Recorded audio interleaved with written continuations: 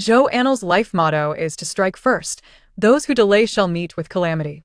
Thus, she resolutely detonates her own circumstances. Upon awakening, she finds herself transformed into a pitiable being in the Yuan Kingdom, orphaned and devoid of home or vehicle, burdened with two small siblings, and on the verge of facing a massacre in her village. Without hesitation, she dispatches the villains and begins her flight from disaster, fortunate that not only does her extraordinary ability accompany her, but all the resources within her spatial realm remain intact.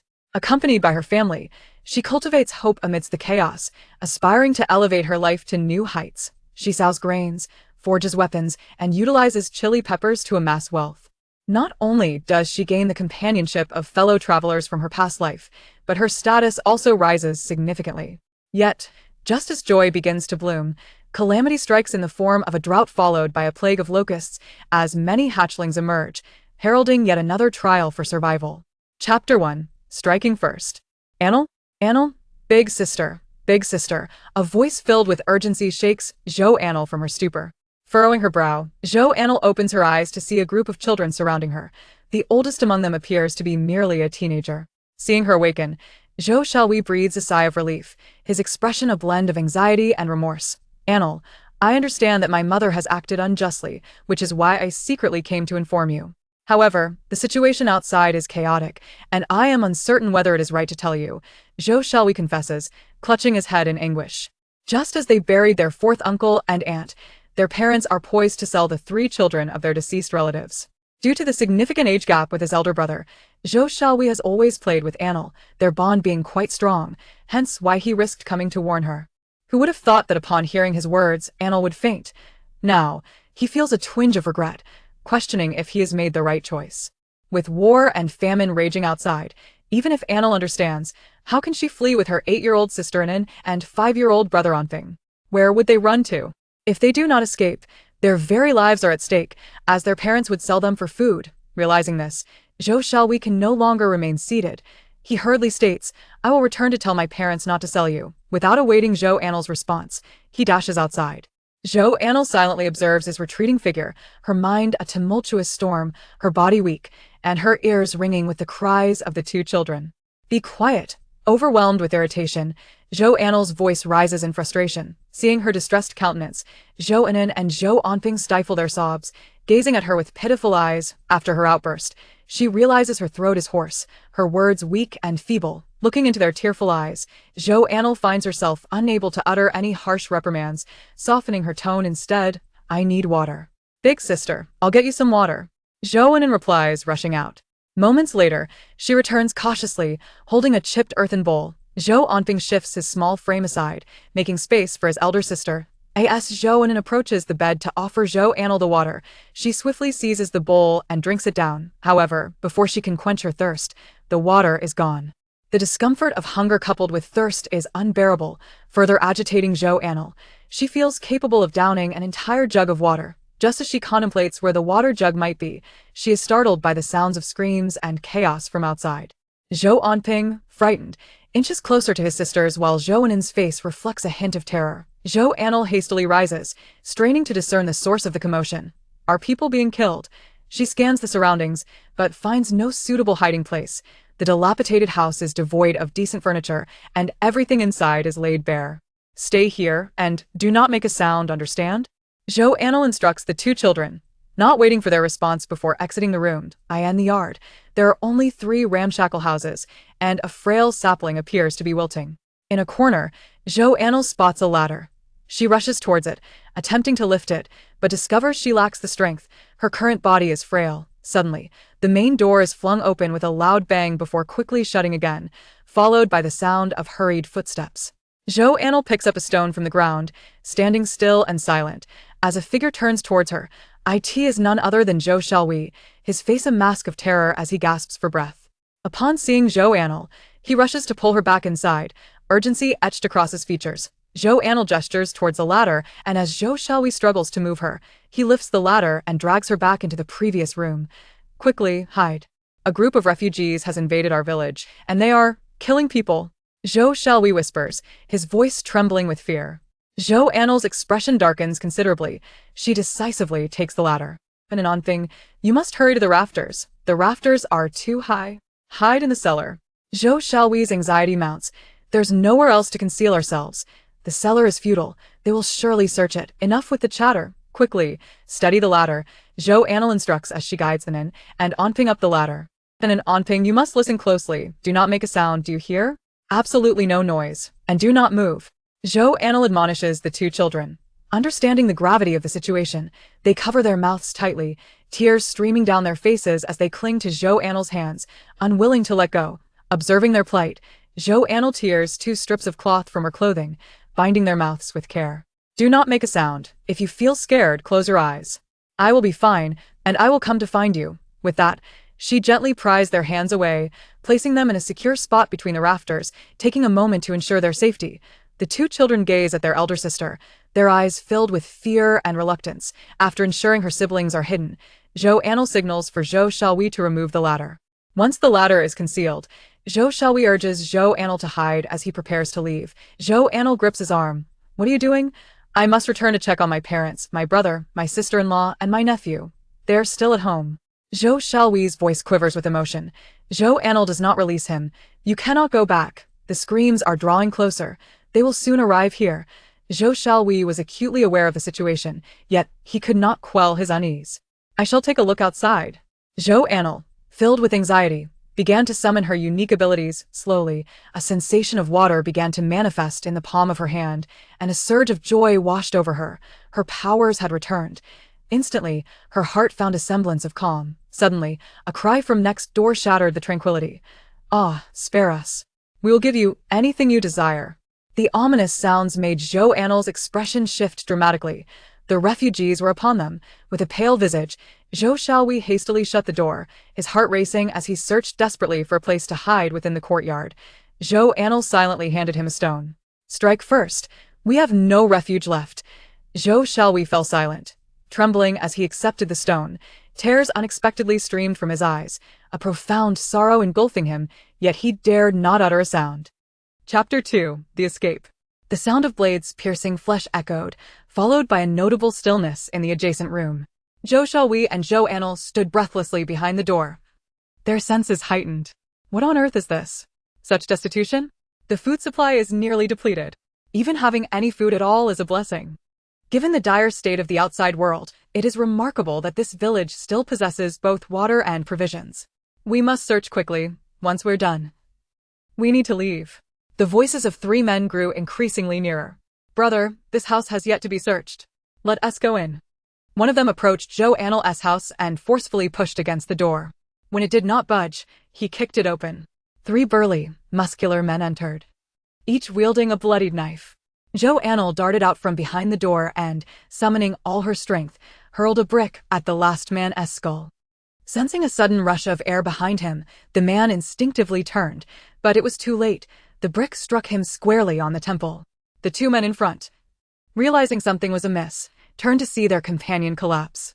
The assailant was a girl with striking features, her large, round eyes exuding an innocent charm, yet her complexion was pale, and her frail frame belied a fierce determination as she gripped a jagged stone and stared intently at them. Nearby, another door concealed a boy. His features well-defined but marred by terror, trembling as he clutched a stone, casting fearful glances in their direction. The two men were immediately filled with rage, neglecting the fallen figure on the ground as they swung their bloodied knives at Zhou Anle. She rolled away just in time, narrowly avoiding their strikes. Who would have thought that these two children would possess such audacity?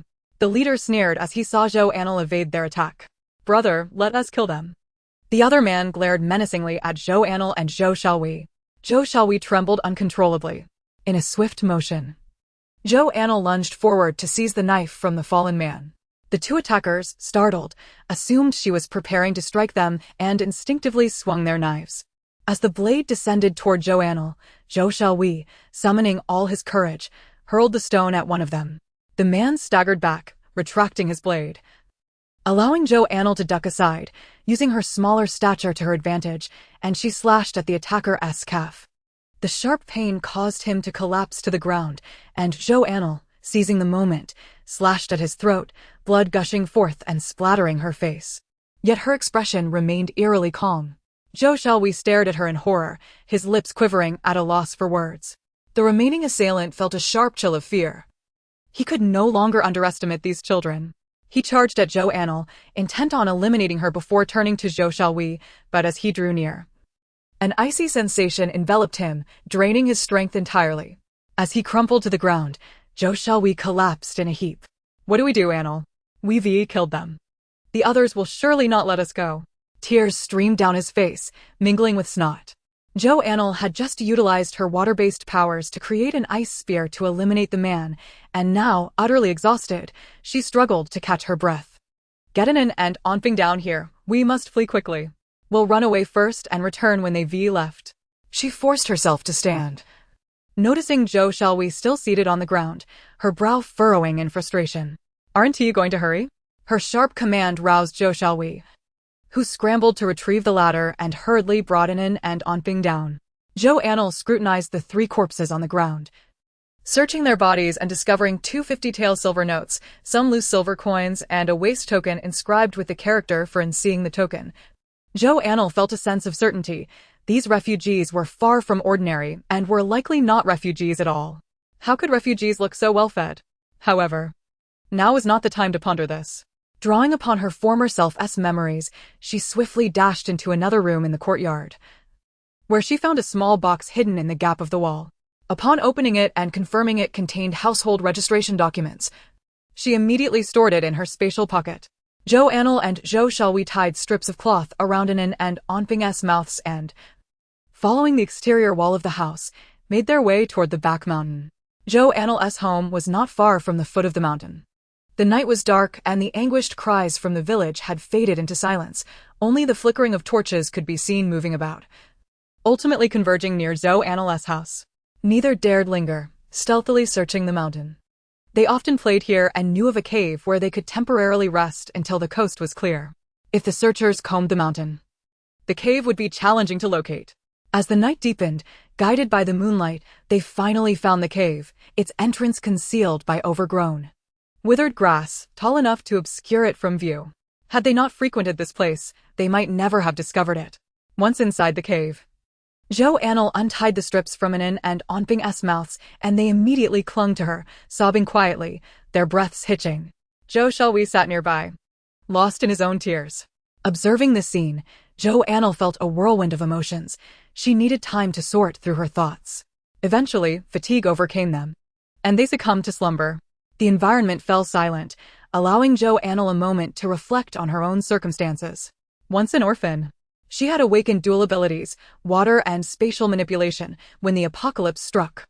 Gradually, she realized her powers differed from others. Her spatial ability was unique, preserving items in their original state, and her spatial area was larger than what others possessed. Unlike others whose water abilities produced ordinary drinkable water, hers manifested as a translucent, pearlescent liquid that enhanced physical strength and vitality. After discovering this anomaly, she had been exceedingly cautious to conceal her abilities. Yet, she was ultimately discovered by those with ulterior motives. Subsequently, a laboratory from a nearby base sought to capture her for dissection and experimentation. In a desperate moment, she chose to self-destruct rather than be subjected to their merciless examination.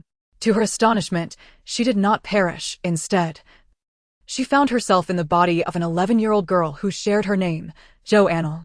Orphaned, her parents had been buried just 3 days prior, leaving behind an 8-year-old sister and a 5-year-old brother. Already devastated by loss, the ongoing drought had rendered their crops barren, and food supplies were nearly exhausted.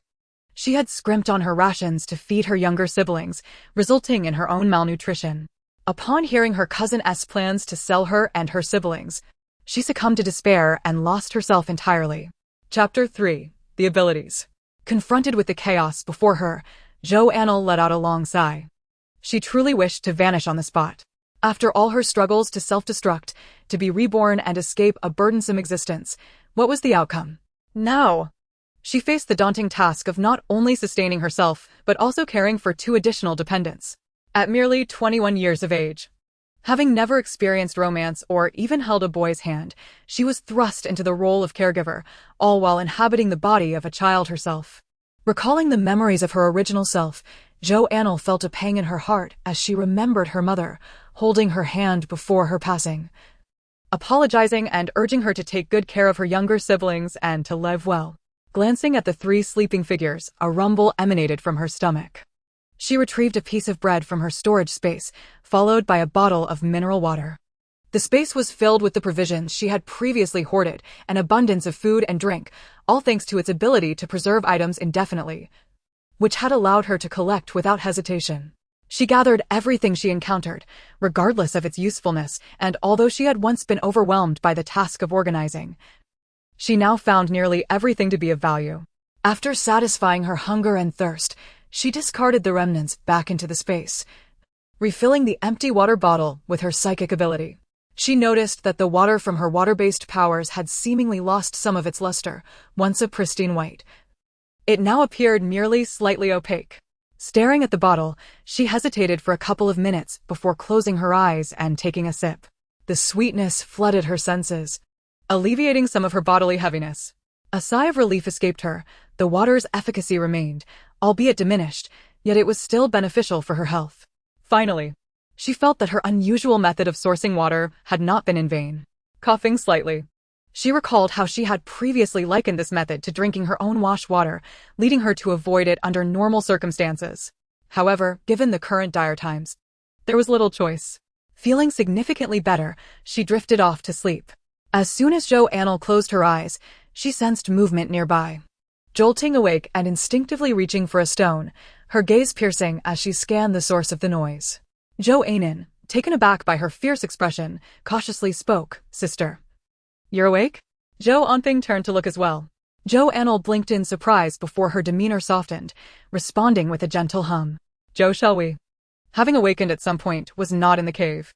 Zhou Anle rose to find a tattered cloth that concealed an assortment of unpackaged food. She handed 2 pieces of bread to Zhou Anle and Zhou Anle, urging them to eat. The sight of food made both siblings swallow hard.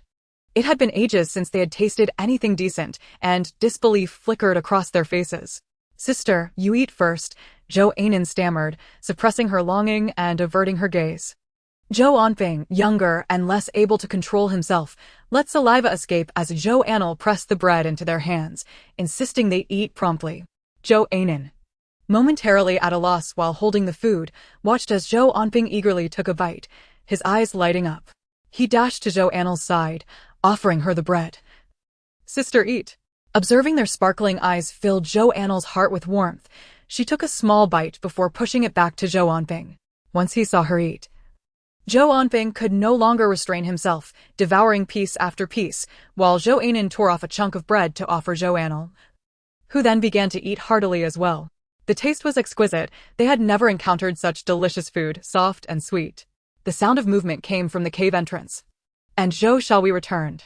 "Anle, I sense that there's been no commotion. Let us head back," he said, unable to shake off his concern for his family.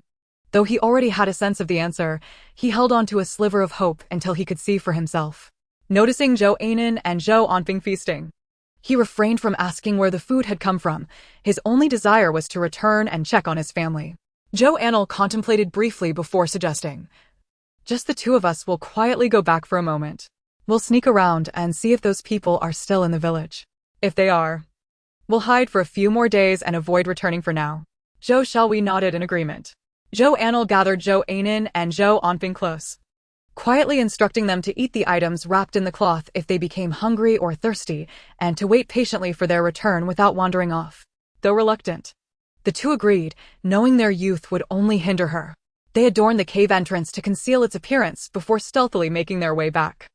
The village lay in eerie silence, devoid of life, the air thick with the stench of blood. Every household stood with its doors flung wide, revealing scattered corpses within. Zhou Xiaohui could no longer contain his tears, his pace quickening as he ran home, finding his father, elder brother, niece, and nephew all lying in pools of blood. Overcome with grief, he knelt and wept. Zhou Anle felt at a loss on how to comfort him, yet her own sorrow felt muted. After all, she had long come to terms with life and death. In the apocalypse, each day brought the specter of death, which had lost its terror for them. After Zhou Xiaohui had finished venting his grief, he remained kneeling in shock, and Zhou Anle spoke, "Let us burn the village." Zhou Xiaohui stared blankly at her, lost in thought. "We cannot afford to linger here any longer. With so many people gone, we cannot bury them all. Burning them is the only option. And at least they will be at home. Ignoring his stunned silence, Zhou Anle began gathering useful items to store in her space, then sought out something to ignite the flames, setting fire to each house one by one. Zhou Xiaohui silently followed suit, and together, they knelt before the village, bowing 3 times in respect. He refrained from uttering any words of vengeance, for he did not even know who had taken his parents' lives. Upon returning to the cave on the mountain, Zhou Anle and Zhou Anle awaited them anxiously, yet they adhered strictly to their sister's instructions, refraining from wandering. As they approached, the siblings rushed over, and Zhou Anle affectionately patted their heads without uttering a word. Observing their weariness, the 2 younger siblings remained obediently silent. Currently, the mountain offered little aside from ample dry firewood. After gathering a substantial amount, Zhou Anle set up a pot and, taking advantage of the moment, retrieved some coarse noodles to cook. Adding a few seasonings, she prepared a simple meal. Chapter 4. The Path of Refugees. Zhou Xiaohui, feeling drained and disheartened, found it difficult to eat, yet he could not resist the food before him. With a complex mix of emotions, he stared at the bowl of noodles. "Where did this come from?" he asked. "Oh, just some things I found today, and I brought a few from home," Zhou Anle replied nonchalantly. Zhou Xiaohui fell silent, realizing he had not known she had taken out supplies. "What will we do from here?" Zhou Anle paused for a moment before responding, "We will head to Jin country." Zhou Xiaohui's eyes widened in disbelief. "You must be mad.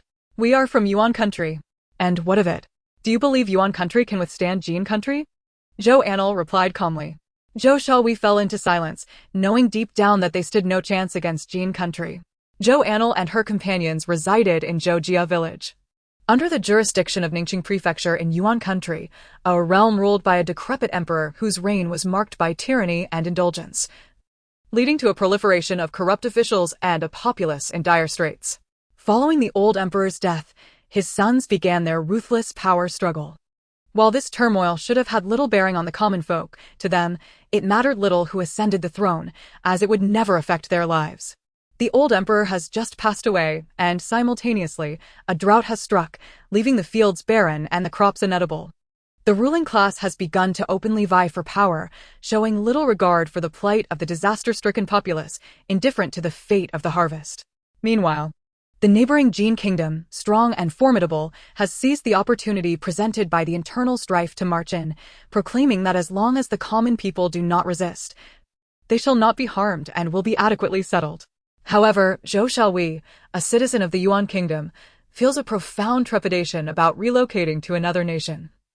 While Zhou Anle remains utterly unconcerned, prioritizing safety above all else, burdened by no qualms.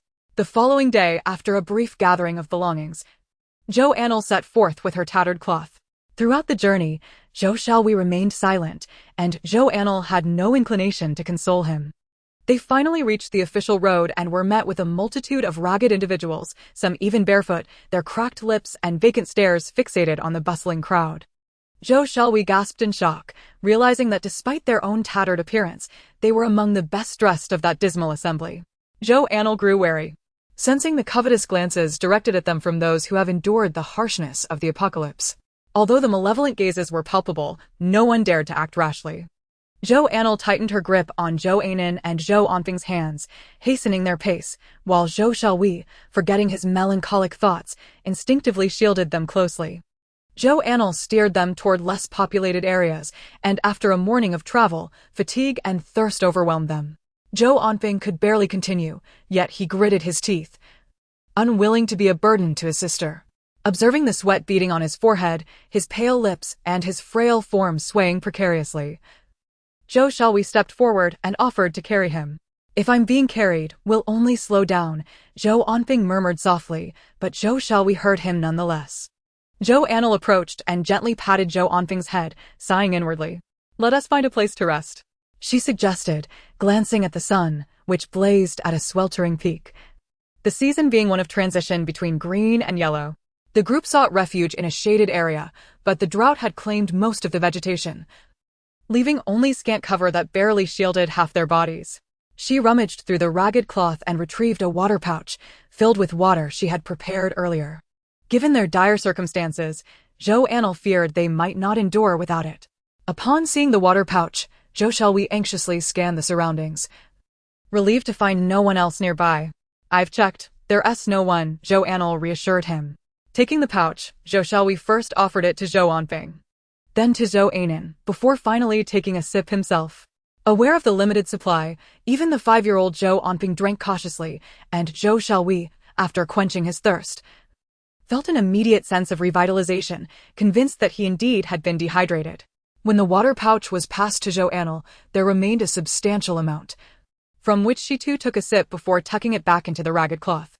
Zhou Xiaohui watched her intently, and Zhou Anle pretended not to notice his gaze until he could no longer restrain himself. "Anle, when did you fill the water?" Zhou Anle was contemplating how to explain when Zhou Xiaohui continued. "Didn't they say the ancient well in the village had run dry? Is it possible that a little water has returned?" Zhou Anle replied, affirming his words. Zhou Xiaohui's expression darkened as he recounted. "The villagers believed the ancient well was dry and were preparing to flee, which is why my mother conceived the idea of selling you to obtain food." Little did she know. Zhou Anle refrained from responding, thinking that had he not come to warn them, he too might have met a dire fate. Every action and consequence is predestined. "Elder sister, I'm so hungry," Zhou Anle lamented, her face contorted in distress as she looked at Zhou Anle. Zhou Anle turned to Zhou Anle and noticed they shared identical expressions. Ever since their parents had passed away, it seemed as though Zhou Anle and Zhou Anle had matured overnight, becoming far more sensible. They seldom voiced any requests, but their hunger became unbearable. Zhou Xiaohui, snapping back to reality, observed the expressions on their faces and felt a pang of guilt. "Wait here, I'll find you something to eat," he declared, intending to forage for wild vegetables or fruits. As he ventured further away, Zhou Anle discreetly reached into the ragged cloth, retrieving a few pieces of chocolate from her space. With her back turned, she stealthily unwrapped them and placed them into their mouths. When they saw their elder sister's hand reach toward them, they opened their mouths without hesitation, and a delightful blend of sweetness and bitterness melted upon their tongues. Overjoyed, they covered their mouths in astonishment. "You mustn't let cousin know, all right? Otherwise..." "There won't be any left," Zhou Anle whispered, and both Zhou Anle and Zhou Anle nodded vigorously. Zhou Anle then unwrapped 2 compressed biscuits and patiently awaited Zhou Xiaohui's return. However, after what felt like an eternity without his return, Zhou Anle grew anxious. Stuffing the biscuits back into the ragged cloth and led Zhou Anle and Zhou Anle in search of him. After about 15 minutes, they heard the sound of a scuffle. Chapter 5. The Confrontation. "Trying to snatch from Grandpa? You ought to consider your own worth." Spat 1. "Exactly.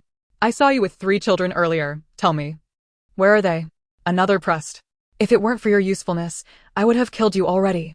Zhou Xiaohui's voice rang out amidst the chaos, igniting a firestorm of indignation within him. With nothing left to lose, and his few remaining family members targeted, he yearned for nothing more than to perish alongside his assailants. The egg he held slipped from his grasp and shattered on the ground, its yellow yolk and clear white oozing everywhere. Fueled by desperation, he lunged at one of his attackers, clinging to their leg and biting fiercely at their neck, drawing blood. The second assailant, incited by Zhou Xiaohui's ferocity, picked up a stone and swung it at his head. Zhou Xiaohui felt a sudden, excruciating pain in his skull before losing consciousness. When Zhou Anle arrived, she found Zhou Xiaohui sprawled on the ground, his face smeared with blood, while one assailant held a bloodied stone, still intent on inflicting further harm. Zhou Anle's fury erupted uncontrollably. With a swift motion, an ice spike pierced the assailant's neck. The individual who had just pushed Zhou Xiaohui down witnessed their companion collapsing and stared in terror, eyes wide. "Oh!" they screamed, having never experienced such fear. But it paled in comparison to their horror at the sight of their comrade impaled by an ice spike. Zhou Anle seized a stone from the ground and struck them down. Zhou Anle and Zhou Anle, witnessing their elder sister in such a fierce state, stood agape, their mouths agape in shock. Zhou Anle felt for Zhou Xiaohui's neck and detected a faint pulse, finally allowing herself a sigh of relief. Turning to face the 2 little ones, she realized that she had not covered their eyes during the urgent situation moments ago. Now, seeing the aftermath, she hoped they would not be frightened. "And Anping, those people are villains. Had I not intervened, our cousin would have been slain by them.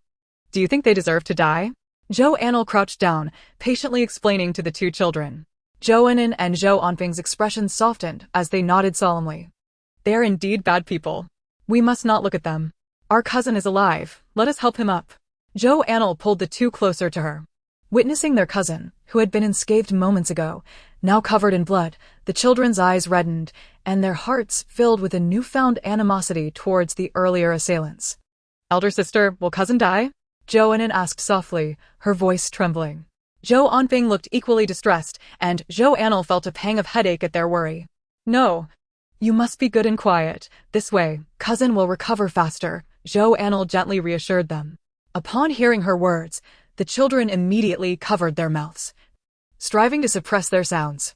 Zhou Anle retrieved a fishing net from her supplies and gathered some branches to fashion a makeshift stretcher for Zhou Xiaohui. Being older and taller than them, she could not carry him on her back.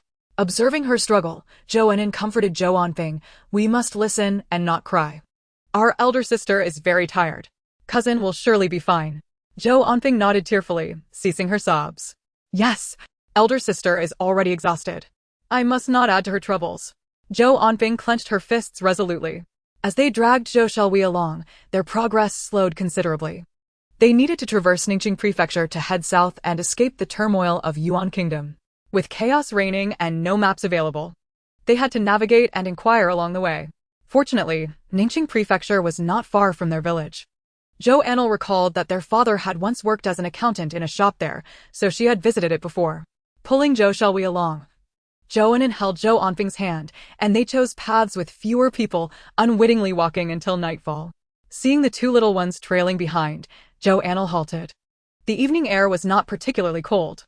Let us rest for a while. We will continue our journey tomorrow. She dropped the fishing net's rope, her hands numb from the tight grip, fingers stiff. Zhou Anle and Zhou Anfeng sighed in relief at their elder sister's words, plopping down onto the ground. After a moment, Zhou Anle checked Zhou Xiaohui's condition and noticed he had developed a fever. She quickly retrieved some fever-reducing medicine from her supplies and administered it to him, followed by a few sips of water from her canteen. Watching him drink eased her anxious heart. The three of them sat exhausted on the ground. Zhou Anle and Zhou Anfeng's feet were blistered, and even the slightest touch caused them great pain. Sister, I'm so hungry, Zhou Anle said with a whimper, while Zhou Anfeng gazed at her with pleading eyes. Zhou Anle pondered their situation. Managing alone was one thing, but with an injured person and two children, she had to proceed with caution. Lighting a fire to cook would likely attract unwanted attention. Instead, she took out some compressed biscuits and divided them among the children, discreetly producing 2 bottles of water for them as well. Eat quickly. If it feels stuck, drink some water, she urged, handing them the water. The children, too hungry to be polite, devoured the food ravenously. Suddenly, they both choked, surprised at how difficult the food was to swallow. Zhou Anle patted their backs and took a piece of compressed biscuit for herself, eating it slowly. Once their hunger was abated, the little ones lay down on the ground and fell asleep. After ensuring they were asleep, Zhou Anle stealthily lanced their blisters, rinsed them with her ability, and applied medicine, ensuring they would be well enough to travel the following day. She repacked their food, wrapping it in cloth, filled the water canteen, and felt Zhou Xiaohui's forehead. Thankfully, his fever had subsided. After giving him a bit more water, she took out a dagger from her supplies, grasping it firmly as she leaned against a tree and closed her eyes. It was not until midday the next day, at the peak of the sun's heat, that Zhou Xiaohui awoke. For a moment, he appeared confused. Cousin is awake. Zhou Anfeng, standing behind him, was the first to notice, and the three of them quickly gathered around him. Upon seeing Zhou Anfeng, Zhou Xiaohui finally realized he was still alive. How are you feeling? Zhou Anle asked with concern. Her question triggered a flood of memories in Zhou Xiaohui, and the pain from his head wound flared up, causing his complexion to pale. What about those two? He inquired anxiously. They are dead. Chapter 6, Mishaps. Zhou Xiaohui's face turned even whiter. Are you sure you're all right? With the world in such chaos, human life is worth little. They dared to kill you, which shows they have no qualms. Zhou Anle's words snapped him back to reality. In these times, human life was as trivial as grass. One could trade a person for just a measure of grain. He instantly felt a sense of relief, his emotions complex as he looked at Zhou Anle. Once an innocent and gentle cousin, she had now been hardened by the harshness of life. Where are we? Zhou Xiaohui asked, surveying their surroundings. They were resting in a shaded area by the official road, with sporadic travelers passing by, some appearing numb and hollow-eyed, while others cast furtive glances filled with ill intent. Had they not seen the dark red blood on Zhou Anle's dagger, they might have lunged at them. Zhou Xiaohui felt a surge of anxiety. As an injured person, he could not rely on An and Anfeng. No matter how capable Zhou Anle was, she was still just a girl. What if they were targeted again? We are on our way to Ningqing Prefecture. It is too hot. Let us take a break. Zhou Anle observed his unease and sought to comfort him. Zhou Xiaohui remained tense, feeling an intensified pain in his head. He struggled to rise, wishing to walk on his own, but the injury left him weak and dizzy, unable to stand. Zhou Anle pressed him back down, frowning. Are you seeking death? What if your injury worsens? This place is unsafe. We should leave soon. Zhou Xiaohui's eyes brimmed with anxiety. He understood the reasoning, but could not shake his worry. Zhou Anle brandished the knife she had been holding in her left hand, gesturing with it. What is there to fear? This blade has tasted much blood. I wish it were even more vibrant. Her voice carried an edge, and her glance swept around ominously. The onlookers instinctively recoiled, surprised by the fierce demeanor of the seemingly delicate girl. In such tumultuous times, individuals like her were indeed rare. Some, however, regarded her with skepticism. But Zhou Anle paid them no heed. She understood that mere words could not instill true fear. They only needed to know they were not to be trifled with. Zhou Anle and Zhou Anfeng gazed at their elder sister with admiration. Observing their expressions, Zhou Xiaohui's lips moved, but ultimately, he refrained from speaking. Zhou Anle gathered Anin and Anfeng around Zhou Xiaohui, obstructing the gaze of others. After taking a sip from the water pouch, they resumed their journey. Zhou Xiaohui felt a pang of sympathy and attempted to take the tattered cloth from Zhou Anle's shoulder, but was rebuffed, no matter how weary she was. Zhou Anle insisted on carrying it herself. Dragging Zhou Xiaohui along, the trio hurriedly made their way and, just before sunset, arrived at the gates of Ningqing Prefecture, only to find them firmly shut. Zhou Anle decided they would spend the night in the woods, knowing full well that the city gates were likely teeming with people at this hour. Finding a secluded spot in the forest, Zhou Xiaohui sighed with relief. It had been a torturous day, feeling the weight of responsibility as he watched the younger one struggle to support him. Zhou Anle hesitated, unwilling to complicate matters. Yet she pondered how the two children and the ailing one could survive on dry rations alone. They needed a warm meal, otherwise, their health would deteriorate. Had she not been nourishing them daily with her special water, they might have already collapsed, and she wouldn't have been able to assist Zhou Xiaohui in their journey. Resolute, she called the children over. Anin, Anfeng, gather some twigs here. I will go find something to eat. Brother, keep an eye on them. Do not let them out of your sight. The children obediently agreed, and Zhou Anle, clutching the rag, ventured deeper into the woods. She did not stray far, merely seeking a hidden spot where she could retrieve supplies from her storage. Once again, it was compressed biscuits. Other provisions were cumbersome to carry, and even when cooked, these biscuits would merely turn into a bland mush, lacking any discernible flavor, unlike grains that could entice a crowd with their aroma. She took out a rough-looking clay pot from her storage and wrapped it in the cloth before returning. Upon her return, she lit a fire, added her special water to the pot, and began boiling the biscuits, continuously stirring until they transformed into an unrecognizable paste. Concerned they might be hungry, Zhou Anle had added a generous amount of biscuits, resulting in a full pot. Anle, that rag of yours doesn't seem large, yet it holds so much, Zhou Xiaohui remarked, gazing in astonishment at the pot. Zhou Anle, unsure whether he was genuinely impressed or merely testing her, chose not to respond. Zhou Xiaohui, however, was indifferent. He had merely spoken out of hunger. Just as she was about to portion the mush, she sensed someone approaching from behind. Before Zhou Xiaohui could react, Zhou Anle had already grasped a knife and turned. A burly man stood before them, his face obscured by a thick beard, towering at nearly 6 feet, clad in modest, yet clean cotton attire, distinctly unlike the refugees. His gaze was fixated on the pot beside Zhou Anle, and instinctively, she felt he was trouble. Tensing, she gripped her knife tightly, her mind racing to safeguard herself and the 3 others. After what felt like an eternity, the man remained motionless, merely drooling over the pot. Zhou Anle, seeing his lack of action, ignored him altogether, extinguished the fire, and began distributing food. The children, too, oblivious to the looming threat, began to eat. Having endured a day of hunger, even the mightiest presence would not deter them from their meal.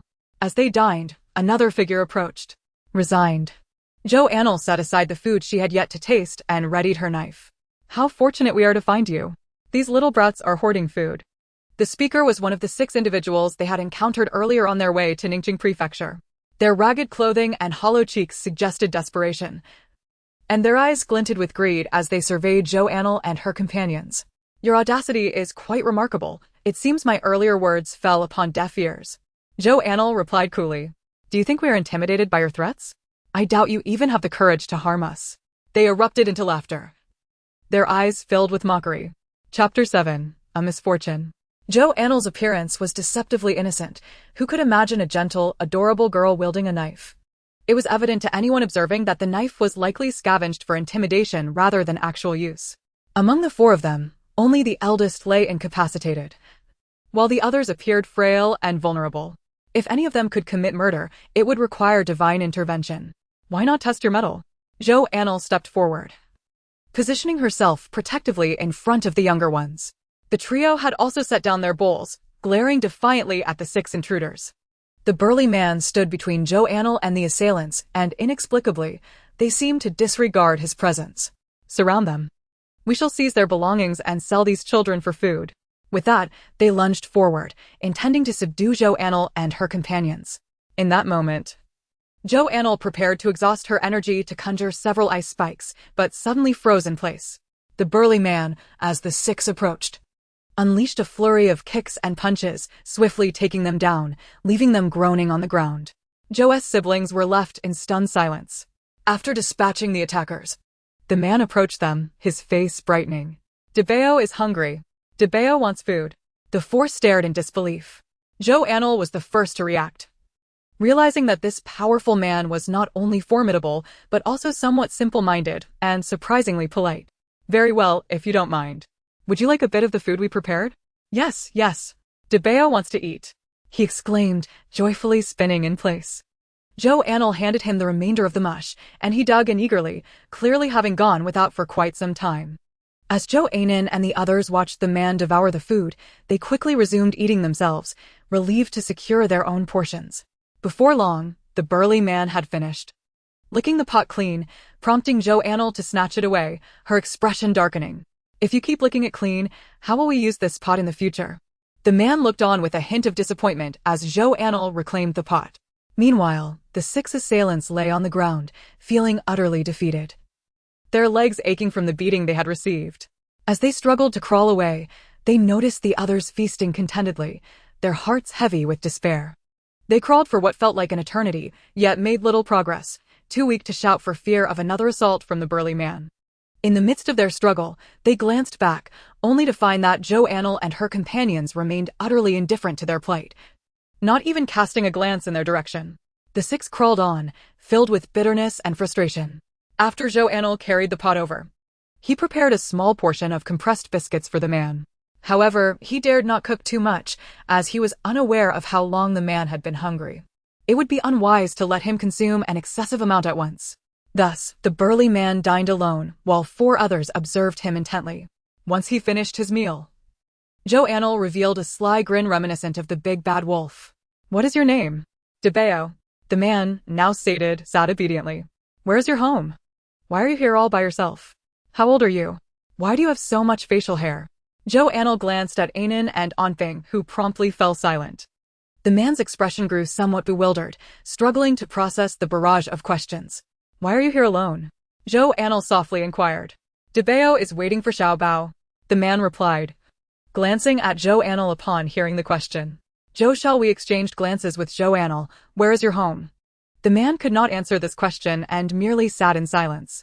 Zhou Anle lost interest. He had initially thought the man was alone, but it turned out he had family. Therefore, it was clear he could not accompany them. The group remained in silence, with the man seemingly rooted to the spot. Zhou Anle felt fatigued. What was this man doing here? Aren't you going back to wait for your Xiaobao? I want to wait here, the man asserted, gazing firmly at Zhou Anle. Zhou Xiaohui subtly pulled Zhou Anle aside. Anle, is it all right for him to stay here? Shouldn't we find an excuse to send him away? This place doesn't belong to us. Anyone can come, but I notice he possesses some skills. If he stays, he could be of assistance if more people arrive. Wouldn't that make us safer? After some consideration, Zhou Xiaohui found merit in Zhou Anle's analysis, yet he remained unconvinced, unable to sleep soundly that night. Zhou Anle, too, kept her weapon close at hand. Anan and Anfing slept soundly, exhausted from the day's trials. After 2 days and nights of rest, Zhou Xiaohui felt considerably better. Especially with Zhou Anle occasionally providing him with some supernatural water, he was now able to walk. The next day, they hastily gathered their belongings and made their way toward the city gate. To their surprise, the burly man followed closely behind them, prompting Anan and Anfing to glance back at him repeatedly. Zhou Xiaohui and Zhou Anle chose to ignore De Bao, presuming he was merely seeking a Xiao Bao.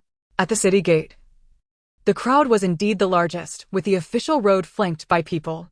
The gate was half closed, and a lengthy queue formed at the entrance. Zhou Anle and her companions joined the line, listening to the nearby conversations. When will this end? I heard that recently, someone from the Wangfu encountered a leper. They say there's an ancient well in that village, and they took people there, only to find that the well had run dry. Are the people from the Wangfu reasonable? They just killed everyone in the village. Oh my, is that true? I can't believe it! The village was wiped out and set ablaze. The fire raged for 3 days and nights. What a calamity!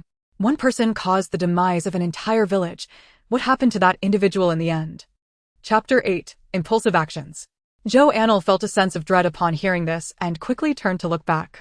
Zhou Xiaohui trembled, his eyes reddening, and his jaw clenched so tightly that the veins on his face bulged as he glared at the 2 women ahead. Startled by his demeanor, the women exchanged glances and hurriedly moved forward. Zhou Xiaohui, unwilling to let it go, lunged toward them, but Zhou Anle swiftly restrained him, whispering, "Do not act impulsively." Zhou Xiaohui, with eyes ablaze, replied, "Anle, our village had 100 households. All gone. My parents, my older brother, my sister-in-law, my nieces and nephews, everyone is gone." Zhou Anle sighed inwardly. She had observed over the days that although Zhou Xiaohui had a kind heart, he acted recklessly without consideration for the consequences. I understand your desire for vengeance, and I will not stop you. But how do you intend to confront them? Do you want others to know you are a survivor from Zhoujia village? Anan and Anfing are here. Have you considered their safety? Zhou Anle questioned him. Are you leaving or not? If not, get out of the way. The people behind them shouted impatiently as they stood still. Zhou Xiaohui turned to glare at the individual who had spoken. What are you staring at? Want to fight? The man did not seem easy to provoke, appearing ready for a confrontation. Zhou Anle pulled Zhou Xiaohui away, leading her companions to move on without acknowledging the remarks from behind. Upon seeing them depart, the individuals behind huffed, adopting a victorious posture. Once we enter the city, we should inquire further. Since this incident has become widely known, there are likely others who are aware, and the townsfolk may know even more. If Go the leper is still alive, we will search for him at the gambling house. If not, it serves him right. As for the Wangfu, we currently lack power and influence. Rushing in for revenge would be futile. We must devise a long-term plan. Everyone in Zhoujia village knew about Zhou the leper, a man in his 30s or 40s, notorious for his idleness and lack of responsibility. His favorite pastime was frequenting the gambling houses in the city, eventually succumbing to the vice until he lost everything, even provoking the ire of his parents.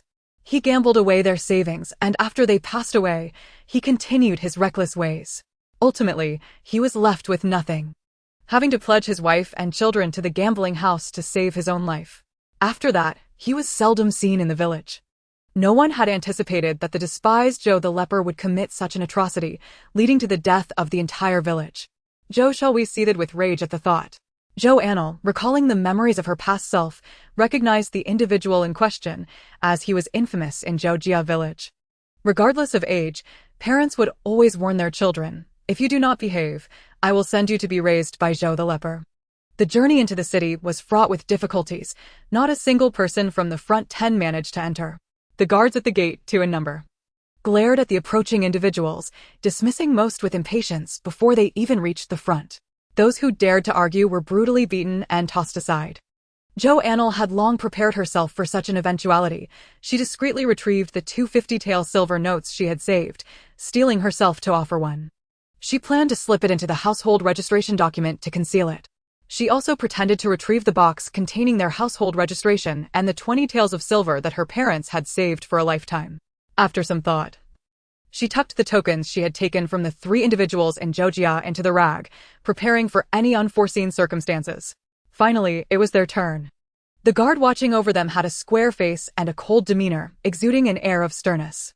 He reached out, intending to shoo them aside. Zhou Anle stepped forward, presenting the household registration document with the 50-tael silver note tucked inside, saying, "Brother, we are here to search for relatives in the city. This is our household registration document." As he spoke, he opened the document and presented the silver note to the guard. Upon seeing that it was a 50-tael note, the guard's demeanor brightened slightly, and he cast a sidelong glance at Zhou Anle, adopting a posture of righteous authority.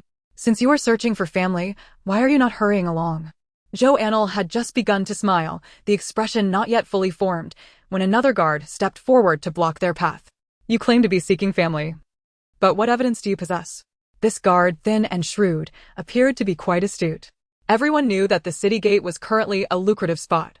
He had only just managed to secure a posting here and had yet to catch a single soul trying to enter, missing out on any profit. Now that someone had finally arrived to enter the city, he could not let this opportunity slip away. Greedily, he surveyed the group, thinking that regardless of how much had been given earlier, they would have to part with more once they reached him. Observing the children's innocent faces, he thought it was unnecessary to make things difficult for them. The square-faced guard, having accepted a bribe, felt it inappropriate to say nothing at all. However, his words lacked persuasiveness, as everyone understood the underlying truth. That's hard to say. Would those who scheme really carve their names on their own faces? The shrewd guard, unwilling to be easily swayed by mere words, continued to obstruct their passage. Zhou Xiaowei, who had not seen Zhou Anle slip the money, initially believed that the square-faced guard was genuinely advocating for them. Now, witnessing the shrewd guard challenging them, her temper flared. "That big brother has already agreed. What right do you have to prevent us from entering?" The guard's face darkened, taken aback by the public rebuttal, and his anger flared. Drawing his knife from his waist, he pointed it at Zhou Xiaowei. "Listen here, the reason is simple. It is because of the knife in my hand." At this moment, a crowd had gathered, murmuring amongst themselves at the unfolding scene. "Is that a guard or a bandit?" "Shoo, keep your voice down. Are you looking for trouble?" There is no reasoning with them. A nearby bystander tugged at another, silencing them. The person who had been standing behind Zhou Anle now shrank back into the crowd, too intimidated to speak. Dava, who had taken an Anne's hand at some point, shot an angry glare at the guard. Zhou Anle furrowed her brow as she observed the scene, hesitating for a moment before making a decision. Contextually, it seemed quite reasonable, and there was no need to dwell on the amount of money. Firstly, the silver note was meant to facilitate their entry, and secondly, the act of slipping money was a subtle gesture meant to allow the protagonist to later produce her waste token. The misunderstanding lay with those lacking comprehension. Chapter 9. 10 Taels of Silver. Zhou Anle stepped forward and pressed the guard's knife down. "Big brother, my brother has been in a foul mood these past few days, hence his somewhat rude demeanor. I have something pertaining to our family search that requires your inspection. Shall we discuss it over there instead?" Zhou Anle nodded towards a less crowded area. The shrewd guard's interest piqued. Was she offering a bribe? If so, perhaps he could let them pass this time. "I see you've aged, but you are still not as sensible as your younger sister. If anyone simply claims to be seeking family, we might as well abandon our duties at the city gate. If I were anyone else, I would have already dealt with you harshly." As he spoke, the shrewd guard sheathed his knife. Zhou Xiaowei, indignant, opened her mouth to retort, but was silenced by a firm grip from Zhou Anle. The shrewd and square-faced guards followed Zhou Anle to the side. "Young lady, if you have any proof, present it quickly. It must carry weight, for we cannot afford to waste time." The shrewd guard spoke nonchalantly. The square-faced guard also scrutinized Zhou Anle, eager to determine if he had misjudged her. Perhaps her worth was substantial, and what she offered was merely a pittance. Under their watchful gazes, Zhou Anle calmly retrieved a waste token from her ragged cloth, upon which the character Fern was inscribed. The moment they laid eyes on the token, the expressions of both guards shifted dramatically. The shrewd one's face turned ashen, while the square-faced guard wore a grimace as he fixed his gaze on Zhou Anle. Initially reluctant to reveal the token, she recalled the information she had previously heard, realizing that this token belonged to the Nwangfu. Therefore, those 3 individuals she had slain while at the Zhou family must certainly be connected to the Nwangfu. Whether revealing this token was a blessing or a curse remained uncertain, but observing the 2 guards, she felt there was still room for maneuvering. Ultimately, She needed to overcome this immediate obstacle, otherwise, they would never gain entry through the city gate. The two guards stood there, their expressions fluctuating, their minds racing. So you're of the same family. I wonder what family matters you are seeking in the city? The shrewd guard inquired, testing Zhou Anle. My uncle lives in the city. Life in the countryside has been difficult. Recently, when he returned to visit, he learned of my parents' passing. Out of pity, he wished to bring us back to the city. However, a man in official attire called for him, and he had no choice but to leave us a waste token, instructing us to find him in the city. As Zhou Anle spoke, she endeavored to appear as innocent as possible, widening her eyes to seem harmless. The guards exchanged glances, believing her story to some extent, as there had indeed been an urgent task requiring the Wangfu's guards to exit the city recently. What is your uncle's name? Zhou Anle's expression faltered slightly. This was not something she could disclose. My uncle instructed us not to reveal his name, as he is closely associated with the prince. He only asked that I show the waste token to the big brother at the gate for us to gain entry. Initially, she had not wanted her uncle to owe anyone a favor, but this was a different matter. The square-faced guard's expression shifted, and he pulled out the 50-tael silver note. You children have had it tough. Why did you give your uncle so much money? Take it and find him. I am quite familiar with the city. I can guide you to him. The square-faced guard feigned a Navi demeanor, speaking as if he were an old acquaintance. This money absolutely could not be returned. Were it not for the small amount, Zhou Anle would not have considered revealing the waste token at all. This is for you two uncles to enjoy a drink. It's still early, we can manage on our own. There are many others waiting for you two uncles, and we wouldn't want to impose. Once we find our uncle, we will certainly invite him to express our gratitude, you can rest assured. Upon hearing that the money was not to be returned, and particularly appreciating Zhou Anle's eloquent words about future gratitude, the guards felt a surge of satisfaction. Then off you go to find your uncle. Don't keep him waiting. The shrewd guard replied, adopting a serious demeanor. What about the waste token? Zhou Anle glanced at the token in their hands, hesitating. Once here in the city, it will no longer be of use. I assure you, when your uncle comes to visit, I will return it to him, the shrewd guard said with a smile. Zhou Anle's heart sank, but she maintained a composed expression, nodding without further comment. Turning back, she grasped Zhou Xiaohui's hand, signaling Anan and the others to follow, her pace quickening toward the city gate, where no one obstructed them. Why should they be allowed in? We want to let them through. I refuse to accept this. Onlookers, witnessing Zhou Anle and her companions entering the city, felt a surge of indignation. Moments ago, they had pitied these children, but in the blink of an eye, they had passed through the very gate that remained closed to them. The truly pitiable ones turned out to be themselves. The two guards were not to be trifled with. They swiftly drew their blades and glared menacingly at the individuals by the city gate. The onlookers, inherently intimidated by the authorities, fell silent at this display. Zhou Anle had been leading them through the streets for quite some time, only relaxing once they were a considerable distance from the city gate, though her anxiety lingered. If it were just her, it would have been manageable, but with 3 defenseless companions in tow, she felt severely constrained. She grasped Zhou Xiaohui's arm and urged, Brother, we must exchange the silver notes for cash at once and procure some supplies to hastily depart from this place. We cannot afford to linger. Zhou Xiaohui, lost in a whirlwind of thoughts, was abruptly interrupted by Zhou Anle's insistence. He nodded fervently, only to pause in realization. Do you still possess silver notes? He asked, astonished. I confiscated them from those 3 individuals at my home, Zhou Anle replied in a hushed tone. Zhou Xiaohui nodded, but anger flared within him as he declared. Yet we must seek vengeance on Zhou Lizi. I am determined to avenge this grievance. Zhou Anle chose silence, guiding them to the bank, where they discovered that 50 taels in silver notes could only be exchanged for 40 taels in cash, with exorbitant fees. Nevertheless, Zhou Anle paid no heed to this and readily acquiesced, exchanging for 30 taels of silver and 10 copper coins. They then hurriedly purchased some food and essentials, opting for the most inferior quality blankets, fearing that without the copper coins in Zhou Anle's possession, the shopkeeper would have cast them out. After haggling, they even received a tattered cloth as a parting gift. All these items amounted to 10 taels of silver.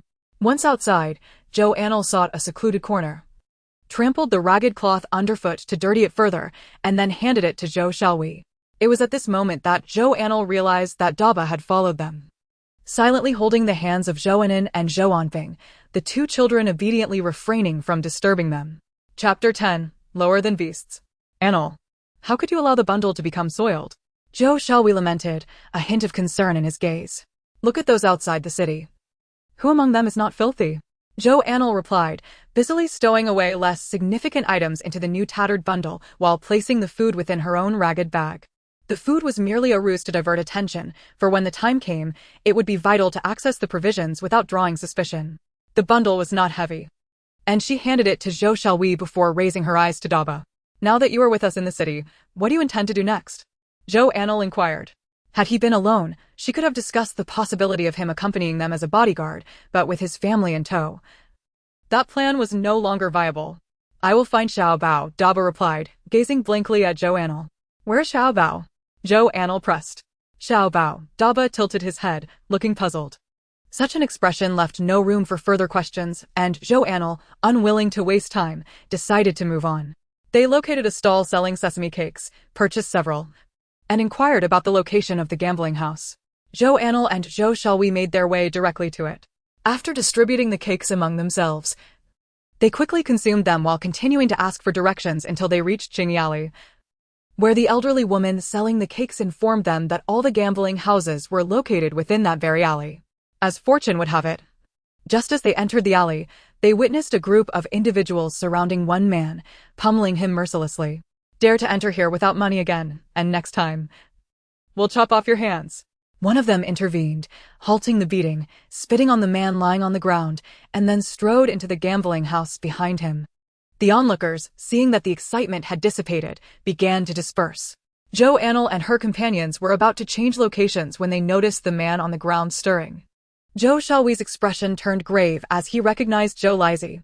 What a stroke of luck, they had found him almost immediately. Zhou Xiaohui charged forward, raising his fist and striking out. Zhou Lizi instinctively shielded his head with his arms, not even realizing who was attacking him, only feeling a barrage of blows raining down, mistaking it for the earlier assailants returning. Seeing Zhou Xiaohui in this state, Zhou Anle quickly understood it was indeed Zhou Lizi on the ground. Allowing Zhou Xiaohui to vent his fury was acceptable, and she refrained from intervening. With eyes ablaze and a countenance twisted in rage, Zhou Xiaohui unleashed his fists, each strike accompanied by tears streaming down his cheeks. Zhou Anle, witnessing his impending emotional breakdown, rushed forward, discreetly producing a sedative and injecting it into Zhou Lizi's body. Zhou Lizi felt a sharp prick in his thigh and, before he could react, succumbed to unconsciousness. Zhou Xiaohui began to sob softly. We must take him out of the city. We have an opportunity to exact our revenge, and we cannot delay any longer. We must leave immediately, Zhou Anle urged. Zhou Anle and Zhou Anfeng stepped forward, one on each side of Zhou Xiaohui, and said, Cousin, you mustn't cry. Zhou Xiaohui looked at them, struggling to regain his composure. His voice choked with emotion. Is he dead? No, he has merely fainted. You two go ahead and create a diversion. I will add something to him, Zhou Anle instructed, turning Zhou Xiaohui around to shield her actions from view, while Anle and Anfeng mimicked her. Zhou Anle applied makeup to Zhou Lizi's exposed skin, creating a pattern of spots. Then said, all done, carry him on your back and let's move. We must exit the city. Zhou Xiaohui nodded in agreement, hoisting Zhou Lizi onto his back. And the group hurried towards the opposite city gate. At this hour, few were leaving the city, while a long line formed for those entering. Upon reaching the gate, they presented their household registration documents to the guards and displayed Zhou Lizi. The two guards recoiled several steps, regarding Zhou Lizi with disdain. Get lost. Bringing an infectious disease into the city? Are you seeking death? Ignoring the guard shouts, Zhou Anle and her companions hastily exited the city gates, only slowing their pace after a considerable distance. Zhou Anle chose to traverse narrow paths, surrounded by woods, seeking a secluded spot before finally setting Zhou Lizi down. It was then that she sensed something was amiss. She turned around and gasped, Where is Daba? Panic surged within her. Had he gone missing? Sister. Daba said he saw Xiao Bao and ran off, and then quickly explained upon seeing Zhou Anle's expression. We didn't mention it earlier because we saw you and cousin busy, Anfeng added. At that moment, Zhou Xiaohui was engaged in confronting Zhou Lizi, and Zhou Anle had been preoccupied with his actions, completely unaware of the three trailing behind. Nodding in acknowledgement, Zhou Anle chose not to voice her concerns. After all, they were mere acquaintances, and she couldn't justify excessive worry for him. Sensing that Zhou Lizi was regaining consciousness, Zhou Anle stepped forward and delivered several sharp slaps across his face. Zhou Lizi felt a stinging sensation on his face, slowly regaining awareness. To his astonishment, upon opening his eyes, he was met with the shocked faces of two familiar individuals. "What are you doing here?" he exclaimed, astonished. The moment Zhou Anle saw his expression, she understood. Indeed, he had not escaped, for otherwise, he would not display such shock. "How could we be here, Zhou Lizi? You have caused the demise of over 100 households in Zhoujia village. Can you sleep at night? After you die, I shall see how you face your ancestors." Zhou Xiaohui could no longer contain his overwhelming hatred and charged directly at Zhou Lizi. Zhou Lizi surveyed his surroundings, noting the dense woods and a faintly discernible path.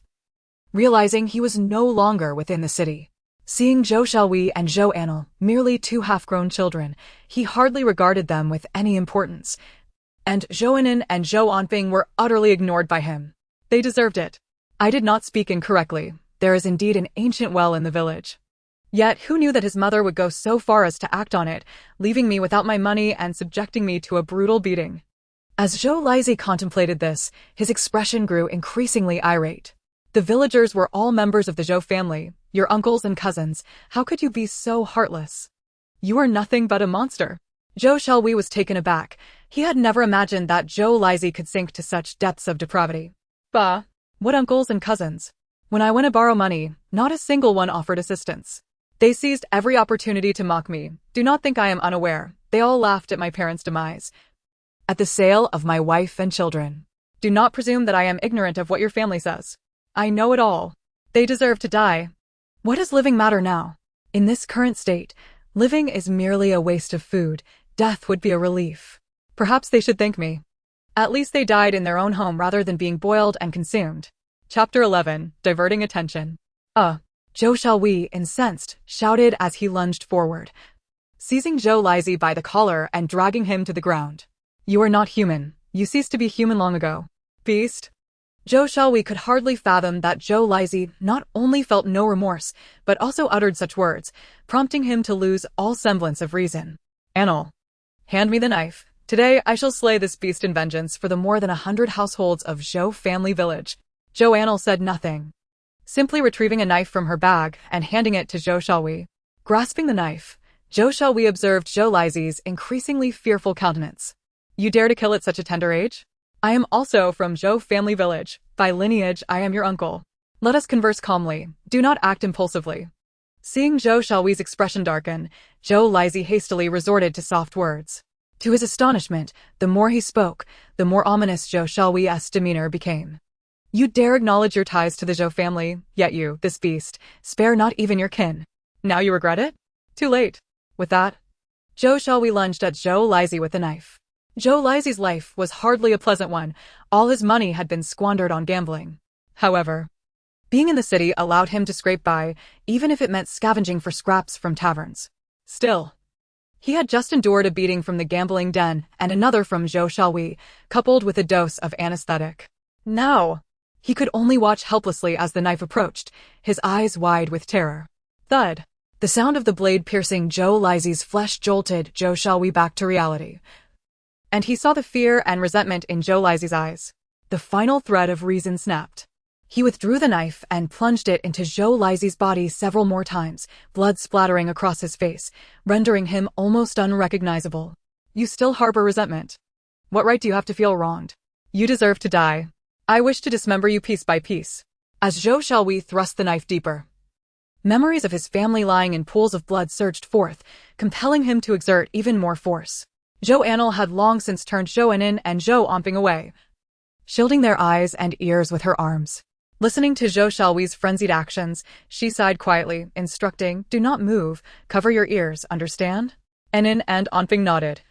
And only then did Zhou Anle turn back, discovering that Zhou Lizi was already lifeless. Zhou Xiaohui collapsed nearby, his gaze vacant. "You have vented your fury and exacted revenge. Those in the Wang residence will deal with the rest.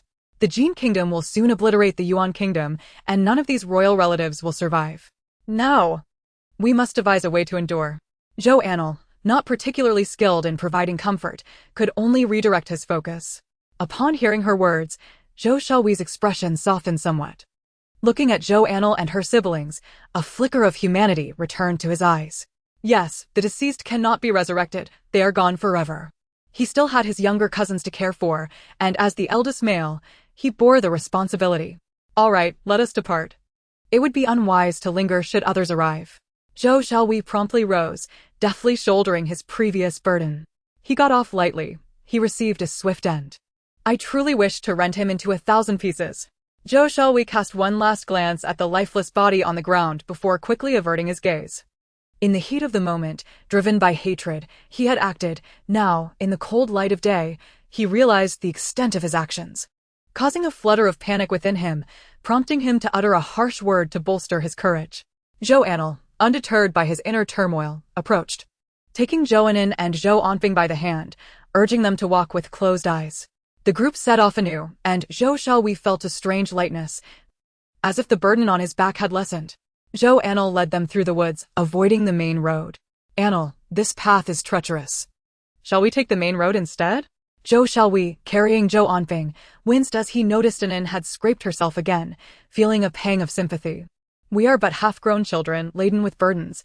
Do you wish to announce to every passerby that we carry valuables? Zhou Anle, too, felt concerned for Anne. Yet the woods were safer than the outside world. Did you not hear Zhou Lizhi mention that people outside have begun to consume one another? Zhou Anle's words jolted Zhou Xiaowei into clarity. The thought was terrifying. They were safer here in the woods. They would find a place to rest for the night. Beyond this lay the mountains. Zhou Xiaowei started a fire, and this time, Zhou Anle planned to prepare something nourishing for them. They had exerted themselves all day, and the area appeared deserted, especially since they had just replenished their supplies in the city. It was unlikely anyone would suspect them now. Zhou Anle used a coarse earthen pot to cook rice porridge and, seizing the opportunity while Zhou Xiaowei gathered firewood, discreetly retrieved some ham and vegetables from her space, finally chopping them to add to the pot. Before long, an enticing aroma wafted through the air, drawing Anne and Anping away from their previous distractions to gather beside Zhou Anle. Why does it smell so good? Zhou Xiaowei, enticed by the fragrance, hurriedly returned with a small bundle of firewood. Upon seeing the exquisite rice porridge that Zhou Anle had prepared, he became flustered. Anle, we have many days ahead. We must conserve our provisions. Zhou Xiaowei lamented, eyeing the earthen pot with concern. At this moment, there was no one around to eat, but once they encountered others, would they dare consume this? Moreover, Anne and Anping were so small and had to traverse such distances daily. I wished to nourish them. Coarse grains are not inedible. I have long said you should not purchase them, yet you refuse to listen. Zhou Xiaowei muttered. Zhou Anle feigned ignorance, for this was from her space. Had she not spent money to acquire a little rice to maintain appearances, she would not have been able to produce it now. She recalled sweeping through a supermarket. Her space was filled with rice. When she was in the city, she had contemplated buying a cart, but reconsidered. Not only would she struggle to push it, but it would also draw too much attention. While her space contained several off-road vehicles, driving one here was out of the question. After deliberation, she abandoned the idea. Anping was exhausted, and Zhou Xiaowei would have to carry him. Her ability with water was truly a lifesaver. If not for that, it was uncertain whether Zhou Xiaowei would have survived his injuries, let alone carry Zhou Anping on their journey. It is rather peculiar that Zhou Anle seems hardly fatigued. Every time I wish to carry her, she steadfastly declines, and her appetite appears to be growing ever larger. Chapter 12, A Brief Interlude. As Zhou Anle, with an expression of bliss, finished her second bowl of porridge and expressed a desire for yet another, Zhou Anle gently refused, fearing she might overindulge and suffer from indigestion. That evening, they retrieved the bedding they had purchased, with Zhou Anle and Zhou Anle sharing one quilt, while Zhou Xiaowei and Zhou Anping covered themselves with another. The night air was still somewhat chilly, and they carelessly laid a tattered cloth on the ground, disregarding any notions of cleanliness, and simply fell asleep. Meanwhile, after the guards of Ningqing Prefecture had been reassigned, they took their waste tokens to seek familiar faces for inquiries. Surprisingly, they easily discovered the identity of the token's owner. They were soon led to a small courtyard in the western part of the city, where a commanding figure sat prominently at the head of the table, flanked by several burly individuals clad in guard uniforms. Observing the scene, the two guards felt a sense of unease. Something felt amiss, and they hesitated to leverage any connections, choosing instead to await further questioning from their superiors. "What is the origin of your possession?" the man at the head of the table inquired, caressing the waste token in his hand. The two exchanged glances, and the astute one bowed, responding, "It was given to us by a child of merely 10 or so years. If you do not speak the truth, do not expect to leave today. I have no time for idle chatter. This individual has slain one of our brothers, and we are in pursuit of him. Should I discover that you have been harboring a fugitive, you shall be held accountable." The two were taken aback, realizing the gravity of their situation. The astute one could no longer maintain his composure and divulged every detail, emphasizing that it was the square-faced man beside him who had permitted their entry, and that he had relaxed his guard only upon seeing the waste token. The square-faced man grew anxious, hastily stepping forward to clarify, even producing a stack of 50 taels in silver notes that had not yet been divided. Upon seeing the silver, the others were somewhat swayed. Ultimately, after deliberation, the two were beaten and unceremoniously expelled, with the 50 taels remaining unreturned. Damn it! Who would have thought that from such a small and insignificant village, such individuals could emerge? One of them exclaimed, "It's truly astonishing that a few children managed to dispatch Zhou Anle and his ilk. How pitiful it is that several grown men could not contend with mere children. Let us go find those kids immediately." The group began to chatter animatedly, strategizing on how to locate Zhou Anle and her companions. The leader spoke up, "First, we must locate Zhou Anle and inquire about the situation. I remain somewhat skeptical. Zhou Anle and his companions were robust and formidable, even in our guard camp, yet they were vanquished by children. This seems implausible." Before anyone could venture out to find Zhou Anle, a guard rushed in, flustered and without knocking, exclaiming, "Guard Wang, the prince urgently seeks your presence. Hurry." The group immediately abandoned their search for Zhou Anle and hurriedly followed the guard towards the prince's residence. Zhou Anle struggled to find restful sleep throughout the night, waking intermittently. And as dawn began to break, she finally roused herself. Quietly, she rose and began to prepare steamed buns from a mixture of coarse grains, adding a touch of white flour to enhance the texture, mindful that they would be traveling during the day when cooking would be inconvenient. Her proficiency in bun making could be attributed to her years of solitary living. Since her high school days, she had been balancing work and studies, and during university, she undertook various part-time jobs. She had once believed she would be a lifelong laborer, only to find herself facing an apocalypse. Living alone necessitated her experimentation with food, and she had become quite adept at preparing homely dishes. As she placed the buns in the steamer, a fragrant aroma soon wafted through the air, rousing Zhou Anle from her slumber. In her dreams, she envisioned herself indulging in a bowl of rice, savoring its taste, as the enticing scent enveloped her. The others began to awaken, and Zhou Anle produced a small dish of pickled vegetables, allowing them to enjoy the buns alongside water. "Anle, just how much water did you bring home? It seems we have been drinking it for days, and it still hasn't run out?" Zhou Anle inquired casually between bites. Zhou Anle shot him a glance. "What's wrong with having water? Are you complaining? If you don't wish to eat, then don't."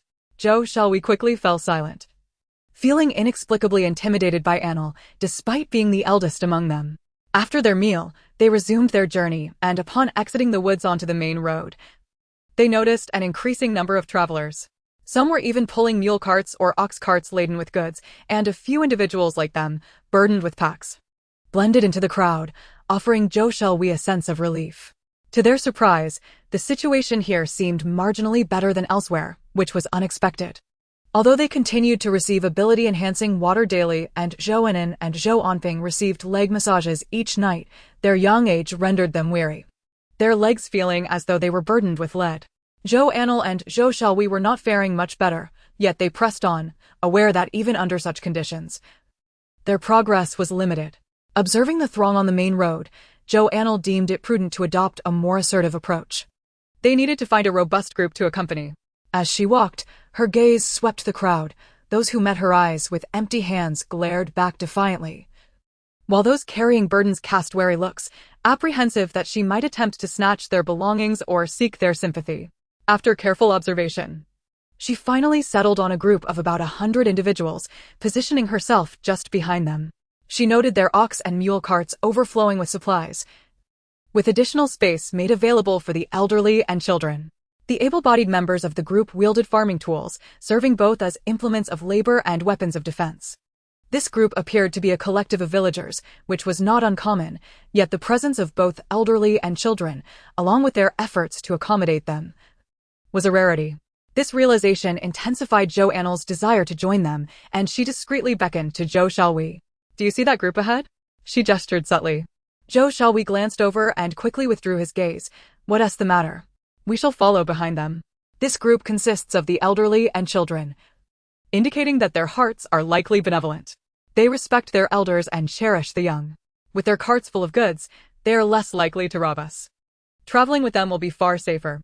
Zhou Xiaohui had pondered this very notion, but had not anticipated Zhou Anle would so swiftly identify a target. All right. I'll follow your lead. He nodded in agreement. Chapter 13, A Reunion. With their objective set, Zhou Anle took Zhou Anle by the hand, with Zhou Xiaohui and Zhou Anle closely trailing behind. They quickened their pace, ensuring they remained at the tail of the group. The last individual in the line was a robust middle-aged man, who tightened his grip on his hoe as he regarded the sudden approach of the 4 children with caution. Uncle, please do not be alarmed. We merely wish to travel alongside you, Zhou Xiaohui hastily explained upon noticing the man's defensive posture. The middle-aged man, Su Deong, was stationed at the rear of the group due to his robust physique and some proficiency in martial arts. However, upon observing the 4 children before him, who exhibited no overtly aggressive behavior, he hesitated to take action. You all should move along. We have no food to spare for you. Su Deong was utterly skeptical of Zhou Xiaohui's claims. Noticing the children, who were filthy and tattered, without any adult supervision, he instinctively believed they were there to beg for provisions. We don't want food. We merely happen to be passing by.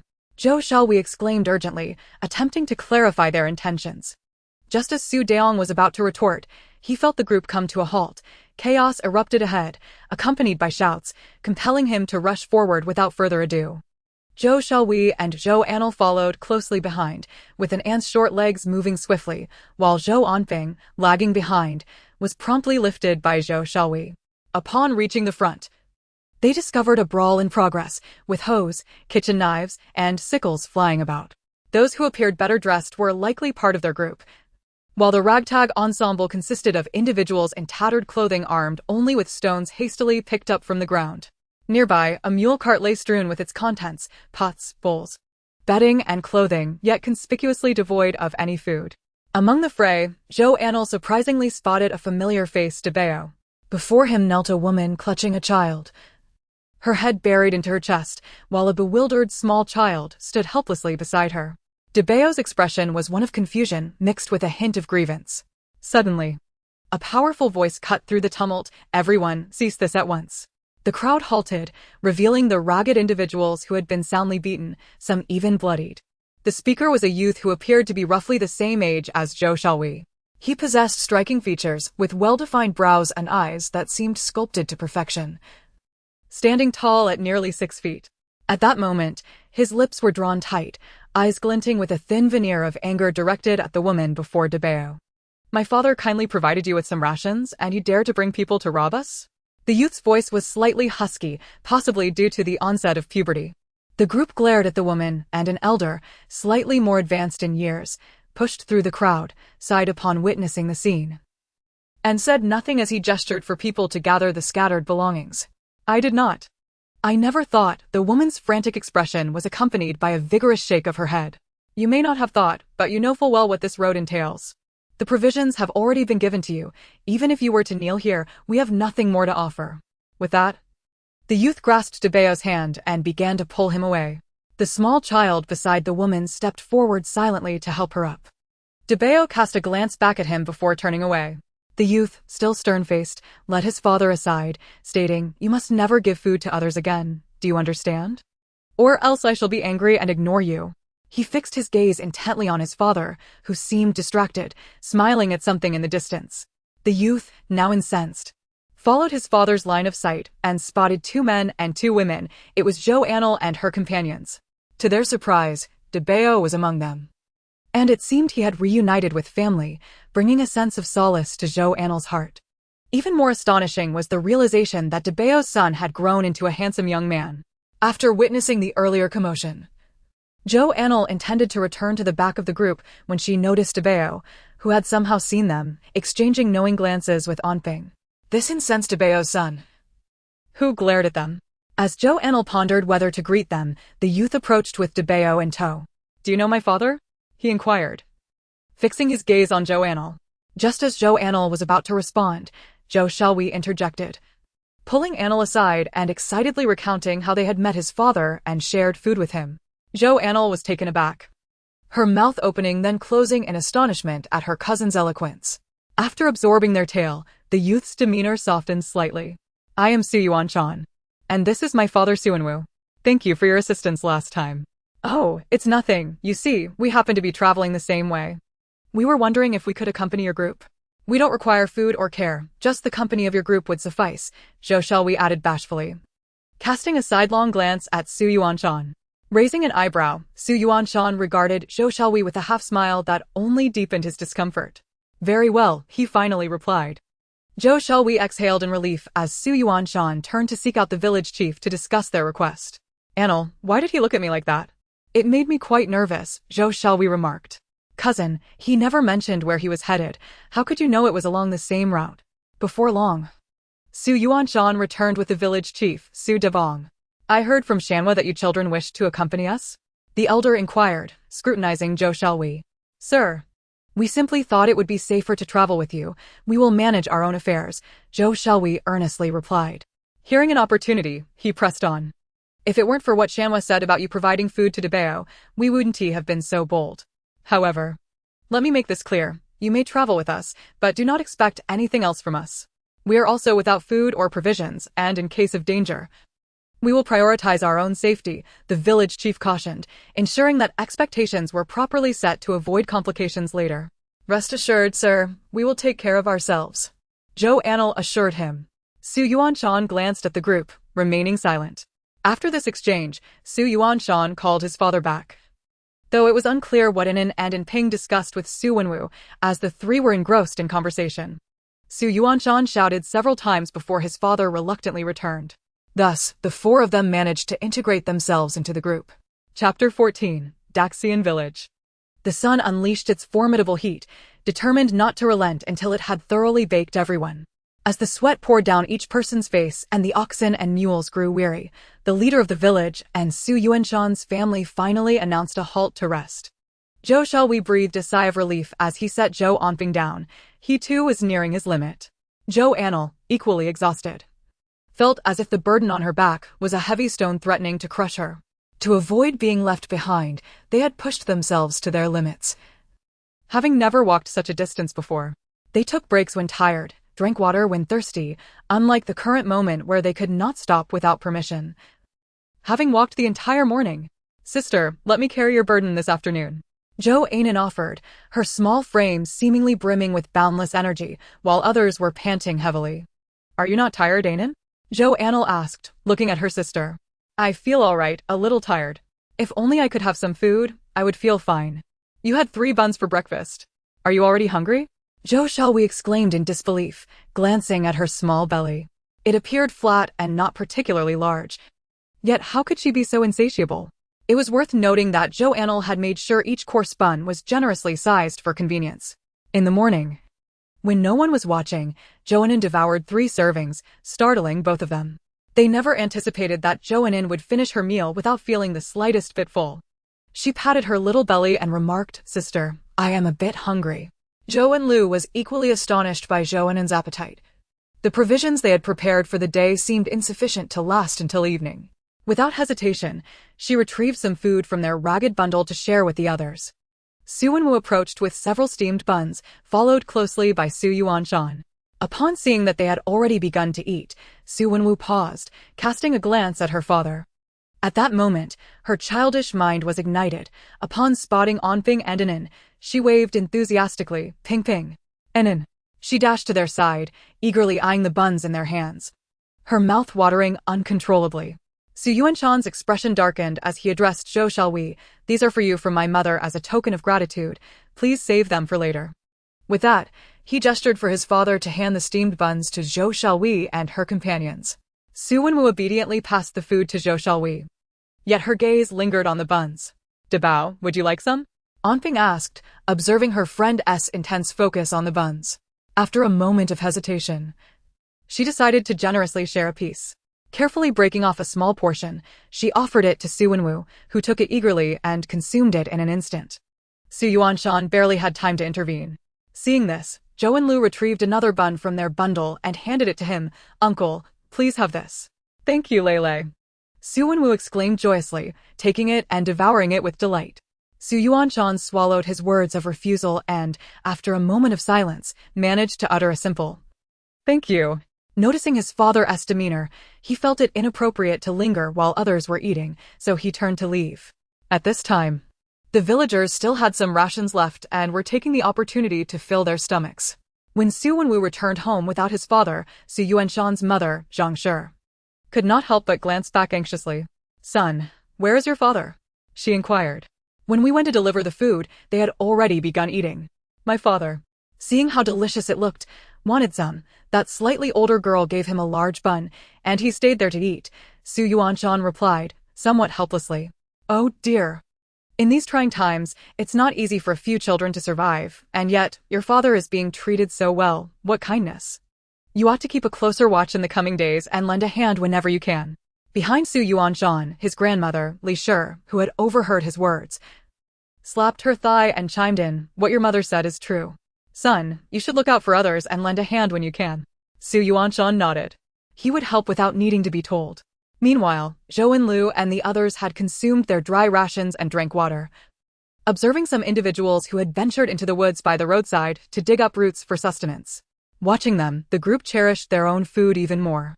Zhou Anle refrained from drinking too much water due to the discomfort of having to relieve herself in the open wilderness. The drought had caused the vegetation along the roadsides to wither. Looking around, one could see nothing but dry grass barely reaching the calves. How could one manage such a situation? Just as one contemplated this, a passerby approached, leaving one to choose between continuing or pulling up their trousers. In the afternoon, as they prepared to set off, Zhou Anle insisted on carrying a bundle of her own, refusing to let Zhou Anle lighten her load. Zhou Anle attempted to unpack and share some of the contents, but Zhou Anle would not allow it, asserting her maturity and ability to carry it herself. Seeing her determination, Zhou Anle acquiesced, thinking they could address it if she truly struggled. It was yet another exhausting afternoon, but by evening, they finally found a relatively flat area to rest. Throughout the day, the news of the newly joined children had spread among the 100-strong group, and although there were some dissenting voices, the fact that they did not consume each other's provisions, coupled with the authority of Su Yuanshan's words, kept further complaints at bay. Throughout the afternoon, Zhou Anle made a point of staying close to Su Deong, engaging in casual conversation, thereby gathering a fair understanding of the dynamics within the group. Since both the village head and Su Yuanshan had spoken up, Su Deong felt less guarded around the four children. Additionally, Su Wenwu had been walking alongside them all afternoon, further alleviating any concerns.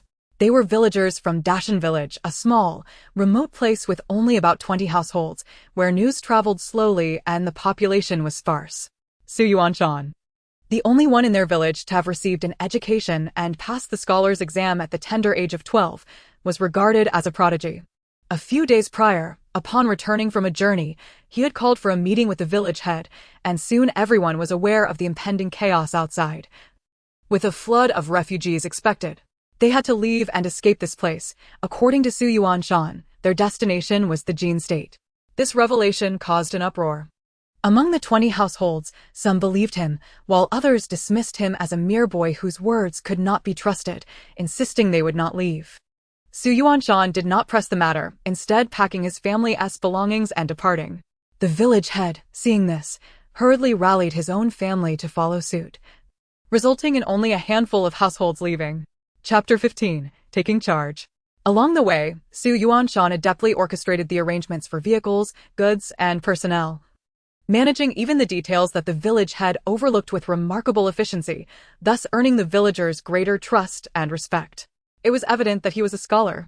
Everyone was utterly exhausted, yet they complied with Su Yuanshan's directives, aligning the ox carts and mule carts side by side, while the people sheltered behind to eat and rest. Zhou Anle and her companions, however, were not afforded such privileges. Although Su Deong sympathized with the plight of the children, he remained steadfastly aware of Su Wenwu's earlier experience, refraining from acting on any impulse for generosity, prioritizing his own family's needs instead. "Uncle, aren't you going back?" Zhou Anle asked Su Wenwu, who was busy playing with Anping.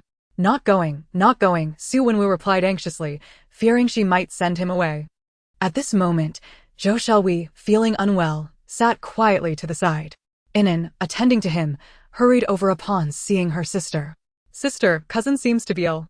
Inan exclaimed, her voice tinged with alarm as she observed her cousin's pale complexion. Zhou Anle approached to inspect the situation and, indeed, found that Zhou Xiaowei was warm to the touch. It seemed that after his injury, he had not received adequate rest. Although the wound on the back of his head had not worsened, it was now inflamed. After drinking some water, Zhou Anle and the others spread a rag for Zhou Xiaowei to lie down. Following a change of his bandages, she intended to seek out Su Yuanshan to inquire whether they could use one of their mule or ox carts the following day. Uncle, let us escort you home, Zhou Anle suggested, noticing Su Wenwu's reluctance as he pouted and stood up with a frown. If we don't go back, the family will worry. We cannot be bad children, Anping interjected, taking Su Wenwu's hand. Come on, I'll accompany you back with my sister. Zhou Anle regarded Anping with approval as he puffed out his chest with pride. She discreetly pocketed some salt and, braving the curious gazes of onlookers, made her way to find Su Wenwu's family. The glances were not malicious. Rather, they were filled with curiosity and surprise, as the villagers of Dashan village were taken aback by the arrival of outsiders. Zhou Anle scanned the crowd, searching for the village chief and Su Yuanshan, and finally spotted them amidst a throng of young men. They appeared to be engaged in serious discussion. Hesitant to approach, she opted to inquire with a nearby elder woman. Excuse me, do you know where Su Wenwu's family is? What? Su Wenwu? We have no one by that name in our village, the elder replied, her expression one of confusion as she regarded the young girl before her. Zhou Anle, sensing her sincerity, pointed out Su Wenwu directly. That's him. Oh, I see. You mean Debao's family. Look over there. The elder gestured towards a group of women seated together. The one in the coarse linen dress, weaving straw mats and chattering away. That's Debao's mother. What brings you here, young lady? Are you one of the 4 children mentioned by the village chief who have been fed by Debao and are now following us? The elder, holding her basin, scrutinized her with a mix of curiosity and gossip. Zhou Anle managed a shy smile. Well, Debao has been with us all afternoon. I'm just helping him get home. You must be returning him. Debao has quite the appetite. In these times, having a meal is no small feat, the elder commented before continuing on her way. Zhou Anle surveyed the group of women, feeling a tinge of hopelessness. While one elder might be manageable, a cluster of them could be quite formidable. Steeling herself, she approached. But before she could reach them, Li Shi, who had been speaking, noticed her son holding hands with a little girl, accompanied by another young girl in front. Realizing that these must be the 4 children in question, she quickly gathered her belongings and announced, "Oh dear, I'm tired. I must be going." The families of the eldest and the second must return home. The 2 younger women beside her rose to assist Li Shi as she departed. The remaining individuals were perplexed by her abrupt exit, but their attention soon shifted to Zhou Anle and her companions. Hello, Grandma Su. Uncle has been with us all afternoon, and I was worried you might be anxious, so I came to escort him back, Zhou Anle explained as Li Shi approached. Li Shi appraised the girl before her, noting her tattered clothing and patches, yet her eyes radiated honesty, and her posture was straight. A hint of a smile graced her face, and her large eyes evoked a sense of tenderness. Thank you, dear. I was just about to call him for dinner. I wonder if he has caused you any trouble? Li Shi replied warmly. Not at all. Uncle is very kind. He even carried Anping when he grew too tired this afternoon. Zhou Anle waved her hand dismissively. The group stood in the crowded area, obstructing the flow of people, so Li Shi led them to a more secluded spot. Zhou Anle first offered her some salt, then explained her purpose. Upon learning that one of their number was injured, Li Shi readily accepted the salt and agreed to assist. Zhou Anle felt a swell of happiness as she bid farewell to Su Wenwu and prepared to return with Anping. Just then, Su Yuanshan returned and was surprised to see Zhou Anle there. He had noticed her before, often quiet, but he could tell that among the 4, this young girl possessed a sense of authority. He pondered what brought her here today. As if in response to his thoughts, his grandmother called out, Xiao Bao. Take 2 straw mats over to Miss Zhou and her friends. In this wild terrain, they need something to sit on. Understood, Su Yuanshan replied, turning to fetch 2 mats from his aunt. Zhou Anle did not decline the offer. In truth, they were quite necessary. Seeing her graciousness, Li Shi felt reassured. recognizing her as a capable young woman. The atmosphere during their walk was somewhat muted, as they were still unfamiliar with each other. If you encounter any difficulties, please do not hesitate to tell me. I shall assist you as best I can, Su Yuanshan offered. Thank you. I've already spoken with Grandma Su about borrowing your mule cart tomorrow. My cousin is unwell, Zhou Anle briefly explained. Is it serious? He inquired. Not particularly. He merely hasn't rested well and is experiencing some recurrence, she replied. Chapter 16. Tokens of Gratitude. By the time they returned to the rear of the group, Zhou Xiaowei lay on a tattered cloth, while Zhou Anle wiped the sweat from his brow. Upon seeing her sister return, he wept and embraced her tightly. Su Yuanshan, noticing the situation, stepped forward to feel Zhou Xiaowei's forehead, immediately furrowing his brow. This won't do. We cannot continually use water to cool him down under these conditions. Please wait a moment, Su Yuanshan declared before dashing off. Before long, the village chief and several villagers arrived. Upon seeing Zhou Xiaowei lying on the ragged cloth, their brows furrowed in concern as they glanced at the three younger children, sighing inwardly. Su Deong approached, checking the boy's forehead and examining the wound at the back of his head. The wound hasn't festered. He must not have rested properly and has worn himself out, he concluded. Uncle Deong, I still have some medicine at home. Let me fetch it for you to see if it can be of use, Su Yuanshan offered, producing a packet of medicine. Su Deong accepted it, selecting a few herbs from within and handing them back to Su Yuanshan. These cannot be used. The rest can be brewed for him. Fortunately, this boy has a strong constitution, otherwise it would be quite serious. The villagers felt a wave of relief wash over them. I'll prepare the medicine, Zhou Anle volunteered, feeling moved by the efforts of those around her. She had initially planned to wait until fewer people were present to give her cousin the fever medicine that evening, but she found the villagers to be rather kind. Best you stay and care for him. My family is numerous, and I can take him home shortly, Su Yuanshan shook his head. Others chimed in, advising. You're just a few children. With one down, you can't manage both the cooking and caring for the others. Let the Shan family handle it. That will be quicker. Indeed, even when ill, one must eat. You still need to prepare food. Zhou Anle, both amused and exasperated, nodded in agreement, appreciative of their good intentions. As the adults looked on, Zhou Xiaowei drank the medicine that had been prepared, and Su Yuanshan turned to leave with them. Only then did Zhou Anle secretly retrieve some coarse grains, intending to make a bit of porridge for Zhou Xiaowei. She also wished to express her gratitude to those who had helped earlier. These people were quite decent. It was essential to foster good relations for their safety. As she stirred the porridge, she contemplated that while she didn't want to bring out anything too extravagant, what she had from her space, regardless of its simplicity, was still better than what the villagers were consuming. Zhou Anle had noticed that some families were eating coarse grains mixed with bran, which was truly unpalatable and difficult to digest. Sister, let me stir. You should rest, Ainin insisted, taking over the stirring duties, while Anping sat quietly beside her. Zhou Anle did not refuse, her mind still racing. Initially, she had considered steaming some coarse grain buns as a token of gratitude, but she dismissed the idea, fearing the scent would attract too much attention.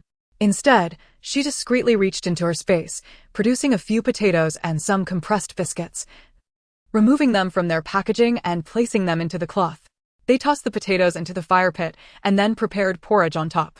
As the cooking progressed, Ainin and Anping eagerly gazed at the potatoes in the flames, for it had been quite some time since they had last tasted such a delicacy. During the years of famine, all edible provisions had been thoroughly consumed, so it was a delightful surprise for them to discover that their sister still had a few potatoes to share. Shall we, still drowsy, was called to eat a bit of porridge before drifting back into slumber. After finishing their meal, Ainin and Anping assisted Zhou Anle in tidying up, even drinking the dishwater until it was clean. Zhou Anle, with compressed biscuits in hand, set out to deliver supplies to the villagers, and Anping accompanied him, declaring that he was now the only man in the family and must uphold their honor. Zhou Anle found his serious demeanor amusing, and they proceeded to deliver their offerings from house to house. Their first stop was at Su Dayong's place, as it was nearby. It was rumored that he often ventured into the mountains to hunt, thus possessing some knowledge of medicinal herbs. Families in the village, often impoverished, would bring him offerings in exchange for his medical expertise, and it was he who had treated Xiaowei. When Zhou Anle arrived, the Su family was preparing for bed, surprised to see her and her companions. Their astonishment grew when Zhou Anle presented a token of gratitude, albeit two small-looking blocks of hardtack. "Uncle Su, take this. Once cooked, it will turn into a porridge and expand, providing sustenance in times of hunger." Zhou Anle placed the items on the cart beside the Su family and departed. Su Daong and his wife exchanged glances, while their son, eyeing the 2 blocks of compressed biscuits, could not help but drool. "Shouldn't we keep this?" Su Daong glanced at his son, quelling his urge to chase after Zhou Anle, and nodded in agreement. "I believe this is something they should be thankful for. We wouldn't feel guilty accepting it.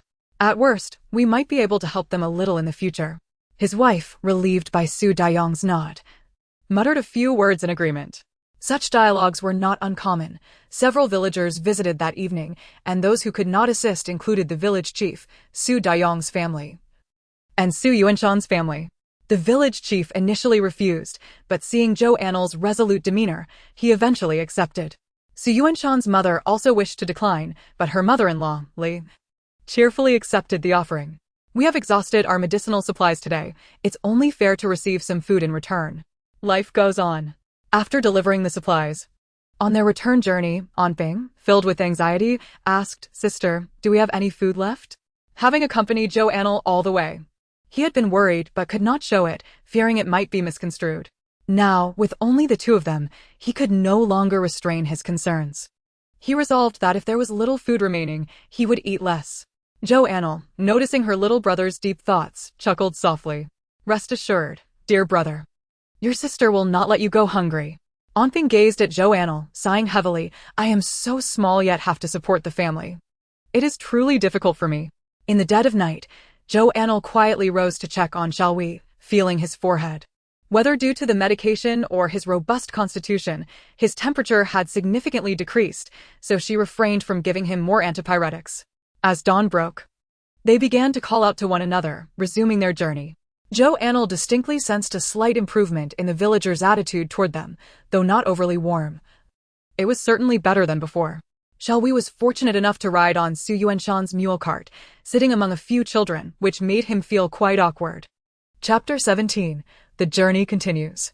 "Anle, let me down. Let Anping sit up here," Xiaowei said to Zhou Anle beside him. Gratefully, due to the previous day's events, Zhou Anle and her companions found themselves in the midst of the group, where the able-bodied men were concentrated both at the front and rear, while the elderly, children, and women were positioned in the center, along with some laborers pushing handcarts to oversee these vulnerable groups. "Just sit still, brother. You need to recover. You are the pillar of our family. Without you, what will we do? Who would carry Anping?" Zhou Anle spoke as they walked. Xiaowei was so moved that tears threatened to spill, but he quickly swallowed them back, rolling his eyes and lying back down. Once Zhou Anle saw Xiaowei had settled, she turned her attention to the nearby children, likely Su Yuanshan's nephews, 3 in total, all with decent looks. 2 of the boys were about Anping's age, while the youngest, looking even smaller, stared at them with curiosity. Zhou Anle smiled at them, and one of the little boys, captivated, exclaimed, "Sister, you look so beautiful." Anping beamed with pride. "Of course my sister is beautiful. She is famous in our village." Anna nodded vigorously beside him. They referred to Zhoujia village, where Zhou Anle's parents had been somewhat notable while alive. Zhou's father managed the accounts at a grocery store in the city, and her mother was meticulous, allowing them to live much better than most families. Additionally, Zhou's mother was strikingly beautiful, and all 3 of Zhou's children inherited their parents' traits, which is why, although only 11 and a half, Zhou Anle already showed signs of beauty. Zhou Anle paid little heed to the innocent chatter. As they continued their journey, the sight of the deceased along the road became increasingly frequent. Some adults were emaciated, their limbs frail, with only their bellies swollen, clearly victims of famine. Among them were many children. The atmosphere weighed heavily upon the adults, and even the children dared not speak. The roadside was barren, every bit of vegetation stripped bare, with tree bark peeled away in layers, leaving the trees lifeless. At the back of the caravan, one cart was filled with water buckets, which the villagers from Daxiang village had filled with spring water before departing. Daxiang village, nestled against the mountains, had residents skilled in hunting, enabling them to sustain a somewhat better life despite their remote location. Since the drought, the villagers had safeguarded a spring, collecting just enough water daily to survive, and had filled many containers before fleeing. At this moment, A man rushed forward, pleading, "Please, can you spare me some water?" He attempted to lunge for the buckets, but was met with a shovel pointed threateningly at him. "Get any closer, and I won't hesitate to use this on your head." Su Fatsai glared at the man. The man immediately fell to his knees, exclaiming, "Have mercy. I am just an ordinary person. You have so much water. Can you spare even a sip? Just a sip. Scram. Or else I'll take action." Su Fatsai's words drew a group of people wielding sticks and scythes, all glaring at the man. The onlooking refugees, witnessing this scene, quickly dispersed, realizing these individuals were not to be trifled with. The man, seeing he could not obtain water, walked away in despair. "Continue," called someone from the front, and they resumed their march. Internally, they were tumultuous, but outwardly, they wore expressions of stoicism. They could not give in. This was a matter of survival.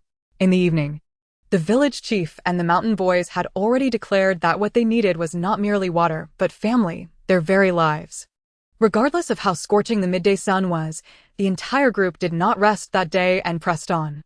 Some could no longer hold back and ran to inquire with the village chief, only to receive a more disheartening revelation. It was rumored that chaos had erupted in Ningqing Prefecture, and more refugees would soon arrive, as the local prince was under attack from his brothers. They were forcibly conscripting able-bodied men to block the city gates. This was a matter of life and death. The women were all seized to serve as military prostitutes, while the men were forcibly conscripted to block the city gates, regardless of their status as law-abiding citizens, lowly commoners, or refugees. Anyone captured was fair game. Within the city, those who had been taken were unwilling to accept their fate and began to stir up chaos, clamoring for the death of Prince N.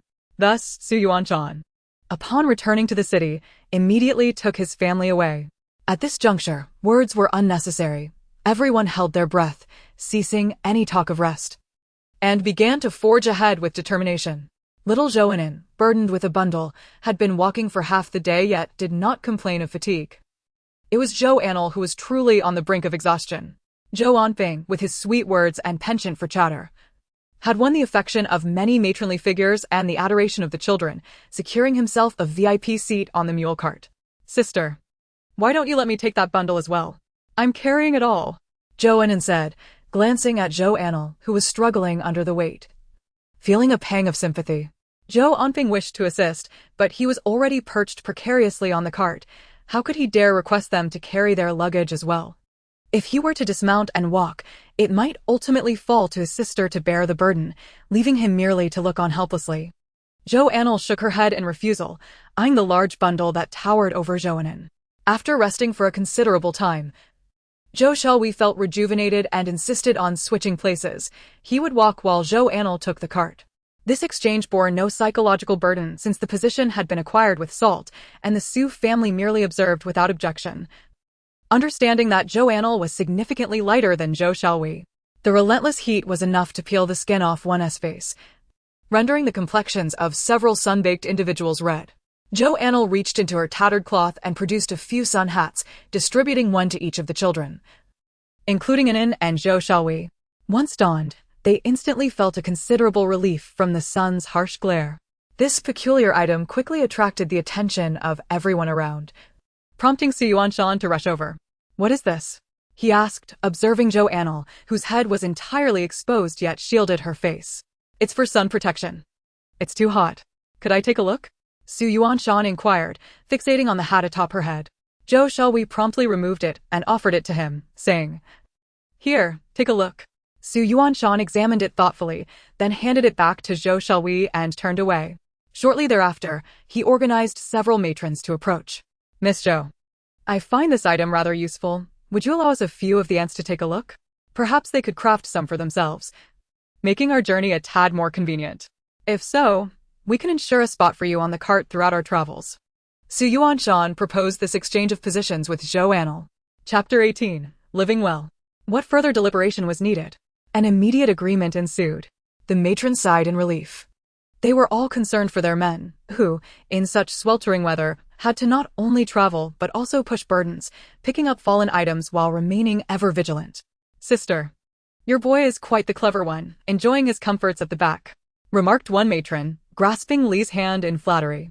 Although Li had previously mingled well with the villagers, she had never experienced such elevated spirits as in this period. Her husband had died early, leaving her with 3 children, whom she had painstakingly raised, only to have her brightest and most agile son turned into a fool by misfortune. Were it not for her son Yuanshan's diligence, she would have been the subject of ridicule. This child simply read too much. His mind is sharper than ours, yet there are many formidable individuals out there, Li humbly remarked, her smile revealing her back molars. Beside her, Wang Pozi naturally saw through the flattery, exchanging a few more compliments. Zhou Anle listened in disbelief. The matrons busily discussed how to weave the hats while chatting, and Zhou Anle dutifully remained silent, as she had no knowledge of weaving. The materials were all cattails, which they had collected plenty of from the cart, and as they sought water sources along the way, they would often harvest some. Being seasoned laborers, they quickly grasped the technique. After a short while, their fingers adeptly crafting sun hats while engaged in lively conversation. Before long, a multitude of hats were completed, leaving Zhou Anle in admiration.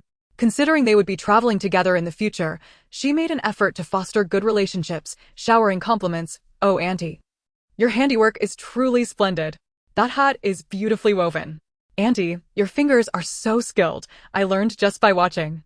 She offered praise liberally, and the matrons, flattered by her sweet words, became bashful, while Zhou Anle maintained her composure. Eventually, it was Li who could no longer bear to see it.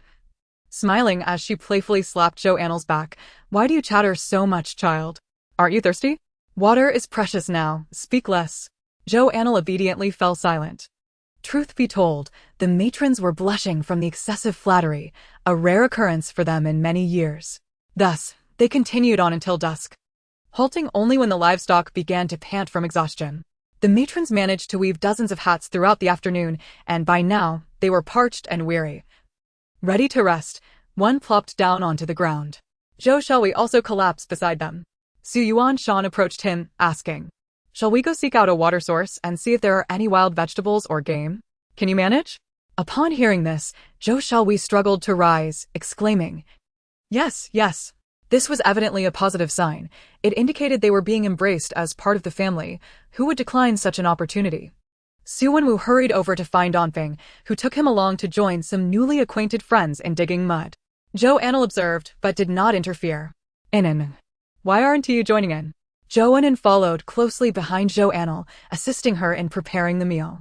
"Inan doesn't want to go, she wants to eat," Zhou Anan replied. Zhou Anle affectionately ruffled her hair in silence, uncertain whether it was due to previous hunger or the matter of the water. Zhou Anle noticed that Zhou Anan exhibited signs of a burgeoning appetite. Her current consumption was nearly on par with Zhou Shelui, and astonishingly, her strength had also increased. Zhou Anle pondered this development, concerned that she was evolving into a tomboy. The daytime interactions bore fruit. The matrons began advising their families to look after these children, and Zhou Anle and her companions gradually integrated into their circle. It was a stark contrast to the initial sentiment of merely trailing behind, left to fend for themselves. This was precisely the outcome Zhou Anle had envisioned. After all, there exists a saying about taking an inch and demanding a mile. Of course, Zhou Anle genuinely sought to build rapport with these individuals, often helping to carry items, yielding her seat for the children, or trading a bit of pickled vegetables for a portion of dry rations or a chicken egg.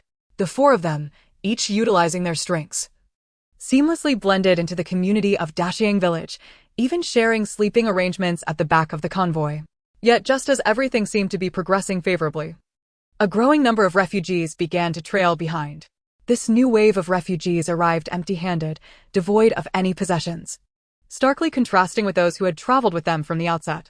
As for the water source, they ventured out each night in search, yet always returned with heavy hearts and sighs.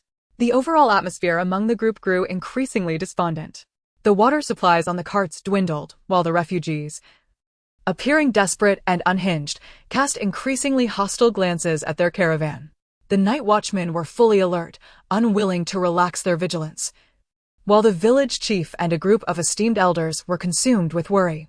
They frequently grasped Su Yuanshan's arm, imploring, "Young scholar, you have read extensively. Please share your thoughts with us." Su Yuanshan, feeling exasperated, replied, "Grandfather, you have asked me this question countless times. Allow me a moment to ponder." "Very well, think carefully. For you are the only one in our village who has been educated and has seen the world. Your insights are invaluable." With a heavy sigh, the village chief departed. Yet, Su Yuanshan felt an immense weight on his shoulders. The remaining water was not only essential for the villagers, but also for their livestock. If they were to abandon the animals, how many days could the elderly and children endure? What if conditions persisted in such a dire manner? The road ahead was shrouded in uncertainty, with enemies in pursuit, and the heavens offered no respite. Despair gripped not just a few. Many had already lost the will to live, opting for the finality of death by hanging. In Ningxing Prefecture, the land was strewn with the corpses of the starving, and tales of cannibalism proliferated. The deceased lay unburied, and the sweltering heat hastened their decay, while the stench attracted flies, leading to the spread of disease. Ningxing had become a veritable hell on earth. In the midst of their slumber, Zhou Anle and the others were abruptly awakened by a haunting wail. Startled, they quickly regained consciousness. The commotion stemmed from Wang Pozi, who, roused by an urgent need to relieve herself, ventured outside only to discover something amiss. Why were the village's elders lying together? She stealthily approached to investigate, and what she found was unsettling. The 10 elders of the village lay in perfect alignment, all departed from this world, as if they had conspired together. One elder, clinging to the vestiges of life, caught sight of Wang Pozi and managed to utter a final message before his spirit departed. "We have lived long enough. We wish to meet our ancestors soon. You must persevere." Chapter 19. Mutual Satisfaction. It was only then that Wang Pozi grasped the gravity of the situation. Her mind momentarily clouded, and she burst into tears. Her cries soon attracted the attention of all, many rushing over without even donning their straw sandals, only to find the 10 elders lying lifeless. Even the men could not contain their sorrow, their eyes brimming with tears. "Father, mother, why have you done this? You are making your son unfilial." The air was thick with wails, and those who heard were moved to tears. Zhou Anle, too, was struck by the scene, his eyes reddening. While Zhou Shalwi reflected on his own sorrows, weeping just as loudly. Anan and Ping joined in the lamentation, and the younger children, witnessing the collective grief, were engulfed in sadness themselves. The village chief, having just laid down, was jolted awake by the commotion, feeling somewhat less agile than the younger folk, and he lagged behind. Upon reaching the scene, his heart felt as though it had been pierced. As the village chief, he had failed to perceive the elders' intentions, allowing such a tragedy to unfold right under his nose.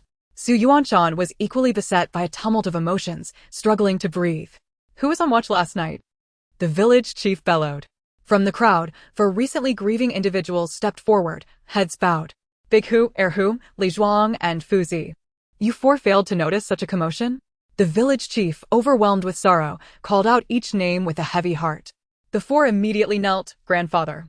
We were utterly exhausted, dozing off in the latter half of the night, not anticipating such a calamity. Punish us as you see fit." Big Hu, the eldest among them, a man in his 30s, knelt with his head bowed, unable to lift it, the puddle beneath him expanding with his tears. His wife stood nearby, a weeping figure torn between anguish for her husband and uncertainty about how to plead for leniency. Their child watched in despair, crying inconsolably. "Brother, blame me. I share the responsibility. I too should not have slacked off. I should not have dozed." One after another, they confessed their faults, leaving the village chief at a loss for how to respond. To punish them seemed futile. How could he expect these young men to contribute after such a tragedy? Moreover, he understood that their fatigue was the root cause. If not today, the elders would have found another way to depart. In an instant, the village chief appeared to age a decade, his shoulders sagging. Su Yuanshan spoke up. "Grandfather, let us allow the uncles to rise. We cannot continue in our grief. It wastes precious water. We must find a place to lay our elders to rest." The nearby crowd, upon hearing this, snapped back to reality. Indeed, they could no longer afford to wallow in sorrow. Their water supply was dwindling. They suppressed their grief and began to console one another. Yet when it came to the burial, disagreements arose. Some family members of the deceased were unwilling to inter their parents in a desolate area, fearing their descendants could not pay respects. Yet, given their own precarious existence, where could they hope to bury them? They found themselves in a quandary. Zhou Anle pondered briefly before seeking out Su Yuanshan, reasoning that as a younger person, he might better comprehend the situation. "Elder Su, I propose we do this.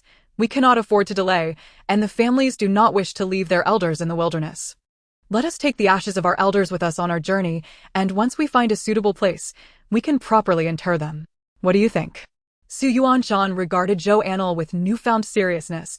Though young, her mind was quite agile. Very well, I shall speak with them. Do you currently face any difficulties? Is your water supply sufficient? Given their amicable relationship, Su Yuanshan inquired with genuine concern. No difficulties. We have enough water, Zhou Anle replied tersely. Su Yuanshan felt a pang of disappointment. Had she found his concern wearisome? After a moment's reflection, he chose not to press further and turned to approach the village chief. Initially believing he would need to persuade them extensively, but to his surprise, after a brief discussion, the families readily agreed. Seizing the early daylight, the group promptly began gathering firewood to construct a platform, placing the deceased atop it. Fortunately, the dry weather meant an abundance of kindling, and soon they had enough. After a morning of toil, streams of refugees passed by as they clutched the ashes of the elders and resumed their journey. This time, a palpable heaviness enveloped the group. Their spirits were markedly subdued, and the women ceased their chatter while the children refrained from playful antics, their faces drawn tight with tension. Along the route, the number of corpses increased. The oppressive heat caused them to decay within mere hours, the stench attracting swarms of flies. Zhou Anle's countenance darkened, unsure if the villagers noticed her distress. However, the prospect of procuring better provisions was not out of reach. With this thought, she stepped towards Su Yuanshan and the village chief. Elder Su, there are far too many corpses. We must cover our mouths and noses and shield any exposed skin. Otherwise, we risk falling victim to disease from mosquitoes and flies. The village chief and Su Yuanshan had been discussing this very matter. But Su Yuanshan was not surprised by her suggestion. After all, she was educated. However, her insights, coming from a young girl, earned her a measure of respect. I am in conversation with the village chief about this. Please share your thoughts, and we shall find a solution together. Su Yuanshan encouraged Zhou Anle. He was pleasantly surprised. Her willingness to address such concerns indicated her desire to integrate into their community. The village chief set out to summon others, and each person began to discuss their own solutions. Clothing was manageable, but as for the sun hats, which common folk would waste their time and money on such items? Zhou Anle also pondered this and suggested that several of the elder women weave additional sun hats. I possess a few items that can cover the mouth and nose while still allowing for airflow, but there are only a scant few. Remnants from when my father was alive and procured from other towns. It is insufficient for everyone. She was referring to masks. While she could provide masks for over 100, even 1,000 people, she could not afford to distribute them all. Let us proceed as Miss Zhou has suggested. If the supply is insufficient, let the elder women create more. From now on, you children shall be regarded as members of our Dashi village. Fear not, I assure you. The village will treat you well, the village chief declared resolutely. His words served as a balm to Zhou Anle's anxious heart, and a grateful smile immediately graced her face. Thank you so much, esteemed village chief, she exclaimed. The village chief nodded in satisfaction, and Zhou Anle returned his gesture with a smile of her own. Chapter 20. Overburdened after applying floral water to the exposed skin of Zhou Xiaohui and the others, feeling it was still inadequate, they wrapped themselves tightly in clothing. This time, they were thoroughly bundled, and the group dared not stop.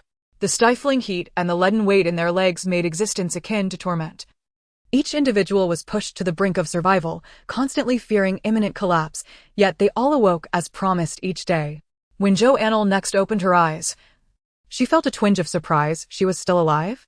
The hardship was overwhelming, more taxing than her previous pursuit of zombies. Reflecting on that time, she remembered the carefree and liberated spirit she once possessed, a state she could never return to. Sighing, she rose to pour milk powder into the water bags of Zhou Anping and Zhou Anle, while her own and Zhou Xiaohui's contained water mixed with salt and sugar. Were it not for these provisions, the four of them would have long succumbed to despair. The oppressive heat had left everyone feeling as if they were trapped in a steamer, their clothes soaked through, yet none dared to strip them off. Along the road that day, several livestock collapsed.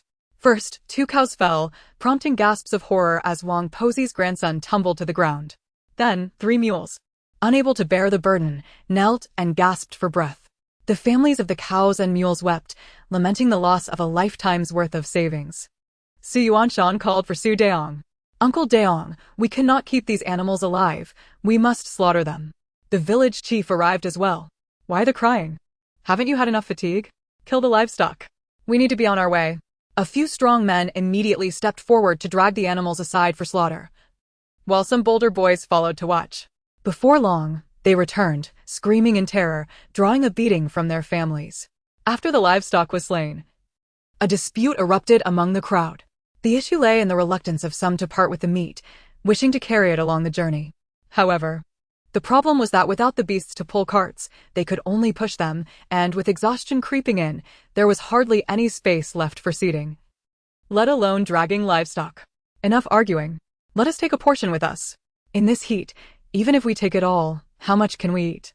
If we exhaust ourselves carrying it, it will spoil before we can consume it. What's the point? The old village chief's words resonated, and the bickering parties soon realized the futility of their desires. Indeed, if they took it all, most of it would rot before they could eat it, resulting in waste. With this thought, they quickly began to divide the meat more generously, distributing pieces to each household, and at that moment, no one felt regretful. Zhou Anle and her companions received a substantial portion of beef and mule meat. Zhou Anle's eyes sparkled with excitement. "Sister, carry it for me, I can manage." "I can too." Zhou Anle chimed in, both eager to grab the meat. Zhou Anle chuckled and cut small pieces for each of them, though Zhou Anle was visibly dissatisfied. "This is too small, let me carry it all. I have plenty of strength." Zhou Anle weighed the piece in her hand, finding it light. "Can you lift that?" Zhou Anle pointed to a larger chunk of beef nearby. Zhou Anle stepped forward and grabbed it, giving it a shake. It's manageable." Zhou Anfeng's jaw dropped. "Sister, you're incredibly strong." After which, she glanced around. "But you ought to be more discreet about it in public. You might scare off potential suitors." Zhou Anle waved her fist playfully. "If you keep talking like that, I'll hit you." Zhou Anle remarked, "Children think of so many things." With the absence of livestock to pull the carts, their pace noticeably slowed. Besides the children, who were momentarily joyful about the prospect of meat, the adults wore expressions of fatigue and despair. It was exhausting. They had relied on the livestock to aid their journey, and now it was solely humans pushing the carts. Yet, there was no alternative. The entire group was bundled tightly, with only a few wearing the masks provided by Zhou Anle. Most donned makeshift cloth masks fashioned from old garments by the village women. Almost everyone was trudging along on foot, with only a few small children receiving any consideration for space. Not a single bird could be seen in the sky. The only companions were the relentless sun and the parched earth. The roadside was barren, not even weeds could be found, the ground was riddled with holes, and the bark and roots had been stripped clean. The villagers of Dashi sought water sources daily, attempting to find mountain mice to discover their hidden food supplies, hoping to catch a few for sustenance. But they found nothing, absolutely nothing. Didn't. A commotion erupted ahead, accompanied by the anguished cries of Wang Posi's daughter-in-law. The surrounding crowd rushed toward the noise, Zhou Anle and her companions following suit. The children, with their natural advantage, reached the scene first and saw Wang Posi's grandson. His face flushed and unconscious. His mask had long been discarded, and Duden's mother, pale with fear, was slapping his face. Wang Posi and her son Su Dahu squeezed into the throng. Upon seeing Duden in such a state, Wang Posi's legs gave way, and she fell to the ground, supported by those nearby. Su Dahu, focused solely on his son, was oblivious to his mother's reaction, his expression fraught with worry. "What happened?" he urgently inquired. Duden's mother, seeing Su Dahu, appeared as if she had found her anchor. "What should we do? My son has collapsed and won't wake up, no matter how much I call him." "Uncle Daong! Uncle Daong!" Su Dahu shouted, but no one appeared. "Dahu, Uncle Daong just went ahead to scout the way," others chimed in.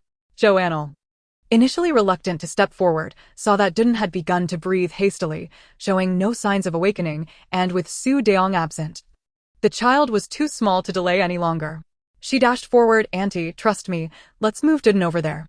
She pointed to a shaded rock. Su Dahu, upon hearing this, swiftly picked up Duden and carried him to the designated spot, followed by the rest of the crowd. Zhou Anle pulled out a palm leaf fan from the rags and began to fan Duden while opening her water pouch to give him a couple of sips. "Auntie, hurry and fetch some more water." I'll go. Wang Posi quickly ran to the cart where the water buckets were stored. "Everyone, step back a bit. Don't crowd here. The air is stagnant, and it's not good for Duden." As she spoke, the crowd began to disperse, creating space for them.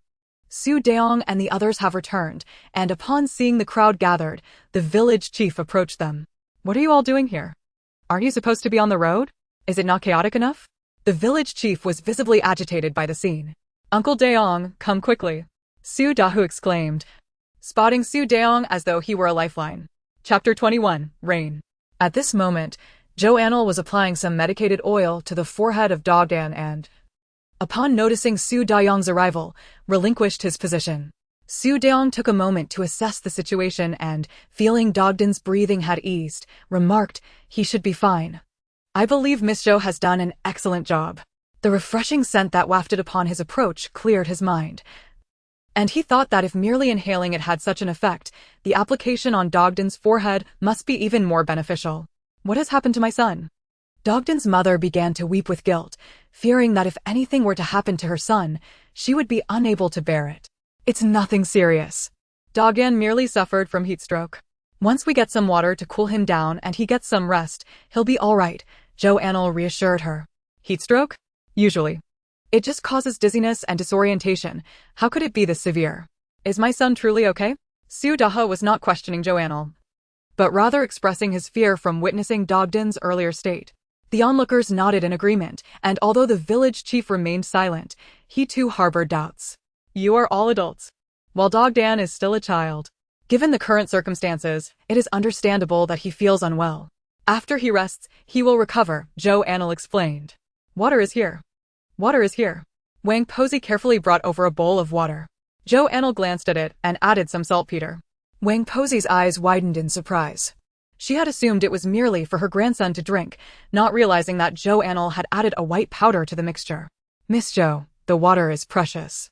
Dogdan's mother and the others exchanged glances, unsure of how to react, feeling a bit ashamed to voice their concerns, especially after receiving assistance. Before long, they noticed the water in the bowl beginning to solidify, exhibiting tendencies of freezing. The words caught in their throats, and their eyes widened in astonishment. The old village chief's hands trembled, and Su Yuanshan's eyes widened as well. This girl continuously impressed him. Ice was a rare commodity, typically reserved for the affluent. The knowledge that saltpeter could be used to make ice was common in later generations. Yet the conditions and water limitations allowed only for a rudimentary process to create a small piece for temporary use. They removed Dogdan's shirt and gently dabbed him with the not yet fully solidified ice water, gradually restoring his complexion to its natural hue. Before long, he regained consciousness, bewildered by the multitude of faces surrounding him. Mother, what happened to me? Dogdan's mother immediately enveloped him in her arms, sobbing, Dogdan, you have finally awakened. If you hadn't come to, how could I possibly live? Dogdan, feeling somewhat lost, patted her back, saying, Mother, don't cry. Her sobs grew louder, and even Wang Posey could not hold back her tears. Enough, stop wailing. Save your strength. We spotted several vacant houses at the foot of the mountain. They seem to be abandoned due to the famine. Let us tidy them up and rest there tonight, the village chief said, relieved to see Dogdan awake and beginning to organize the group. The villagers of Dashan village, having endured trials of life and death together, had forged deep bonds. No one mocked them, and they offered words of comfort while aiding in the task. Add a bit of salt to the water for him to drink. It will help him recover faster, Zhou Anle suggested before preparing to leave, but was halted by Wang Posey's repeated expressions of gratitude before finally letting her go. Sister, you were amazing today. Zhou Anping admired his sister, filled with pride to have such a remarkable person as his sibling. You must strive to match my prowess. You cannot lag behind, she replied. I won tea. I'm clever, he retorted. Boasting. You're clearly quite foolish. You're 5 and still with the bed. Zhou Anle chimed in, exposing Zhou Anping's childhood mishap. His face flushed crimson, on the verge of tears. I had a nightmare. It wasn't intentional. I never wet the bed normally. You're the foolish one. With such strength, you'll never find a partner. Zhou Anle countered, and the two began to bicker. While Zhou Anle listened with amusement, usually refraining from intervening unless a serious fight ensued. Both children, however, were quick to forget their quarrels. After traversing for half an hour, they finally arrived at the houses mentioned at the foot of the mountain. Following the path adjacent to the official road, they turned onto a smaller trail and walked for some time before spotting 5 wooden houses at the mountain's base. The courtyard was enclosed by earthen walls, and the doors stood ajar. As they entered, dust swirled around them, revealing overturned tables and chairs, with everyday items conspicuously absent, creating a disordered scene. Nonetheless, being farmers by nature, they had little room for disdain at such a time. The women swiftly began tidying up, knowing there was no water to wash with. They simply rearranged the items and swept the dust aside, deeming it sufficient. That evening, they feasted on roasted meat, even sparingly adding salt, savoring their meal despite its lack of flavor. Zhou Anle, not wanting to draw too much attention, added only a touch of salt, while the others relished their meal. After all, beef and lamb were considered luxuries, and they were fortunate to have even a single serving of pork. This was true for all families. They encouraged their members to eat heartily, believing it better to consume than to waste. Wang Posey's family, having finished their meat, sent some over, which Zhou Anle repeatedly declined until she reluctantly accepted. That night, a fierce wind arose and the sky turned ominous. The farmers, upon seeing the dark clouds, called out, "It's going to rain. It's going to rain." This was the best news they had heard in months. Sure enough, after half an hour of strong winds, the heavens opened and rain began to fall. Unable to contain their joy, both adults and children rushed into the rain, mouths agape to catch the droplets, exclaiming joyfully, "It's raining! It's raining!" Some even wept openly in the downpour, finally able to cry freely without the need to stifle their emotions. The village chief gazed at the rain through misty eyes, murmuring, "How wonderful it is to rain." "Oldest. Second. What are you doing? You're grown yet know nothing. It's raining, and you're out there getting drenched. Do you want to drive me mad?" Li Shi scolded, hands on her hips. Chapter 22, After the Rain. Her voice startled everyone awake. Su Yuanshan, who had been so elated by the rain that he lost his senses and stood in it for a while, finally snapped back to reality upon hearing his grandmother's words. The village chief hurriedly called for everyone to gather any containers they could find to collect rainwater. Su Shelwi even took their cooking pot to catch water. Zhou Anle pulled a large piece of ginger from her bag, breaking off pieces to distribute to each household. They all expressed their gratitude, accepting the ginger without hesitation, as it arrived just in time. Should anyone fall ill from the rain, it would be no trivial matter. Zhou Anle shared similar sentiments. If this group fell ill, how could they possibly embark on their journey? After all, they were the strong laborers needed to push the carts and perform other strenuous tasks. Upon arriving at the Li family residence, he found Li's 3 sons, 5 grandsons, and 3 daughters-in-law all gathered there. Although Li was not as tall as her sons, she exuded an imposing presence that rendered her sons unable to lift their heads in her presence as she scolded them, while the daughters-in-law stood silently by. And only Su Yuanshan among the grandsons dared to respond to the reprimands. When Zhou Anle arrived, he caught Li in a fervent tirade, growing increasingly animated as she stood atop a chair. "When Dabao was merely a few months old, your father passed away. I was left alone to care for not only the eldest and the second, but also little Dabao. Can you imagine the hardships I endured? With the eldest following, the second holding my hand, and Dabao strapped to my back, I toiled in the fields while simultaneously raising you all. After much struggle, I managed to raise you to adulthood. Dabao, clever and agile, thanks to his daily hunts with his master, has helped improve our family's fortunes. I used the money Dabao earned to marry off each of you, and now you leave our third brother to his folly, merely watching him suffer? What if he falls ill? His mind is still unwell, and if he becomes ill again, what do you intend to do? Are you intent on driving us to despair so that you can live comfortably?" As Li recounted her past, tears welled in her eyes, betraying her emotions. "Mother, what are you saying? When have we ever neglected our third brother? We simply lost track of him for a moment. We were just so elated earlier, rest assured. We will not let this happen again." The second son, witnessing his mother's increasingly exaggerated lamentations, began to cry and hurried to explain. "Indeed, we shall not behave this way again." The eldest, possessing a simple and honest nature, nodded repeatedly in agreement. The daughters-in-law also rushed forward to comfort Li, while Su Yuanshan glanced up to see Zhou Anle. Feeling awkward, Zhou Anle contemplated whether to retreat, having come merely to deliver something, but inadvertently overhearing their family matters. Just as she was about to turn away, a hoarse voice called out from behind, "Miss Zhou?" Turning to find it was Su Yuanshan, she offered him some ginger. "Please prepare ginger tea immediately. You cannot afford to fall ill." With so many family members, one person's illness can bring calamity upon the entire household. After a moment's thought, She added, I have already distributed to the others. I did not expect to overhear your discussions upon my arrival. Zhou Anle spoke with an air of embarrassment. Su Yuanshan chuckled lightly. Let them listen. There is nothing shameful in it. Everyone is aware. Zhou Anle sighed in relief, grateful that the knowledge was widespread. Otherwise, her embarrassment would have deepened. After delivering her parcel, she intended to leave, but Su Yuanshan inquired about her ice-making endeavors. Zhou Anle simply stated that she had learned from a book and deemed it a straightforward process, choosing not to elaborate further. Zhou Anle's father worked as an accountant in the city, and of course, he was literate.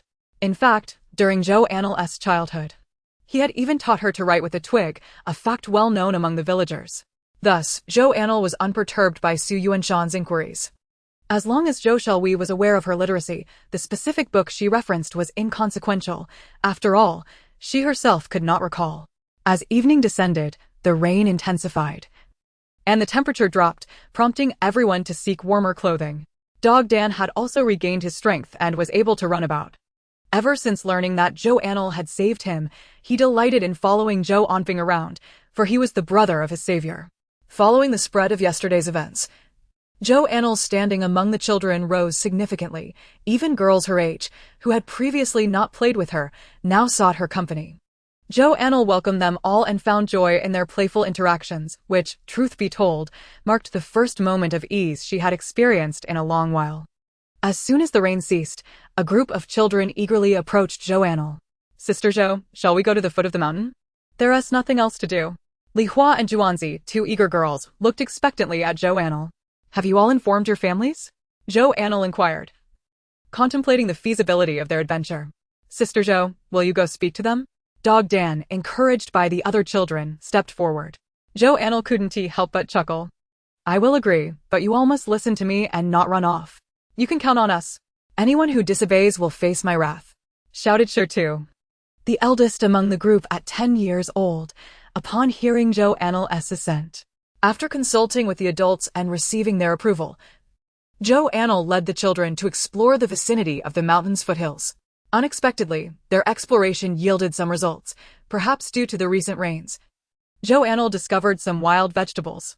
These plants typically sprouted after rainfall and were remarkably drought-resistant, emerging wherever moisture was present, generally found in grassy areas or rocky terrains. It was August, the peak season for these wild vegetables, but the ones here had only recently absorbed rainwater, resulting in a modest yield. Everyone took out baskets to gather some for dinner, but they were cautioned not to wander too far. Upon their return, the adults at home inquired briefly before allowing the children to venture out to gather vegetables. The children were aware of these plants, though they were rarely abundant, so it was deemed fine for them to play outside. The mountain was not particularly large, though many tall trees had withered, and the underbrush had turned to dry grass. Despite the wild vegetables growing in small patches, they were surprisingly plentiful. Just as the children were about to return home with their bounty, Zhou Anle noticed the tall dry grass swaying ominously, as if something lurked within. Chapter 23. The Timid and Delicate Younger Sister. It was a gray wolf, starved and gaunt. It gazed hungrily at the group of children, drool dripping from its mouth. They appeared so tender and succulent. The first few children had yet to notice, still chattering and laughing as they made their way back, with only Li Hua and Zhuanzi, accompanying Zhou Anle, catching sight of the beast. Their faces drained of color. Their bodies stiffened, and their minds blank. Run! They managed to scream, their shrill cries causing the group ahead to turn back and see the wolf salivating for them. Hurry! Get back and call for help. Zhou Anle did not look back. Her gaze locked onto the gray wolf as she unsheathed a knife. You too, run. Don't look back, go call for help. Li Hua and Zhuanzi stood frozen, fear gripping them, hesitant to act yet torn with concern for Zhou Anle's safety, causing them to remain motionless. Hurry, I'll hold it off, Zhou Anle urged. Li Hua, resolute, clenched her teeth. Anle, don't confront it head-on. I'll go call for help right now. She grabbed Zhuanzi and turned to flee, determined not to be a hindrance. Zhou Anle held Zhou Anle back. Don't rush forward and hinder our sister. She'll worry about you. Zhou Anle protested. I'm strong. I can help her. No, you mustn't. Zhou Anle and Zhou Anle stood their ground, trusting in their sister's abilities, convinced that if she could defeat villains, she would surely triumph over this wicked wolf as well. The gray wolf circled around Zhou Anle, pacing on the ground, while she gripped her knife with an untroubled heart. This wolf, emaciated as it was, posed no real threat, especially when compared to the mutated creatures of the apocalypse. Seizing an opportunity, the wolf lunged at her, but Zhou Anle calculated the distance perfectly, sidestepping and plunging her knife into its neck. Blood gushed forth instantly. Yet to her surprise, the wolf still had the strength to retaliate. It charged at her again, attempting to bite, but with a swift kick, she sent it sprawling. This time, it did not rise. After a brief convulsion and a soft whimper, it breathed its last. Behind Zhou Anle stood a group of villagers from Dashan. Some having heard Zhou Xiaohui's words, others not, all cloaked in silence. Was this truly the gentle and delicate sister he spoke of? Zhou Xiaohui remained mute. He had been chatting with his friends Tai Dan and a few others when a swarm of frightened children rushed in to report the wolf sighting. Fearing for his sister's safety, he immediately grabbed a weapon and dashed over, his friends trailing behind. Along the way, he voiced his concerns about Zhou Anle's frail constitution, urging them to hurry. Upon arrival, he witnessed Zhou Anle drive her knife into the wolf's neck, followed by a decisive kick that ended its life. Anle, Zhou Xiaohui weakly called out, lamenting the irreversible damage to his sister's reputation. Zhou Anle turned to see a cluster of silent onlookers. She too fell into silence. Was it truly necessary to summon so many for a single wolf? It's all right now. Shall we head back? Zhou Anle suggested uncertainly.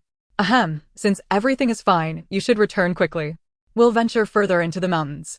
It's odd that not even a mountain rat was stirring before the rain, and now wolves are descending to hunt humans. We ought to investigate the mountains more thoroughly. Yes, we must check the mountains to avoid being ambushed while we sleep tonight, someone added, and the group's demeanor grew serious. Then you go ahead.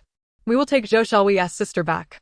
A few older boys, intrigued by Zhou Anle's prowess, opted not to accompany their elders into the mountains. Very well. Do not linger outside. Hurry back. Without further ado, one of the boys hoisted the wolf and made his way home. Upon reaching near their house, they spotted Anan and Anping waiting, who rushed to Zhou Anle the moment they saw her. I knew my sister could do it, Anping declared proudly. Initially, they had intended to wait for Zhou Anle nearby but had been sent back by the adults. The villagers, expressing their concern, inquired after her well-being and dispersed only after ensuring she was unharmed. Zhou Xiaohui and a few boys escorted Zhou Anle back to their temporary residence, followed by a gaggle of children, along with Li Hua and Wan Zi. They eagerly urged her to recount the tale of how she killed the wolf. Before she could gather her thoughts, Zhou Xiaohui began narrating. What should have been a simple tale transformed into an epic saga under his embellishments, captivating the children and garnering Zhou Anle a multitude of admirers. Let us feast on this wolf tonight. Everyone should partake. Seizing the moment, Zhou Anle decided to offer the wolf for dinner. Hurrah! Thank you, Sister Zhou, cheered the children, bouncing with joy, while Li Hua and Wanzi giggled behind their hands. Observing the children, the village chief felt a pang of hope. No matter how difficult life became, they could endure it together. The chief's wife glanced at him, acknowledging, indeed, these children are truly delightful. If they were the troublesome sort, it would be a burden. Do you think I'm the kind of person who can't discern? Our villagers are astute, he retorted.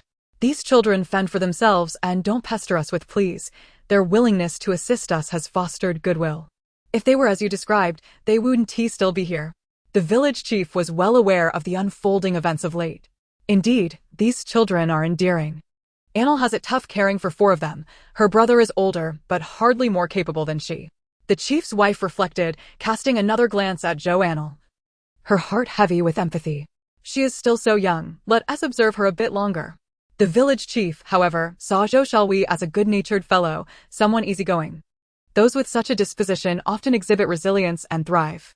That evening, in preparation for the children's gathering, the village women exerted all their efforts to process the wolf thoroughly. One family provided beef, another mules, and yet another brought salt. Zhou Xiaohui surveyed the area but did not spot Su Yuanshan. He hurried off to call for him. Upon arrival, he discovered that Su Wenwu was ill, and Su Yuanshan had been caring for him throughout the night, only just waking up. How is uncle? Zhou Xiaohui inquired with concern, aware that without Su Wenwu, they might not have assimilated so swiftly. He's fine now. What brings you here? Su Yuanshan, having rested, appeared relatively rejuvenated. While we were digging for wild vegetables today, we encountered a wolf. We're having a feast of wolf meat tonight and wanted to invite you. Zhou Yuanshan was somewhat surprised by the wolf encounter, and after a brief word with his mother, he walked alongside Zhou Xiaohui, chatting. At that moment, the group returning from the mountains arrived, each person wrapped in clothing that concealed their finds, with Fuzi even carrying a wriggling creature. Their faces radiated joy, and it was evident they had made a bountiful discovery. What did you find on the mountain? Others eagerly craned their necks to catch a glimpse of their haul. The group unveiled their treasures, revealing an unexpected bounty of peanuts. Where did you find these peanuts? How could there be so many? The villagers were astonished, amidst the drought. Peanuts had somehow survived. We stumbled upon a burrow of field mice while on the mountain, and upon digging, we discovered these peanuts. We have no idea where they came from, but we found quite a few. And Fuzi even found a small wolf cub, just a few days old. It must have come down from the mountain due to starvation, having lost its milk supply. The group laid their finds on the ground, still holding several field mice, both large and small. Fuzi pulled the tiny wolf cub from his cloak, presenting it as if it were a delicacy. The nearby children, seeing the cub, which resembled a puppy, were fascinated and rushed over to touch it. Zhou Anle also found the fluffy creature endearing, the small wolf cub curled up, its soft body inviting a gentle caress. As she reached out, the cub licked her hand and let out a feeble whimper.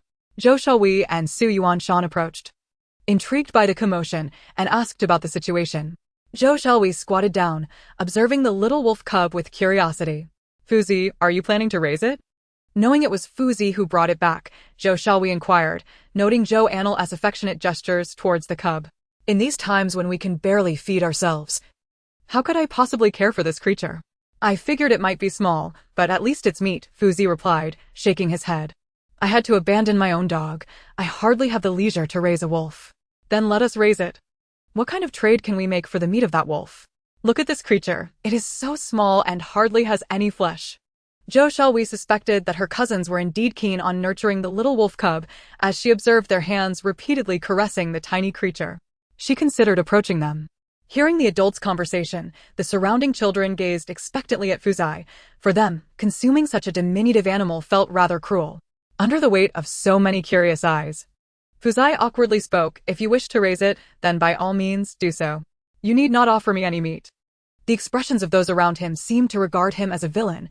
After all, he was merely hungry, which explained his desire to eat something so small. Zhou Xiaohui intended to be more polite, but Zhou Yuanshan interjected, let it be so. However, I fear it may not survive if it has been starved for too long. Zhou Xiaohui's attention was immediately diverted as she bent down to observe the little wolf cub. Anle, if it proves unmanageable, I shall share my food with it. It will surely thrive. Zhou Anle fixed a steady gaze upon the cub, responding, no need, it will live. The village chief had already sent the few individuals who had gone up the mountain away, leaving the group of children behind. With Zhou Yuanshan's arrival, the atmosphere became noticeably tense. Logically, the village's adolescents should have been more familiar with Zhou Yuanshan, yet they were even less acquainted with him than Zhou Xiaohui. This was largely due to Zhou Yuanshan being the exemplary child, outshining his peers since childhood, ultimately becoming an educated man who often spent time away from the village. He later passed the examinations for the scholar degree. It was said that had the imperial examinations not been suspended, he would have easily passed to become a jiren, which only deepened the respect the village youths held for him. Once the adults had prepared the food, they departed, leaving the children behind. Zhou Anle discreetly took out some barbecue seasoning and grilled the remaining beef and mule meat. The aroma so enticing that even the adults outside discussing matters felt their mouths water. Since animal tracks had been discovered on the mountain, they planned to return the following day in hopes of finding more, thus alleviating their food concerns. If wolves were present, there would surely be more prey. As the village chief spoke, he noticed the listeners were distracted. What is going on? Is a mere morsel of food enough to captivate you this way? Look at your lack of ambition, he chastised. Disperse now, we shall continue our discussion tomorrow. With that, the chief issued a dismissal. The group of men quickly left, returning home to meals that seemed tasteless in comparison. Once they were gone, the chief's stomach grumbled in protest, prompting him to seek out his wife. A group of youths, along with several younger children, began to eat and chat, the atmosphere rapidly growing warm and lively. Laughter filled the air, and gradually, they became less reserved around Zhou Yuanshan. Some even boldly invited him to join them for play on another day, to which he smiled and agreed. Anle, your grilled meat has a peculiar flavor. Yet it is truly delectable. Several remarked, to which Zhou Anle remained composed. It's a secret recipe. How could it not be delicious? She replied with the same nonchalance. As rain began to fall in the first half of the night, the soothing sound brought a sense of comfort, momentarily easing the pain of their fleeing from hardship. The downpour alternated between heavy and light, never ceasing. The women busied themselves weaving straw sandals and mats, while the men found themselves suddenly idle. Zhou Anle approached Su Yuanshan. Elder brother Su, I would like to ask for your assistance in drawing something. She wished to create 2 luggage boxes but lacked both paper and pen. Fearing that others might not understand her spoken words, she sought out the only literate person, Su Yuanshan, believing that scholars could certainly draw. Su Yuanshan did not inquire further, but promptly took out paper and a pen, ready for Zhou Anle to describe her idea. One must commend Su Yuanshan's remarkable comprehension. After Zhou Anle described the shape and structure of the luggage box and its intended use, he rendered it all onto paper, complete with labels for every component, leaving Zhou Anle thoroughly impressed. The two then took the drawings to the only carpenter in the village, Su Yongfa, who, upon seeing them, immediately recognized the item's uniqueness. If this is crafted well, it will make future journeys much easier, he exclaimed. Sure, come back in a couple of days. I will have it ready for you, Su Yongfa assured, studying the drawings intently. But what about the payment? Zhou Anle inquired. Money is of no use right now, just bring me something in return. There's plenty of wood available in the mountains, so no need to worry, Su Yongfa waved her off. Zhou Yuanshan and Zhou Anle observed Su Yongfa's captivated demeanor as he examined the drawings, and without further ado, they turned to leave. I will find someone to cut a few trees for wood. Do you have any specific requirements for the material? Zhou Anle asked. She shook her head. I just want it to be convenient. As long as it can be made, I have no particular demands. If it truly works out, I shall express my gratitude with a generous gift for your family as well. Su Yuanshan simply acknowledged her. The two fell silent, and after escorting Zhou Anle back, Su Yuanshan called upon his 2 uncles and cousin, heading to the foot of the mountain to fell a couple of trees to bring back for Su Yongfa. You work quite swiftly. I hadn't even begun crafting when you brought the wood, Su Yongfa teased upon seeing the timber Su Yuanshan had procured. We won't be staying here long, Uncle Yongfa. You need to finish promptly, Su Yuanshan remarked, causing Su Yongfa's expression to tighten. Rest assured. I will complete it as soon as possible, he replied, heading off to gather his tools. Observing Su Yongfa's diligent work, Su Yuanshan and his companions chose not to linger. In roughly half a day's time, Su Yongfa summoned the village children to call Zhou Anle over. She suspected that the item was ready, and Anin and Anfeng were also curious about their sister's much-anticipated creation, so they eagerly followed her. Zhou Anle arrived, candies in hand, accompanied by her 2 little shadows, to find several people gathered in the yard, deep in discussion. Upon her arrival, they parted to make way for her. Take a look, is this what you wanted? Su Yongfa pointed to the square box at the center. Zhou Anle's eyes lit up as she thrust the candies into Su Yongfa's hands and eagerly tugged at the box. Though the wooden wheels were somewhat stiff, given the circumstances, its construction was commendable. This is exactly right, Uncle. You've done excellently. Zhou Anle's praise brought a satisfied smile to Su Yongfa's face. Miss Zhou, I must say, I do not require any compensation for this item. But may I use your drawings to create a few more? Su Yongfa expressed, having conceived an idea after seeing the box. After consulting with the village chief and a few others, they all wished to have one since it would greatly ease the burden on the women and children at home. Of course, feel free to use them, Zhou Anle agreed, understanding that they had all been in this together for so long, united in their struggle for a better life. Now that such an item was available, how could she deny others the opportunity to benefit from it? However, the next one must be made for elder brother Su's family. As the wood was brought back by them, and I promised him the next one, she stipulated. No problem. The matter was settled. And the men hurriedly set out to fell more trees, assisting Su Yongfa in processing the wood. Over the course of 3 days, they successfully crafted a dozen luggage boxes. The rain has ceased, and once again, the plan to ascend the mountain has been resurrected, with the village chief organizing a few seasoned individuals to venture forth in search of game. However, Su Yongfa remains unperturbed, tirelessly preparing his suitcase.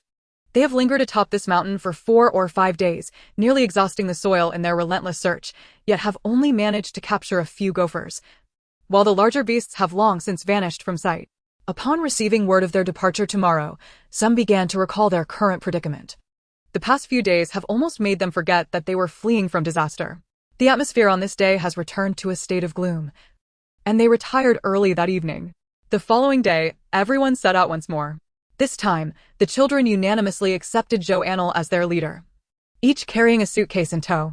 From a distance, they resembled a merchant caravan, exuding a presence that even surpassed that of the adults nearby. Anne marched behind Zhou Anle like a valiant little warrior, proudly pulling 2 suitcases, while Ping cautiously cradled their pet wolf cub, Fa Kai.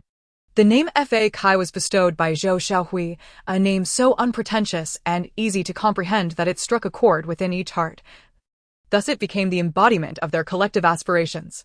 Perhaps due to the special water Zhou Anle provided, Fa Kai grew remarkably robust, transforming daily. Though he still indulged in frequent slumber, Ping, lacking the strength of an entrusted the task of carrying Fa Kai to his elder sibling.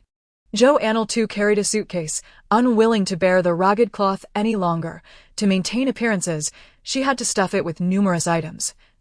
But she feared that if she continued to carry it, her growth would be stunted, a loss not worth incurring.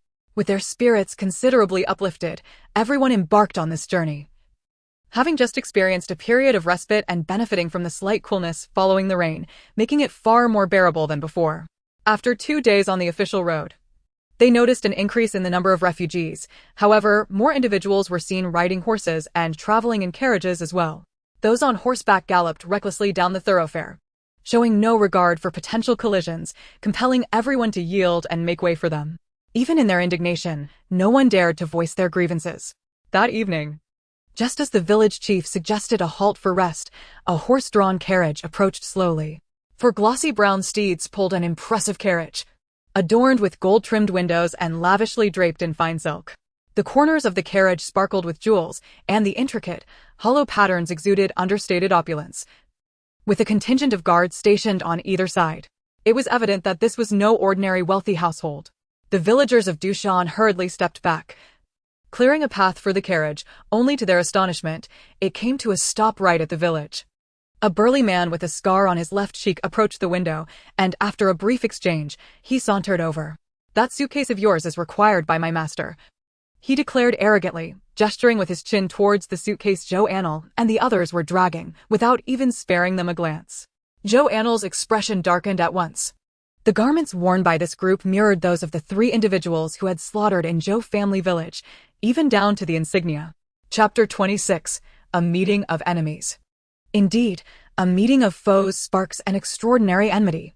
The smile that typically adorned Zhou Xiaohui's face had vanished. The memories he had so painstakingly tried to ignore surged back at the sight of those garments, his eyes reddening as he glared fiercely at the scarred man.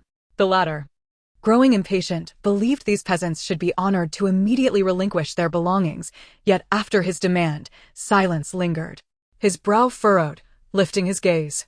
He met Zhou Xiaohui's furious glare, which seemed to pierce him like that of a vengeful adversary, sending a chill down his spine. "Did you not hear my words?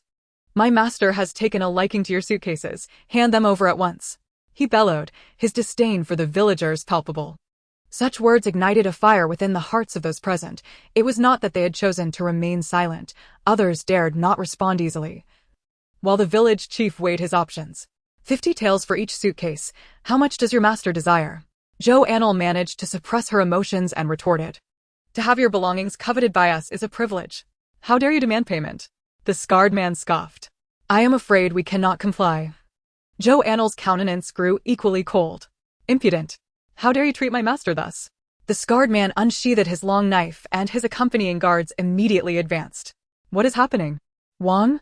A commanding voice emanated from the carriage as a stout hand pulled back the window to peer out. "Your Highness, this group of peasants has dared to disrespect the master, refusing to submit their belongings," the scarred man reported, embellishing the tale as he spoke to Prince and Princess. A portly middle-aged man had fled the city before its fall, abandoning his family while he escaped with a private army. Having nothing left to lose, he felt affronted by the audacity of these peasants to refuse him, and his anger flared. "A pack of mongrels, daring to look down upon me, slay them," he commanded with a wave of his hand. The villagers of Dushan, already incensed by the prince's words, bristled at being labeled as mere peasants in their struggle for survival. Children and adults alike grasped weapons, aiming them defiantly at their oppressors. No longer were they easy prey, their experiences had forged them into a fierce force. The village chief's expression shifted between uncertainty and fury as he witnessed the guards brandishing their weapons against his people. Just then, Zhou Anle stepped forward. "Your Highness, now is hardly the time for conflict. I fear pursuers may be closing in, and I suggest you refrain from wasting time here." "Your Highness?" The villagers realized this was indeed the notorious Princein from Ningqing, known for his exploitation of the common folk, who charged exorbitant fees just to enter the city. Their gazes turned hostile. "Who are you to dictate my actions?" Princein, though slightly apprehensive of potential pursuers, refused to show weakness. "How dare you speak to a prince in such a manner? You are courting death." The guards laughed derisively. It was clear they deemed this man a sycophant attempting to curry favor with the prince. "Should you choose to disregard our warnings, we shall see how this unfolds. If we perish, we shall drag you down with us. We have nothing left to lose." Zhou Anle remained unfazed, regarding them with a steady gaze. Princein, now furious, had never before been threatened. "Charge!" A clash ensued, and Su Wenwu and the villagers were no mere ordinary folk. The women and children were shielded behind them as the men stood resolutely at the front. Having abandoned the city, Princein had dared not bring many guards. Merely a handful. Unbeknownst to them, this group of individuals proved to be formidable adversaries, each possessing a measure of combat prowess. Even the scholar-like figure who had spoken to him moments ago displayed an unexpected tenacity in battle. Who are these people? It is astonishing how difficult they are to contend with. Zhou Xiaohui's eyes burned with intensity as he focused on the guards. An seized a large stone from the ground, raising it high, and Ping discarded his fortune to grab a stick. Spotting an impending ambush, An swung her makeshift weapon with impressive strength, brandishing the stone taller than herself, causing the villagers of Dashan to keep their distance. Zhou Anle kept a watchful eye on Princein as he silently activated his powers, sending an ice spike hurtling towards the prince's carriage window. The prince felt a chill breeze and instinctively turned his head, narrowly avoiding a piercing ice shard that grazed his neck. Who goes there? Protect this prince!" he cried out in panic from within the carriage. Upon hearing his cries, the royal guards were taken aback. One guard, startled, kicked aside Su Deong and rushed back to the carriage. Lifting the curtain, he found the hefty form of Princein gasping for breath. "My lord, are you unharmed?" the guard inquired, anxiety gripping his heart. "Someone has attempted to assassinate me. Quickly, ascertain if there are pursuers." The prince's inner turmoil grew palpable. The guard scanned the surroundings, but saw nothing. Could it be that the prince has misjudged? "There are no pursuers here," he replied, his brow furrowed. "Do not speak such nonsense. Look for yourself." The prince retorted angrily, gesturing towards the corner where the ice spike lay. Upon seeing it, the guard's eyes widened in realization. Someone had indeed launched a silent attack on the prince. "Hurry, summon our men back. We must depart swiftly. We will deal with these lowly peasants another time." The prince pressed his hand to his chest, feeling his heart race, eager to leave the scene. In contrast, the villagers of Dashan bore the brunt of the injuries, suffering more severe wounds than the guards, who had also sustained various injuries, with two of them having their legs shattered by Su Wenwu. Among them was a young girl. A fearsome sight for the guards, wielding a stone nearly her height. A single throw could result in serious harm. Had she been older and taller, the consequences would have been far graver. Upon receiving the retreat order, relief washed over them, and they hastily withdrew from the conflict.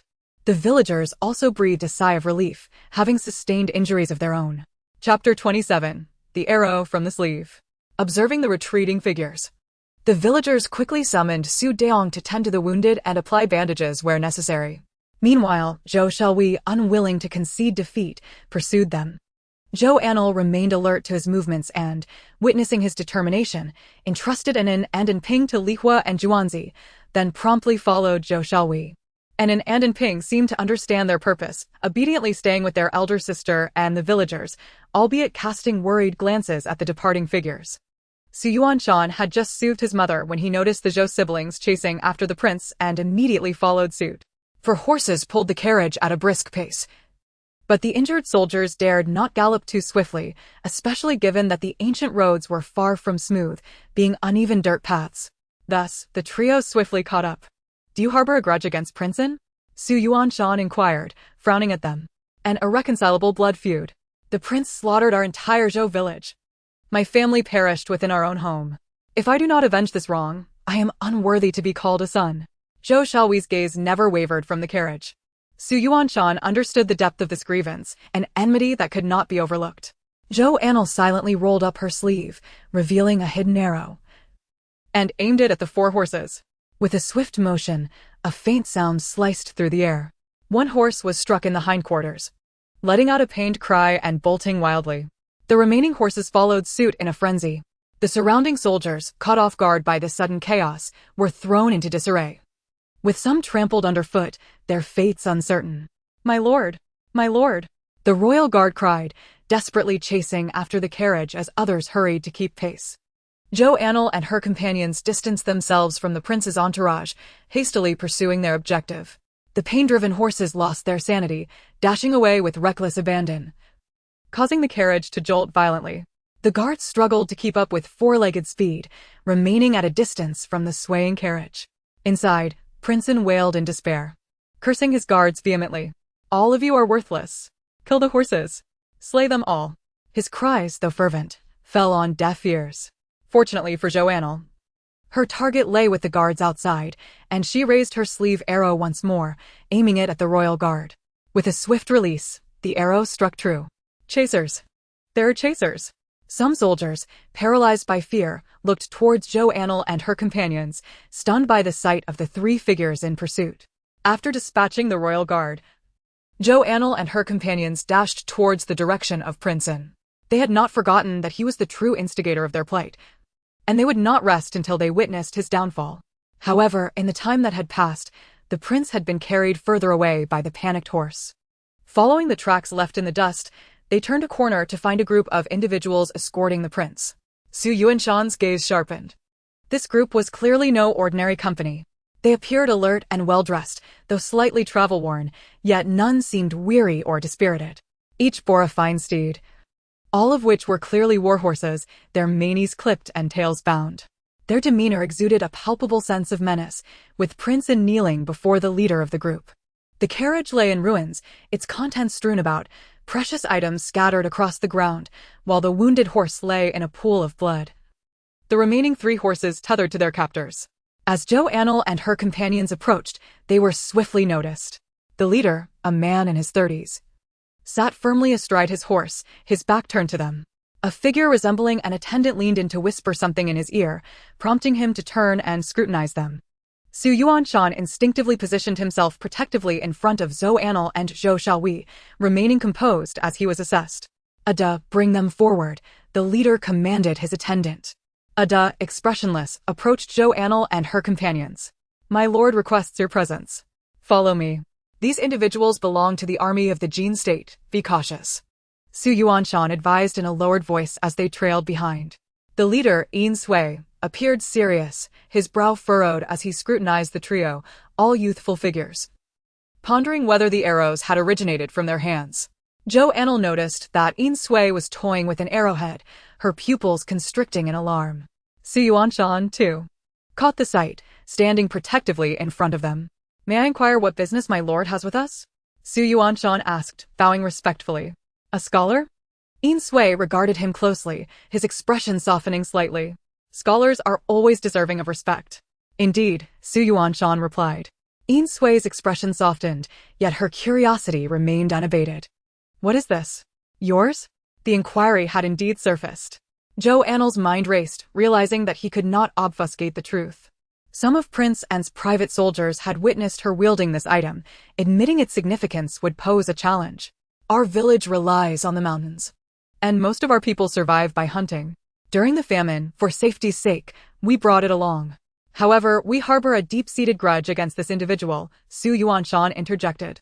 Upon hearing Su Yuanshan's words, Zhou Anle fell silent. Oh? Pray enlighten me, Yin Sui's interest piqued. We hail from the Zhou family village under the jurisdiction of Ningqing Prefecture. Due to a severe drought, Princeton dispatched his men to our ancient well for water. To our dismay, the well had run dry, and in a fit of rage, his subordinates slaughtered over 100 households in our village.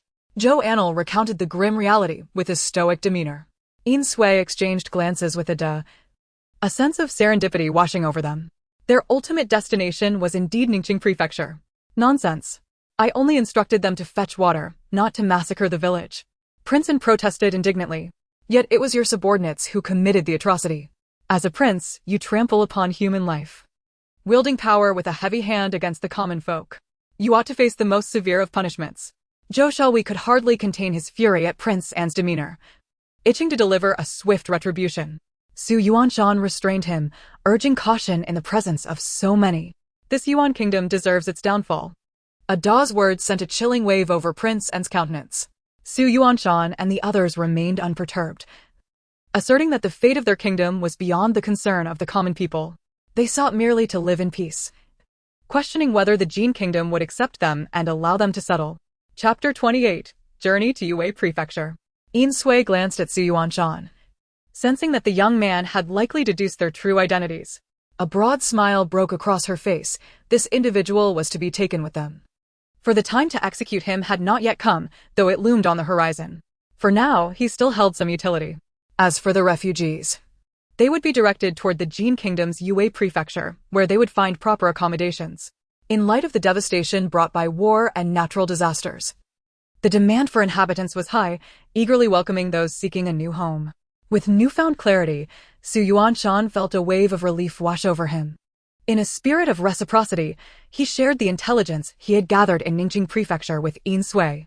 Having already held a favorable impression of these three young individuals, Yin Sui was now fully informed and felt reassured. After a moment's contemplation, she instructed Ada to fetch pen and paper, composing a letter to be entrusted to Su Yuanshan. Take this letter to Yue Prefecture and deliver it to the governor. I have included a token of gratitude within. She regarded the young man with admiration. Your future is boundless. Study diligently, and you shall achieve great things. Thank you, my lord. Su Yuanshan bowed sincerely. The others had gathered the scattered gold, silver, and jewels, even prying the precious gems from the cart. Ada hoisted Prince An onto a horse.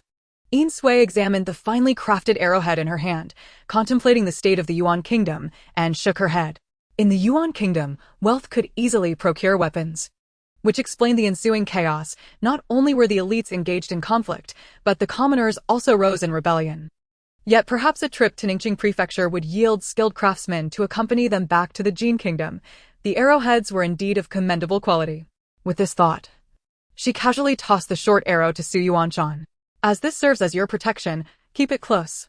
Once in the Jin Kingdom, you must dispose of it, lest you invite trouble with the law. With that, she dismissed them. Onward. With a command, all mounted their horses and departed, leaving Zhou Anle and the others to trail behind in the dust. Zhou Anle was in high spirits, relishing the chance for revenge, pondering how Prince An, now in the hands of the Jin people, could possibly expect leniency. Once the others had departed, Zhou Anle approached Prince An's cart and conducted a thorough search, only to discover it utterly devoid of any valuable items, as if the wood itself had been stripped bare. She scoffed. This was truly remarkable.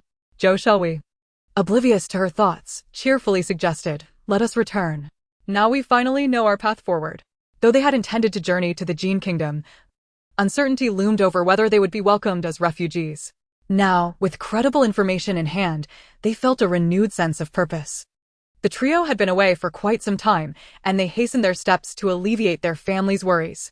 In short order, they witnessed the Jin soldiers dispatching Prince An's private troops with ruthless efficiency, leaving him pale and trembling, exclaiming, "I do not wish to return."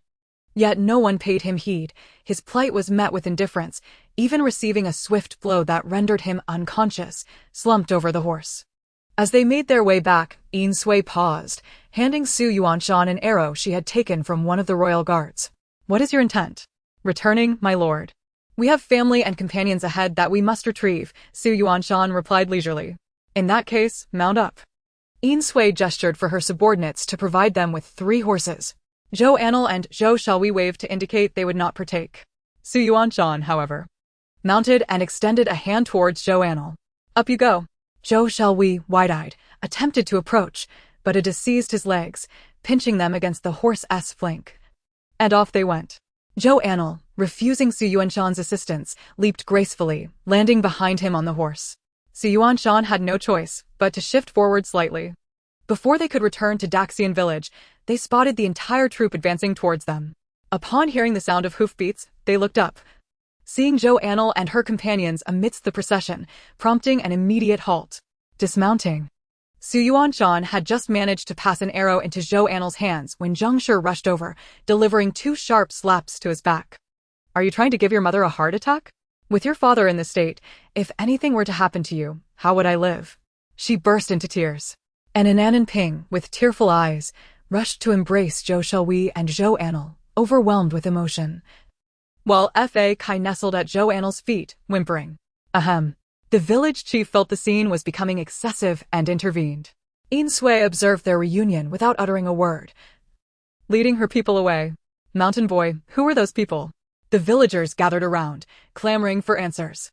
Officials from the Yuan Kingdom, though I know not their ranks. However, I inquired, and they directed us to Yue Prefecture, where they can accommodate refugees. We will be able to settle there. Yuanshan's voice trembled with excitement. Is it truly so? The village chief's eyes brimmed with tears of joy. Indeed. With this confirmed, some of the women began to weep openly, their faces buried in their hands, finally finding hope for a new beginning. The village chief immediately ordered a halt, urging everyone to rest and gather their strength for the journey ahead. That evening, the people of Daxian village convened, inquiring about their endeavors outside. Yuanshan deftly diverted the conversation, and amidst their gathering, they began to dream of a brighter future. After a simple meal, they retired for the night. However, Zhou Anle soon discovered Zhou Shelhui seated alone upon a stone, his body trembling uncontrollably. What troubles you? Zhou Anle asked, her brow furrowed in concern. Anle, I am overwhelmed with joy. I have finally avenged myself. Zhou Shelhui's voice was a mixture of relief and liberation. Zhou Anle remained silent, choosing to sit beside him in quiet companionship. In the memories of the original owner, life in Zhoujia village was far from idyllic. The grandparents passed away early, and the family had long since divided their assets. Zhou's father was the 4th child, considered a latecomer, with a significant age gap between him and his 3 elder brothers. After the parents' demise, the family division resulted in Zhou's father receiving merely an acre of barren land and a few pots and pans. Had it not been for his own determination to seek a livelihood by stealthily learning to read at the school, he would never have become a bookkeeper. His older brothers treated him with indifference due to their age difference, lacking any familial bond. Once Zhou's mother entered the household, the aunts would occasionally visit to bully her. Had it not been for Zhou Shelhui and Zhou Anle, who were closer in age and more carefree, they would have found it impossible to bond. Thus, Zhou Anle maintained a calm demeanor regarding the villagers' deaths, as their parents had already perished before this calamity. With the emergence of a target, the spirit of their endeavor transformed. The next day, they set forth with heads held high, brimming with hope for the future, even donning faint smiles. Despite the scarcity of food and the exhaustion of their daily toils, as they journeyed towards Yuan Kingdom, the throngs of people grew denser. In addition to the refugees, there were also individuals who appeared to be rather well off. Those individuals regarded Zhou Anle and the others with disdain, as if their very presence sullied the eyes. The villagers of Dashan felt a sense of discomfort. Who would choose to leave their homeland to face scorn if they could help it? On this day, as they set off, they encountered a merchant convoy, all transporting goods by horse-drawn carts, each cart accompanied by 4 guards. One particular cart, seemingly carrying passengers, was surrounded and came to a halt as it approached the group from Dashan village. Wait, what are those boxes? Zhu Qing's eyes gleamed with interest as he scrutinized their luggage. Chapter 29. The transaction. Zhu Qing appeared to be in his 20s, dressed like a nouveau riche, which explained why he had recruited so many guards.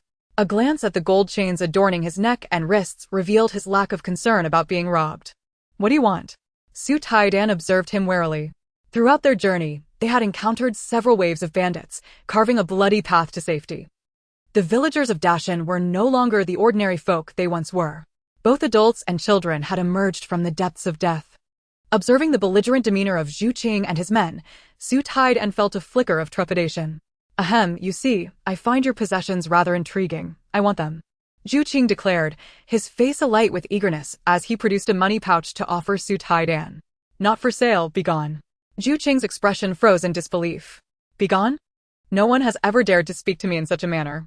His face darkened with indignation as he pointed a finger at Su Taidan. Furious at the insult. How dare you scold me? I offer you money out of respect, yet you tell me to leave? The villagers of Dashan, who had not witnessed the entire exchange, only saw Su Taidan being berated and wondered where this local upstart had come from, gathering their weapons and closing in.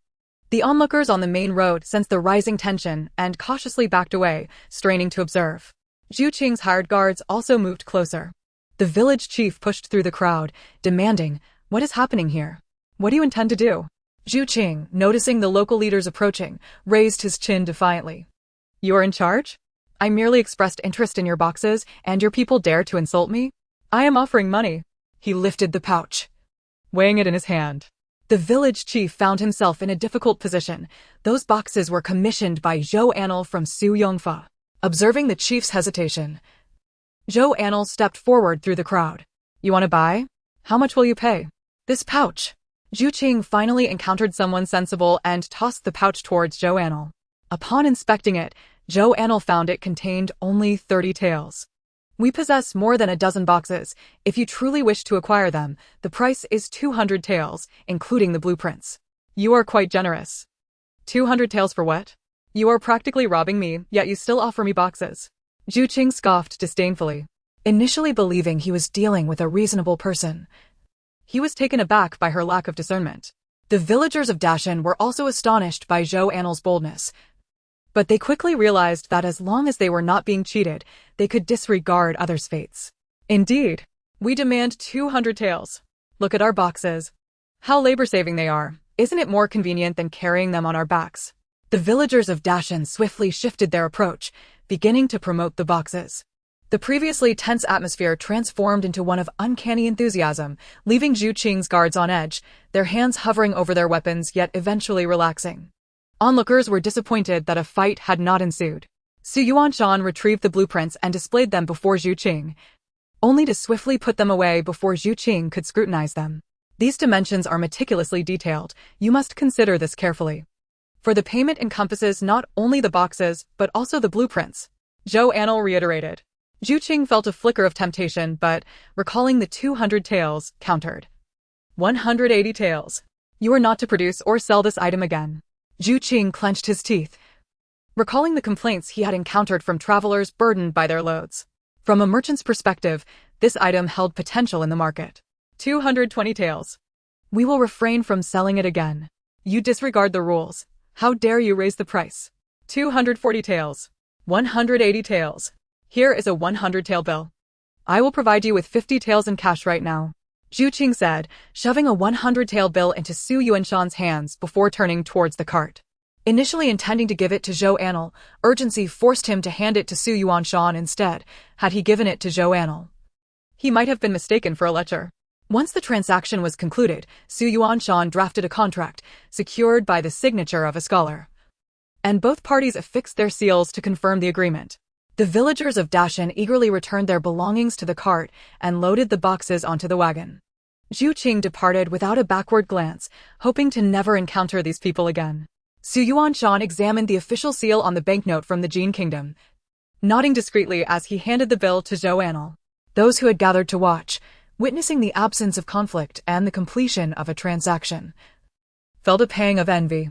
That evening, as merchants and refugees rested by the roadside, they found a patch of open ground and settled down. After discussing the situation with the village chief, Zhou Anle gathered everyone together to deliberate on the division of the silver. "I propose that we have a total of 16 boxes, but here we have 180 taels. We shall give Uncle Yongfa 10 taels as a craftsmanship fee, and another 10 taels to Brother Su as a guarantee fee. Shall we split the remainder equally?" Zhou Anle smiled as he presented his plan. "That is not appropriate.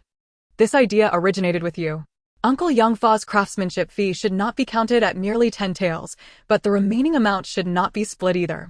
I suggest that each box is valued at 5 taels, and the rest belongs to you," Su Yuanshan suggested, prompting the villagers of Dashan to nod in agreement.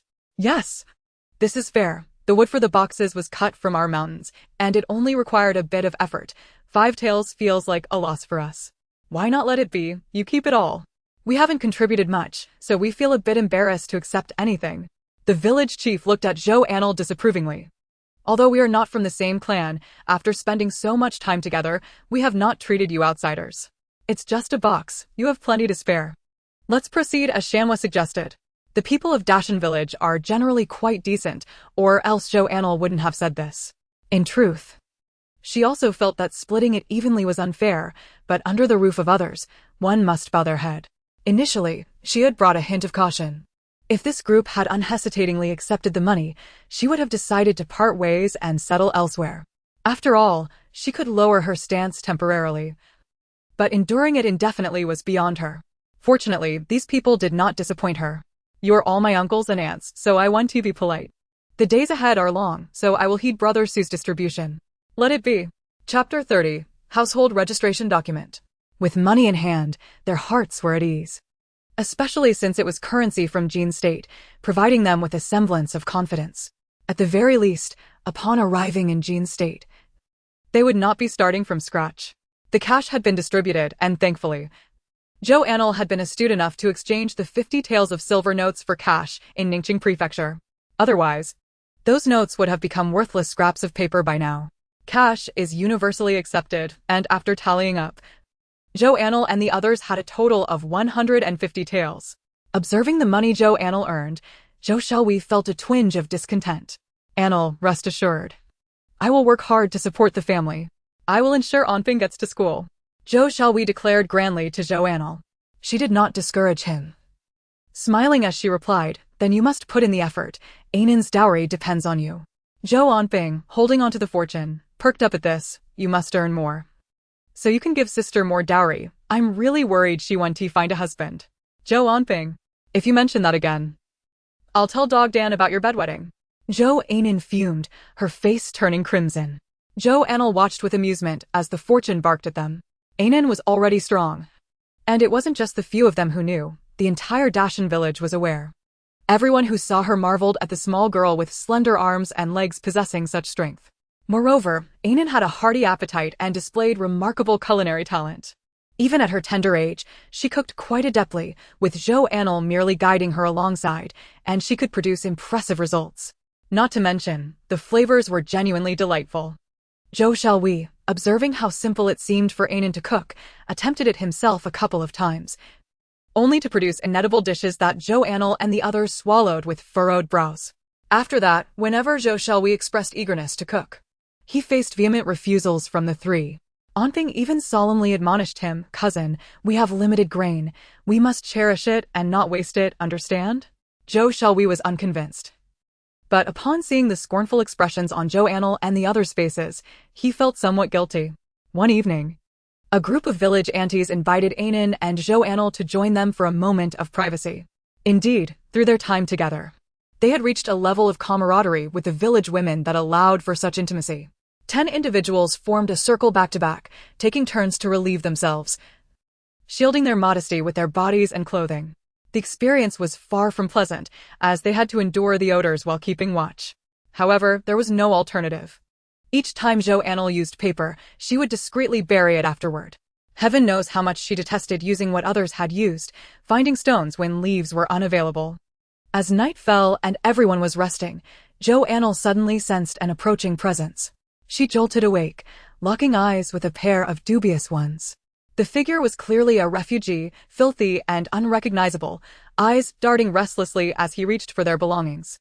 Zhou Anle swiftly grasped Zhou Ainan's stone and hurled it at the man's hand. I'm sorry. I want to do it again. The man exclaimed, quickly crouching and covering his head. His loud cries startled the nearby individuals, and the night watchmen quickly roused from their slumber. What do you want? The people of Dashan village demanded angrily. I saw you earn some money a few days ago and thought to steal a little, he admitted. Among the onlookers a few days prior, he had trailed them for 2 days, determining that this family consisted solely of children, all quite young, which prompted his thieving intentions. Yet, he never anticipated that Zhou Anle would be so perceptive. He had only just approached when he was discovered. This individual was accustomed to petty theft. Upon being caught, he instinctively covered his head, likely having faced many beatings before. The villagers of Dashan looked on, bemused. Such a coward, frightened by a mere reprimand, still dared to steal. A youth similar in age to Zhou Anle rushed up to give him a beating and tossed him aside, warning, "If you dare come back to steal, I'll make sure you regret it." The night watchmen promptly changed shifts, patrolling the area to prevent any further mischief. Days passed, and the vegetation along the roadside gradually thickened, indicating they were nearing Jin State. Many travelers bore a similar disheveled appearance, but none traveled in such a large group as they did. When they finally beheld the imposing city gates, the group was overwhelmed with emotion, almost brought to tears. Outside the gates of Yue Prefecture, a multitude had gathered, forming two lines, one crowded, the other sparse. The faces of those in the larger line appeared vacant and numb, indifferent to their plight, seated on the ground, watching the comings and goings of the gates with little reaction. In contrast, those in the smaller line bore faint smiles, looking noticeably more alert. However, sorrowful expressions were more prevalent. The villagers of Dashan approached to inquire about the situation, learning that individuals with household registration documents were being separated from those without. Those with documentation were able to prove their identities, while the undocumented were labeled as drifters, unable to verify their status and relegated to the other side. The officials at the Jin State gates were relatively courteous to the refugees, knowing they would be settling in Jin, but their demeanor towards the drifters was far less gracious, though still a marked improvement compared to the officials Zhou Anle had witnessed in Ningqing Prefecture, who had treated commoners with disdain. The group soon found themselves in the refugee line, where officials diligently checked documents, appearing serious and responsible. Though their attitude was not particularly warm, it was tolerable. Dashan village? After reviewing the documents, the young soldier examined the Su Daong family one by one, nodding to signal them to stand aside once confirmed. After checking 3 households, all from Dashan village, he was quite surprised and looked up. "Is this all from your Dashan village?" "Yes, all from Dashan village," the village chief replied with a beaming smile. Seeing others arriving in miserable pairs, yet so many from Dashan village had made it here together, the village chief felt as refreshing as if he had just drunk a bowl of cold water on a scorching day. "You all are impressive. It's remarkable that so many of you are still alive," the young soldier murmured, saying no more. In their hearts, they pondered whether, with so many individuals gathered, there might be unrest if they were to be grouped together. Should they not rather be separated? Chapter 31. Delivering the letter. "Sir, I am uncertain how this allocation is determined. Is there any possibility we could be placed in the same location?" The village chief's weathered face broke into a smile as he leaned slightly forward, ingratiatingly gazing at the young soldier. "People are generally distributed apart, with so many of you. It's unlikely you will be assigned together," the soldier replied, casting a dismissive glance that shattered the village chief's hopes. "What? That cannot be. We do not wish to be separated," cried one villager. "Indeed, I refuse to accept such a fate. How can we be divided?" Panic spread among the villagers of Dshn village, and the chief's expression turned grave as he discreetly produced a few pieces of silver, slipping them into the soldier's hand. "Sir, you see, we are all one family. Having traveled a great distance to arrive here, it has not been easy. We implore your leniency." The village chief maintained a smile, cautiously making his request. The soldier, internally musing that their very unity was the reason they could not be grouped together, relented slightly at the sight of the silver. "However, this decision does not lie with me. It is the magistrate's allocation," he continued. "For your sake, I shall be frank. It is precisely your numbers that preclude you from being assigned together. A larger group is more difficult to manage. Frankly, it matters little where you are placed. You are far better off than those without registered households. Once allocated, you will enjoy a 3-year tax exemption, and those assigned to particularly harsh conditions will receive some relief grain. Those without immediate placement must endure several inspections before they are assigned, and they will find themselves in remote areas with no relief grain and merely a 1-year tax exemption. Those in dire straits may even have to sell themselves into servitude. Be grateful for what you have." Were it not for the silver, the soldier would not have bothered to elaborate on such matters. The village chief felt a chill in his heart, and the villagers stood silently, having overheard the exchange. They understood the reasoning, yet still harbored reluctance to accept such an outcome. Su Yuanshan stepped forward, addressing the soldier. "Good sir, we bear a letter from the magistrate that requires delivery. Might we be permitted entry into the city?" If they could present the letter, and perhaps secure an audience with the magistrate, there might be a glimmer of hope for their request to remain together. The soldier's demeanor towards Su Yuanshan was relatively cordial, recognizing him as the only scholar among the group. Do you think you can see the magistrate at will? Do not harbor any illusions about entering the city. However, do you truly possess a letter for the magistrate? The soldier scrutinized Su Yuanshan, uncertainty evident in his gaze. Indeed, I do, Su Yuanshan replied, producing the letter given to him by Yin Sui. The soldier observed his earnest expression, hesitated, then said, "Wait here, I shall fetch someone." With that, he hurried to the city gate, where Zhou Anle's gaze followed him closely. He returned with a young guard, no more than 15 or 16, possessing a fair complexion and refined features, exuding an air of scholarly elegance. "I hear you have a letter for the magistrate," the young guard, Liang Heng, addressed Su Yuanshan directly. Su Yuanshan promptly handed over the letter, confident that this individual could ensure its delivery. Liang Heng took the letter, noting the inscription to Xian, with utmost respect, and immediately adopted a more serious demeanor. "I shall deliver this to the magistrate. Please wait here," he instructed before mounting his horse and departing. They complied with his request to wait, aware that many like them awaited the government's arrangements. Finding a secluded corner, they placed their belongings on the ground, knowing well that with officials present, none would dare instigate trouble. The villagers of DSHN began to discuss their plight. "Chief, SHNWA, regardless of others' fate, my family must remain with yours," one declared. "What do you mean by that? We also wish to be together with them," Su Dafa interjected. "Your words lack kindness. What do you mean by disregarding others? We are all from the same village. How can you speak so?" Before any decisions had been reached, voices began to rise in disagreement, each eager to be grouped with the village chief's family, seeking the comfort of familiarity. The village chief, exasperated, shouted, "We have endured so much to arrive here. Before any decision to separate has even been made, you already begin to quarrel. It seems I have lived in vain all these years." Zhou Xiaohui, anxious about the possibility of being separated from his companions, quietly pulled Zhou Anle aside, his expression tense. "Anle, if we are settled, what do you think we should do?" Zhou Xiaohui's intent was clear. He wished for them all to be registered under the same household. However, having spent time together, he felt it prudent to consider Zhou Anle's thoughts on the matter. Zhou Anle had also contemplated this issue. From his memories, he recalled that regardless of the country, women faced considerable hardships, often looked down upon and targeted by nefarious individuals. Moreover, in their current circumstance, only the four of them were blood relatives. It made no sense to divide them into two households. "Of course we should remain together. Does my cousin wish to establish a separate household?" Zhou Anle queried, frowning at Zhou Xiaohui. "Certainly not. How could I entertain such a thought?" Zhou Xiaohui responded, a smile breaking across his face. Anan and Anping relaxed as well, relieved that their older siblings were in agreement. They would all be one family moving forward. Fa Kai chimed in, echoing their excitement. Anping hastily covered his mouth. "But what if we are separated from the DSHN villagers? If we find ourselves in another village, will we be bullied?"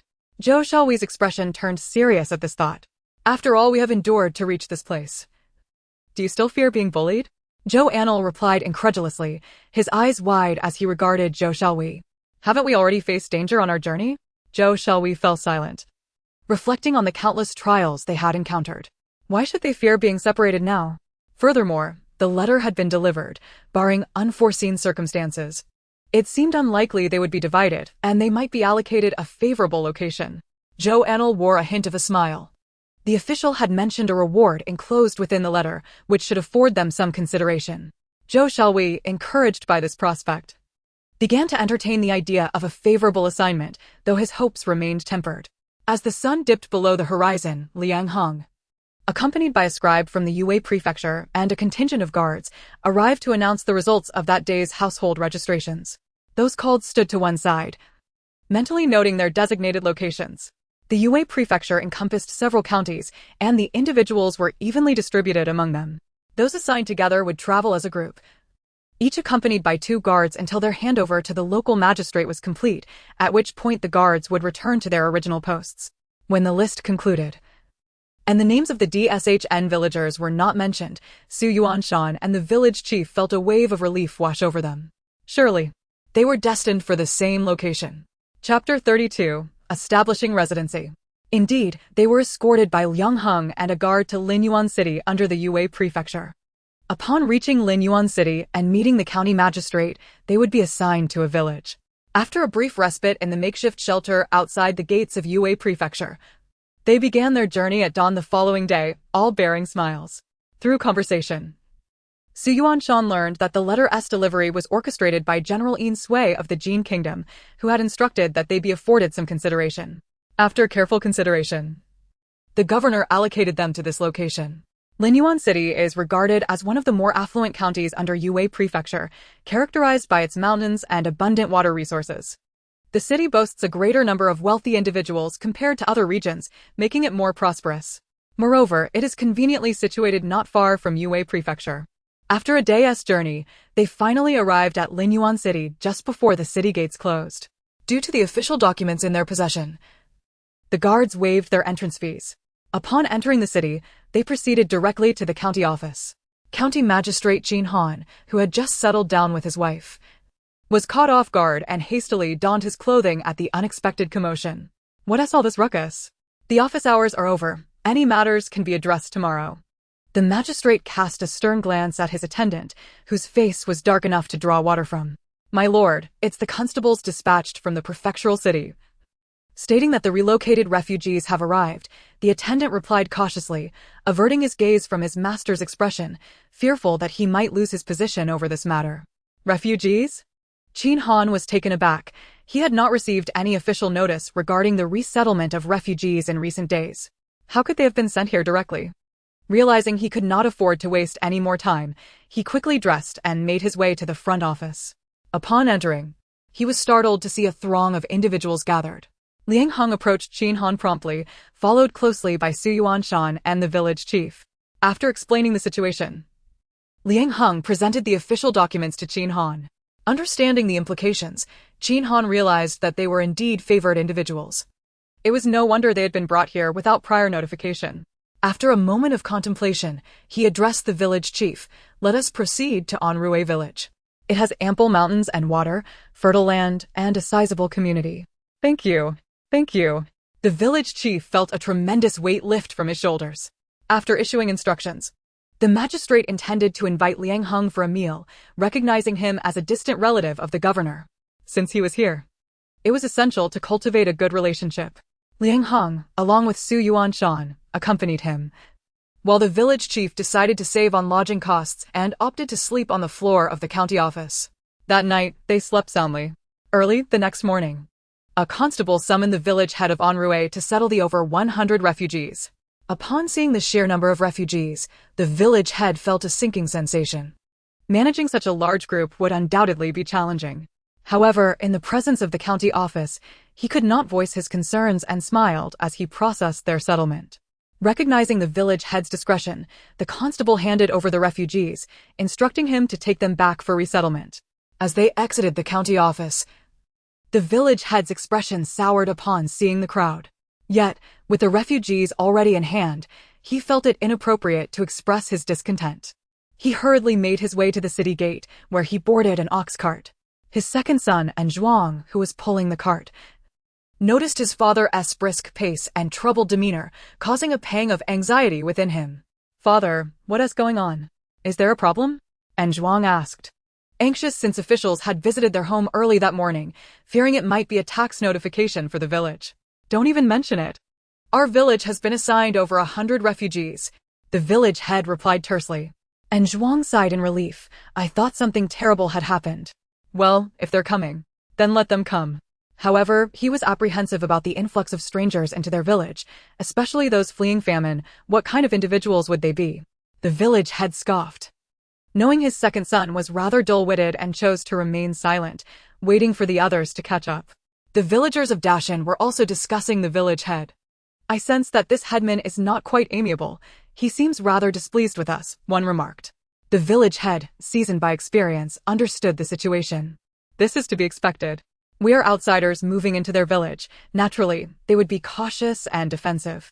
If Dashan village suddenly welcomed such a large number of outsiders, we would not react positively either. We must lay low, avoid conflicts, and prioritize settling in. In an era where people were often wary of outsiders, it was no surprise that the villagers reacted negatively to the arrival of so many refugees. The village head sighed heavily, glancing at Zhou Anle, whose eyes shone with determination. As long as Su Yuanshan succeeds, we need not fear. With that thought, he approached Su Yuanshan earnestly, saying, "Young man, once we are settled, you must continue your studies. Should you encounter any difficulties, do not hesitate to seek my assistance. Had it not been for the previous emperor's cessation of the imperial examinations, our dear Bao Bao would have already excelled. Rest assured, I will ensure my son continues his education," Li proudly asserted. Bao Bao chuckled quietly, not adding anything further, while the rest of the Su family nodded in agreement. The village head looked at Bao Bao, sighed deeply, and turned away. Following the ox cart, they endured a bumpy journey, often stopping to allow Zhuang to pick up the dung that had fallen on the road. What should have been a 1-hour journey stretched on until sunset, painting the sky with hues of red by the time they finally reached Anrui village. Nestled amidst mountains and rivers, the village showcased fields with crops flourishing, and a small river meandered through Anrui. At the village entrance stood a robust locust tree, where many villagers sat with bowls of rice, while a group of curious children observed them. Although the villagers' living conditions were not particularly stellar, they were undeniably better off than the refugees, as at least they maintained a tidy appearance. "Erlang, what brings you all back with so many people?" a villager at the entrance inquired, having overheard their commotion. Upon learning that the newcomers were refugees seeking shelter in the village, those under the locust tree erupted in alarm, hastily retrieving their shoes and scurrying home. When they arrived at the village head's home, the village head and the villagers were already gathered, awaiting their arrival. Chapter 33. Distribution. We do not agree. The villagers surrounded the village head's residence, glaring at the newcomers from Dashan village. "Sister, they seem quite fierce," and Ping remarked, scrunching her nose in discontent. "Do not worry. Should they dare to bully us, I shall fight back," Annan declared, her fists clenched, her eyes sparkling with determination. Contemplating being the first to charge out and take down the village bullies, ensuring no one would dare to intimidate them again. "What are you thinking?" "These matters will be resolved by the adults. We children should remain on the sidelines and wait," Zhou Anle commented, observing the two factions arguing animatedly. The village head, though reluctant to bring them back, felt powerless in the situation. The county magistrate dictated actions, and he had to comply with orders. Frustrated by the incessant bickering, he felt a headache creeping in. "Silence. Anyone who disagrees can go speak with the county magistrate. I lack the authority to sway him. If any of you believe you can, then hurry and go." The village head snapped impatiently. "Day after day, you do nothing but complain. What good does it do? These people will have to reside in the village regardless. It seems you have too much time on your hands. Have you harvested your beans? Have you found your lost plow? Instead of addressing real issues, you create chaos here. Now, disperse." The village head gestured to dismiss them. Upon witnessing the situation, the village head hastily extended his hand to push everyone out, urging them to return and refrain from causing further chaos. "We will inform everyone once we have results." After dispersing the crowd, the headman's wife brought over 2 bowls of water, wrinkling her nose at the sight of so many people. "Who is responsible for all of you? Step forward." The headman, already parched, drank the water in one go and began to address the matter at hand. Zhou Anle and Zhou Xiaohui were engaged in deliberations regarding their future. Now, Zhou Xiaohui had officially assumed the role of the head of the household, which comprised his elder sister Zhou Anle, younger sister Zhou Anle, and younger brother Zhou Anfeng. "Anle, rest assured, I will cultivate the land and ensure we thrive." Zhou Xiaohui was brimming with determination, confident in his new responsibilities as the family patriarch. "Absolutely no doubt," Zhou Anle echoed, her heart filled with enthusiasm for the prospect of owning land to cultivate food after enduring the apocalypse. In the aftermath of the cataclysm, all land, flora, and fauna had been tainted, rendering them inedible due to mutation. Food had become a precious commodity, and she struggled to find viable seeds or suitable land for cultivation. Now, the opportunity to plant as she wished ignited a primal urge within her, as though the DNA of the Chinese people had stirred within her. This time, she was resolute in sowing the seeds of a hopeful future, aspiring to reach new heights in life. It seemed that the village head had reached an agreement. As dusk approached, without delay, he announced his intention to lead them to the site where their houses would soon be erected.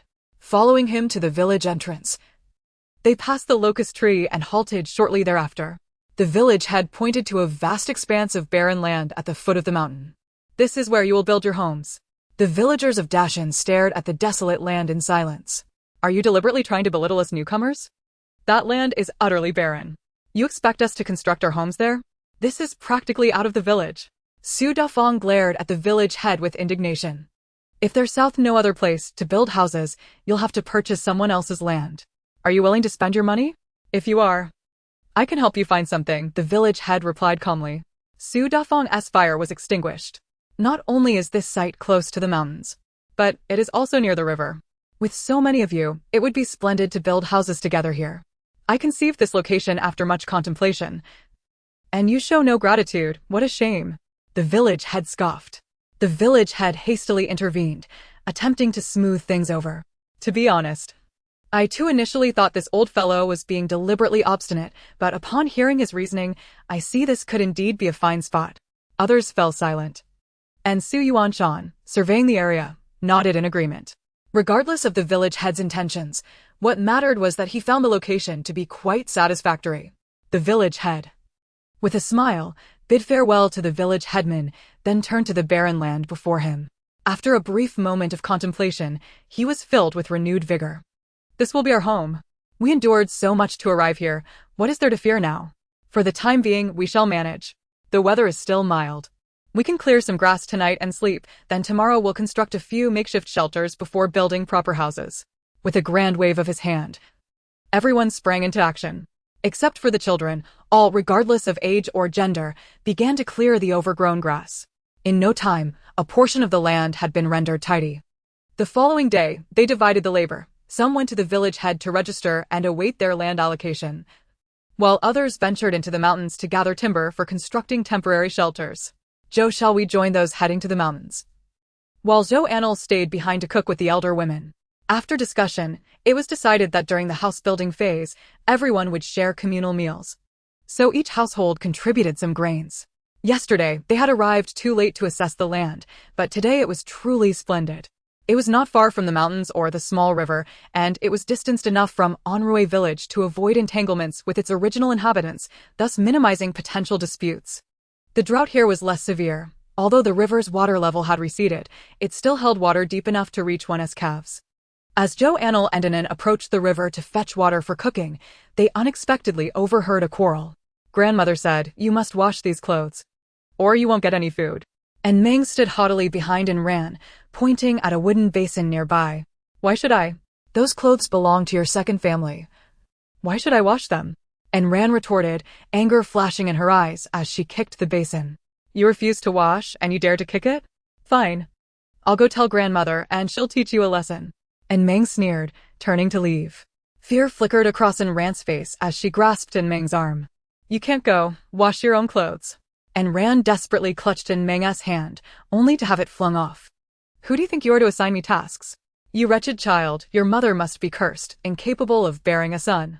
You should be the one doing all the chores at home." And Meng looked down on Ran, her words piercing deeply. "You're just like your mother, born with a cursed fate. It's a miracle we Haven Tea cast you out of the house. You're unwilling to do a bit of work. No wonder your father is a spineless waste. With you two in the house, it's a stroke of bad luck." As Ran listened to Meng's incessant venomous words about herself and her mother, a surge of fury ignited within her. In a moment of rage, she seized a stone from the riverbank and struck Meng on the back of her head.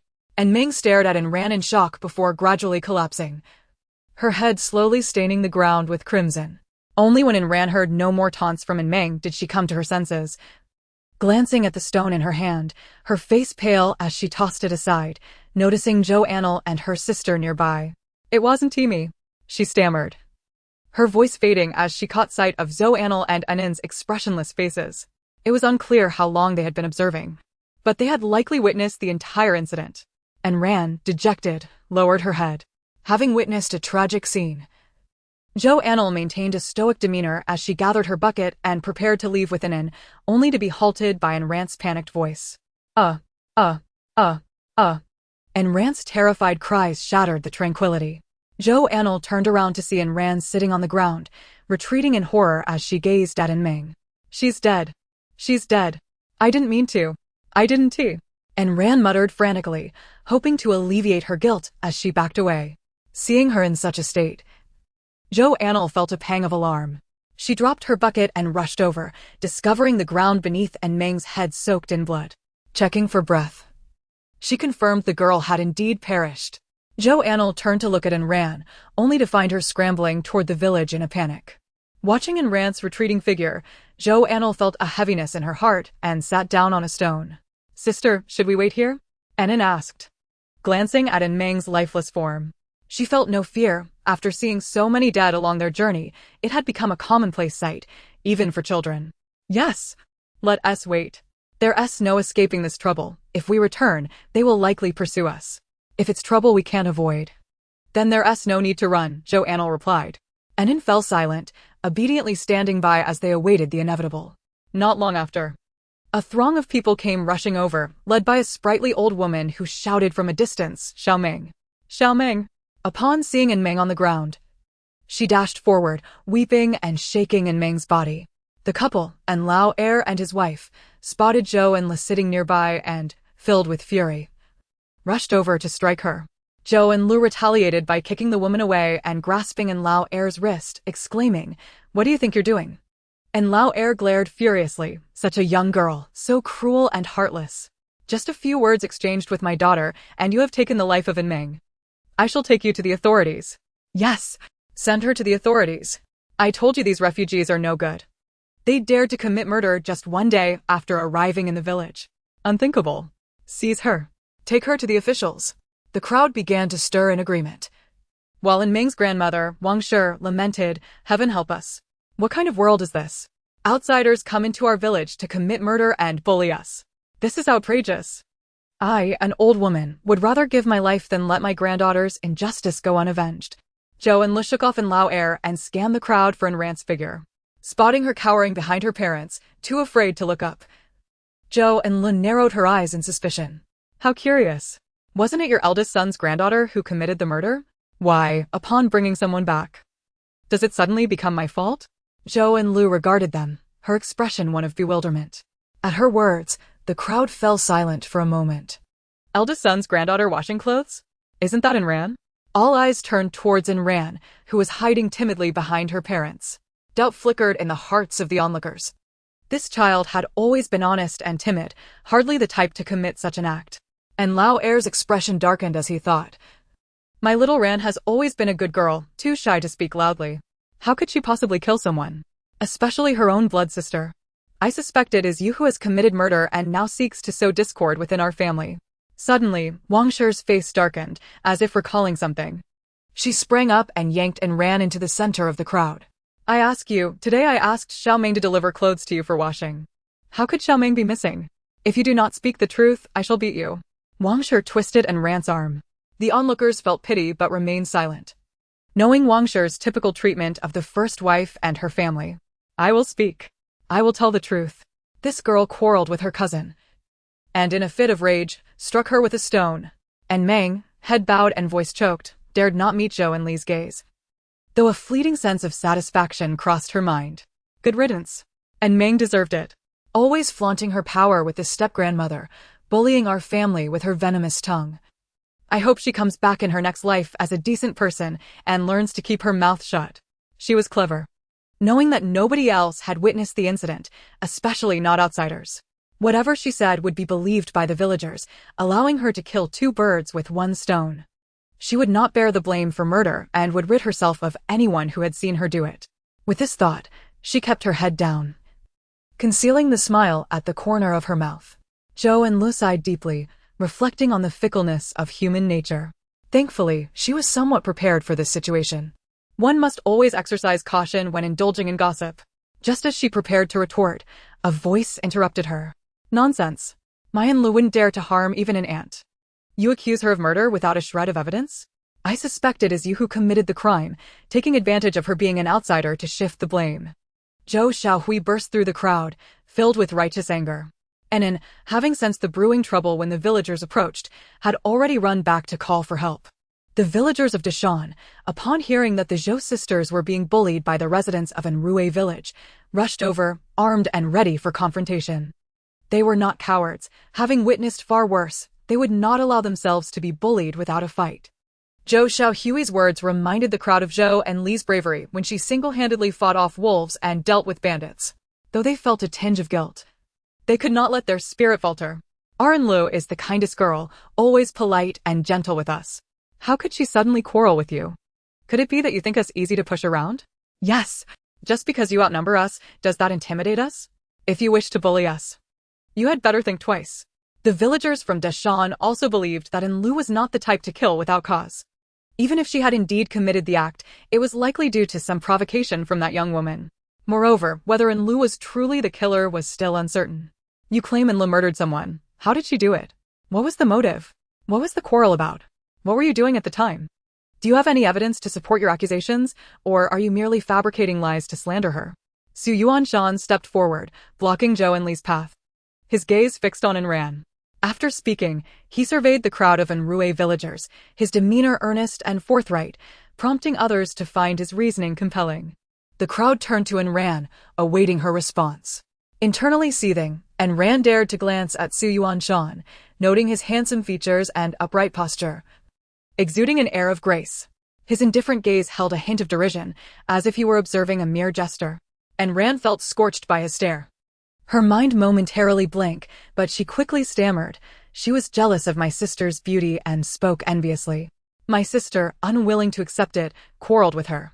And then she picked up a stone and struck Xiaoming.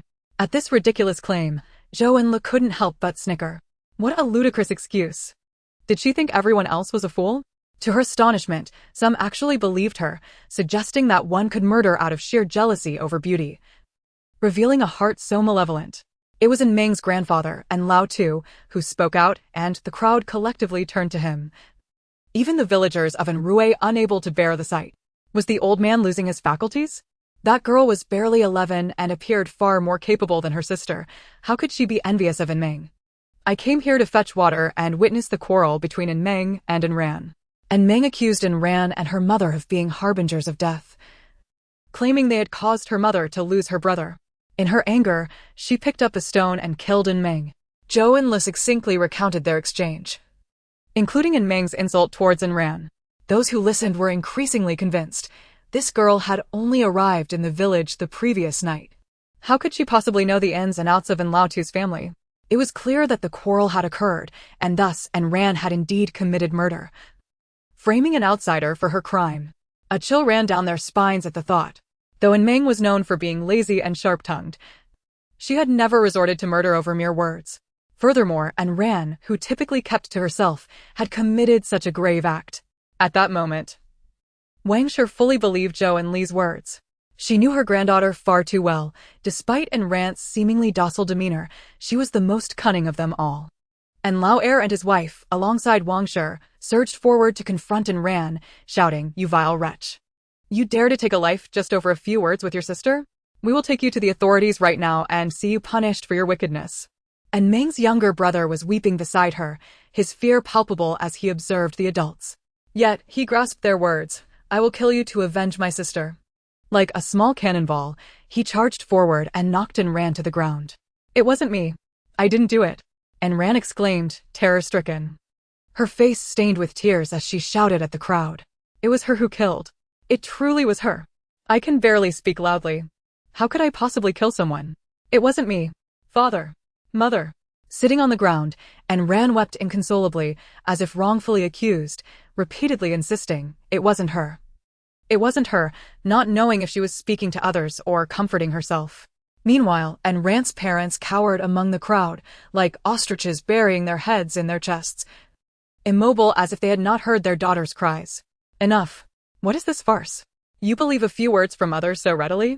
I think your brains have gone awry," old man and exclaimed in exasperation. Wang sneered, "I see you are the one who has lost your faculties. I know better than you what your granddaughter is like. Her heart is wicked. She may appear innocent, but the petty tricks she plays behind the scenes are numerous. When I asked her to wash clothes, she would cut holes in them. When I asked her to cook, she would spit in the food. Do you think I am blind? Is that why I hold the first family in such low regard?" The villagers of Anrui were taken aback. "Is this true?" "She doesn't seem that way." Old man An's face darkened. "Nonsense. You simply cannot stand the child left behind by the previous generation. I have been more than patient with you. Do not push your luck." "Push my luck? After all these years of marriage, why is it only the second child I have? Surely, you haven't forgotten? If it weren't for the eldest couple deliberately placing round stones at my doorstep, would I have fallen and miscarried? Wang glared at the couple, her hatred palpable. Old man N's face turned crimson. I have said it was an accident. An accident. You say? Those perfectly round stones weren't just picked up from the riverside? You expect me to believe that? Wang scoffed. Goodness. Who would have thought we would stumble upon such ancient grievances? The people of Anrui and Deshan villages felt their trip was not in vain. Regardless of whether there would be a fight, the gossip was plentiful. Enough. This happened many years ago. What significance does it hold now? Xiaoran has already said she did not kill anyone. Stop stirring trouble. Old man was reluctant to air the family's dirty laundry and attempted to change the subject. Though this is a family matter, now that it involves a life, it is no longer merely domestic. Since clarity cannot be achieved here, let us go see the authorities. At the county office, everything will become clear. The village chief, as the patriarch of the An family in the predominantly An clan village of Anrui, spoke with considerable authority. See the authorities? I will ensure this harbinger of doom knows her place, and she will pay in blood for her debts. And you? Regardless of the circumstances, you are also implicated. Pay us silver. Wang glared at Anran, then pointed accusingly at Zhou Anle. My sister and I merely witnessed your family fighting. How is that our concern? We wasted half a day because of you. You owe us money. Zhou Anle protested. You saw us and did not help. Heartless wretches, and you still dare to ask me for money? Dream on. Disgusting. You old hag are utterly unreasonable. Zhou Anfeng was beside himself with anger. At such a young age, you lack upbringing. Is this how your parents taught you to speak to your elders? My ancestors have long since turned to dust. What gives you the right to claim elder status? Wang retorted, single-handedly battling the children from Deshan village, while the adults looked on with great interest, making no effort to intervene. Mother! Mother! Oldest and shouted, interrupting Wang's fervent speech. Xiaomeng is alive. Alive. She moved. The crowd gasped and gathered around. Zhou Anle furrowed her brow. She had seen An Meng take her last breath. How could she possibly have come back to life? Su Yuanshan shielded Zhou Anle as they pushed into the center, where they indeed saw An Meng twitch her fingers, her eyes moving before slowly opening. Her first words left Zhou Anle in shock. What the hell? Zhou Anle's pupils dilated, her expression a mix of astonishment that quickly masked itself. Su Yuanshan observed this closely. An Meng, oblivious to the reactions, opened her eyes to find a group of people in ancient attire surrounding her, unable to suppress a gasp before rolling her eyes and fainting once more. The village chief, witnessing An Meng's brief return from the dead, was at a loss for words. As long as no life was lost, it is a relief. True calamity would have been troublesome. Well then, since she is not dead, this is a family matter. We shall wait for An Meng to awaken and clarify the situation. There is no need to linger here. Everyone, please return. With that, the village chief turned and departed. Old second and carefully carried his daughter on his back, leading his family home. The supporting characters are good people, true friends. Chapter 36, Designing a House. Zhou Anle never imagined that amidst the gossip, she would come across a fellow villager. As she followed the others home, her mind raced with thoughts, resolving to be cautious, to conceal her true identity, and not to carelessly reveal her possessions. She was also curious about the current state of An Meng and what emotions she might be experiencing. What emotions? An Meng felt nothing yet. She remained in a state of unconsciousness, while the complexities of An Ran's emotions flickered in her eyes. It was indeed fortunate that she had not committed murder. However, when An Meng awoke, An Ran would have no means of coping with the situation. Contemplating this, she felt a surge of resentment, wishing An Meng had simply died. If only she had, but then she shook her head, horrified at her own dreadful thought. Thus, her mind wandered as they returned home. Upon arrival, Wang slammed the door, blocking the prying eyes of the villagers. Get me some eggs to make 2 bowls of egg drop soup. Just seeing you filthy lot is enough. All you do is eat, eat, eat. And now you dare to bully my Xiaomeng? Just wait. Wang's eyes narrowed as she spat bitter words. An Ran's mother flinched, but quickly gathered 2 eggs from the henhouse for the kitchen. Oldest and silently retreated to his room, while An Ran said nothing, placing her wooden basin down to begin folding her freshly washed clothes. Shameless wretch. Even the chickens know to lay eggs when fed, but you? After all these years, you still can't bear a child. raising nothing but a money pit and daring to voice complaints, raising such an ungrateful wolf. Wang ranted, hands on her hips, berating the first family. The 3 members of the first family were already accustomed to her tirades, but eventually, Old Man and could no longer tolerate it and called for Wang to stop. And Meng's brother had gone to fetch a doctor, while Old Secondin and his wife remained by Meng's side. In a daze, Meng opened her eyes, surprised to find herself surrounded by those in ancient clothing. Her mind swirled. Was she still dreaming? Xiaomeng, how are you? Do you feel unwell? Old Secondin looked at his daughter with concern that could not be masked.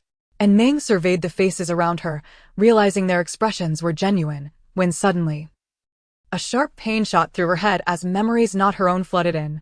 Zhou Anle quickly dismissed her thoughts about the fellow villager. It was of little concern to her, after all. The tale of fellow villagers meeting and shooting each other in the back was all too common. Upon returning to their assigned location, they found a pile of timber already accumulating. When they arrived, the village official had returned, his expression grim but not enraged. Upon closer inquiry, it became apparent that the village chief had declared there was no land allocated to them, only the barren land nearby was available for cultivation, which they could freely develop as their own. Regardless of how vehemently they argued their case, the village chief remained resolute, insisting that there was no land to distribute, merely permitting them to till the wasteland. Fortunately, he had not completely forsaken his humanity, as the land designated for their homes was granted to them free of charge, without any further demand for payment.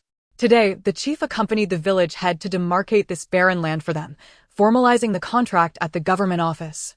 Now, with a bundle of red contracts in hand, the village head returned and distributed them according to the number of members in each household. As they clutched the contracts, a profound sense of reassurance settled within the hearts of the people. They had a home. Though the village provided no land, this expanse of wasteland would henceforth be theirs. They resolved to hasten the construction of their houses and promptly begin cultivating the land, for whatever they could develop would entirely belong to them. They were determined to clear every inch, leaving nothing for others. Had it not been for the proximity of this barren land to the mountains and rivers, the village chief would never have acquiesced to the idea of giving them even an acre. Gazing at the land before them, the villagers no longer felt disdain, but rather their eyes sparkled with ambition. It would all belong to them. They would cultivate it all, leaving not a single inch for the residents of Anrue village. A voice rang out, rallying the children to join in a chorus of enthusiasm, their fervor infectious, as they all raised their voices in unison, vowing to leave nothing for the opposing village. With this shared resolve, they set to work, for there was much to accomplish.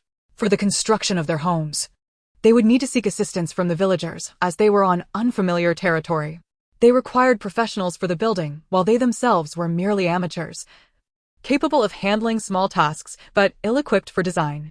Zhou Anle took this matter to heart. This would be their own home, and she wished to design it herself. After locating a pencil in her belongings, she requested a piece of paper from Su Yuanshan and began sketching, unperturbed by his watchful gaze. "What sort of pen is that?"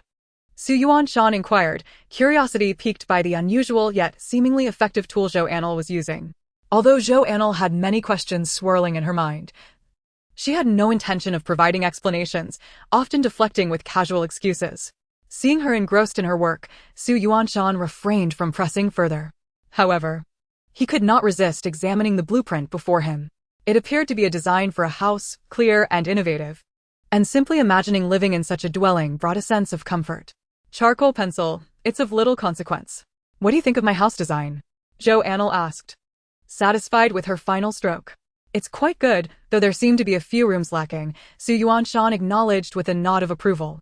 "Our family consists of just the few of us. There's no need for excessive rooms. A larger space for each of us will suffice."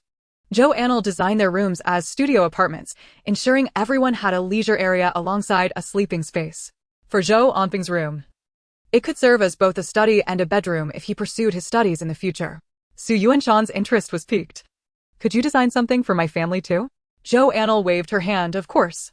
As they exchanged ideas, one speaking, the other sketching, several curious onlookers gathered, including a group of children who, though unable to comprehend the details, enthusiastically chimed in about their own dream homes.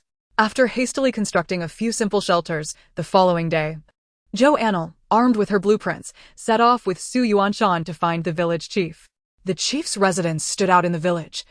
An impressive structure with a main building of blue bricks and large tiles, while the other rooms, though earthen, were quite respectable for a rural setting.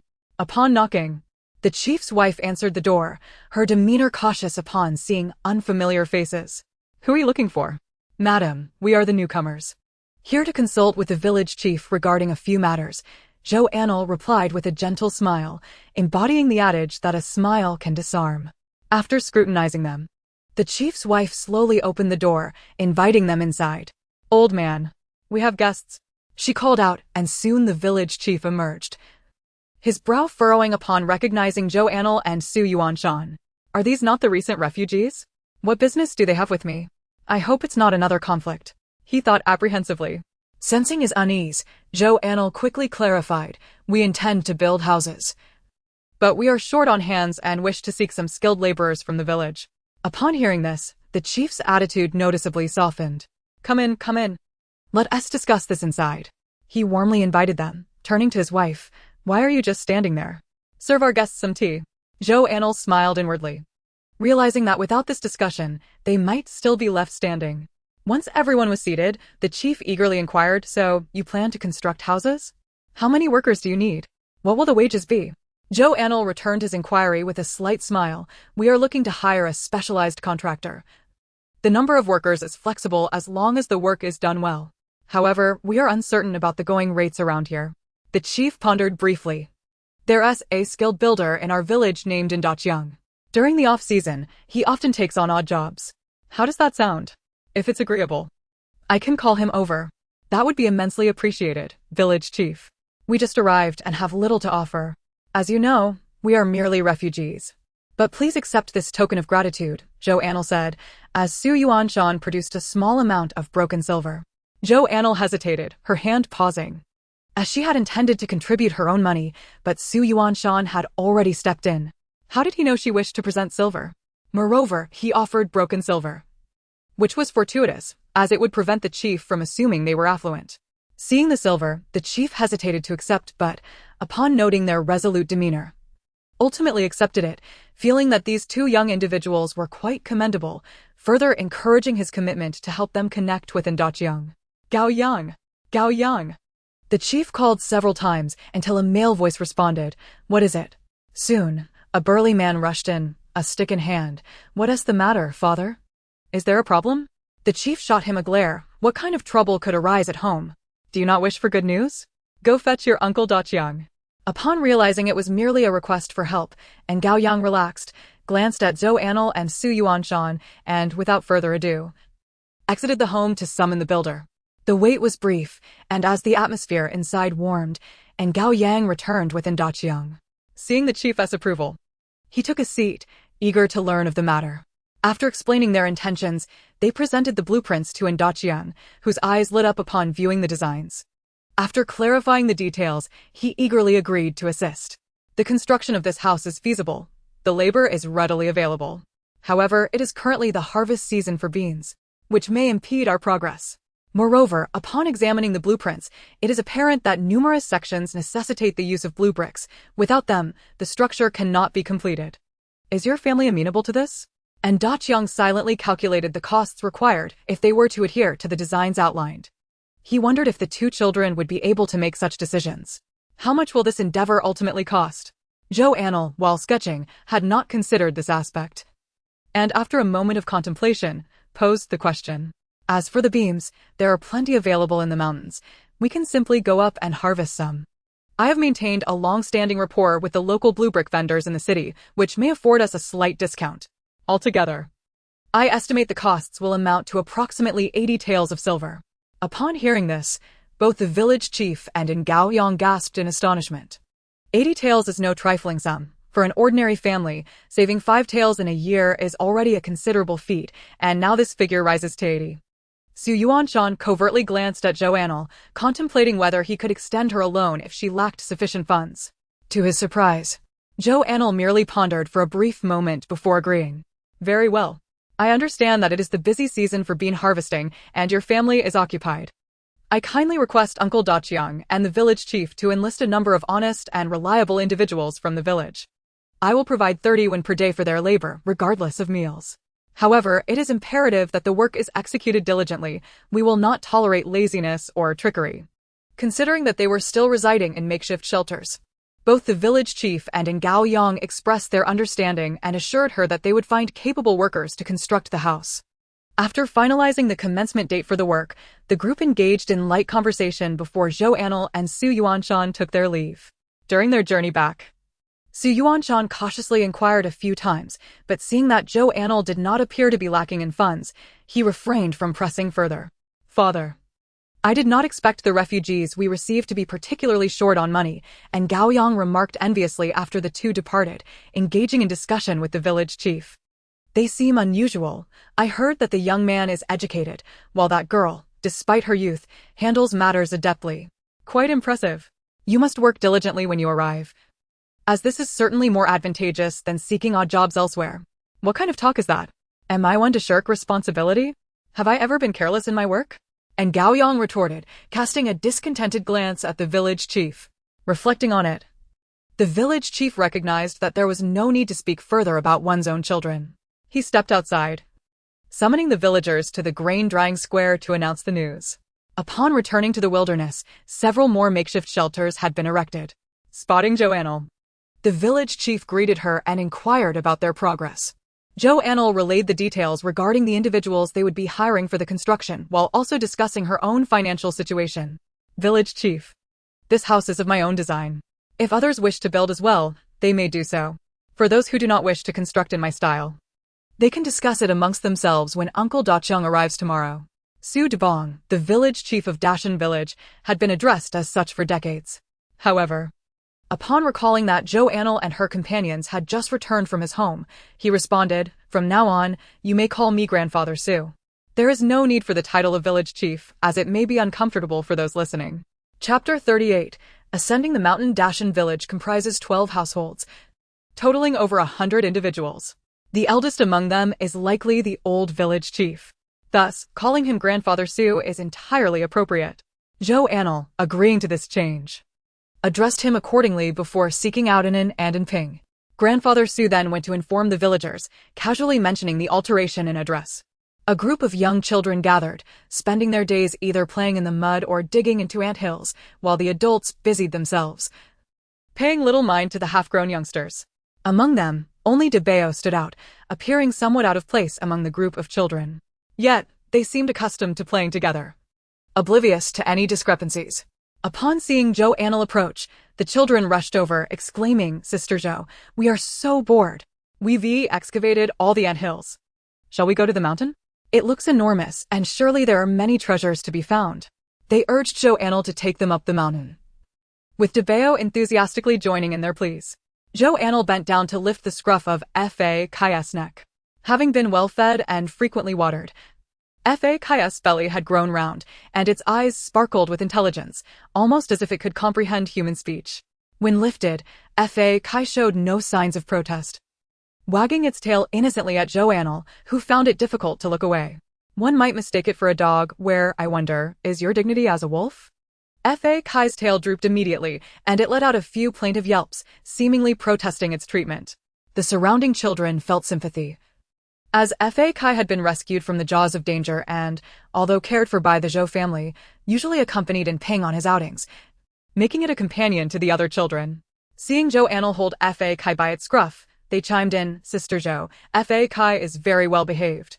It surely wants to play on the mountain too. Let us go, shall we?" Zhou Anle gazed into their eager eyes, feeling a pang of reluctance, yet hesitated due to previous experiences. "Go and ask your parents. I shall not intervene. Once they grant permission, I shall agree." Zhou Anle thought to herself that surely these children would not receive consent. To her astonishment, the group rushed back to their homes, pleading and performing antics, and within 10 minutes returned with the news that their families had acquiesced. Zhou Anle was taken aback. "You must be jesting. We encountered wolves at the mountain foot last time. How could they possibly agree this time? Because we all know Sister Zhou is formidable. And this time Debeo is accompanying us, so our families need not worry."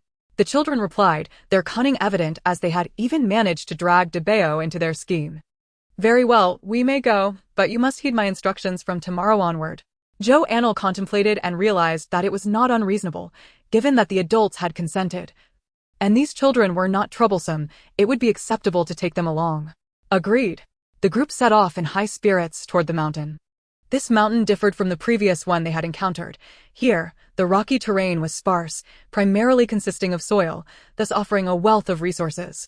Unfortunately, due to the lack of rain, they could not gather mushrooms to bring back for meals. Upon reaching the mountain, Fa Kai unleashed its innate instincts, barking excitedly and running swiftly on its short legs. It appeared to have developed a unique intelligence, rarely straying far from the group, occasionally glancing back at them. At this time, the mountain was not crowded. However, some villagers were present, as there was word of an apricot blossom village beyond the mountain, where villagers would sometimes ascend to gather firewood or forage for various items. The children of farming families matured quickly. Although they had claimed to come to play, they diligently searched the ground for anything of value to bring home for their parents' praise.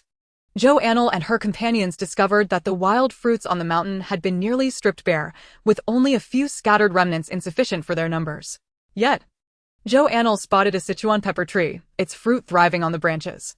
To her delight, she had initially thought their expedition would yield little. But the discovery of the pepper was a pleasant surprise. Let us gather the Sichuan pepper. There is quite a bit here, and it will take us some time. Zhou Anle signaled for them to begin harvesting. To their surprise, they all wore grim expressions. Sister Zhou, this is not palatable. It leaves a numbing sensation in the mouth. Debao shook his head vehemently, exclaiming, Debao want to eat it. Debao doesn't want it. This is not a fruit. It cannot be consumed directly. Trust me. Hurry and pick it. When we return, I will prepare a delicious dish with it for you all.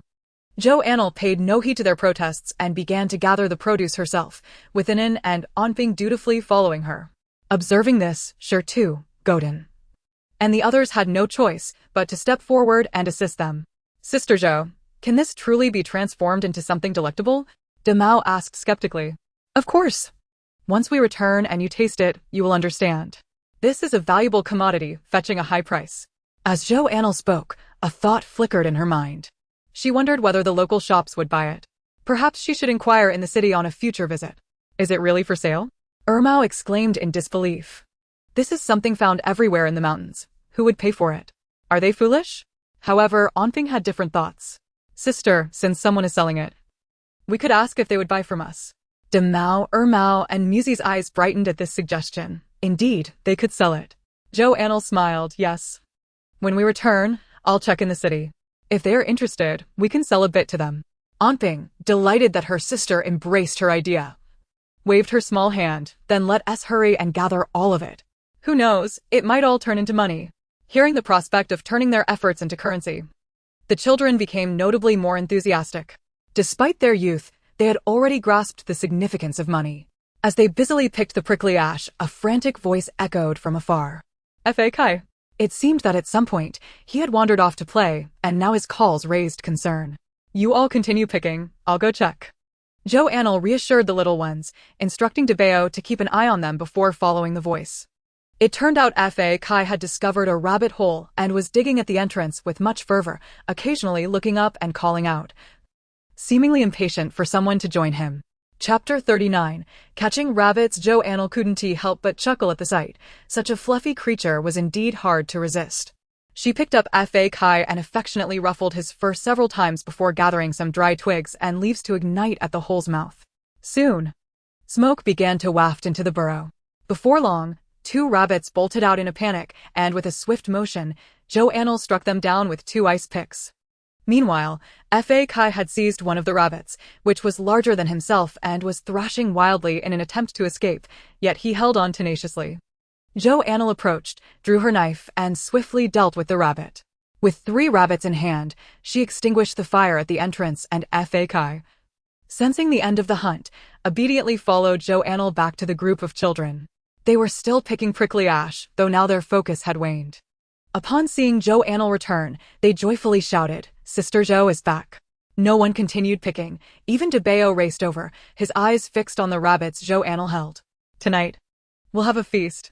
Look at the good things we have.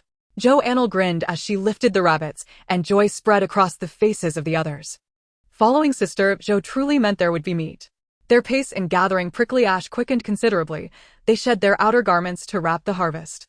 On their descent from the mountain, they encountered 2 children from Anle village, likely out collecting firewood. Spotting Zhou Anle and her group returning from the mountain, hands laden with goods and rabbits, they were instantly envious. This is the mountain of our Anle village. What right do you have to gather anything here? Those rabbits belong to us. One of them approached angrily, attempting to snatch the rabbits from Zhou Anle's grasp. The other, whom Zhou Anle recognized as Meng's brother, Lin, joined in the fray. What are you doing? Do you want to fight? Lin glared, stepping forward and pushing the ringleader back a few paces, causing him to sit abruptly on the ground. Zhou Anle, not wishing to bully the younger children, stepped aside with Debao to observe how they would resolve the conflict. Seeing Anne's considerable strength, the 2 boys exchanged nervous glances, swallowing hard as they faced the wrath of a dozen onlookers. This is our territory. You're being so brazen here. Just wait, this isn't over. After issuing their threats, Lin pulled Datu away, and they ran off.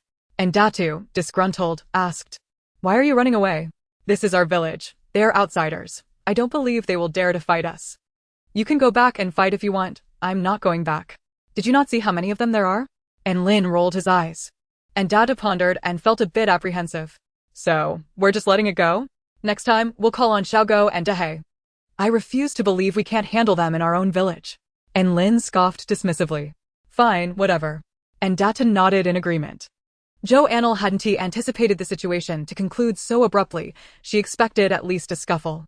However, seeing the resentful expressions on the 2 boys as they departed, she surmised there would be future encounters. Upon returning, she found the children had gathered a bountiful harvest, and the adults were curiously drawn to them. Upon discovering the sacks were filled with prickly ash, their interest waned. Yet, the rabbits in Zhou Anle's possession drew lingering glances, though no one proposed anything further. They were all too busy to venture up the mountain again, preferring to wait for a more opportune time. That evening, upon learning that Zhou Anle had prepared the freshly caught rabbits for the children, Li Shi pulled Zhou Anle aside. "Anle, you can't be so careless. Everyone has just settled down, and money is tight. You must be more prudent. You have younger siblings to think about." Zhou Anle understood Li Shi meant well. Her voice was raised enough for several nearby families to hear. "It's fine, Grandma Li. We children are having fun together. And our uncles and aunts have helped me plenty. This isn't the first time we've gone to the mountains. The rabbits cost nothing. And we're just enjoying ourselves. Inen and Onping are happy with it too. However, if we catch anything again, we might not be able to share it all." At this point, Zhou Anle wore an apologetic expression. "You can't keep eating like this every day. It's all right, when the uncles are free. I'll go to the mountains and catch some bigger ones for you.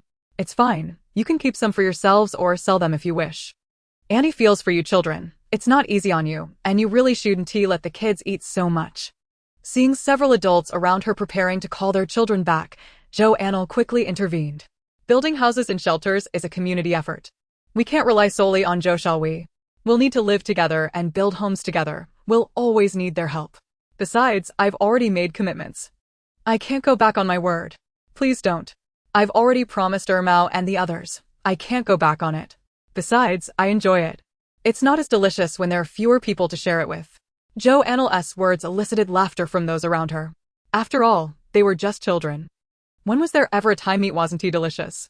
Seeing her sincerity, Li Shi chuckled and ceased her admonitions.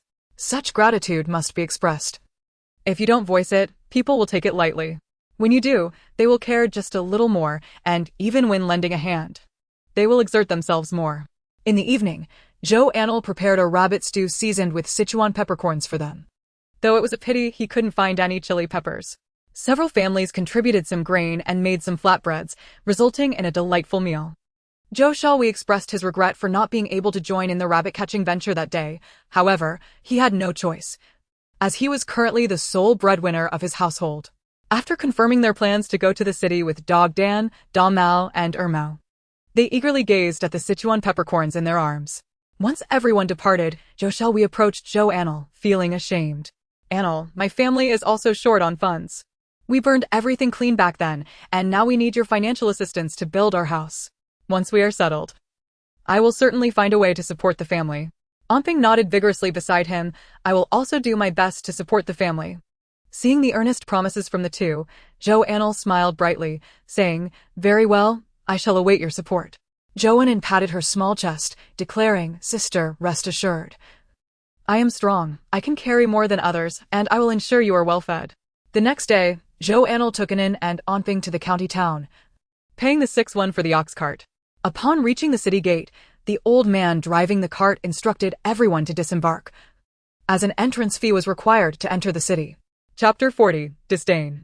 At the city gate, it was customary for visitors to enter on their own, while the cart drivers waited under the large tree nearby. Unless someone paid for them to enter and transport goods, they typically did not go inside. After arranging to return to the village at dusk, the old man guided the ox cart to the side to wait. Upon entering the city, regardless of size, even children being carried were charged an entrance fee of 1 won.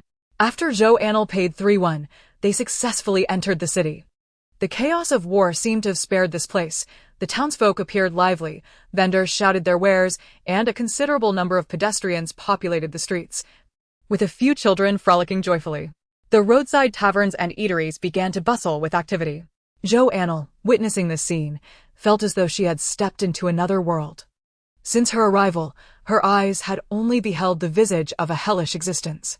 Anin and Anping, feeling somewhat intimidated by the bustling streets, clung tightly to Zhou Anle's hand, fearing they might be left behind if they were not careful.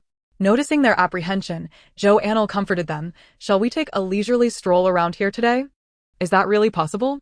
they asked, their eyes sparkling with anticipation. Seeing Zhou Anle nod emphatically, their spirits began to soar. "Then I want to eat buns. I want to eat steamed bread." Anin and Anping chimed in, one after the other. "Enough with that. We rarely get to go out, so why waste it on that?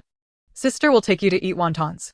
Zhou Anle had spotted a wonton stall, the enticing aroma wafting through the air. Since the apocalypse, she had not tasted such a dish, and her excitement grew as she gestured, "Let us go." The two hurried to the wonton stall, where the vendor, an elderly woman, was focused on serving customers without lifting her head. 8 won for a large bowl, 6 won for a small bowl. "Which would you like?" Zhou Anle ordered 4 large bowls.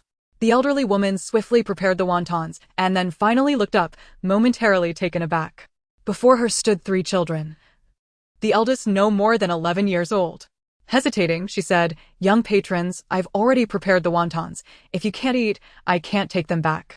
"Rest assured, we wouldn't order if we couldn't eat," Zhou Anle insisted, putting the vendor at ease. Before long, the wontons arrived, each one delicately thin-skinned and generously filled, the broth rich and flavorful. Anping first set aside half of her bowl for Anin before starting on her own. Zhou Anle, however, devoured an entire 2 bowls, leaving Anping speechless as she watched her sister, still yearning for more. The onlookers cast astonished glances, while the wonton vendor smiled brightly at them, thinking, "This young lady is truly fortunate. To eat is a blessing." Older folks often delighted in watching children eat, especially when it demonstrated the quality of the wontons. Zhou Anle grinned and remarked, "These wontons are delicious, dear lady. We haven't tasted such exquisite wontons in years." The vendor beamed, her smile wide enough to show her gums. "I, old lady Wang, have been selling here for many years. It's not mere bragging, my wontons are renowned in Linyuan City for their fair pricing and generous fillings. Once you try them, you'll surely crave more." Indeed, the wontons were delightful, and Zhou Anle resolved to return for another taste. "By the way, do you know where I might find some Sichuan peppercorns? I wish to buy some, but I just arrived from the countryside and am unfamiliar with the area." She gave the vendor a thumbs up and began her inquiries. "Sichuan peppercorns? I've never heard of such a thing. What is it for?" the vendor asked curiously.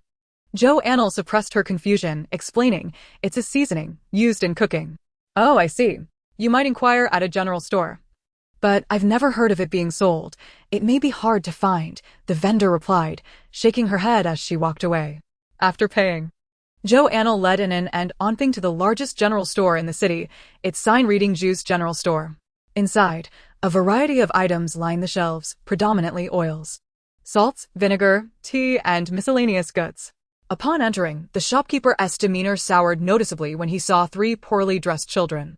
He offered no greeting and turned to organize his merchandise. Zhou Anle quickly stopped him. "Excuse me, do you have Sichuan peppercorns?" "What is Sichuan peppercorn?" "I think you're just here to cause trouble. Get out, go play elsewhere." The young clerk waved dismissively, urging them to leave. Which of your eyes sees us as troublemakers? Just asking a question, and you want to kick us out? Is this how you treat your customers? Zhou Anle's expression darkened. The clerk, taken aback by her boldness despite her humble appearance, was incensed. His anger flared as he shouted, "Where are your parents? I want to know how they raised children like you. Sichuan peppercorn? There is no such thing. Coming in here to ask ridiculous questions without buying anything is just causing a ruckus." Hearing the clerk's words, Anin and Onping's faces paled, tears welling up in their eyes. Caught in a struggle between crying and holding back, Zhou Anle, recognizing their distress, understood their thoughts were likely drifting toward their parents. To not even have heard of Sichuan peppercorns was one thing, but to brazenly claim it didn't exist was quite another. It seemed that here, asking about things they didn't have was unacceptable. "Where is your manager? I wish to address your appalling customer service." Zhou Anle's fury reached its peak. Yet she managed to remain composed. "Huh, you want to see him? Just wait," the clerk scoffed, dismissively laughing as he retreated to the back. "What good will it do to see the manager? He thought he asked my uncle." In a short while, the clerk returned, accompanied by a middle-aged man who wore a scowl, regarding them with disdain. Upon spotting Zhou Anle, he asked, "You wanted to see me?" Zhou Anle's heart sank at the sight of the manager's demeanor. It was clear that the clerk had relayed the earlier incident, and now the manager's attitude was equally haughty, suggesting he would neither apologize nor offer any respect. Zhou Anle, gripping the hands of Anin and Onping, pivoted and strode away, leaving the young attendant and the shopkeeper momentarily dumbfounded. The young attendant, the shopkeeper's nephew, had previously relayed the situation, intending to humiliate Zhou Anle for her audacity, rehearsing his taunts in his mind. However, Zhou Anle's abrupt departure thwarted his plans. Despite the apparent victory on their part, an undeniable sense of frustration lingered in the air. The shopkeeper stared blankly at the door for a moment, snorted disdainfully, and then, upon noticing a few other attendants covertly observing him, scowled and barked. "What are you looking at? I'll dock your wages." Zhou Anle, her expression darkening, led her siblings out of the establishment. She cast a cold glance at the Zhou family sign, her gaze icy to the core. "Sister, it's nothing. They simply lack discernment. It's not their fault." "Indeed. I should have given that young attendant a good smack." Chapter 41. Poise. Zhou Anle observed the comforting expressions of her siblings and affectionately ruffled their hair. "I am fine. In the future, they will come seeking our favor. There's no need to let them rile us. Let us go." The world tends to respect appearances before character. And while Zhou Anle was not initially angered, the young attendant's blatant disrespect left a lasting impression of the Zhou establishment in her mind. The largest general store in Linyuan City was not all it was cracked up to be. She wondered how it had achieved such prominence. With this thought, Zhou Anle took Anin and Onping to a clothing shop, where each selected 2 pieces of everyday attire, neither overly extravagant nor too shabby, but rather presentable. After choosing 2 garments for Zhou Xiaohui as well, they acquired 8 pieces in total, costing them 4 taels of silver. Once they exchanged their clothes and emerged from the shop, the trio appeared revitalized, resembling a well-off ordinary family, a far cry from their previous days of fleeing hardship. Zhou Anle looked charmingly innocent, her lips curled into a slight smile, exuding a vivacious charm, albeit with a hint of naivety in her eyes. Zhou Onping bore a striking resemblance to their father, with a bright countenance and a steady gait, already showing signs of youthful grace at such a tender age. Perhaps to project a semblance of maturity, he walked steadily, gaze fixed ahead. Zhou Anle, delighting in their appearances, glanced from one to the other. And upon witnessing Zhou Onping's feigned composure, she could not help but burst into laughter. Zhou Onping's face flushed crimson under her gaze, feeling somewhat bashful, while Zhou Anle looked at her sister in confusion, unable to comprehend her mirth. Zhou Anle, not intending to tease them further, settled the bill. And Zhou Anle effortlessly slung Zhou Xiaohui's clothes onto her back. They felt weightless to her, leading her siblings to a clinic. Zhou Anle observed the sign reading Ordinary Clinic.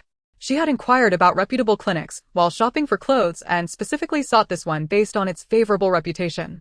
It was said that this so-called ordinary clinic was anything but, boasting branches throughout the Yuan Kingdom and even having imperial physicians in attendance. The doctors therein not only demonstrated exceptional skill but also showed great care, offering free consultations once a month for the impoverished who could not afford medical fees. Thus, whether for the affluent or the common folk, This clinic was generally the first choice for medical care. After ensuring their attire was suitable, Zhou Anle stepped inside. As soon as they entered, a young apprentice greeted them warmly. "Miss, if you seek medical attention, you may find the doctor over there. If you have a prescription, simply hand it to me for the medicine." Though the apprentice appeared no older than 15, he had been working at the clinic for 5 years, accustomed to a variety of visitors. Noticing the 3 children, he remained unfazed and kindly offered guidance, smiling at Zhou Anle. "Do you have Sichuan peppercorns?" Zhou Anle relaxed slightly. "Sichuan peppercorns?" "Yes. Do you wish to use them in conjunction with a prescription or independently?" The furrow in Zhou Anle's brow eased as she shifted her tone. "Then do you accept them here?"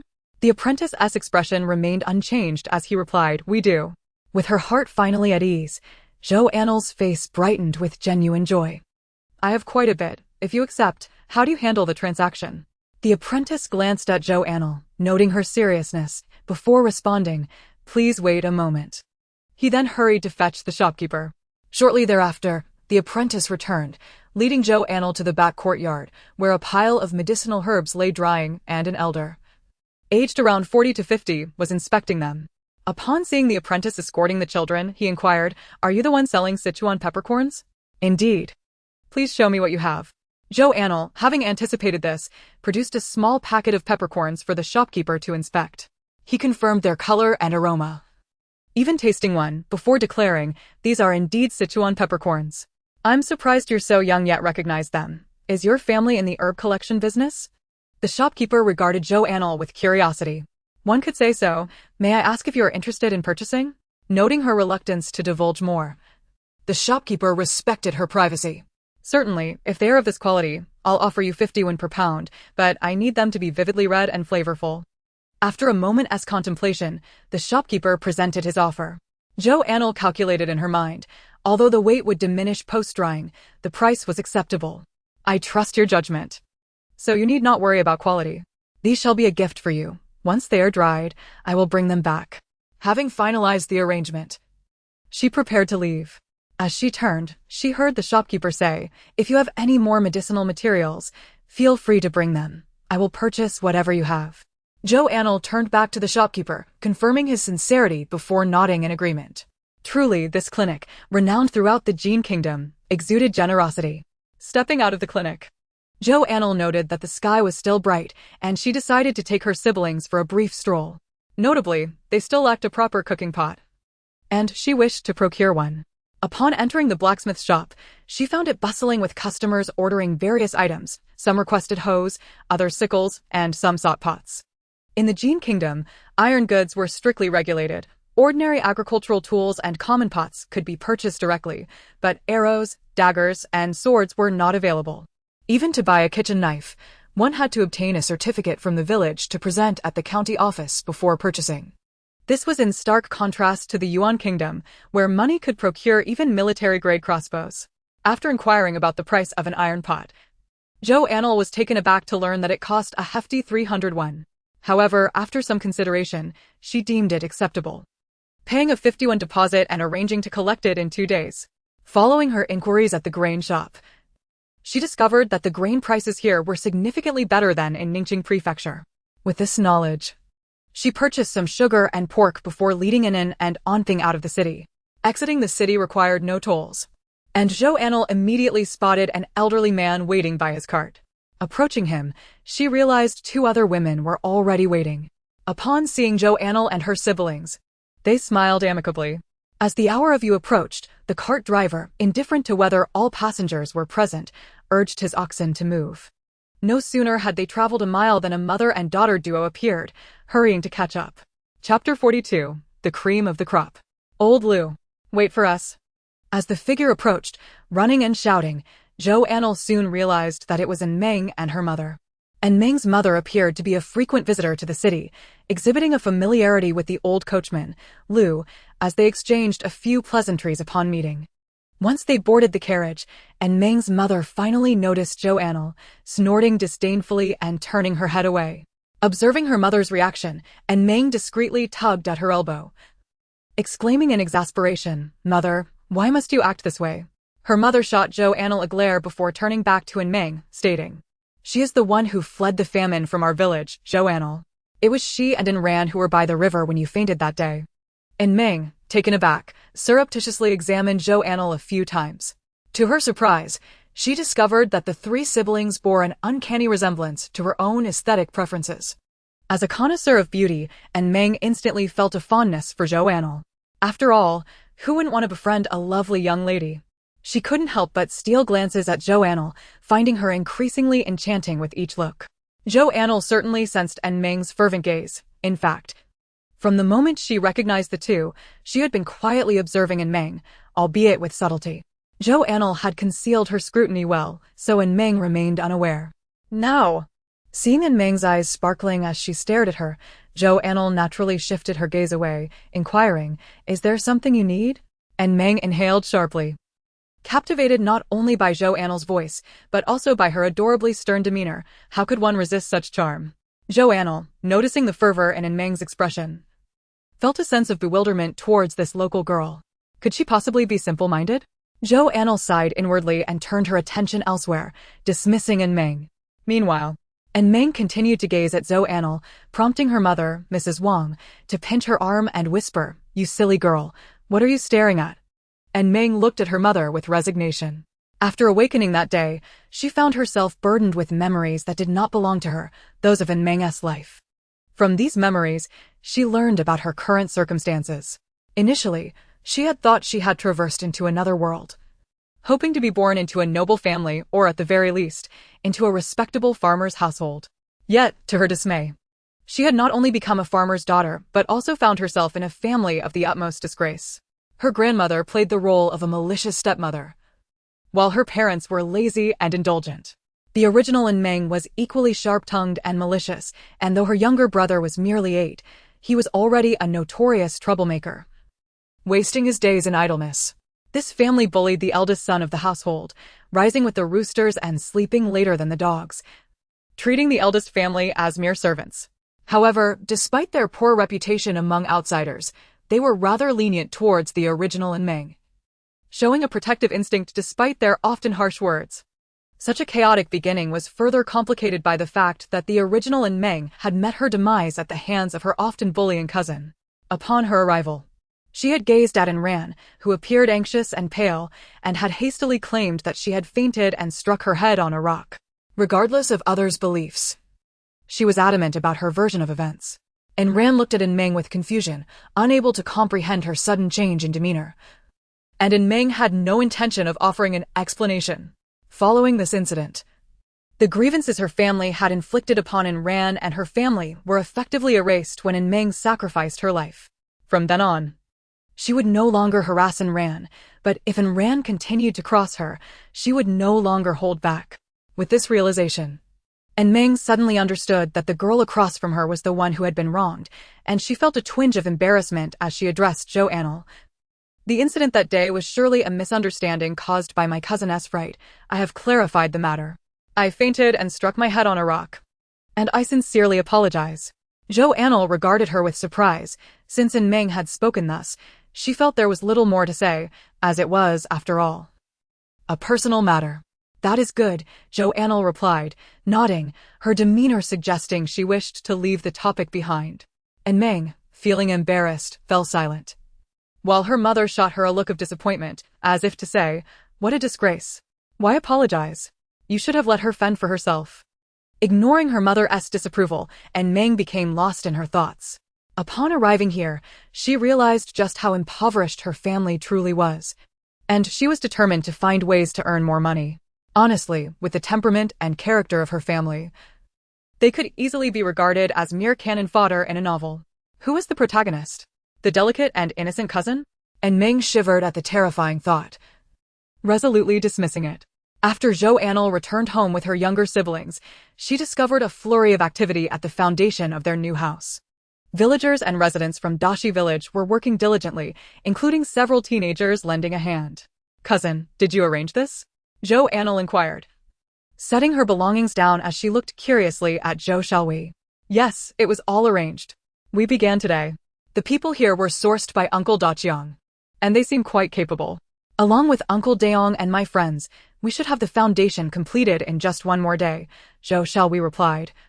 His expression filled with satisfaction as he watched them work. This will soon be our Zhou family home. Zhou Anle nodded in agreement. Handing over the 80 taels of silver she had exchanged for her supplies to Zhou Anle for Uncle Daqiang, entrusting the matter to him, as she was more interested in earning money. The villagers greeted them with smiles, asking, "You're back? How is the city?" Dogdan and the others asked several times if you had returned. Granny Wang beamed at Zhou Anle, her face creased with joy. "You've returned, dear. I was just about to look for you. I brought back some meat. I'll cook it for everyone shortly." With everyone's houses needing construction, they all worked together, sharing meals as they labored side by side. However, since they were all children, the kitchen tasks were managed by the village's elder women. Even Zhuanzi and Lihua, 2 girls around Zhou Anle's age, were assigned chores, yet it seemed as though everyone overlooked Zhou Anle. No one asked her to help with the fields or in the kitchen. Moreover, considering that her family's house was to be built first, the workers would not be provided meals, yet the villagers from Dashi village would certainly be compensated with food. Noticing the meat in Anle's hands, Granny Wang disapproved, saying, "There's no need for such formality. Just eat whatever is available. We are all family here. Why spend money on meat?" "It's quite all right, Granny. It's necessary," Zhou Anle reassured her. "And please, when you have time, could you boil some water for everyone? The weather is still rather warm. And I've brought some brown sugar to sweeten things." After handing the meat and sugar to Granny Wang, Zhou Anle went to find Dogdan and the others. Upon spotting them, she noticed they were all squatting on the ground, seemingly digging for something, their clothes covered in dirt, and Dabao's beard was equally so, leaving Zhou Anle momentarily speechless. Chapter 43. Providing for the family. She felt as though her body had transformed into that of an 11-year-old, her mind aligning with that of a child, as she found herself playing with a group of youngsters. And Andan Ping had already run over, eagerly observing the ground. It was only then that Shirtu and the others noticed Zhou Anle's return, immediately dropping their tasks to rush over. "Sister Zhou, how did it go? Can we sell them?" Shirtu inquired eagerly. "I negotiated 50 yuan per pound." Zhou Anle responded cheerfully, a smile gracing her face. "Really? That is wonderful." Granny Wang and several older women soon finished preparing the meal and called everyone to eat, gathering wild vegetables from the mountains. We prepared a hearty stew with scant regard for flavor, while steaming several pots of cornbread for everyone to indulge in. After a fulfilling meal, we convened to discuss matters. This was a suggestion put forth by Zhou Anle, recognizing that in our communist community, where we labor and dine together daily, it is prudent to address issues collectively. Presently, our food supplies have dwindled, and the wild vegetables we could forage have been exhausted. We might soon find ourselves facing famine. If we were in our own village, we could barter for some vegetable seeds, and by planting a little, we would ensure sustenance. However, here, the locals are reluctant to engage with us. As soon as we settled, Li expressed her frustration, wishing to toil in the fields rather than deal with such matters, lamenting her age and the burden of caring for so many. The timber we used for building is abundant, but if we continue to harvest from the mountains, I wonder if the villagers might object. After constructing the houses, we will need wood for furniture as well. Moreover, the wasteland cannot be left solely to the young brides. At this rate, we may not cultivate much land even by winter. And then there's the issue of finances. These thoughts caused the old village chief considerable distress. Each family must contribute some funds. We cannot afford to let our food supply run dry, especially now when we are building homes. People need to be fed to work effectively. We cannot be frugal in this regard. If necessary, we should take some money to the village to purchase seeds. Surely they would not refuse money, even if they are unwilling to trade with us. The old village chief pondered and continued, "Let us set aside other matters for now. The construction of the houses is of utmost importance. Everything else can wait until the houses are completed." Zhou Anle then proposed, "Regarding the grain, I have a modest suggestion. Since we are constructing my family's house, I propose that my family provides 60% of the grain, while the others can contribute less. However, I request that all uncles and elders prioritize the house's construction." This statement astonished the assembly. 60% of the grain is no small amount. With over 100 individuals, we require at least 100 pounds of grain daily. Even with many hands, completing the house in a month would demand a considerable quantity of grain. Su Lei's wife, upon hearing this, exhibited a glimmer of hope. eager to respond, but was silenced by a stern look from Zhou Anle. No matter whether you contribute the grain or not, we will prioritize your house, declared Zhou Anle and Zhou Anle, disapprovingly gazing at Zhou Anle. After all, only once your house is built will we commence on our own. Indeed, you are all young and cannot afford to be extravagant. There are many expenses ahead, they cautioned. Zhou Anle was about to retort when Su Yuanshan tugged at her sleeve, and her words faltered. Let us each contribute 101, tomorrow. We will send Shanhua and Dafeng to purchase grain and allocate 10 for the kitchen to buy some vegetable seeds, addressing our immediate concerns. With that, the old village chief turned and departed, his steps heavy with the weight of responsibility. Upon returning to their dwelling, Zhou Anle's wife confronted her husband with a discontented expression, earning no response as he chose to ignore her, closing his eyes to avoid the frustration.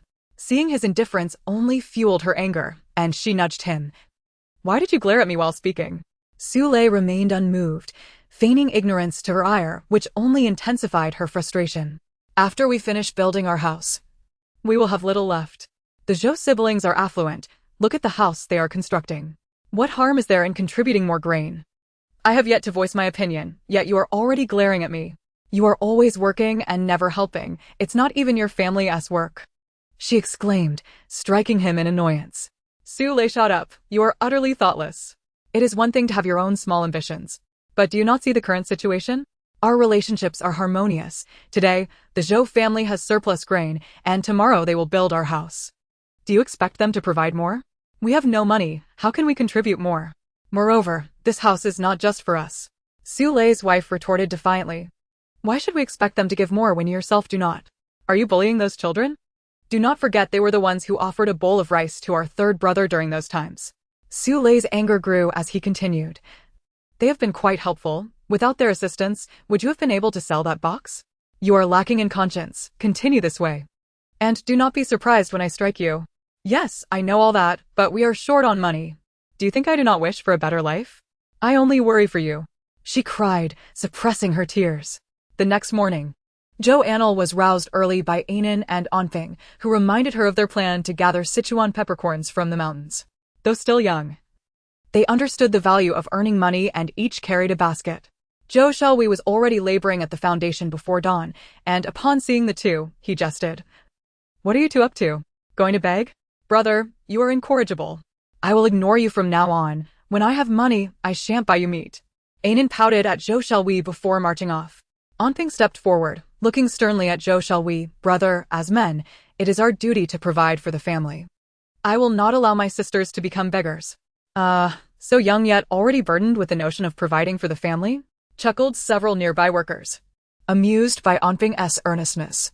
Well, there are only 2 men left in our family, so it is our responsibility to start providing, Anfeng replied bashfully. All right. What are you all doing? Zhou Xiaowei asked, noticing Zhou Anle with her basket.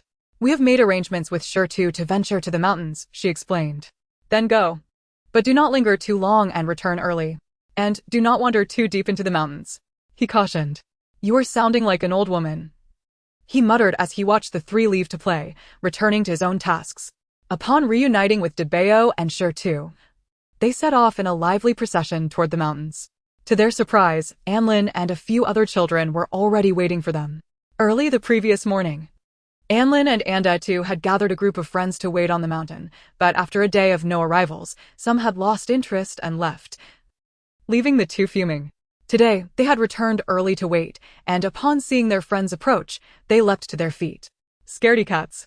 You finally made it. I thought you were too frightened at home to come, mocked Andatu, pointing at Zhou Anle, recalling how she had pushed him to the ground last time, leaving him embarrassed. You are the one who was scared. If you hadn't run so fast, I would have beaten you so badly your mother wouldn't recognize you. Zhou Anle shot back disdainfully. Just you, a little girl, dares to challenge me? My mother says you all were born to me, and I cannot retaliate against you. But a girl like you who hits boys will end up alone. Andatu shouted at Zhou Anle. Although he was unaware of the intricacies of childbirth or the reasons behind why men remained unmarried, he was acutely familiar with the concept of enduring insults without retaliation. Let us not speak of the trivialities. Are you seeking a fight? Zhou Anle detested the notion that anyone would suggest she was unmarriageable. This mountain belongs to us. You are forbidden from coming up to gather anything. and Lin forcefully pulled Ndatu aside. Indeed, this mountain is ours, and you are not permitted to ascend. I heard that you took a few rabbits from the mountain last time.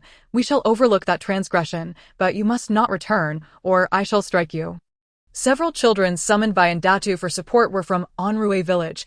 They had heard their elders speak ill of the refugees, warning them against mingling with such untrustworthy individuals. Why should that be? We are also from Anrue village, and our household registration is here. This mountain belongs to everyone, not just you. Sure Tu retorted defiantly. Just because my surname is in, you are all outsiders. And Lin declared, picking up a stone and casting a menacing glance at them. Dabao's expression shifted as he glared at him fiercely, positioning himself protectively in front of the other children.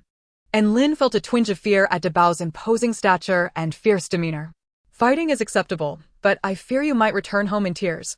Seeking adult intervention, such a lack of manliness. Zhou Anle remarked, his voice low. At his words, the group of boys straightened their chests and Lin mused.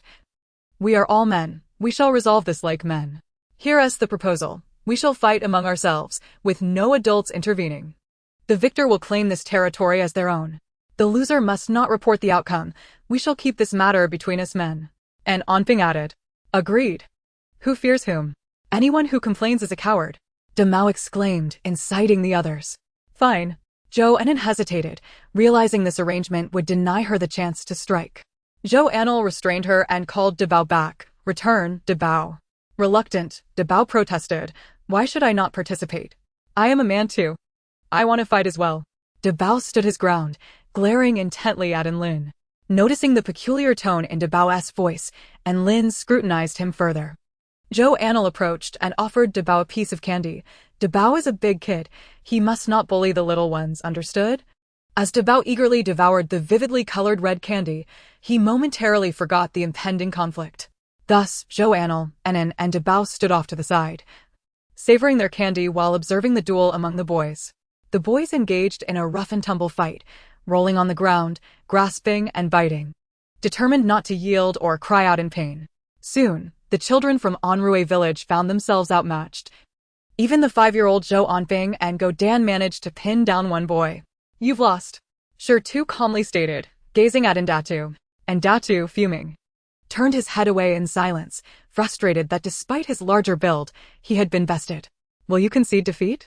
Damao inquired, looking down at the defeated. The children from Anrue village pouted in silence, their lack of response speaking volumes. All right, defeat is defeat. A true man accepts the consequences. There is no shame in losing. Zhou Anle quickly interjected, urging everyone to release their hold. Once freed, the boys sat on the ground, a cloud of despondency hanging over them. Although we lost this time, we shall not give up. Just wait, I will definitely reclaim this territory. And Lin declared, walking away with his group, head held high despite their defeat. Don't go back crying to your parents. That would be embarrassing. Mao jeered, making a face at them. And Datu, infuriated, contemplated returning for another fight but was pulled away by the other children. Fortunately, these half-grown boys understood the boundaries of their strength. Their blows were not too severe. And no visible injuries marred their bodies. Most of the bites and scratches were hidden beneath their clothes. After a cursory evaluation revealed no serious issues, they headed back to the location where they had previously discovered the prickly ash tree. Upon returning to Anrue village, the children dared not reveal their injuries to their elders. They had no desire to be labeled cowards, a reputation that could lead to ridicule. However, the thought of their defeat left them feeling unsatisfied, and they yearned for a rematch. Upon reaching the vicinity of the prickly ash tree, before Zhou Anle could speak, the children instinctively began clearing the underbrush around the tree. To her surprise, Zhou Anle discovered honeysuckle among the weeds. Wait! Zhou Anle halted Go Dan, who was reaching for the honeysuckle. Remembering that the proprietor of the local apothecary had expressed interest in purchasing medicinal herbs, she speculated that these honeysuckles might also be of value. These are not mere weeds. They are medicinal herbs. Do not uproot them as if they are weeds. Chapter 45. Other People's Children. Upon hearing Zhou Anle's words, Sure Tu and the others brightened. Sister Zhou, you're so amazing. You know so much. Zhou Anle thought to herself that anyone could recognize such a common herb, often used for tea. However, she realized that honeysuckle could not be gathered in a heap. nor could it be harvested once it bloomed in sunlight, presenting a challenge.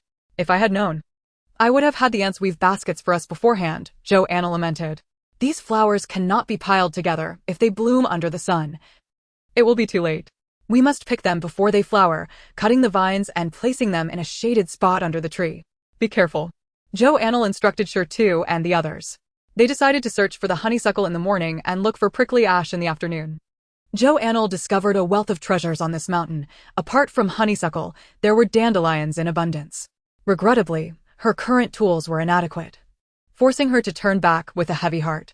The sun was now rising steadily, making it unsuitable for honeysuckle harvesting. Zhou Anle led them back, intending to return later. With a dozen children, including Debao, each cradling a large bundle of honeysuckle vines, the adults at home were bewildered, witnessing their return with what appeared to be a pile of wild weeds. What trouble is this? Haven't you been warned against causing a ruckus? Shirtu's mother, hands on her hips, glared at him as he cautiously placed the weeds on the ground, her anger palpable. The adults at home were busily attending to their own affairs, while their child, at the age of 10, frolicked in the mountains like a toddler, shirking responsibilities. You will go to the fields this afternoon and help clear the land. Shirtu's mother shouted at him. Initially concerned about his delicate hands, she had been reluctant to send him to work in the fields. But now it seemed he had grown idle. Mother, please don't be angry. Sister Zhou said these are valuable items that can be sold. Shirtu pleaded, approaching her cautiously. Who are you fooling? Wild things from this mountain can't possibly be sold. Do you not wish to help clear the land? Shirtu's mother regarded him with suspicion. They are indeed valuable. If you don't believe me, you can ask Sister Zhou. After saying this, Shirtu grabbed his mother's hand, eager to find Zhou Anle. Upon arrival, they discovered that Zhou Anle had a similar pile of wild herbs. Several parents from different families were present, all having accompanied the children up the mountain. Zhou Anle was not surprised to see Shirtu and his mother approaching. These are honeysuckles, a type of medicinal herb that can indeed be sold. Since all the ants are here, let us sit down and discuss it. Zhou Anle gestured for the group of women to take a seat. Upon hearing this, they released their children's hands, disregarding any formality and eagerly focused on Zhou Anle. Anle, is this true? Can we really sell them? Yesterday, when I ventured into the town, I had already inquired about the peppercorns we had gathered from the mountains. The local apothecary was offering 50 yuan per pound for such items, yet households with smaller quantities were often turned away. I had made an arrangement with the shopkeeper that he would accept any medicinal herbs I brought him, irrespective of the amount. Zhou Anle recounted the events of the previous day, mentioning that there was an abundance of honeysuckle and dandelion on the mountain, far more than could be collected by the children alone. Moreover, they would require tools from home, necessitating adult involvement. Given the commonality of these herbs, their market value was likely to be modest, relying heavily on volume for profit. Upon hearing Zhou Anle's words, the ants regarded her with increased affection. Very well. We trust your judgment, Anle. In light of this, we shall postpone our farming efforts and instead head to the mountains to gather these vital resources, exclaimed Shida's mother. The wasteland can be cultivated at any time. Money is only truly ours once it has been secured in our pockets. This is a matter of priority that any discerning person would understand. We are going to, shouted Shirtu, along with a throng of children. This marked their inaugural contribution to the family, and it was only fitting that they be included in the endeavor. Agreed. Let us depart at once. Without hesitation, the ants were eager to set forth. Wait. Zhou Anle quickly called out to halt them. This matter should remain between us. There are still people constructing a house at my place. If the villagers discover this, we cannot proceed. It was unnecessary to elaborate on the potential consequences. Everyone was acutely aware. Rest assured, this is our affair, and we shall ensure it remains confidential. Let us commence our work now and inform them later this evening, taking care to keep the commotion to a minimum. Dogden's mother, confident in their plan, smiled as she exited to inform her own family. The ants hurriedly dashed out, leaving Shirtu and the others exchanging glances. Before long, the women of Dashan village were all aware of the situation. Experience proved invaluable. Upon hearing the news, Li and Wang were elated, relieved that they would no longer be living hand to mouth. Regardless of the amount, any income was a positive development. However, the villagers had been diligently clearing land, and with such a sudden exodus, it would be suspicious if no one noticed.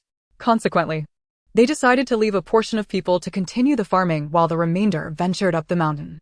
The children would gather peppercorns, while Zhou Anle led the ants to dig for dandelions.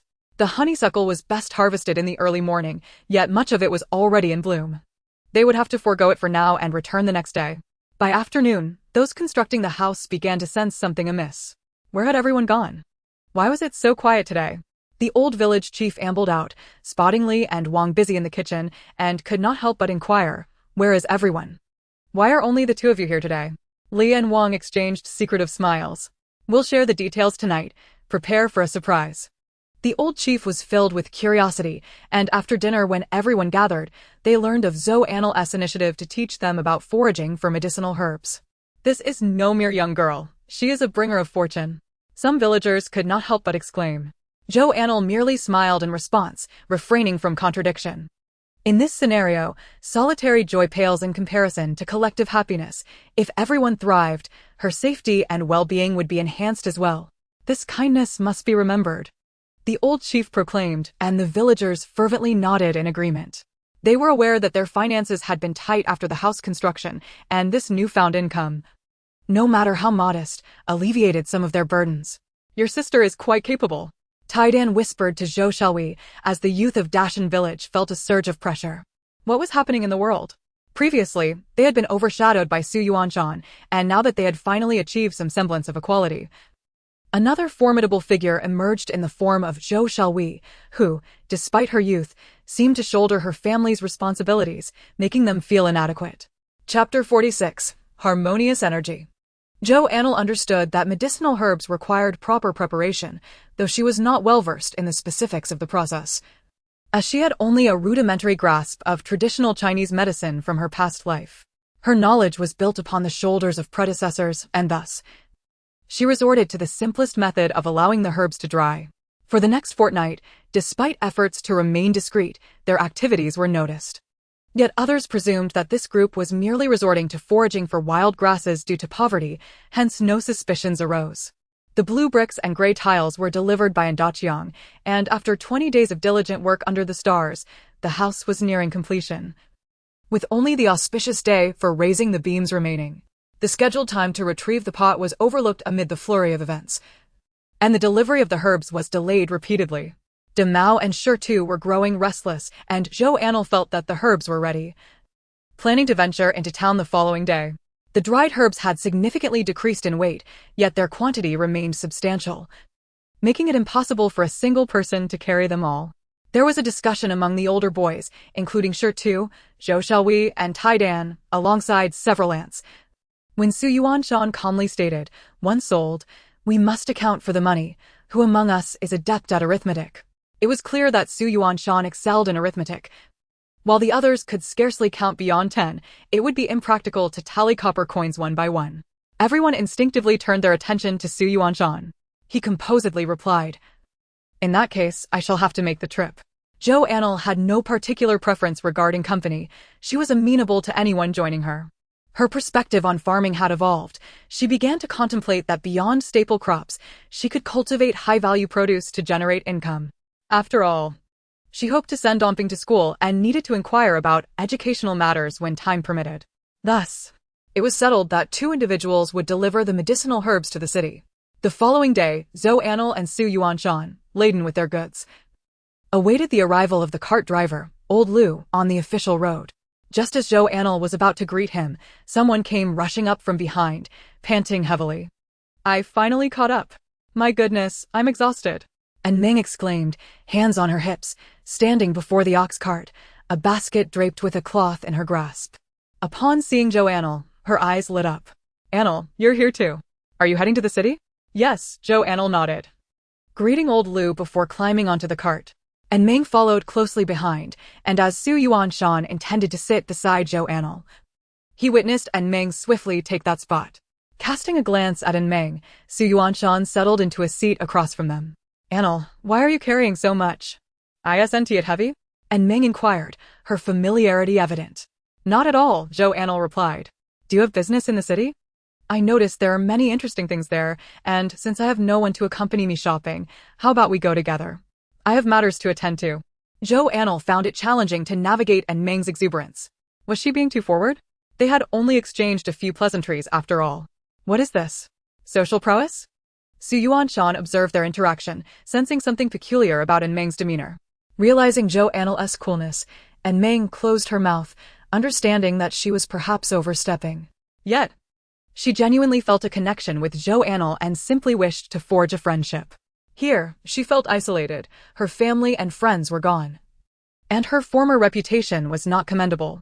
The few friends she had were not worth the time, and she had finally severed ties with them. Sighing softly, she fell silent. Before alighting from the carriage, Meng reached into her basket and retrieved a small item, placing it into Zhou Anle's backpack. This is for you. For washing your face and bathing. If you like it, feel free to find me. With that, she dashed away.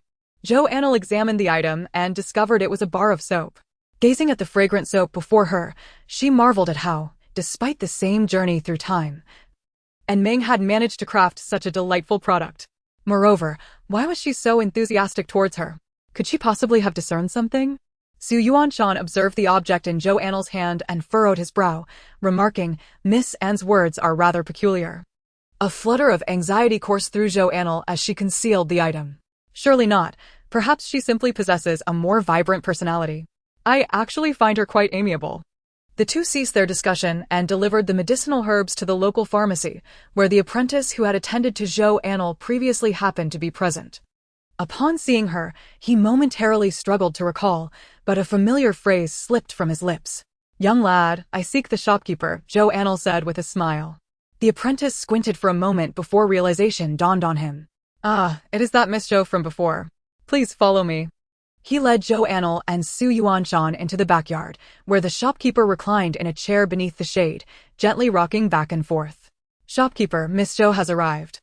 The apprentice called out, startling the shopkeeper into a sudden alertness. What are you shouting for? You nearly scared me to death. The shopkeeper scolded. But the apprentice merely smiled ingratiatingly before making his exit. Miss Zhou, have you brought the medicinal herbs? The shopkeeper's eyes brightened as he glanced at the bundle on Zhou Anle's back, his demeanor becoming markedly more cordial. The two presented the herbs for the shopkeeper's inspection, revealing that the items were neatly divided into several cloth pouches. After examining them, the shopkeeper, slightly astonished, inquired, Why have you separated the honeysuckle? The flowering and non-flowering varieties should be distinct, no? Zhou Anle countered, Is it not obvious that they differ? The shopkeeper, aware of their differences, was nonetheless surprised that Zhou Anle possessed such knowledge.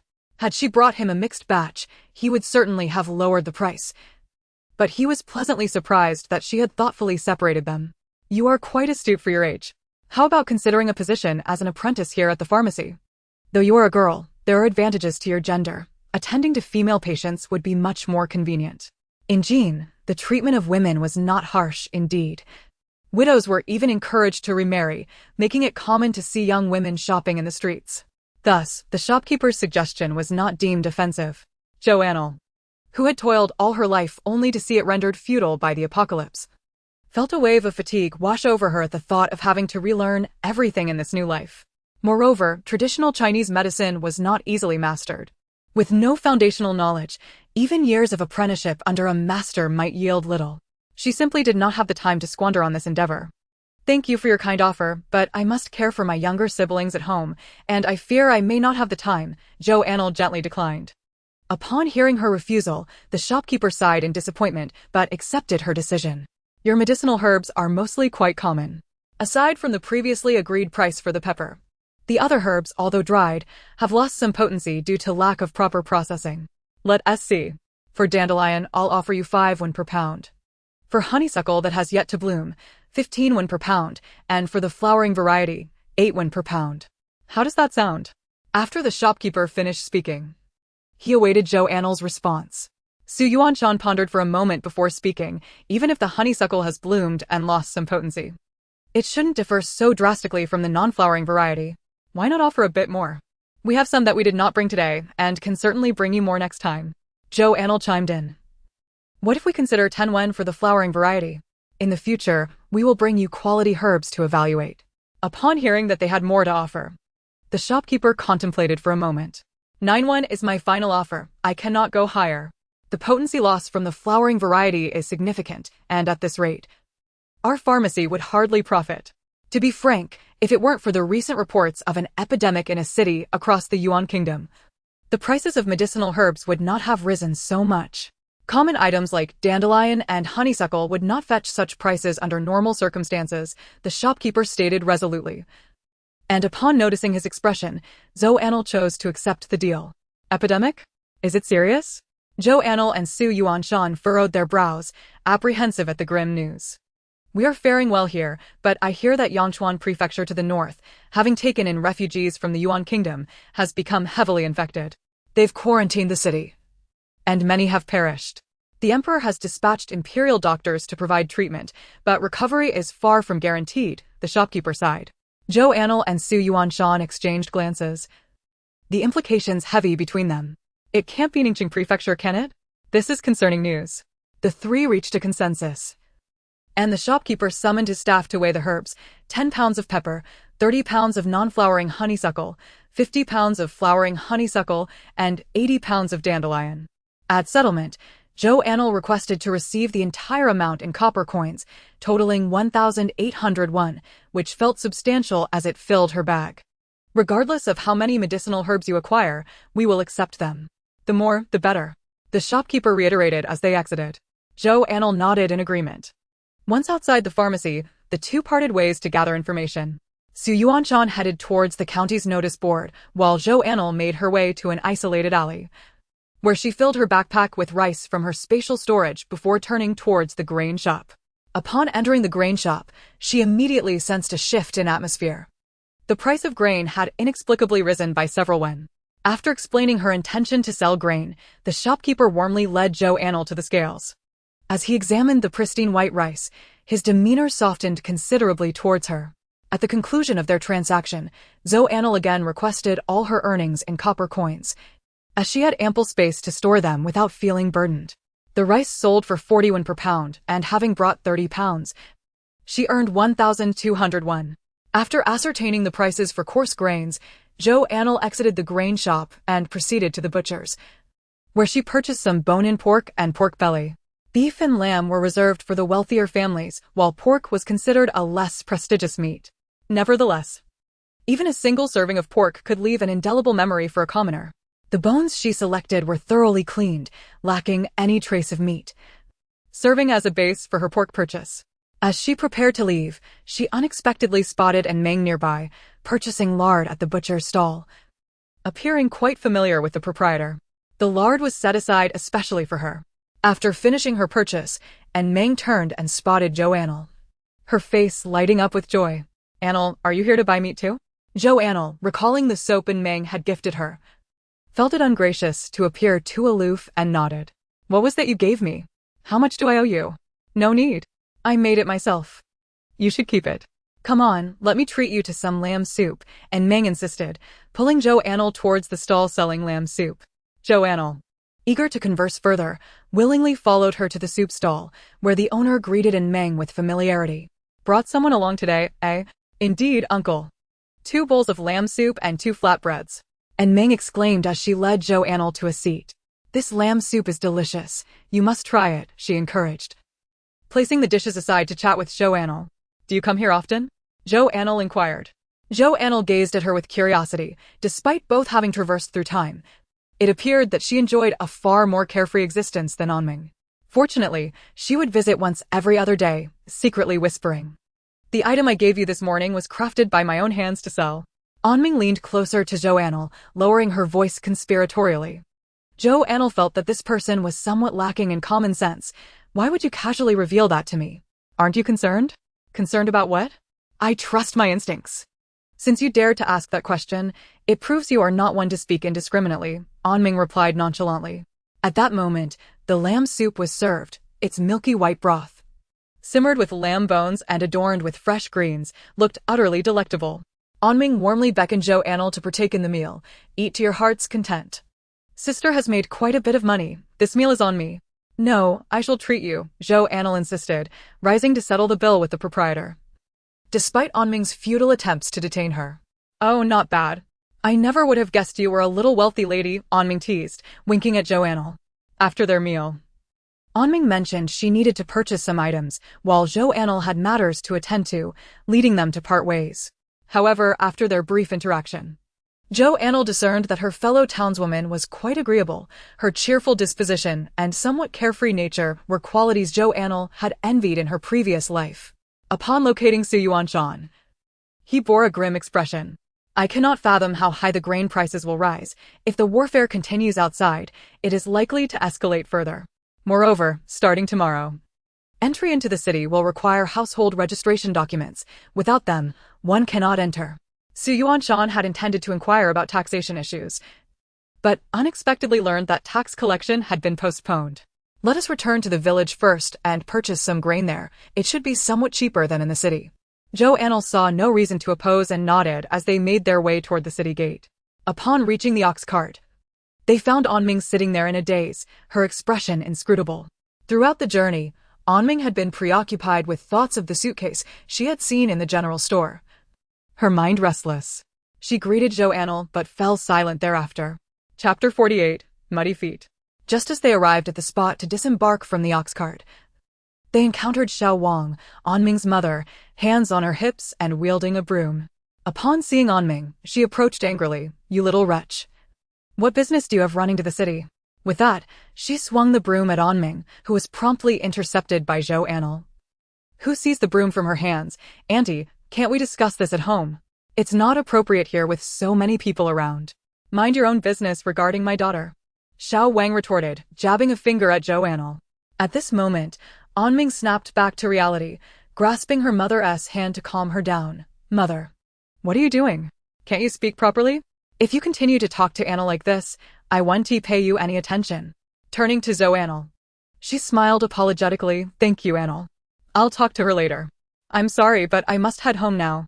With that, she pulled Xiao Wang away, who continued to mutter complaints about Anming being an ungrateful wretch. Anming realized that her soap-making venture would no longer remain a secret, after all. It had been quite some time, and she had to invent excuses each time she left, all while bracing herself against her mother's relentless criticism. Upon entering the courtyard, she found that old Manon and the family from the main house had gone to work, while her grandmother was preparing a meal. The members of the second house were all at home, with old Manon even sprawled across the bed, fast asleep. Anlin had just returned from the fields, covered in dirt, and upon seeing Xiao Wang, he shrank back and scurried inside. Anming felt exasperated. If she were part of Anren's family, she would surely have turned dark-hearted. Wasn't he this bullying the meek? Father. Anming called out to the slumbering heir. He jolted upright. What's wrong? What's happening? Grandfather and uncle have gone to the fields. How can you sleep here? It doesn't look good. What's wrong with that? They should be used to it by now. Besides, I'm not slacking off. I simply needed a moment to rest. An heir shrugged dismissively. What's the matter with you? Why are you turning your elbows outward? I dare them to say a word. See if I don't give them a piece of my mind. And stop changing the subject. What is going on with you? Why are you running to the city every day? Is entering the city free? Your injury has healed enough. Starting tomorrow, you will help with the chores at home. Xiao Wang glared at her daughter, clearly irate. Anming arrived at the door and noticed the courtyard was empty. She shut the doors and windows, then declared, Look what I bought from the city. She opened her basket to reveal a large chunk of pork fat, causing both an heir and his wife to swallow hard, instantly forgetting their grievances regarding Anming's secret city trips. When Zhou Anle and Su Yuanshan returned home, they spotted Debao peering eagerly from the roadside. Upon seeing them, his eyes brightened and he rushed over. Su Yuanshan was moved as he looked at his father, although the accident had rendered him mentally diminished. His deep paternal affection remained unchanged. He beamed and prepared to greet his father, only to watch as the elder brushed past him, causing the smile to freeze on his face. Debao reached Zhou Anle's side, looking up at her with wide, innocent eyes. Lele, I was good today. His bearded face bore an earnest expression, prompting Zhou Anle to chuckle. That's wonderful. She praised him and handed him a piece of wrapped candy. Debao gleefully stuffed the candy into his mouth, then took Zhou Anle's backpack, casting a disdainful glance at Su Yuanshan. Xiao Bao is so foolish. He doesn't even know how to carry things. Bad kids don't get candy. With that, he tossed his head back and walked away. During dinner, Zhou Anle suddenly remembered the pot she had ordered, which she had forgotten to pick up that day. The multitude of tasks had left her scattered. And as they gathered for the meal, everyone seemed distracted, even the meat lost its appeal. As soon as the topic of discussion shifted to their affairs, everyone perked up. It's time to divide the money. Each family had submitted their medicinal materials, which had been weighed and recorded.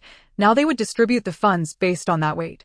As the money was handed out, some families received over 100 coins, while others received 70 or 80. Yuan Shan then broached the topics of the epidemic and rising grain prices. The crowd shivered at the news. Fortunately, they had fled had they not. Who would still be alive in Ningqing Prefecture? Epidemics were no trivial matter. If they encountered a benevolent emperor, they might receive aid, but if it were the current emperor, the entire city would be left to await their demise. With grain prices rising, it seemed that the harvest in the village was nearing its end.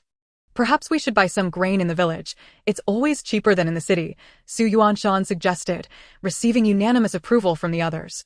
Let us purchase locally. We already bought seeds last time, so it stands to reason we should buy grain this time. We should take the opportunity to stock up. As the situation outside remains unstable and grain prices may continue to rise. If necessary, we can visit several villages, the village elder declared decisively. Buying grain must be prioritized with familiar faces. The workers here for building houses are reliable, especially since the village chief's son is among them. After Su Xiaoli relayed this, and Daqiang and the others showed no resistance, their household had recently harvested a substantial amount of grain, and after paying taxes, they still had some left. It was a win-win situation without the need to travel far. Zhou Anle ventured into the city once more, determined to retrieve her forgotten pot. If she delayed any further, her deposit would surely go to waste. Upon arriving at the blacksmith's forge, Zhou Anle promptly conveyed her purpose. Old Yang, the blacksmith, scrutinized her for a moment before saying, "If you don't come to collect it soon, I shall sell this pot. Do not let it happen again." Zhou Anle repeatedly apologized, explaining that there were numerous matters at home. Old Yang, reluctant to press further, retrieved the pot she had commissioned and waved her off. Carrying the pot through the bustling streets proved to be quite inconvenient. Finding a secluded spot, Zhou Anle swiftly stored the pot in her spatial compartment, only to notice two individuals engaged in a dispute in front of a shop. The man, visibly impatient, declared, "All the items here have been sourced from various places by our employer. How am I to know who conceived this idea? Then where is your employer? Is it possible to contact him? I have something crucial to discuss," and Meng insisted, tugging at the sleeve of the shopkeeper, Zhu Ji. "A mere country bumpkin wishes to meet our esteemed shopkeeper? How presumptuous." The shopkeeper cast a disdainful glance at Meng. "What of being a country bumpkin? Am I consuming your family's rice? If you trace your lineage back 3 generations, aren't you just as much a bumpkin? You look down upon us rural folk while failing to cleanse the mud from your own feet." And Meng's ire was ignited. "Just wait. I shall make you kneel and call me father in the future, and I shan't even deign to acknowledge you." And Meng stormed off, dismissing the notion of searching for her compatriots. Still half asleep, I see. What nonsense." The Zhuji shopkeeper scoffed and departed. Turning around, and Meng spotted Zhou Anle standing nearby in an alley and hurriedly rushed over. "Anle." Zhou Anle, seeing a hint of joy on her face, replied, "What brings you here?" And Meng, with a mischievous smile, said, "I informed my family about the soap I made. Now I can come to the city whenever I wish." After seizing the pork lard from her parents, she revealed her soap-making endeavor, as her family of 4 were not suited for fieldwork. They would strive to earn money and eventually support themselves, having been bullied too often. Honest people can be frightening when they finally erupt. Much like Ran, who was always regarded as honest, yet once she exploded, it led to murder. Though others were unaware, she knew that her original self had truly perished. "Have you sold out of soap?" Zhou Anle inquired curiously. "Of course. I have a shop I collaborate with. Once made, I send it directly for payment. However, my family's situation is inconvenient for large-scale production, so I can only manage a little each day," and Meng lamented. "With the tightened regulations in the city, it's best for us to come less frequently. Let us buy what we need and return swiftly." After some casual chatter, Zhou Anle prepared to leave, and Meng waved goodbye as she departed. Once the figures faded from view, Zhou Anle retrieved 30 pounds of rice from her spatial compartment and headed to the grain store. However, she soon realized that the staff had begun to take notice of her. The shopkeeper kindly pulled her aside, attempting to pry for information regarding her source. After all, The agricultural products in Lingyuan City predominantly consisted of soybeans, millet, and wheat, with taxes mandating a portion of soybeans to be submitted. Hence, every household cultivated them. Rice was a rare commodity, especially of such high quality, typically affordable only to the affluent. Understanding that she could no longer frequent this grain store, Zhou Anle spoke vaguely to secure her payment before bidding farewell. She then visited several grocery stores, discovering that the available seasonings were rather simplistic. Spices such as star anise could only be procured from apothecaries. While pepper was available, its price was exorbitant, making it unaffordable for the average household. In Zhou Anle's view, the cultivation of soybeans was commendable, as they could produce soy milk, tofu, dried tofu, and even soybean cake for war horses. Zhou Anle purchased some pastries and candy to bring home. The modern sweets in her spatial compartment had only been tasted by An and An Ping, while she had not considered sharing them with others. Upon returning to Anrui village, the sky was still bright. Granny Wang was boiling a pot of brown sugar water for the laborers, and as they sipped the sweet concoction, both the residents of Dashan village and Anrui village felt a sense of comfort. Upon seeing Zhou Anle return, everyone greeted her. Zhou Shelui stepped forward to assist Zhou Anle in unloading the iron pot from her back and inquired, "Anle, our house just needs the roof beam. Pick a date." Zhou Anle pondered for a moment and decided on the day after tomorrow. There was no need to be particular about auspicious dates given the urgency to move in. At that moment, only Li Shi was in the kitchen. Upon seeing Zhou Anle, she hurriedly asked, "Anle, have you eaten?" "I have, Granny Li. Here are some pastries I bought for you. They are soft and sweet. Please try some." Zhou Anle presented the pastries to Li Shi. Looking at the pastries in her hands, Li Shi's eyes glistened with tears. Having raised 3 sons without any of them ever gifting her anything, the thought of receiving kindness from a girl was unexpected. Reflecting on her 5 grandsons, her home felt overrun. Having so many boys was of little use, they consumed more and contributed less. The candy Zhou Anle purchased was meant for Shi and the others, but upon inquiring, she learned they had all gone up the mountain. Ever since discovering numerous treasures in the mountains, the children had taken to exploring daily, akin to treasure hunters. Thankfully, Debao accompanied them, otherwise, the adults at home would be quite anxious. As she followed the mountain path, Zhou Anle unexpectedly spotted Su Yuanshan and An Ran standing together. She was somewhat taken aback by their company and felt a bit awkward, unsure if she should approach. "Su Ge, I didn't mean for the last incident to occur. Consider this my apology," An Ran said, her face flushed as she shyly glanced at Su Yuanshan, holding wild fruits she intended to offer him. He frowned and took a step back, causing An Ran's offering to fall short.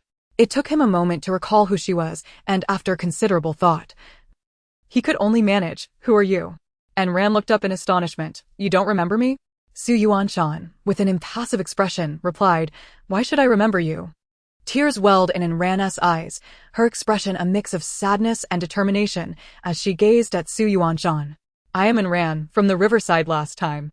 Su Yuanshan recalled the incident, realizing she was the one who had falsely accused Zhou Anle after he had acted in anger. "Why seek me for an apology instead of Zhou Anle?" An Ran's tears genuinely fell. "I did not strike anyone. It was a misunderstanding. My sister clarified that she accidentally fell, and you all misjudged me." Su Yuanshan appeared uninterested, responding, "Oh, and?" An Ran was momentarily speechless, summoning her courage to speak. But then noticed Zhou Anle observing from the side. "What are you doing here?" She felt a surge of annoyance. Why was she always present to witness her moments of embarrassment? Su Yuanshan turned to see Zhou Anle, suddenly feeling a bit flustered and inexplicably guilty. "Anle, what brings you here?" He glanced at Zhou Anle's expression, but discerned nothing amiss. "I came to find Shi and the others. I just happened upon you too." Zhou Anle replied, ignoring An Ran, as she found it difficult to feel any fondness towards her. "Let us go together. I also need to find them to return." Su Yuanshan said naturally, moving to stand beside Zhou Anle as they set off, leaving An Ran behind. Seeing 2 individuals completely disregarding her presence, An Ran's hands involuntarily clenched tightly as she stood there, her mood shifting like the weather, watching the retreating figures of the pair. "How dare you? Sneaking off to slack here. Not even bringing home the good stuff, indulging in your little feast here, are you?" An Lin, noticing An Ran standing there from a distance, rushed over and finally caught sight of the wild fruits in her hand. He immediately shouted in anger, interrupting her thoughts. Chapter 50, Not Easily Forgiven. Upon seeing Enlin, Enran did not grant him a pleasant countenance, her face darkening as she turned to leave. Enlin, witnessing her demeanor, felt his fury intensify, chasing after her relentlessly. "You little brat, I'm talking to you. You're slacking off here, and I'll go back to tell Grandma. Let her deal with you." Enran abruptly turned to face Enlin, a chilling smile gracing her lips. "Guess how your sister got that injury on her head last time?" Enlin stared at Enran in disbelief, taken aback by this unexpected side of his cousin. He was reluctant to admit that for a fleeting moment, he had been intimidated by her demeanor. Embarrassed and enraged, he lunged at Enran, landing punches and kicks. "I told you, how could my sister fall when she was fine? Turns out you bullied her, you wicked girl. I'll make sure you pay for this." Even at 8 years old, the boy possessed considerable strength, and his blows caused Enran some discomfort. Reflecting on how Enmeng had refrained from telling the truth after she had struck her, Enran felt a surge of satisfaction. That wretched girl must have been frightened by her, likely never expecting that she would dare to strike her, and with such force that after one hit, she had become docile, too afraid to speak the truth. With this thought, her gaze darkened as she fixed it upon Enlin, who was equally no good. Hitting one was the same as hitting two, perhaps this one also deserved a thrashing. Taking advantage of her height, Enran pushed Enlin to the ground. "Don't overstep your bounds. If you dare to insult or strike me again, I'll make sure you regret it." Enlin was taken aback, unable to believe that Enran would actually lay hands on him. "Do you dare to hit me?" Enlin exclaimed, shock evident on his face. This expression delighted her. "What is wrong with hitting you? You deserve it. Try insulting me again, and I swear I'll make you pay." "How much of that did you hear?" Zhou Anle pondered for a moment before replying. "I heard everything. That person blocked the way and rambled on about a bunch of nonsensical things. I can't tell if they're mentally sound." Su Yuanshan discreetly glanced at Zhou Anle, pretending to explain. She might not be quite right in the head. Zhou Anle recalled the 2 times she had encountered Enran. Everything she did and said left her perplexed. Su Yuanshan nodded in agreement. "Indeed, that person is seriously unwell. We should take a detour next time we see her. Who knows if her affliction is contagious." When they located Shirtu and the others, they discovered a group of people returning, each face beaming with joy. Nearly everyone holding a rabbit, and even Fa Kai tightly clutched a wild chicken in its beak. "Have you all stumbled upon a rabbit den?" Zhou Anle gazed at the multitude of rabbits, somewhat astonished. And Ping proudly declared, "Big sister, Fa Kai is truly incredible." All of these were found by Fa Kai. Fa Kai strutted proudly, parading the wild chicken before Zhou Anle. Zhou Anle clicked her tongue in admiration, squatting down to pet a few of the rabbits while continuously praising, "Fa Kai is truly remarkable. Sister Zhou, Fa Kai is indeed extraordinary. It's no wonder we saved it." "Absolutely, we'll make sure to treat Fa Kai well when we get back." Although De Bao was reluctant, he agreed. "Let us give Fa Kai some meat." Su Yuanshan cast a glance at Fa Kai but chose to remain silent. The group descended the mountain somewhat ostentatiously. Zhou Anle instructed them to place their catch into De Bao's backpack, covering it with a layer of wild grass to conceal it. To their surprise, not long after, a cacophony of desperate cries erupted. "Help! Help!" The voice sounded vaguely familiar. Before Zhou Anle could recall who it was, the person had already appeared before them, face streaked with tears and snot, looking as if they had just emerged from the mud. Their eyes blazing with a strong desire. "Save me!" As they stumbled towards the group, the rustling in the grass behind them grew louder, and a wild boar with tusks protruding emerged. "Shirtu, lead them back!" Zhou Anle shouted, extending her arms to shield those beside her. Enlin clung tightly to Zhou Anle's back, and unable to tolerate this, pulled him away. "Don't hinder my big sister." De Bao's demeanor shifted suddenly, placing the backpack on the ground and fixating on the wild boar. Su Yuanshan also drew the dagger strapped to his calf, and the two charged at the wild boar, launching their attack. Fa Kai dropped the wild chicken from its mouth, issuing a warning growl at the boar, while Zhou Anping hurriedly held it back to prevent it from charging. This wild boar was robust, with short, stout limbs and a relatively small head, its tusks menacingly protruding, giving it a fearsome appearance. Despite De Bao being somewhat slow-witted, years of hunting experience allowed him to react swiftly, and Su Yuanshan was no slouch either. So they managed to hold their ground against the wild boar. The boar had thick skin. Su Yuanshan exerted all his strength to drive the dagger into the creature's neck, But to his astonishment, the boar exhibited remarkable resilience, not collapsing immediately, instead thrashing about wildly. Bao, fearing it would injure someone, stepped up to grasp the boar's tusks tightly, bellowing, "Xiao Bao." Su Yuanshan wrenched the dagger free and drove it into the boar several more times, and finally, the wild boar collapsed, lifeless on the ground. The children, including Shi Tu, stood frozen in awe, while Zhou Anle set Fa Kai down, who protested with a few indignant barks, seemingly scolding him. "Fa Kai, you'll get trampled with your little frame. Let us wait until you grow up, all right?" Zhou Anle soothed Fa Kai, who reluctantly whined a few times before quieting down. Su Yuanshan's robe was stained with blood, and his long sleeves were torn by the boar's tusks, revealing a stronger, more feral appearance. "Su Gich, you're amazing." The children gazed at Su Yuanshan in admiration, perceiving him as a great hero in that moment. "Bao is also impressive," Bao interjected, somewhat disgruntled. Zhou Anle pulled Lin closer, inspecting his minor scrapes, and then questioned, "How on earth did you provoke a wild boar? Are you trying to get yourself killed? If it weren't for Meng, I wouldn't even bother with such a reckless child." This little troublemaker had just been in a fight recently and was now foolishly provoking a wild boar. One life isn't enough to play around like this. Lin, still shaken from his near brush with death, stammered, "I didn't provoke the wild boar. And Ran and I were talking over there when suddenly this wild boar charged at us, and that wretched girl pushed me towards it to escape. Thankfully, I was quick-witted and managed to run here, otherwise I'd probably be done for." As Lin spoke, he began to wail uncontrollably. Zhou Anle found it difficult to watch and turned her head away. "Let us go, I'll escort you back." Zhou Anle had no intention of comforting him. She had a premonition that this time, and Meng would not let it go easily. Chapter 51. Preemptive Strike. She instructed Shi Tu and the others to head back first to summon the adults. Once they arrived, they would hand over the wild boar. Zhou Anle planned to escort Lin back.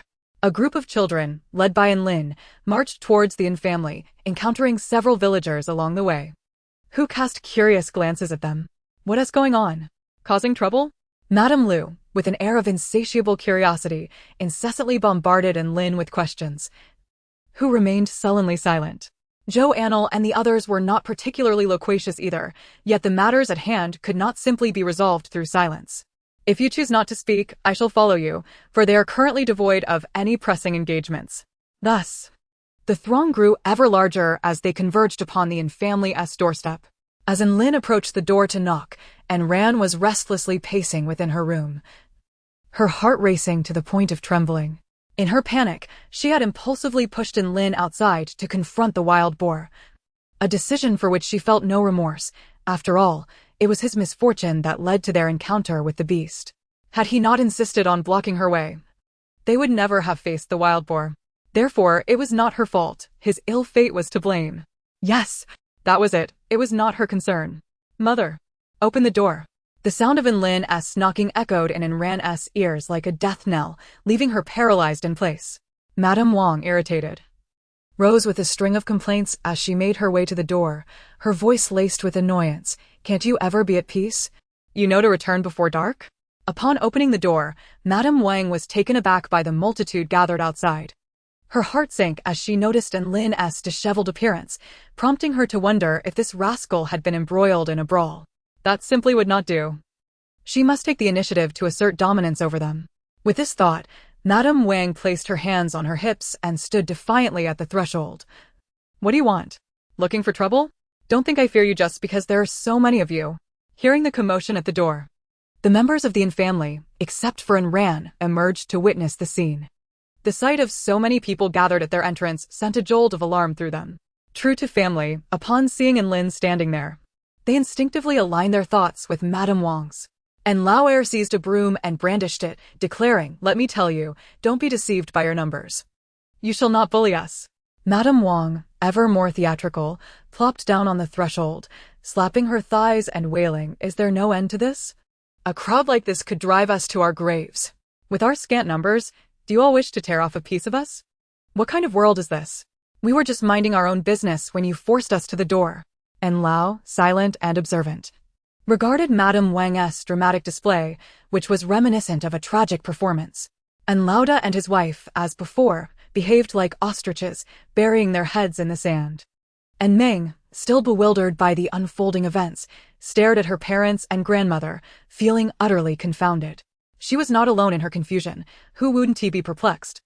The onlookers had merely come to witness the spectacle, yet they found themselves entangled in a mess. Zhou Anle, observing the family dynamics, felt compelled to intervene and nudged Lin. You speak. Lin, glancing at their anxious faces, softly replied, Father, Mother, I encountered a wild boar on the mountain today, and they saved me. Upon hearing this, Madame Wang sprang to her feet, swiftly inspecting Lin for injuries. After confirming he bore only minor wounds, she sighed in relief. Yet, her temper flared as she seized the broom from her husband and swung it at Lin, exclaiming, I'll teach you to court death. Do you wish to throw your life away? And Meng rushed forward to intervene, and at that moment, Lin broke down into tears, overwhelmed by a sense of injustice. Zhou Anle, unable to bear the absurdity of the situation any longer, recounted the entire incident to Meng. Madame Wang and Lao and Meng and Lao Air were all incensed by the revelations. The onlookers, their eyes sparkling with intrigue, were thoroughly entertained. What a splendid drama this is. No way. And Ran is not that sort of child. It must be them slandering her. And Lao pointed accusingly at Zhou Anle and her companions, his frustration palpable. Madame Wang, regarding Lao's fervor, glared at him with bloodshot eyes. Why would they have enmity with Ran? Are you truly unaware? I tolerated the last incident when Meng escaped unscathed, but this time? If it weren't for Lin's good fortune, our family line would have been cut off. Recalling the previous incident, Lao felt a pang of guilt, although Meng claimed it was merely an accident. They all feigned belief in the Fade of peace, while the actual truth was widely suspected. Wife, there must be a misunderstanding. Let us call Ran out, and we shall ascertain the truth. And Lao's voice carried a hint of pleading as he scanned the surroundings, but found Ran conspicuously absent, which caused his heart to sink. Eldest, where is Ran? And Lao shouted toward his eldest son. And Lauda lowered his head even further, pretending not to hear. Madame Wang, with a derisive scoff, stormed toward Ran's room and shoved the door, only to find it firmly shut. Head of the household, kick the door down. I demand to know if she is in there. It was peculiar for someone who usually left the door unlocked to suddenly bar themselves inside. If there were no secrets involved, it would be bizarre indeed. And Lao Air stepped back a few paces and launched a kick at the door, only for it to swing open from within, sending him stumbling inside. And Ran, looking as though she had just awakened, gazed at Madame Wang. What's wrong, second aunt? Madame Wang lunged forward, grabbing Ran by the hair and dragging her toward the door. And Ran screamed, Second aunt. What are you doing? I just woke up. Why are you hitting me? Curse it, just woke up. Do you think I'm easy to fool? With all this noise, are you deaf? If you weren't hiding something, why wouldn't you come out?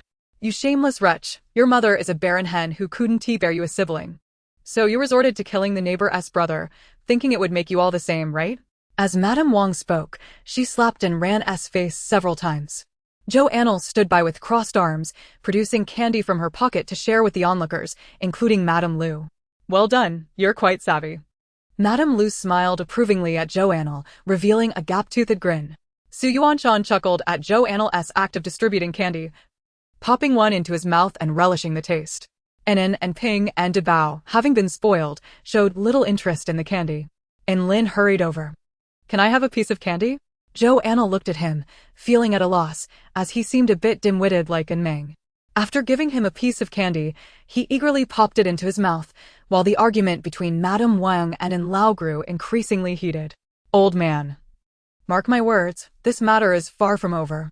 I demand a separation. If we continue to live together, I fear Lin and Meng will be harmed by that wretched girl. Madame Wang glared at Ran, her resolve firm, this time. She would not let her off easily. Chapter 52. Do not judge a book by its cover. Upon hearing the mention of separation, Meng's eyes lit up. She had long wished for such a division. Had it not been for the difficulty in broaching the subject, it would not have lingered until now. Madame Wang's declaration was not a genuine desire for separation, but rather a tactic to exert control over Lao, for if a true division occurred, the main household would no longer have to serve them. I told you, they are undoubtedly slandering Xiaoran. You haven't clarified the situation and have already condemned her. What do you mean by that? And Lao's frustration was evident. Isn't Ran right here? We could just ask her to find out. I suspect she's the culprit. Otherwise, why would she hide in her room? Lu Dazhuang chimed in, enjoying the candy while interjecting. That's hard to say. Perhaps Lin is merely fabricating stories. He seems to be in shock, remarked a young man from the village. I say, Shireen. Are you perhaps harboring feelings for Enran? That won't he do. Given your family's dire straits, who would marry you? Came the teasing remarks from the crowd. And Lao's forehead twitched with irritation, his face darkening. What business is it of yours? If you have nothing better to do, stop meddling in other families' affairs. Old Manon, your words are utterly misguided. Who is meddling in your family's affairs? Is it sufficient to merely exchange a few words? Aunt Lu has always held a disdain for Old Manon and immediately retorted upon hearing him speak. Wailing, and Ran knelt on the ground. Tears streaming down her face like delicate pear blossoms. She felt utterly defeated. With so many people outside, if this matter were not resolved properly, her reputation would be tarnished forever. No matter what, she must not yield. I am aware that my aunt has never favored me. And neither do Xiaolin and Xiaomeng, yet there is no need to slander me so. I have been sleeping at home and have not stepped outside. How could I possibly have pushed Lin? Are you all trying to drive me to my death? After speaking, Ran suddenly attempted to throw herself against a nearby water vat. And Meng, standing aside, swiftly wrapped her arms around Ran, determined to prevent her from doing so. If she were to collide, there would be no justification left. Wang Shi had not anticipated that Ran would possess such courage, willing to harm herself to escape. This could not happen. If she were to collide, Wang Shi would become the villain who drove her granddaughter to despair. She stepped forward, seizing Ran by the hair and dragging her aside. You wretched girl, how dare you slander us? This act of crying, causing a scene, and threatening self-harm is a trick I have mastered. You are merely brandishing a sword before Guangong. If I do not discipline you today, you shall never know the limits of heaven and earth. With that, she struck Ran's face, left and right. Old Man's anger was nearly pushed to the brink of madness. It was as though he were striking his own face rather than hers. He rushed forward, intent on striking Wang Shi, but Meng, seeing this, hastily knelt and clung to Old Man's leg. Grandfather, I beg you, grant our branch a chance to survive. If this continues, my brother and I will surely be schemed against by Ran. Our lineage will end. Uncle is your son. And my father is your son as well. Have a heart for us. Upon hearing her daughter's plea, little Wang Shi's eyes darted.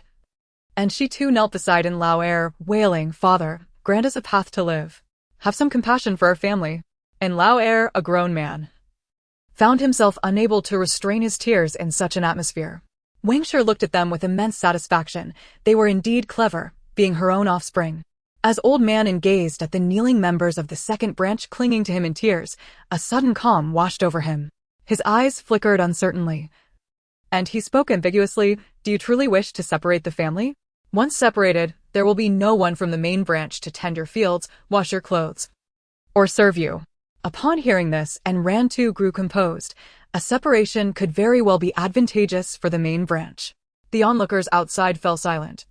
A family division was a major affair, typically only occurring when the parents had passed away.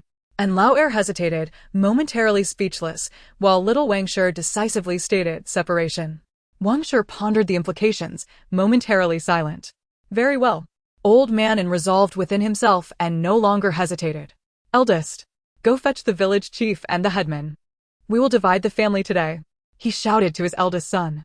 Usually incapable of mustering any assertiveness, the eldest son darted off swiftly to summon people.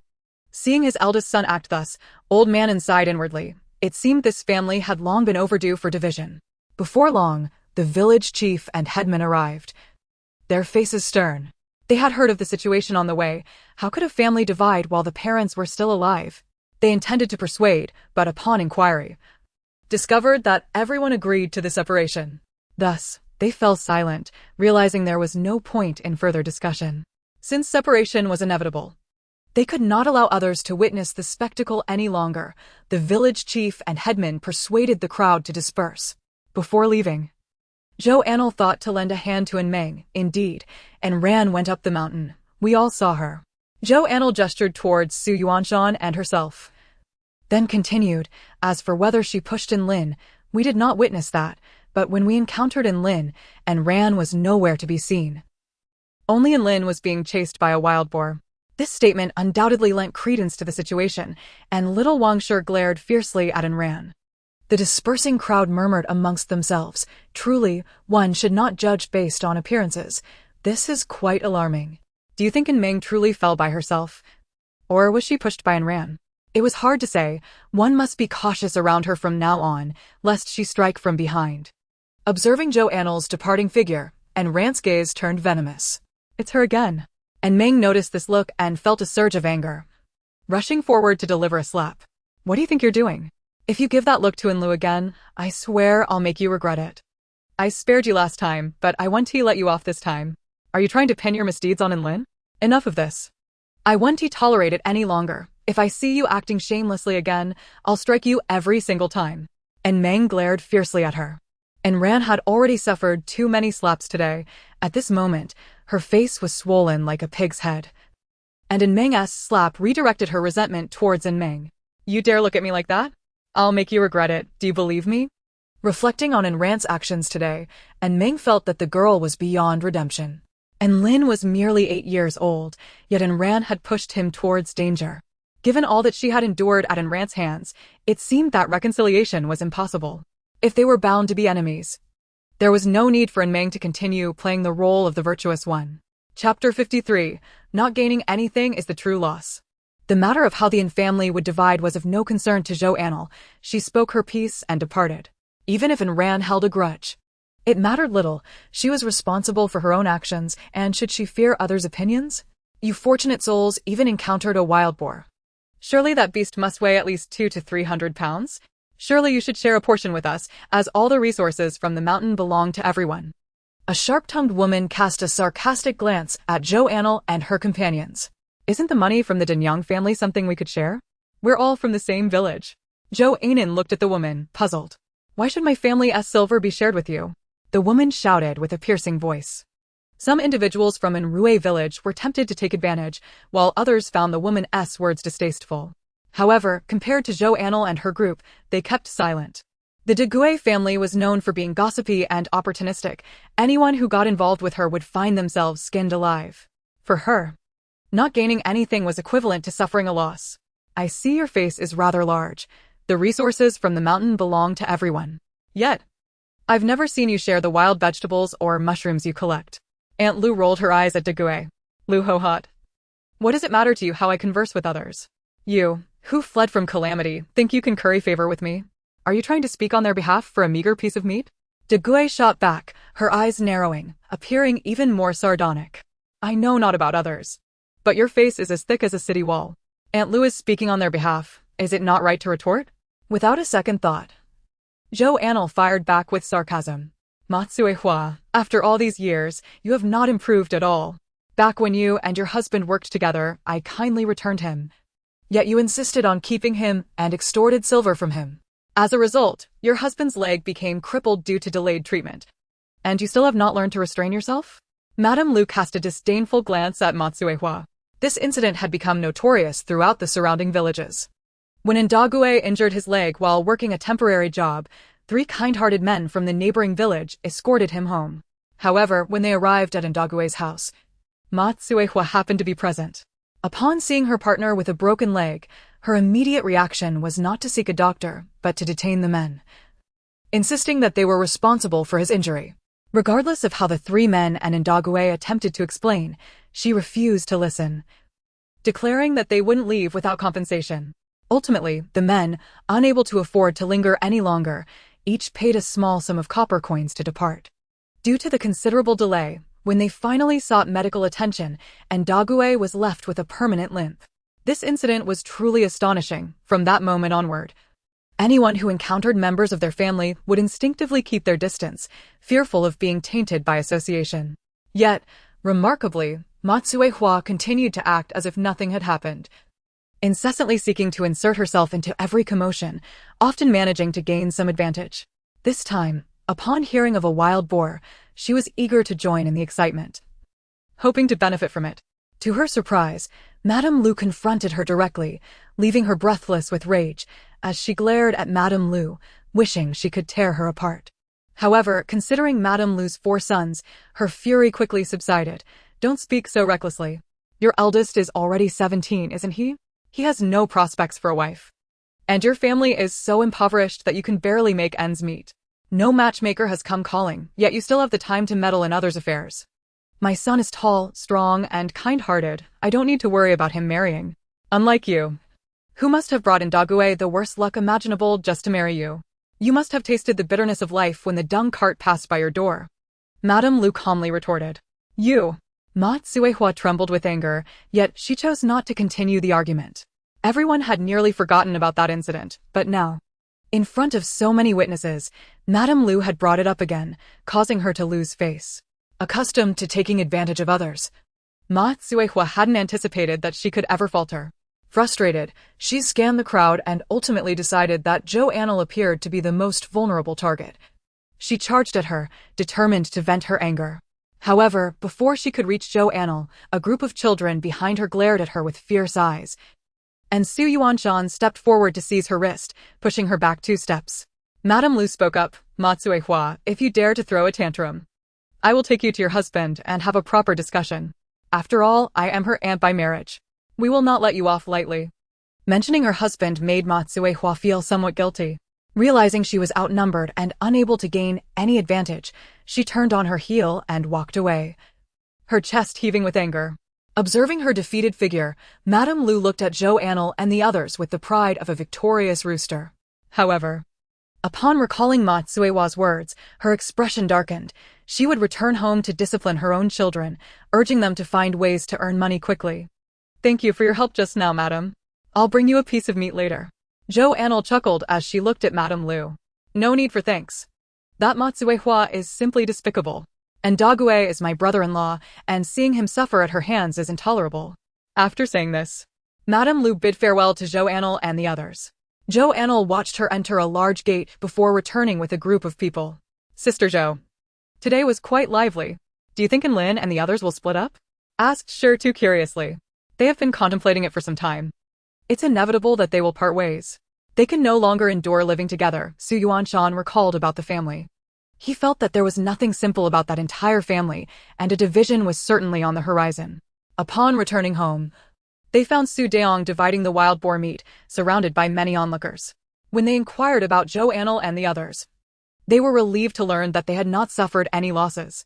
Zhou Anle requested a better piece of meat from Deong before turning to go to Madame Lu's house. Madame Lu's courtyard was small, with a covering of yellow mud. The conditions appeared less than ideal, yet the courtyard was tidy and well kept, creating a comfortable atmosphere. Miss Zhou, what brings you here? Madame Lu was somewhat surprised to see Zhou Anle, having just met her. Madam, I brought you some wild boar meat, specifically a good piece. And I wanted to thank you for speaking up for us today. Chapter 54. Money spent brings comfort. As soon as Madame Lu welcomed Zhou Anle into the courtyard, she heard Zhou Anle's words and waved her hand dismissively. It's no big deal. That Ma Tsuehua is a wretched person. I scold her every time I see her. Zhou Anle grasped Madame Lu's hand. Madam, please accept this. Regardless of the circumstances, you have indeed helped us. Look at how many people were present then. Others remained silent. But it was your warm-heartedness that made a difference. Not everyone has such awareness. Madame Lu nodded in agreement. Indeed, I, Lu Hohat, am known for my reasonableness and kindness. Unlike those with black hearts. Take this back with you. Am I the kind of person who would accept something for your sake? Zhou Anle was reluctant, feeling that it was inappropriate to take the offering back. The 2 women stood in the courtyard, playfully pushing the item back and forth. When Madame Lu's 4 sons returned from the fields and stood there, the courtyard suddenly felt cramped. At that moment, Zhou Anle and Madame Lu had reached an impasse. Zhou Anle wiped the sweat from her forehead, finally feeling relieved. It had truly been exhausting. Seeing that Madame Lu's sons had returned, Zhou Anle turned to take her leave. But Madame Lu quickly stopped her. Wait a moment. Madame Lu called out to her son, Gosheng, go fetch some cucumbers for your mother. The eldest son's face turned beet red as he grumbled in a deep voice, I'm all grown up now. I've asked you not to call me by my childhood name in front of others. Madame Lu immediately glared at him. You will always be my son. No matter how old you are. Hurry up, stop talking back. The 4 sons fell silent, shoving each other as they rushed to the backyard. Madame Lu was not idle either. She dashed into the house, grabbed a handful of vegetables, and placed them in a basket along with the cucumbers her son had picked, handing them to Zhou Anle. Don't dawdle, take this. I think these cucumbers look delicious. I really want you to have them. If you like them, come and get more before the season ends. The two exchanged banter as they walked out, and it was not until Zhou Anle reached the locust tree at the village entrance that Madame Lu turned back home. As expected, within just a couple of days, news spread throughout the village that old Manon and his family had divided. At that moment, Meng and Lin came to express their gratitude, carrying 2 portions of pastries and brown sugar. Thank you, Anle.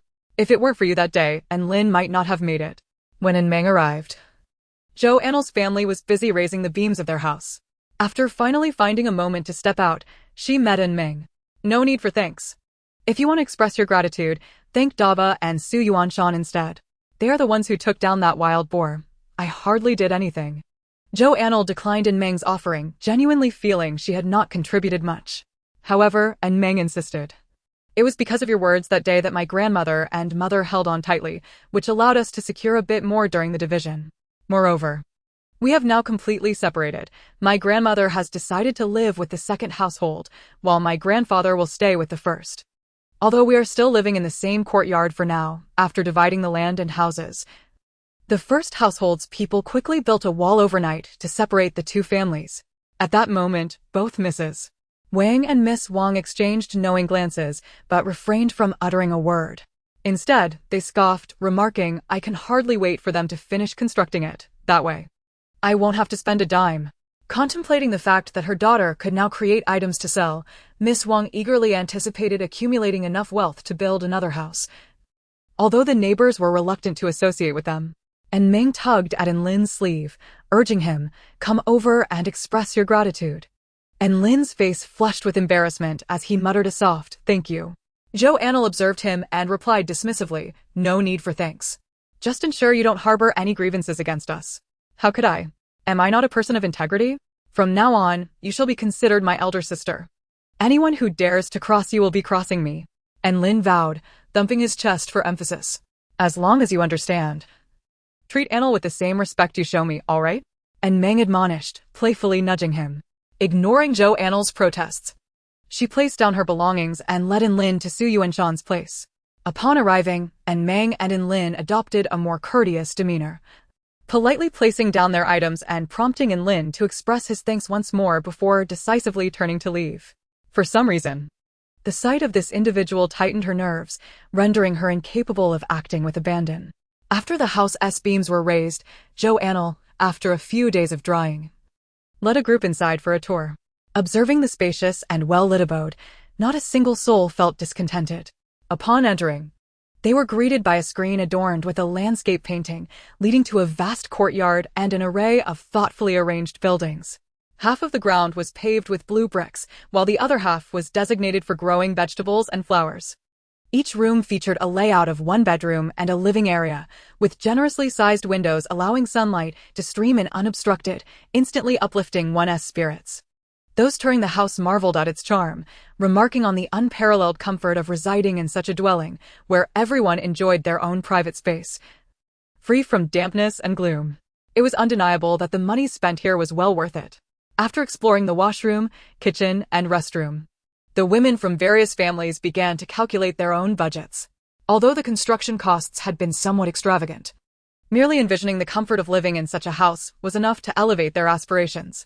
They immediately resolved to discuss with their families that evening, not necessarily to replicate the house identically, but to make slight modifications that shouldn't incur exorbitant expenses. The furniture was commissioned from Su Yongfa, and while they initially contemplated ordering several sets of sofas, the absence of a suitable soft material for cushions led them to postpone this idea, intending to move in once the beds and cabinets were completed. And Daqiang and his companions surveyed the elegant and grand house, feeling immense satisfaction. Who wouldn't inquire about the builder upon seeing such a splendid structure? It served as a perfect advertisement. After completing Zhou Anle's house, and Daqiang resumed work with the original laborers to construct homes for several other families. Only Su Yuanshan's family, through his insistence, managed to erect a house similar to Zhou Anle's, albeit smaller due to their larger family size. Other households still resided in mud houses, and although they aspired to construct a brick and tile dwelling like Zhou Anle's, the financial constraints forced them to settle for more modest accommodations, striving to enhance their room layouts as best they could. As the wives remarked, building kitchens and bathrooms with blue bricks was truly a sign of extravagance. Zhou Shelui continued to assist various families in the village, while Zhou Anle, having nearly finished harvesting honeysuckle on the mountain, set out with a group of children to clear land for cultivation. On their way out one day, they spotted a contingent of constables approaching from across the river, clearly headed for Anrui village. Chapter 55, Taxation. The news of impending tax collection stirred considerable unrest when the village chief arrived to announce it. Initially, it had been communicated that this year's tax collection would be postponed, and some villagers held on to the hope that it might be indefinitely delayed. However, it turned out to be merely a half-month deferment. A few individuals from Dushan village were dispatched to observe, as they were now residents of Anrui village. The village chief warmly welcomed the constables into his home, while he rang a gong to gather every household in the grain-drying square, instructing them to bring their tax grain. Once the constables and clerks had enjoyed a cup of tea and the timing seemed appropriate, they haughtily informed the village chief that it was time to attend to business. In previous years, the tax collection schedule was announced, after which the village chief would relay the information to the villagers, who would then coordinate the delivery of grain to the county office. However, due to the current severe epidemic outside, the head clerk conferred with the county magistrate and decided that 5 constables, accompanied by a clerk, would visit each village to collect taxes. Though this method was somewhat cumbersome, it was unavoidable, given the strict lockdowns in various regions. Even possessing a residence permit to enter the city posed risks of exploitation. The lives of officials, including the magistrate, head clerk, and county lieutenant, were at stake. Thus, for the sake of everyone's safety, a bit of inconvenience was warranted. Coughing lightly, they all thought to themselves that the true burden would not fall upon them, as they simply needed to delegate the tasks. Upon reaching the grain yard, a throng of people had gathered. It was rare to see such orderliness. Everyone had come to witness the commotion, and the constables and clerks could not help but frown at the chaotic scene. The village chief quickly sought a platform to stand upon and called out, "Quiet down. Form a line and approach one by one. Otherwise, when your turn comes, don't come looking for me if something goes awry." Despite his attempts to instill order, the sheer number of people made it difficult for most to comply. While many hurriedly lined up, some continued to chat and inquire among themselves, seemingly oblivious to his commands. The village chief's irritation grew. Offending the clerks and constables could result in them facing difficulties when it came time to pay taxes, and the villagers displayed a complete lack of awareness. The trio of Zhou Anle and her siblings, along with Su Yuanshan's cousin and Su Dahu, had been sent to gather information. They hadn't anticipated arriving to such a scene, quickly realizing it was a tax collection event. Fortunately, we are exempt from taxes for 3 years. Otherwise, we'd be hard-pressed to manage this burden. If only this exemption could last indefinitely. Su Dahu mused as he surveyed the crowd. Such thoughts are futile. It is simply impossible. We should seize this opportunity to observe how much others are paying to gauge our own circumstances, Su Yuanshan advised, earning the agreement of the others.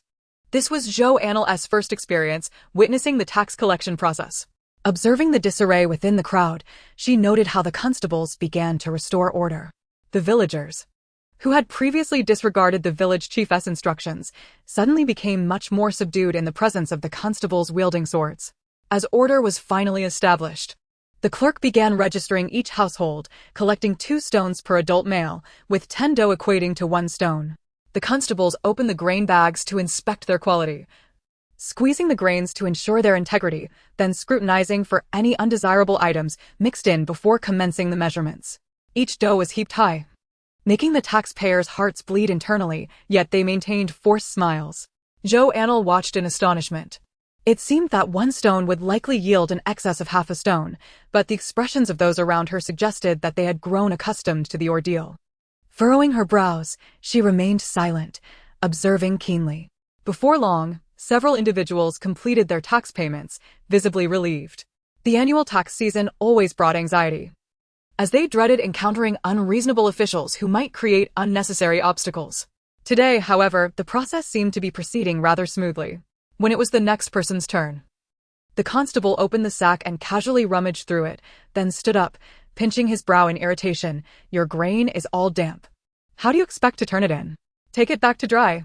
The individual, a member of the Wu family from a different clan in the village, grew anxious upon hearing this. Sir, please take a closer look. I've dried it thoroughly. I assure you I am not trying to deceive you. Just let me submit it, he implored, knowing that if he failed to turn it in today, he would have to arrange for transport to deliver it to the city. And if he encountered an unyielding official there, he would likely end up spending not only more money, but also more grain. Are you trying to bicker, old man? Just look at your grain. Is it dry or not? The constable opened the sack for everyone to see. In truth, while the grain could be called dry, it still retained a hint of moisture, not completely dried out. Sir, we've been drying it for several days. It's just this little bit. Please, show some leniency. The elder Wu pleaded, his face etched with worry. Get out of my way. Do not delay my official duties, or I shall have you arrested. The constable snapped. If this grain were to mold after I took it in, would you take the blame when the magistrate punishes me? He waved him off impatiently.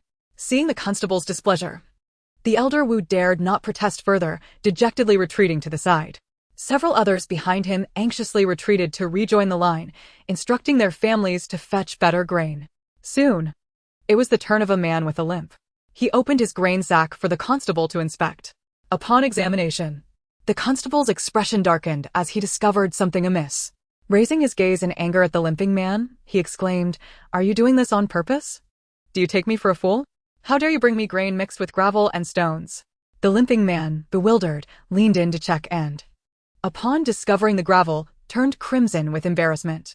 "I'm terribly sorry, sir. I don't know how this happened. Please, calm down, I will inquire about it." He attempted to leave, but the constable, feeling irritable, pressed the hilt of his blade against the man's neck. "You villagers of Anle think you can receive special treatment? Have I been toiling here just to be mocked? Damp grain and stones mixed in." The constable directed his ire toward the village head. Infuriated, the head of the village felt humiliated to be chastised by a younger man in such a public manner, especially as he faced repercussions alongside donghua. "This is absolutely unfounded. Rest assured, I will educate them properly. Such incidents will not occur again." The village head forced a smile, making repeated assurances. The constable scoffed, but reluctantly lowered his blade. Anle was a sizable village, and its ancestors had produced several scholars.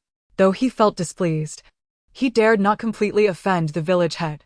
Chapter 56, The Scholar. The village head, fuming, pulled donghua aside, with the village chief hastily following.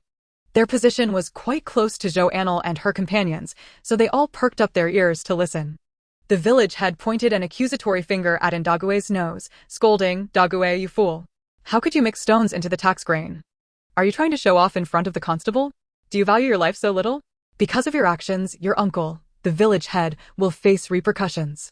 If he hadn't intervened, you would have deserved a beating, understand? They wouldn't spare you a single copper coin."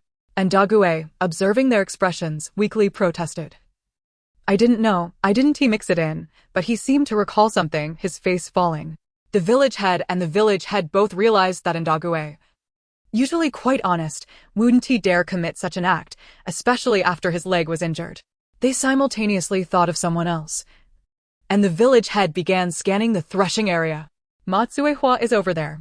Zhou Anle pointed to a tree beside the threshing area, where Matsuehua was peeking out. Upon hearing Zhou Anle's words, they all turned their gazes in unison, and donghua limped over. Realizing the situation was not in her favor, Matsuehua attempted to flee. But Zhou Anle dashed forward and clutched her waist tightly. "Come help catch her. I've got her." Matsuehua felt as if her waist was being crushed by Zhou Anle's grip. How could such a small child possess such strength? She clawed and pushed, trying to break free, her anger surging. "You little brat, are you made of iron?" At that moment, the village head arrived, shouting, "Matsuehua, how dare you run? I need not ask, it was you." Zhou Anle stepped forward, releasing her hold on Zhou Anle to inspect her arm, which bore angry red marks from being gripped too tightly.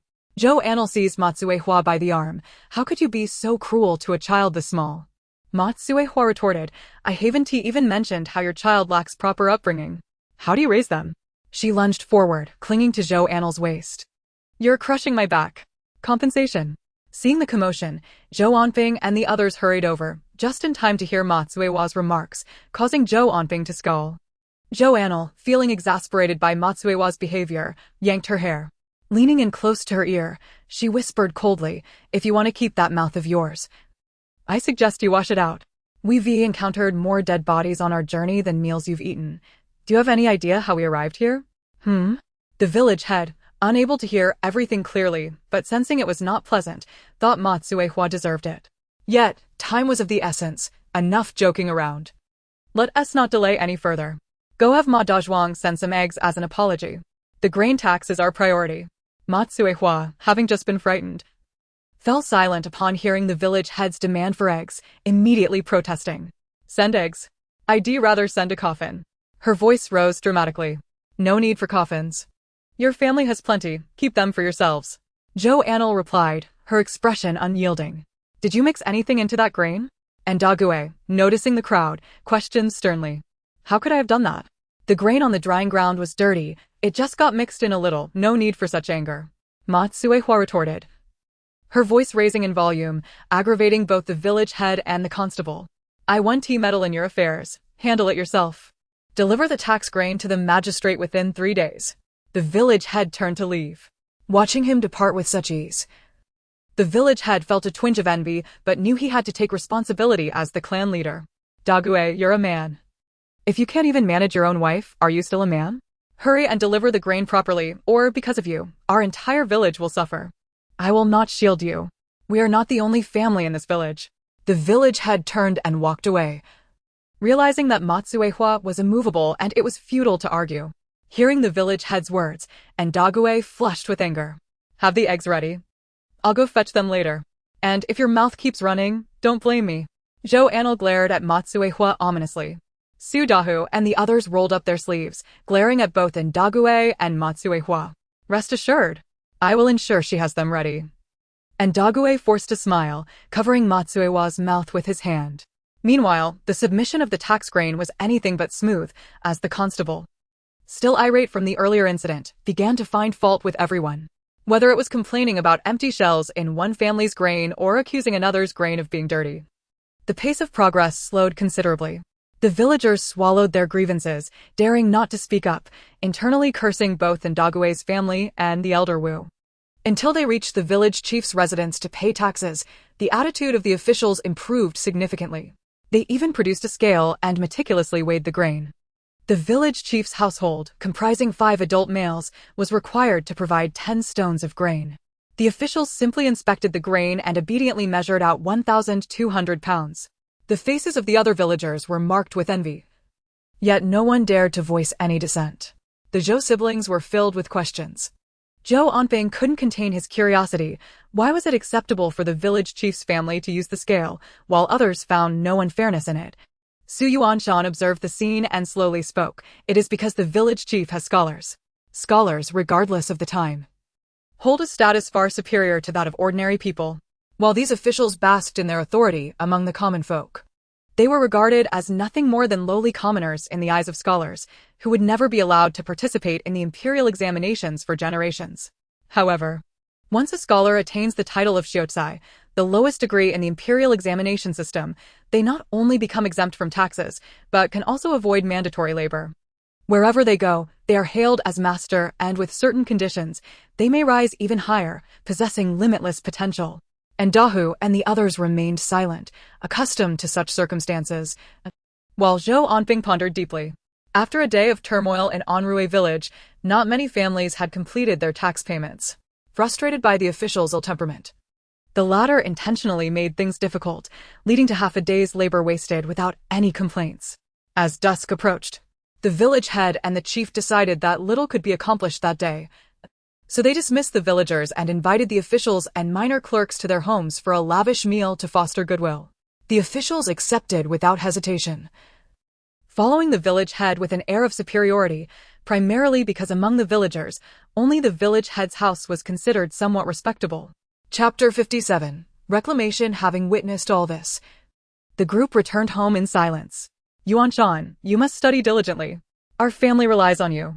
You are already a Tongsheng, a student in the lowest rank of the examination system. If you work hard and pass the Shiozai examination, we will be free from taxes. Su Shu said, gazing hopefully at Su Yuanshan. Brother Su, Does passing the Shiozai exam exempt one from taxes? Zhou Anle inquired. Not only that, but one is also spared from corvée labor. Every year, when it's time for mandatory labor, the toll it takes is severe.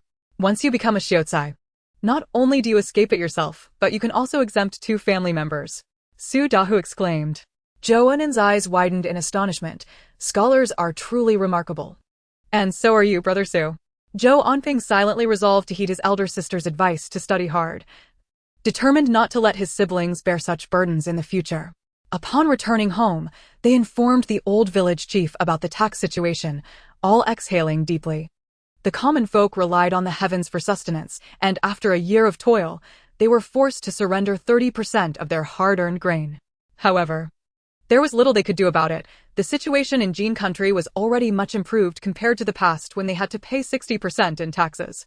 After settling their dues, the remaining grain barely sufficed for their families, let alone providing for any financial exchanges. Hence, in the past, every household would send members to hunt in the mountains, regardless of the size of the prey, as it could at least yield some money for household expenses. This situation is much better than we had initially imagined. They have even exempted us from taxes for 3 years. Moreover, with all this wasteland, once we cultivate it, it will all belong to us.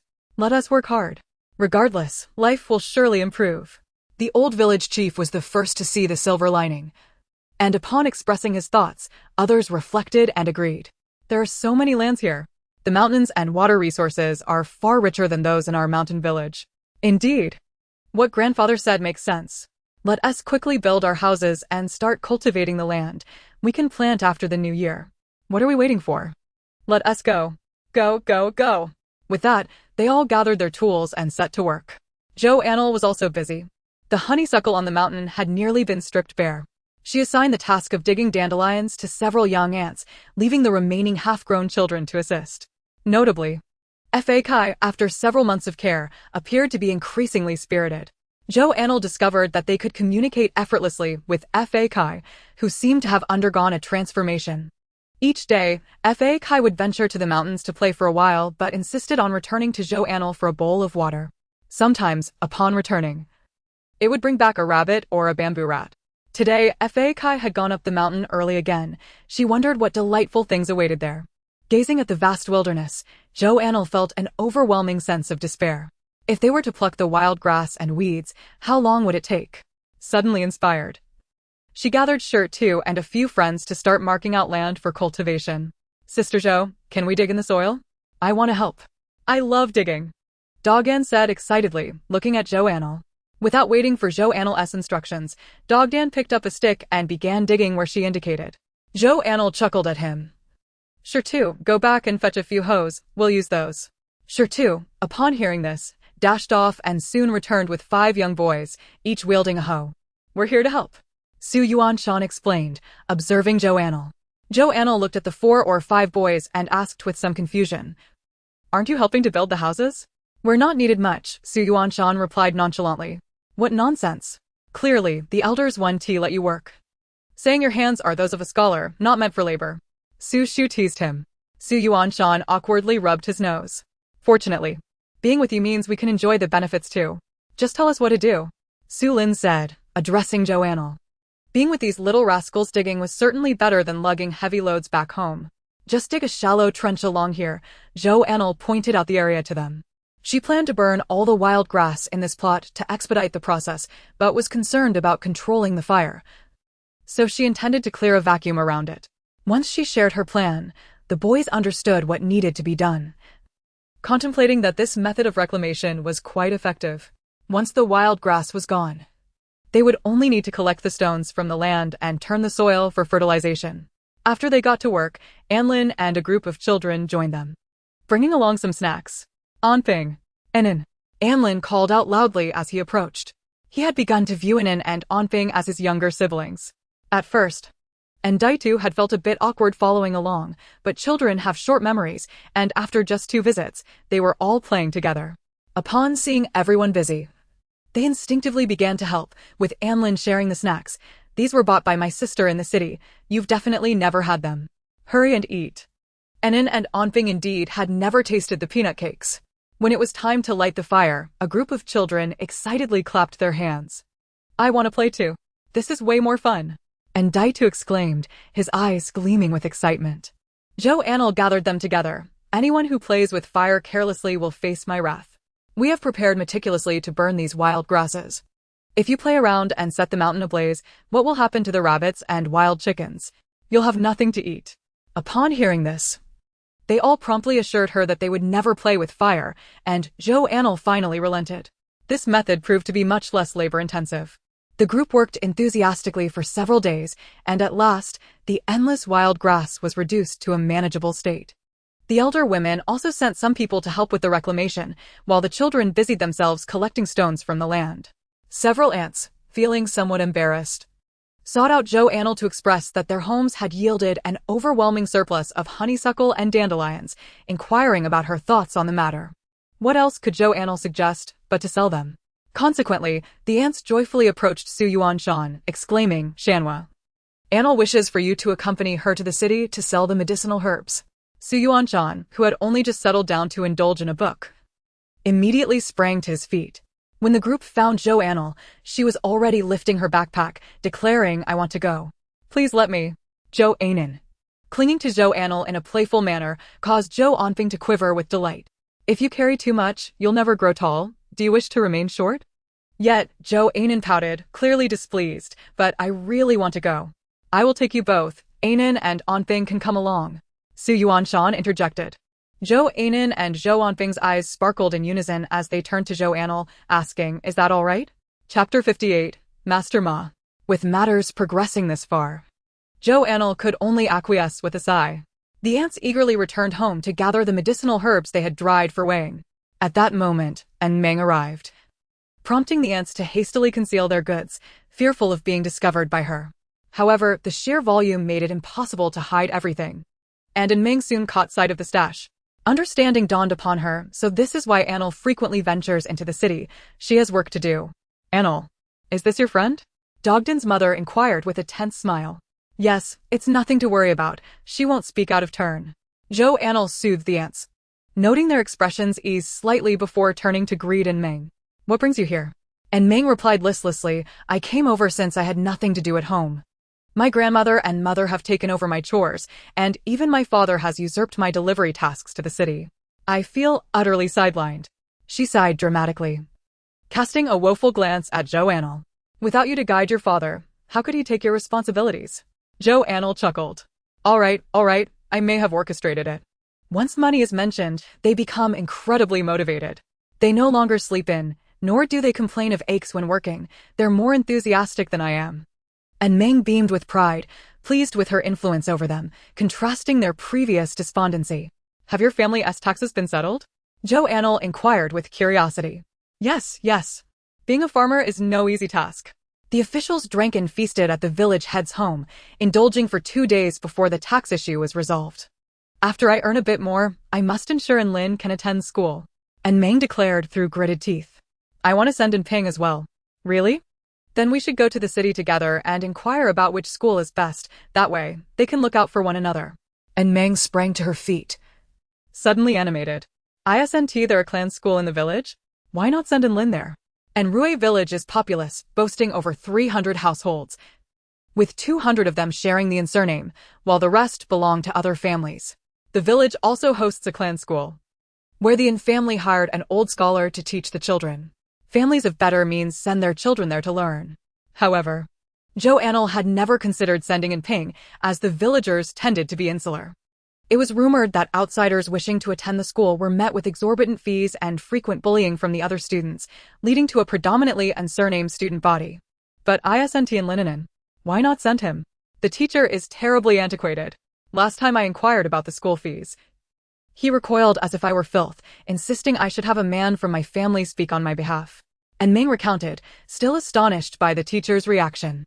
With such a person, I cannot bear to send Lin there. If he teaches him to disdain hard work and look down upon women, I fear I would be compelled to confront him. The mere thought was intolerable to Meng. She would not allow her family's earnings to be used for education, only to have Lin turn against women. Zhou Anle was relieved to learn of the teacher's nature, grateful she had never intended to send Ping there.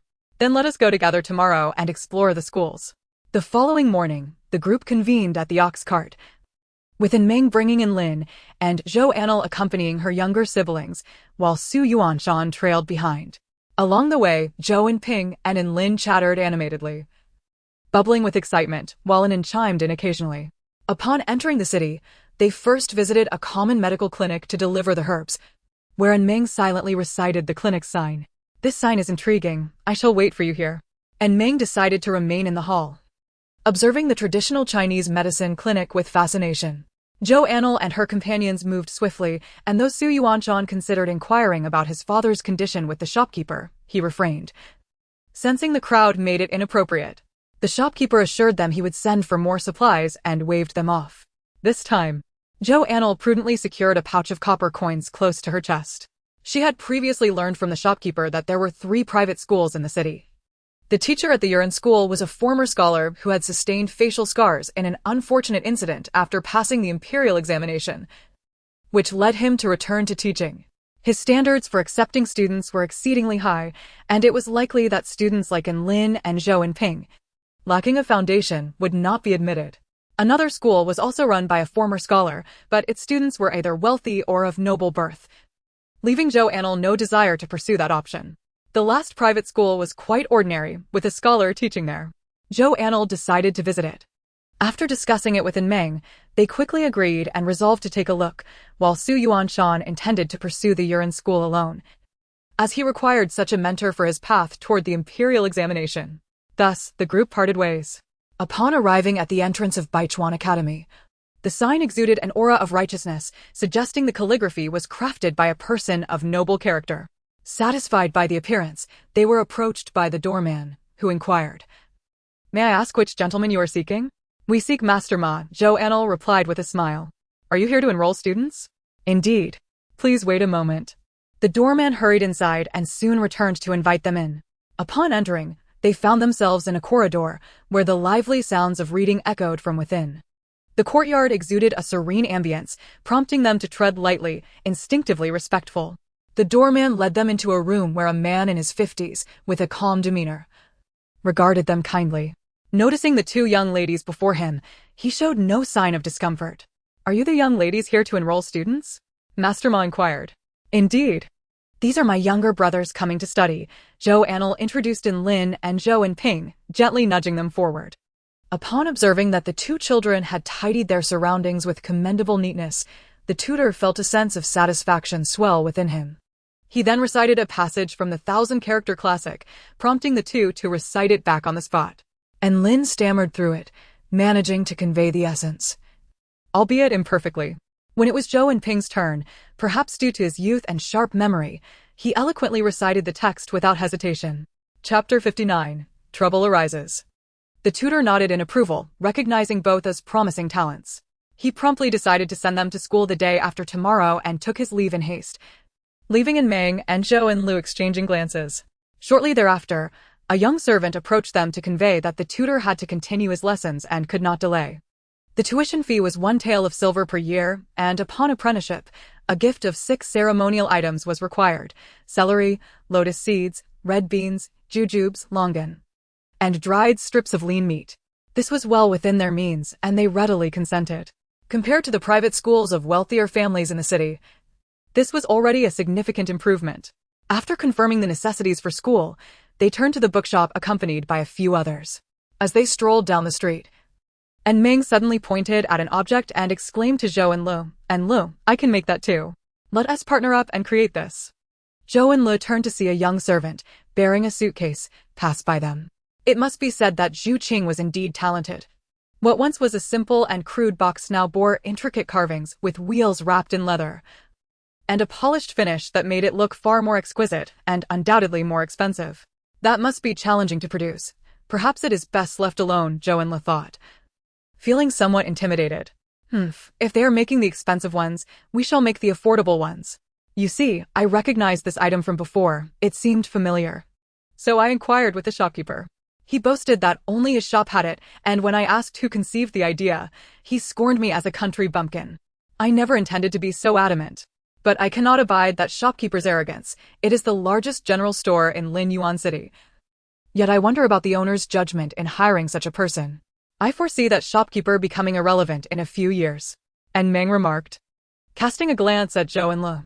But we are the ones selling this, right? We promised we wouldn't sell it again. Zhou Anle suddenly interjected, causing both to freeze. This could spell disaster. How could they explain this? And Meng looked at Zhou Anle, puzzled. You mean you're selling it? Yes. We sold this to a wealthy landowner. He wore a gold chain so thick around his neck that I was envious. Zhou Anle recalled the chain that was thicker than her thumb, her eyes gleaming with envy. What sort of taste is that? It looks dreadful. Zhou Anle grimaced at the thought of the man's appearance. And Lin listened, intrigued. What did he look like? And Meng crouched down and gently asked Zhou Anle. Ping, could you tell me how you sold it? Whose idea was it? Zhou Anle felt a bit intimidated by Meng's soft tone. He glanced at Zhou Anle, who was covering her sister's mouth and shaking her head. Instantly, he sealed his lips in silence. After a long pause without a response from Zhou Anle, and Meng grew anxious. You must tell me. Whose idea was it? Zhou Anle remained silent, covering his mouth, prompting Meng to pivot and look at Zhou Anle. Anle, was it someone from your village? Zhou Anle ignored Meng's series of guesses and led Lin and the others into the bookshop. The tutor's servant had mentioned that they needed to purchase a copy of the Enlightenment book, the 1,000-character classic, along with some writing materials. Upon arriving at the bookshop, they discovered to their astonishment that a printed version of the 1,000-character classic cost 1 tael of silver, while a handwritten copy was priced at 900 won. The writing supplies varied greatly in price, with the more expensive sets costing dozens to hundreds of taels, while even the cheaper sets required several taels. Upon hearing these prices, Lin and Zhou Anle gasped in disbelief. It was exorbitant. No wonder only they two from the village had families willing to support their education, while their peers expressed envy upon hearing the news. Big sister, I want the handwritten copy. I just need a brush. I can buy the rest later when I practice my writing. Zhou Anle insisted, gripping Zhou Anle's hand earnestly. Their family was poor, and providing for his education was already a considerable challenge. He could not burden them further with the cost of materials. And Lin nodded vigorously in agreement. And Meng entered the conversation, laughing as she playfully tapped Lin's head. You have such lofty dreams, but I have no money to buy it for you. Let's just get a brush to use for now. Seeing their predicament, Zhou Anle decided to purchase only the 1,000-character classic and an inexpensive brush. The urgency of earning money loomed large. Children truly were insatiable consumers, and once school officially commenced, the cost of books alone would surely mount.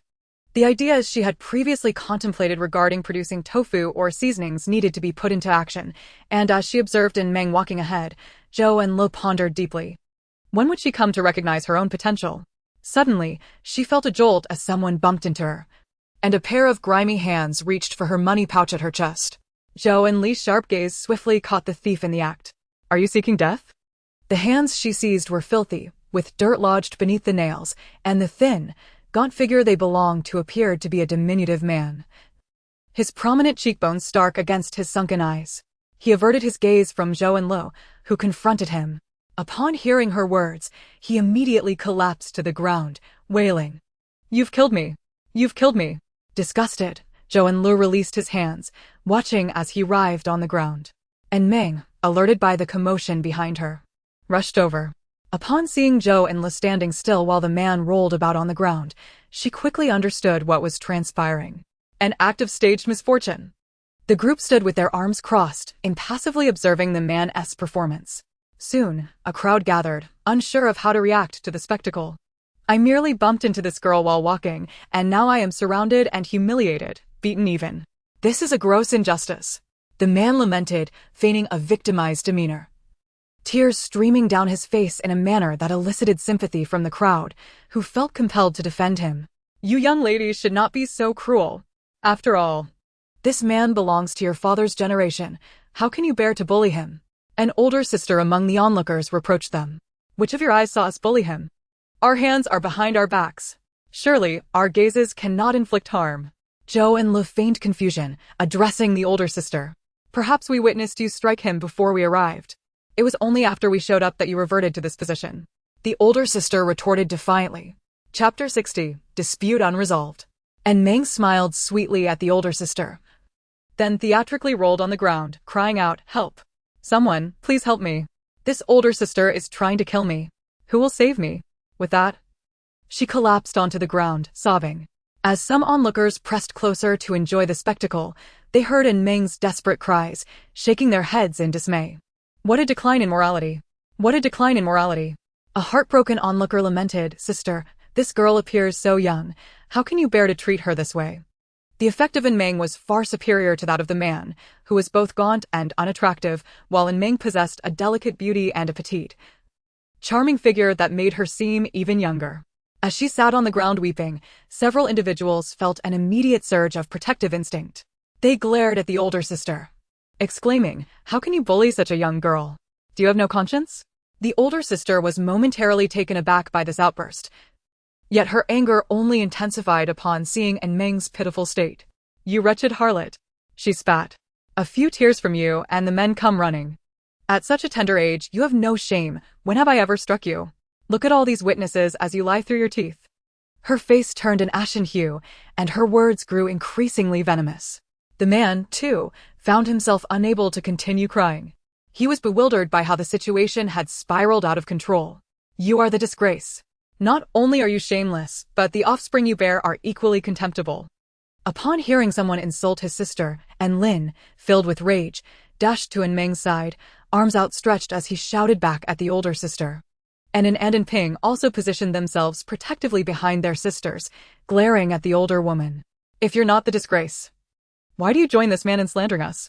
He was caught stealing my silver and is now weeping on the ground. Are you in cahoots?" Zhou Anle scrutinized the older sister with suspicion. Meng ceased her tears and swiftly rose from the ground. "You are quick to feel sympathy for a grown man who cries, yet you unleash such cruelty upon me for shedding a few tears? Are you two acquainted? I suspect you are part of a plot to deceive us." The crowd, consisting of both newcomers and those who had arrived earlier, hesitated to speak, as the situation had become utterly perplexing. "Bah, who would associate with that person? It is you who are a bunch of scoundrels, the offspring of a shameless dog. You spew filth with your mouth." The older sister stood defiantly, hands on her hips, resembling a small mountain as she raged, saliva flying from her lips, causing the surrounding crowd to retreat a few paces, clearing a space for her. "I will have it out with you." And Lin charged forward, intent on striking the older sister. And Meng, biting her lip, followed suit. Zhou and Lu, witnessing their resolve, joined the fray. And excitedly shouted and rushed into the fray, while Ping, observing the commotion, felt compelled to act but was wary of adding chaos due to his small stature and lesser strength, so he stood at a distance, waiting for an opportunity. And Lin's advance startled the older sister, who quickly grasped his head, rendering him unable to land any blows. Observing this, and Meng lunged forward to bite the older sister's arm. Zhou Anle seized the older sister's hand and twisted it, prompting her to cry out in pain, "Ouch! Ouch! Ouch!" He then flung her arm aside, pulling In Meng and Lin behind him for protection. "Help! Help! Someone is bullying my wife!" The older sister cried out, her voice piercing the crowd. A rotund man wielding a cooking ladle rushed out from a nearby food stall. Where? Where?" he bellowed. "Over here. I've been attacked." The older sister shouted back as she pointed at the man. In no time, the crowd parted, allowing the stout man to see his wife clutching her wrist, tears welling in her eyes, igniting his fury. Who dared to harm you?" The older sister, seeing his reaction, unleashed a tirade at him, Zhang. "You are so slow that you can't even catch up with your own meal. I've been attacked right under your nose while you were busy cooking. My dear, I was just about to prepare something delicious for you as it nears mealtime. Don't be angry, I'll avenge you right now." With that, he turned and roared. "Which scoundrel dares to bully my wife? Do they not know who Zhang is?" Scanning the area, a well-meaning bystander pointed towards Zhou and Lu and the others. "If you think Zhang is not going to teach you a lesson today, you are sorely mistaken." He brandished his ladle, preparing to strike. Su Yuanshan, having finished his studies, noticed the absence of Zhou and Lu and the others and followed the path towards them. As he turned the corner, he saw a crowd gathered near a bookshop. Initially intending to bypass the scene, he suddenly heard In Meng and In Lin's voices and felt a sense of foreboding. After a struggle to push through, he finally entered the scene just as a stout man attempted to strike Zhou and Lu with the ladle. Leaping forward, Su Yuanshan kicked the ladle out of the man's hand, which clattered to the ground. With the ladle gone, Zhang raised his fists to retaliate, But Su swiftly blocked him, twisting his arm behind his back, then landing 2 decisive kicks to Zhang's knee, causing him to collapse onto the ground. Su Yuanshan's movements were swift and graceful, eliciting applause from the onlookers. From a second-floor window of a nearby tavern, a maid observed with delight, "Splendid. Just as it should be. Let us go. We should join the fray." A companion chuckled lightly, turning to exit. Zhang Zhuang's hefty form floundered on the ground like a turtle without its shell, struggling to rise. His wife, disregarding her own pain, rushed over to assist him. "I will report this. I will ensure these scoundrels pay dearly. Where's that man?" The older sister quickly scanned the crowd, searching for the man who had initially caused the trouble. However, she noticed him desperately trying to escape the throng, his escape imminent. "You, stop right there," she shouted furiously, pointing at him. The man, hearing her voice, pushed through the crowd with renewed vigor as bystanders parted to allow her passage. Just as he felt a surge of relief at breaking free, he found his path blocked ahead. 2 young attendants stood before him. Before he could utter a word, they had pinned him to the ground. Internally lamenting, he realized that he had just left the gambling den, having lost all his money, and now faced the prospect of returning home empty-handed. He had targeted these children, observing them entering the bookshop and exiting with items in hand. Seeing they were affluent, he had waited to seize the opportunity to pilfer some silver. Chapter 61. Boasting to the wrong party. As he saw the girl lost in thought, he seized the moment to act, only to find that, even in her distraction, she had detected his intentions. In a moment of desperation, he thought to feign injury and extort some sympathy, believing that old tricks still held value. However, the unfolding events far exceeded his expectations. He was thoroughly astonished by the meddlesome nature of those who were not involved in the matter at hand. One after another, they derailed the situation, and now, attempting to escape, he found himself apprehended on the spot. "Let go! Let go!" Zhu Shifa struggled, but the attendants held him firmly, refusing to release their grip. "Miss, we have captured the culprit. How shall we proceed?" One attendant inquired, bowing respectfully to those nearby. "Miss? What miss? There is no enmity between us. You have captured the wrong person. I do not know any of you." Zhu Shifa insisted, oblivious to the circumstances behind him, yet confident that he did not recognize any miss. A fragrant breeze wafted by as a graceful figure completely ignored Zhu Shifa, striding towards Su Yuanshan and the others. At that moment, Su Yuanshan cast a glance at Zhou Anle, relieved to see she was unharmed. He then checked on Anan and in Ping before finally relaxing, glancing over in Meng's disheveled appearance with a mere cursory glance before moving on.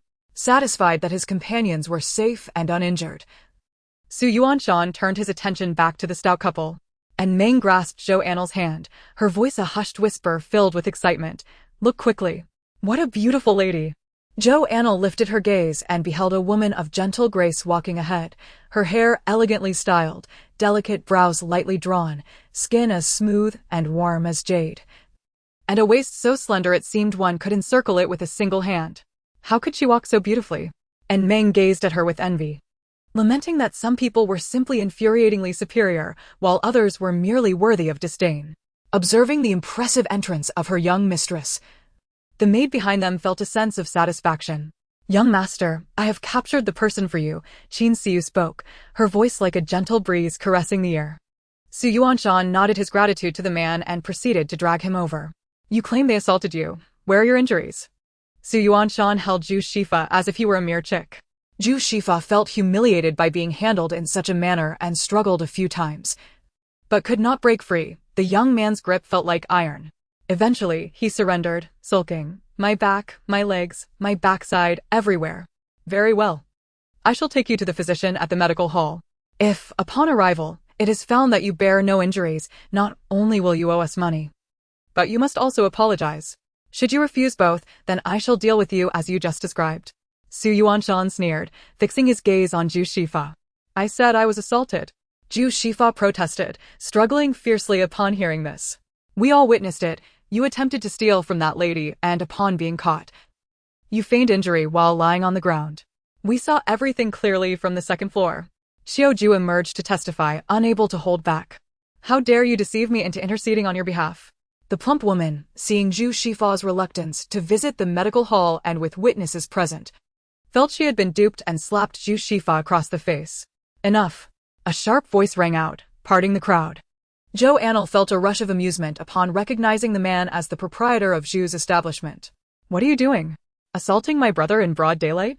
You shall not leave without an explanation today. Zhu Shifa, upon seeing Zhu Kaigui, clung to his leg, wailing. Brother, you finally arrived. I am being bullied to death. Tears and mucus smeared Zhu Shifa's face against Zhu Kaigui's robe, prompting Zhu Kaigui to kick him away in disgust. Had it not been for the shop's young servant informing him that Zhu Shifa was being beaten, he would not have come to intervene. Fearing the consequences of neglecting the matter, Zhu Shifa was like a sticky rice cake, once attached, impossible to shake off. After the surrounding crowd recounted the events, Zhu Kaigui regretted having come. Turning his gaze, he recognized Zhou Anle and In Ming. Frowning as he recalled that In Ming was the girl who had once demanded he kneel and call her father, the sight was truly vexing. Speak. How do you wish to resolve this matter? Zhu Kaigui, unwilling to escalate the situation further in front of so many witnesses, sought a resolution. As the manager of Zhu's establishment, he held a modicum of respect in Linyuan City. Being publicly ridiculed over such a trivial matter was intolerable. Compensation. Without 10 taels of silver, this matter shall not be concluded. I was merely trying to help your brother, and in return, I was treated like a fool. The plump woman regretted her interference, feeling the unnecessary burden of her husband's impending punishment. Did I ask for your help? You chose to intervene, who can you blame? You brought this upon yourself. Zhu Shifa retorted defiantly from behind. Silence. You ungrateful wretch. Zhu Kaigui kicked Zhu Shifa again. He turned to Zhou Anle and In Ming, disdainfully declaring, You country folk have it hard. Take this silver and leave quickly. Otherwise, do not blame me for my rudeness. I shall overlook the previous incident. But be gone. With that, he tossed a tael of silver, yet Zhou Anle and In Ming remained unmoved, allowing the coin to fall to the ground. Zhu Kaigui's expression darkened. What do you mean by this? I offer you money out of respect. You should be grateful for even a single tael. Do you not inquire about who Zhu is? I am on friendly terms with the county magistrate. Upon hearing this, the expressions of those around them, including Qin Siyu, shifted dramatically. Zhu Kaigui's audacity stemmed from his connection with the magistrate, making any report to the authorities futile. Many in the crowd cast sympathetic glances toward Zhou Anle and her companions. You claim to be friends with my father and drink together? I have never heard him mention you. Qin Siyu fixed her gaze on Zhu Kaigui. My lord is often preoccupied with official duties at the county office and seldom dines out, even when he drinks. It is merely a few cups with the scribe at home. Who do you think you are, attempting to tarnish my father's reputation with empty words? Xiaozhu pointed accusingly at Zhu Kaigui, astonished that his boastful claims had been so easily dismantled. His eyes widened in disbelief. This young lady is Miss Qin? Indeed. Qin Siyu nodded slightly. Chapter 62. The joys of the wealthy. The onlookers gasped. He claims to be on friendly terms with the county magistrate yet does not even recognize his daughter. Beads of sweat appeared on Zhu Kaigui's forehead. I merely had a bit to drink and spoke thoughtlessly. I hope the young lady does not take it to heart. Zhu's manager realized he must be more cautious with his words in the future, for careless speech could lead to dire consequences. I shall report today's events to my father, but this matter cannot be allowed to repeat itself. Zhu's manager must ensure that your family apologizes and compensates these young ladies and gentlemen properly. Qin Si's gentle voice pierced Zhu's manager's ears like a dagger, draining the color from his face. Unable to express his anger toward her, he redirected it at Zhu Shifa, dragging him to Zhou Anle and her companions and forcing him to bow to each of them in apology. With a forced smile, he presented a purse. Struggling to utter, I implore you, ladies and gentlemen, to temper your anger. I shall deal with this scoundrel when I return home. Zhou Anle regarded Zhu's manager thoughtfully, remarking, a lack of discipline leads to harm both to oneself and others. You have now offended the county magistrate, alas. Zhu's manager's face grew rigid as he dragged Zhu Shifa away. The plump couple, displeased, interjected, We have yet to receive our compensation. Don't think you can leave. The crowd, witnessing Zhu Kaigui's humiliation, began to chant, How could compensation be only half? This couple bore the brunt of the beating for your brother. The county magistrate's daughter remains present. She is the most just among us and is watching you. Zhu's manager ground his teeth in frustration, searching his person for something, finally producing a jade pendant and handing it to the plump woman. I have given all my money to these young gentlemen. I will leave this pendant with you as a guarantee and return with the funds. The last word was uttered through gritted teeth. Zhu Shifa had long since ceased to speak upon his boast being exposed. The two left in disgrace, while the plump couple shot a glare at Zhou Anle before supporting each other as they walked away. The crowd, observing that the main event had concluded, dispersed with the intention of recounting the tale at home. Su Yuanshan naturally extended the silver in his hand to Zhou Anle, and upon seeing her, his eyes softened irresistibly, his tone becoming inexplicably gentle. "Take this, you may divide it as you wish." And Meng glanced at Su Yuanshan with a peculiar expression, then at Zhou Anle, her mouth opening and closing in contemplation. Zhou Anle, not overthinking the situation, accepted the silver and approached Qin Siyu. "Thank you, Sister Qin, for your assistance. How about I treat you to a meal?" And Meng's eyes lit up at this suggestion. Dining with a beauty? She could certainly manage that. Immediately, she ceased to dwell on the earlier incident and hurried over to speak. "Indeed, Sister Beauty, it's nearly noon. We insist on treating you to a meal." Qin Siyu regarded the two with a soft chuckle. "Since you are so warmly inviting, how could I refuse?" Zhou Anle thought that since the silver in her purse was a gift, it was only proper to express her gratitude to those who had helped her. Qin Siyu, being perceptive, chose a reasonably priced tavern, and Zhou Anle instructed the tavern's attendant to secure a private room for their gathering. Once the young servant was dispatched by Qin Siyu, only a maid named Qiuju remained. None of the group were pretentious, encouraging Qiuju to join them for the meal. However, she steadfastly refused, leading the others to reluctantly arrange for a separate table and order a couple of dishes for her. Throughout the meal, the atmosphere was one of mutual enjoyment. Qin Siyu quietly nodded in approval, observing that one young lady was a composed 11-year-old while the other was a lively 14-year-old, full of spirit. The young gentleman also appeared to possess knowledge, yet he did not exhibit the aloofness often associated with scholars. The children were charming and well-behaved, unlike the noisy and unreasonable offspring of relatives. Furthermore, as they conversed, the two young ladies showed no signs of inferiority or self-consciousness regarding their social status. Rather, they engaged openly and graciously, devoid of any sycophantic attitudes, fostering a sense of equality in their interactions. This brought immense comfort to Qin Siyu. Having accompanied her father to Lin Yuan City for 3 years, this was her first encounter with such individuals, igniting her desire to forge friendships. Zhou Anle and Meng held a favorable impression of Qin Siyu. What astonished them further was her blend of gentleness, refinement, and maturity at the tender age of 14, coupled with an undeniable beauty that exuded grace in every gesture. Despite their social standing being inferior to hers, they discovered through their dialogue that she harbored no contempt. Even when they discussed matters pertaining to their village, she listened with genuine interest, asking questions rather than displaying impatience. As the conversation flowed, and Meng proudly recounted her soap-making endeavors, offering to gift Qin Siyu a few bars. To their surprise, upon hearing Meng mention it, Qin Siyu expressed astonishment. "The soap sold at Xiangyue Pavilion is made by you?" "Indeed. My family has been collaborating with Xiangyue Pavilion for some time now." "Has Sister Qin purchased any?" And Meng, noting Qin Siyu's reaction, assumed she had used it. "Yes. The fragrant soap priced at 5 taels for 2 bars is well known in the city. It works wonderfully, cleansing thoroughly and leaving a delicate floral scent. Though I'm curious about the type of flower used," Qin Siyu remarked, her curiosity piqued as she looked at Meng. "What? 5 taels for 2 bars?" And Meng was taken aback. She had only sold each bar for 201, and at that time, she was elated. She never imagined that it would be resold for 2.5 taels. Converted to copper coins, that amounted to 2,501. "Yes, what of it?" Qin Siyu questioned, puzzled by Meng's reaction. "When I sold it, each bar was merely 201. And Meng lamented, her dismay evident.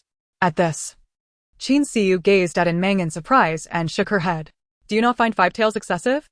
And Meng pressed on, unwilling to relent. Zhou Anle chuckled, shaking her head. The joys of affluent families were beyond their comprehension. Often, the wealthy spent not for the sake of the items themselves, but for status and dignity. Indeed, Qin Siyu delicately explained, such a price would have young ladies in the city clamoring for it. "I heard from Xiangyue Pavilion that the production of this item is limited, prompting many to place early reservations. Those like us, when socializing, often discuss food, drink, and items. If someone mentions a new product they've tried, and you've never heard of it or used it, you would undoubtedly be regarded as a bumpkin. Thus, regardless of its actual efficacy if others possess it, one feels compelled to acquire it as well. Thankfully, this item is genuinely effective. Meanwhile, Zhu Kaigui had dragged Zhu Shifa along for a while before releasing him. Walking in silence with his head down, Zhu Shifa, noticing his demeanor, hurriedly followed. "Brother, I'm out of money. Could you spare me a bit more?" Chapter 63. Buying a cow. Zhu Kaigui abruptly turned, his face contorted with anger as he glared at Zhu Shifa. "You shameless wretch. You dare ask me for money? How can you say such a thing? Am I indebted to you? Following you around to clean up your mess every day." Zhu Shifa, receiving this tirade, remained unfazed, having grown immune to such words over time. "Just give me 10 taels, I don't need more. I mainly need it to explain myself when I get home. Hey, you know how my wife is." Zhu Shifa shuddered at the thought of his formidable spouse. "Get lost. I've already offended the county magistrate for you and lost several taels of silver. Don't even think of getting a single coin from me." Zhu Kaigui fumed as he walked away. "Bah. You're too stingy to part with even a bit of silver, yet you call yourself a big boss. You've made a fool of yourself and offended people. What does that have to do with me? So miserly."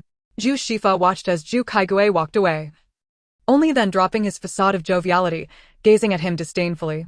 "Alas, without money, I must think of a way to ask Zhu Kaigui for more. Seeing as he is doing well. He won't let his own nephew work in the shop, but expects me to ask him for money." With thoughts of his mother tiger at home, Zhu Shifa caught up with Zhu Kaigui, pestering him until Zhu Kaigui, greatly annoyed, rummaged through his pockets and pulled out some change for Zhu Shifa. Zhu Shifa snatched the coins with a displeased look at Zhu Kaigui. "Is this your way of sending off a beggar? I'll take this as your treat. I'll visit the shop later to collect more from you, or I'll go home and tell mother that you've treated me poorly." With that, he happily pocketed the coins and made his way to find a place to eat, leaving Zhu Kaigui standing there, his face turning pale with anger, his lips trembling as he struggled to utter a word. His mother favored Zhu Shifa, and whenever Zhu Shifa returned home to complain, their mother would throw a fit, crying and threatening to report Zhu Kaigui to the authorities for being unfilial, forcing Zhu Kaigui to swallow his grievances. Recalling how Zhu Shifa had repeatedly asked him for money and how he had offended the county magistrate this time, Zhou Anle's earlier words echoed in his mind. "Loose family management harms both others and oneself. Loose family management harms both others and oneself." The tumult of emotions swirled in Zhu Kaigui's eyes. Upon settling the bill after their meal, Zhou Anle discovered that the pouch Zhu Kaigui had given her contained a significant sum, 20 taels. Qin Siu bid farewell to Qiu Zhu and the others. "If you wish to find me, come to the back gate of the county office. Let us spend some time together." She gazed longingly at the two. Lacking close friends in the city, she was delighted to have met two kindred spirits, albeit from outside the city. "Rest assured, Sister Qin. We will come to visit when we have leisure. If you find yourself bored at home, feel free to come to us. You already know our address. However, my home is rather humble. You might not find it to your liking. But Anle's newly built house is quite nice. You're welcome to stay anytime." And Meng warmly invited Qin Siu to visit her home. Upon contemplating a visit to the homes of Zhou Anle and Meng, Qin Siu's eyes suddenly sparkled with excitement. However, she knew she could not hastily agree to such a proposition and needed to consult with her parents first. "I will consider it. But do not find my presence a bother when the time comes." "Not at all, not at all." After bidding farewell, Zhou Anle glanced at the time, noting it was still early, and proposed to the group that they visit the carriage shop. "What? You intend to purchase a cart?" And Meng looked at Zhou Anle in surprise. Anin and Ping and Lin were equally intrigued, their expressions a blend of anticipation and excitement. Su Yuanshan wholeheartedly agreed, recognizing the necessity of such a purchase. If they acquired a bull, the labor in the fields would become considerably easier. Moreover, if they resumed selling medicine, the burden of carrying supplies would diminish. "I must return to school in 3 days, and I may not be able to accompany you to the clinic thereafter." Speaking of school, and Meng also thought a cart would provide greater convenience, yet, considering their family had yet to completely sever ties with the main household and their living space was limited, she could not help but abandon the idea. "Then let us go and have a look," Zhou Anle declared, resolute in her decision. Observing her family's genuine intention to buy a bullock cart, and Ping were overjoyed, and even Lin wore a broad smile. "What are you grinning about? This is my family's business, not yours." Anin remarked discontentedly at Lin's exuberance. "What do you mean, my family or your family? We are all family. Sister Zhou is almost like my own sister." Once we buy the cart and ping, and I can ride in our own family's vehicle to school. Can you blame me for being happy? And Lin replied, envisioning the joy of having her own dedicated bullock cart. As the group arrived at the carriage shop, a young salesman, no older than 20, approached them, dressed neatly and exuding a competent demeanor. Upon noticing the group of young individuals peering curiously, he felt a twinge of disappointment upon realizing no adults accompanied them. Nevertheless, being professionally trained, he greeted them with a smile. What can I assist you with, young gentlemen and ladies? Zhou Anle silently approved of the salesman's demeanor. He seemed promising. We wish to purchase a bowl and a cart, she stated. The young man was taken aback by the seriousness of her request, observing that no one objected to her words, and it appeared they were not jesting. His expression shifted to one of earnestness. Rest assured, I am Luo Neng, the salesman at this carriage shop. I have been here for 4 years and possess a discerning eye. I guarantee your satisfaction. The shop reeked of animal waste and fodder, and Luo Neng guided the group past mules, horses, and donkeys until they reached the area designated for cattle. Zhou Anle was entirely unfamiliar with selecting cattle, but knew she had to feign knowledge. That was the nature of commerce. She adopted an air of profound understanding, a demeanor mirrored by her companions, which left Luo Neng feeling uncertain. He became increasingly diligent in his descriptions, even detailing the strengths and weaknesses of each bull. When Zhou Anle appeared to lose interest, she pointed to a sturdy yellow bull with thick legs and a broad mouth. We'll take that one. How much? Zhou Anle glanced at the bull, possessing only a rudimentary understanding of cattle evaluation. He noted its balanced physique, broad hindquarters, robust limbs, glossy coat, and bright eyes, indicating good health, and nodded in approval. This bull is priced at 6 taels of silver. It is of excellent quality, were it not a male. It would command a higher price. It is in its prime and ready for work. Luo Neng exclaimed, demonstrating the bull's teeth for the group to inspect. 6 taels is too steep, 4 taels. Zhou Anle countered, shaking her head at Luo Neng. Her audacity even impressed Meng, who thought to herself how bold she was. My lady, are you jesting? The older bull with minor flaws you previously examined is worth more than 4 taels. Does this bull appear to you as one valued at 4 taels? Luo Neng was nearly laughing in frustration. Zhou Anle quickly noted his misinterpretation. We are genuinely here to make a purchase. Otherwise, why waste time? This bull is indeed fine, but it is not worth the price you quoted. If you truly wish to sell, present a reasonable price. We are eager to return home.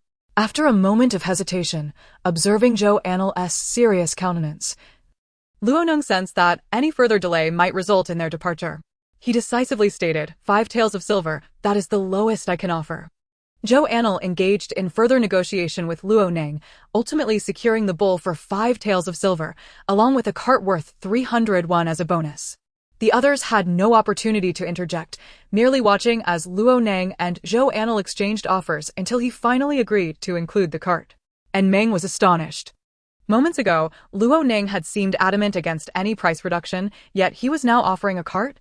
As they prepared to harness the bull to the cart, and Meng was rendered speechless. The cart appeared worn and fragile. Although functional, it did not inspire confidence in its sturdiness. Even Zhou Anle felt a tinge of embarrassment, realizing the wisdom that comes with experience. Do not underestimate this cart. It may not look appealing, but it is quite durable. With proper care, it can serve you well for 3 to 5 years. I am merely accommodating. Others would never offer such a deal, he implied, suggesting that the group owed him a favor. Zhou Anle smiled inwardly, maintaining her composure. Uncle Luo, you are quite right. We shall return to seek your services again. After settling the payment and departing the shop with their cart, the group stood momentarily dazed on the street. Who among them knew how to drive a bullock cart? As the man of the group, Zhou Anle naturally took on the responsibility. Initially, his movements were somewhat clumsy, but soon enough, he began to grasp the nuances. Upon returning to Enrue village with the bullock cart, the onlookers, including those constructing houses, could not help but gather around. Those who previously owned bullock carts felt a pang of nostalgia, recalling their own struggles to save for cattle and mules, only to have lost them during the famine. It was uncertain how many more years of toil it would take to afford another. The bullock cart arrived at Zhou Anle's newly constructed home, wherein Meng eagerly explored the premises while Zhou Anle contemplated how to accommodate their new bull. Where is our bull? Where is our bull? Zhou Xiaowei exclaimed with excitement. Previously, he had overheard others joking about his family acquiring a bullock cart, But it was only when Su Deong called him to see the bull that he realized it was indeed true. Indeed, it is real, Zhou Anle replied, gesturing toward the bull. Zhou Xiaohui dashed over, unable to resist running his hands over the animal's body. They had a bullock cart. He never anticipated his lifelong dream would materialize so swiftly. If you're feeling idle, find someone to help build a bullpen, Zhou Anle interrupted his reverie. What? A bullpen? Oh, right, we have yet to construct one. Zhou Xiaohui exclaimed, suddenly energized. Wait, I'll go find someone immediately. He dashed out, as if propelled by wheels of wind. Just outside, he encountered Su Yuanshan, who was accompanied by several others, all armed with tools. Upon seeing Zhou Xiaohui, Su Yuanshan stated, I've brought some help to construct your bullpen. Brother Zhou, you carry on with your own matters. Zhou Anle heard some commotion and stepped out, noticing that everyone had already arrived. A smile spread across her face as she welcomed them in. Thank you all for your help. We will have dinner here tonight. And it's on me. Zhou Xiaohui sensed something was amiss. Something felt very wrong. Why did it seem like Su Yuanshan was more concerned about his own household than he was? How could he know everything before him?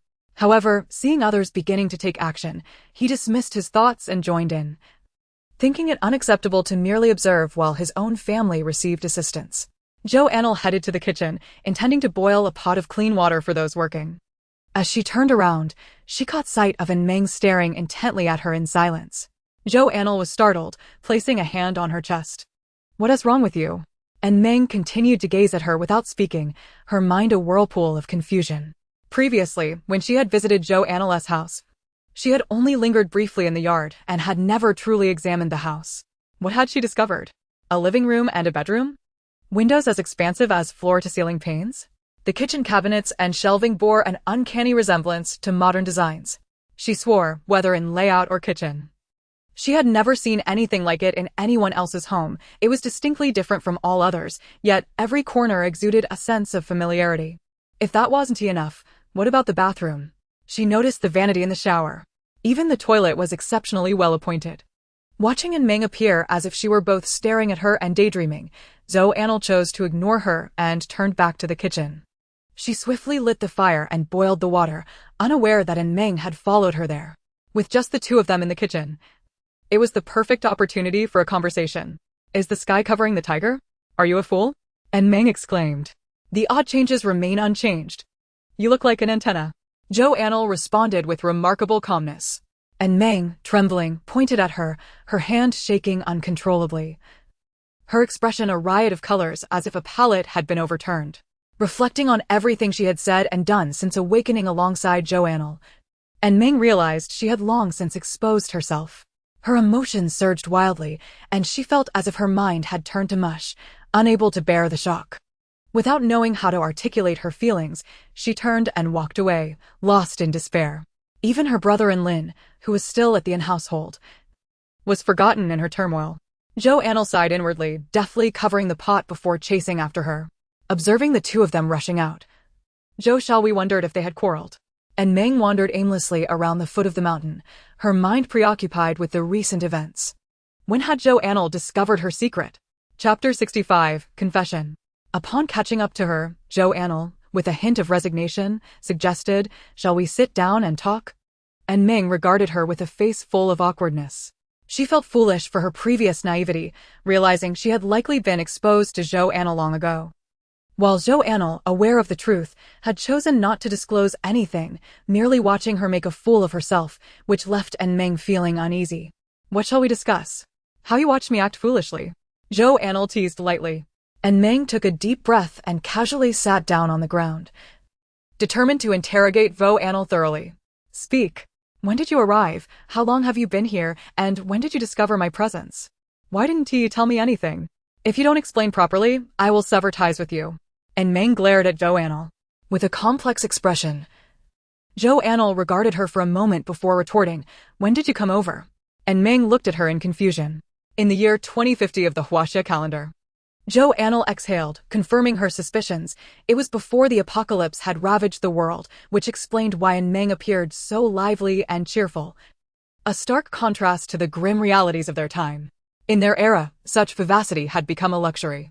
With this in mind, Zhou Anle selectively recounted some modern events, emphasizing her experiences upon meeting in Meng, explaining that the reason she hadn't revealed anything earlier was that they were not well acquainted, and she didn't know how to broach the subject. Having witnessed brutality and betrayal during the apocalypse, she found it difficult to trust others easily. Thus, even after accepting in Meng in her heart, she instinctively concealed her abilities and the existence of her space. After listening attentively, Meng pondered for a moment before sharing her own story. Once just a student, she had fallen down the stairs during a dispute with her roommate and awakened in the situation Zhou Anle had first encountered. Speaking of Huaxia, Meng's demeanor instantly shifted to one of despondency. I wonder how my parents are doing. Thankfully, I still have a younger brother, otherwise, I'm truly afraid they won't manage without me. They love me dearly, she said, tears brimming in her eyes. Despite her innocence, she understood the improbability of returning. Her modern self might have already succumbed to the earth. Unable to hold back her emotions any longer, she embraced Zhou Anle and wept. Zhou Anle, unperturbed, gently patted her back repeatedly. You may be the only friend and family I have left in this world, and Meng sobbed softly. Zhou Anle replied, if possible, I will be your family and friend. As long as you do not betray me, I will always be here. The two sat in the field, watching the sun slowly paint the horizon crimson as a gentle breeze tousled their hair. Suddenly, the sky grew dark, the wind stirring up dust that coated their faces. We should hurry back, it looks like rain, Zhou Anle urged, pulling in Meng along as they dashed toward the Zhou household. Just as they crossed the threshold, the rain began to pour heavily. Enlin, and Meng called out as Enlin rushed over from beside the cattle shed, muddy from playing while everyone else was busy building the barn. He looked at his sister, puzzled. What is wrong? We need to head back, it's getting late. If the rain gets heavier, we won't be able to leave, and Meng replied, feeling a bit lighter after her outburst. Realizing the weather was turning, she was eager to return. All right then, and Lin conceded reluctantly, bidding farewell to Ping as Meng led him away. I'll go borrow an umbrella for you, Zhou Anle exclaimed, intending to dash into the rain, but she was quickly stopped. Instead, she ventured out into the downpour to borrow 2 umbrellas from Dog's mother for Meng. At that moment, Kaifeng had yet to return, and Zhou Anle worried for her, but with the rain intensifying, venturing up the mountain was perilous. She could only hope Kaifeng would find a safe haven from the storm. The pot of hot water Zhou Anle had prepared was nearly boiled dry, prompting her to quickly add more water and ginger slices, brewing a pot of ginger tea, which she served to everyone. The barn, half finished due to the rain, brought Zhou Xiaowei out into the storm to lead the cattle back to their shelter, wiping them down with a piece of rag and feeding them some grass before returning inside. Meanwhile, Zhou Anle had secretly transferred ingredients from her space into the kitchen: dried mushrooms, wild vegetables, pork, potatoes, cured meat, white flour, and coarse grains. Upon contemplating the idea of inviting someone for a meal, Zhou Anle pondered that the available provisions were somewhat insufficient. Although the space was filled with numerous items, many were not suitable for the occasion and would raise suspicion if hastily brought forth. After some consideration, Zhou Anle resolved to visit Aunt Lu's home to procure a chicken. Grabbing an umbrella, she set out and soon arrived at Aunt Lu's residence, where she was greeted by Lu's eldest son. He appeared somewhat taken aback to see Zhou Anle, especially given the relentless rain that discouraged most from venturing outside for trivial matters. He quickly inquired, "What brings you here, sister?" Zhou Anle, noticing his expression, promptly replied, "I have guests at home and need to prepare some food. I was wondering if you might have a chicken for sale." Upon hearing this, Lu's son visibly relaxed. "We do, come inside," he said, calling for his mother from the yard. Upon learning the purpose of Zhou Anle's visit, Aunt Lu wasted no time and hurried to the chicken coop, emerging with a lively chicken grasped firmly by its wings. "This chicken is full of spirit. Take it home and enjoy." Zhou Anle accepted the lively bird and, without delay, placed 201 into Aunt Lu's hands before dashing away. "Hey, why are you running so fast? I'm not going to eat you," Aunt Lu called after her, noticing the excess payment. "Oh dear, you've given me too much," she exclaimed, glancing at the coins before attempting to pursue her. "Don't chase me, or I won't come back next time," Zhou Anle shouted over her shoulder, disappearing in a flash.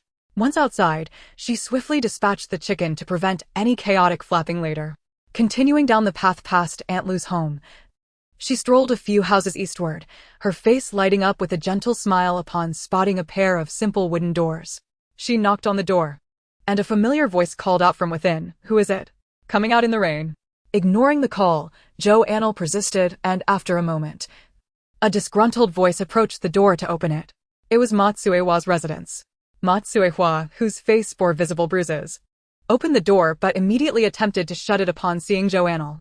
Zhou Anle wedged her foot against the door, pushing it fully open with her right hand. "What are you doing? Why are you here?" Ma Tsuehua glared at Zhou Anle, her eyes filled with suspicion. "Dear aunt, I have come to visit you." Zhou Anle beamed, looking innocently earnest.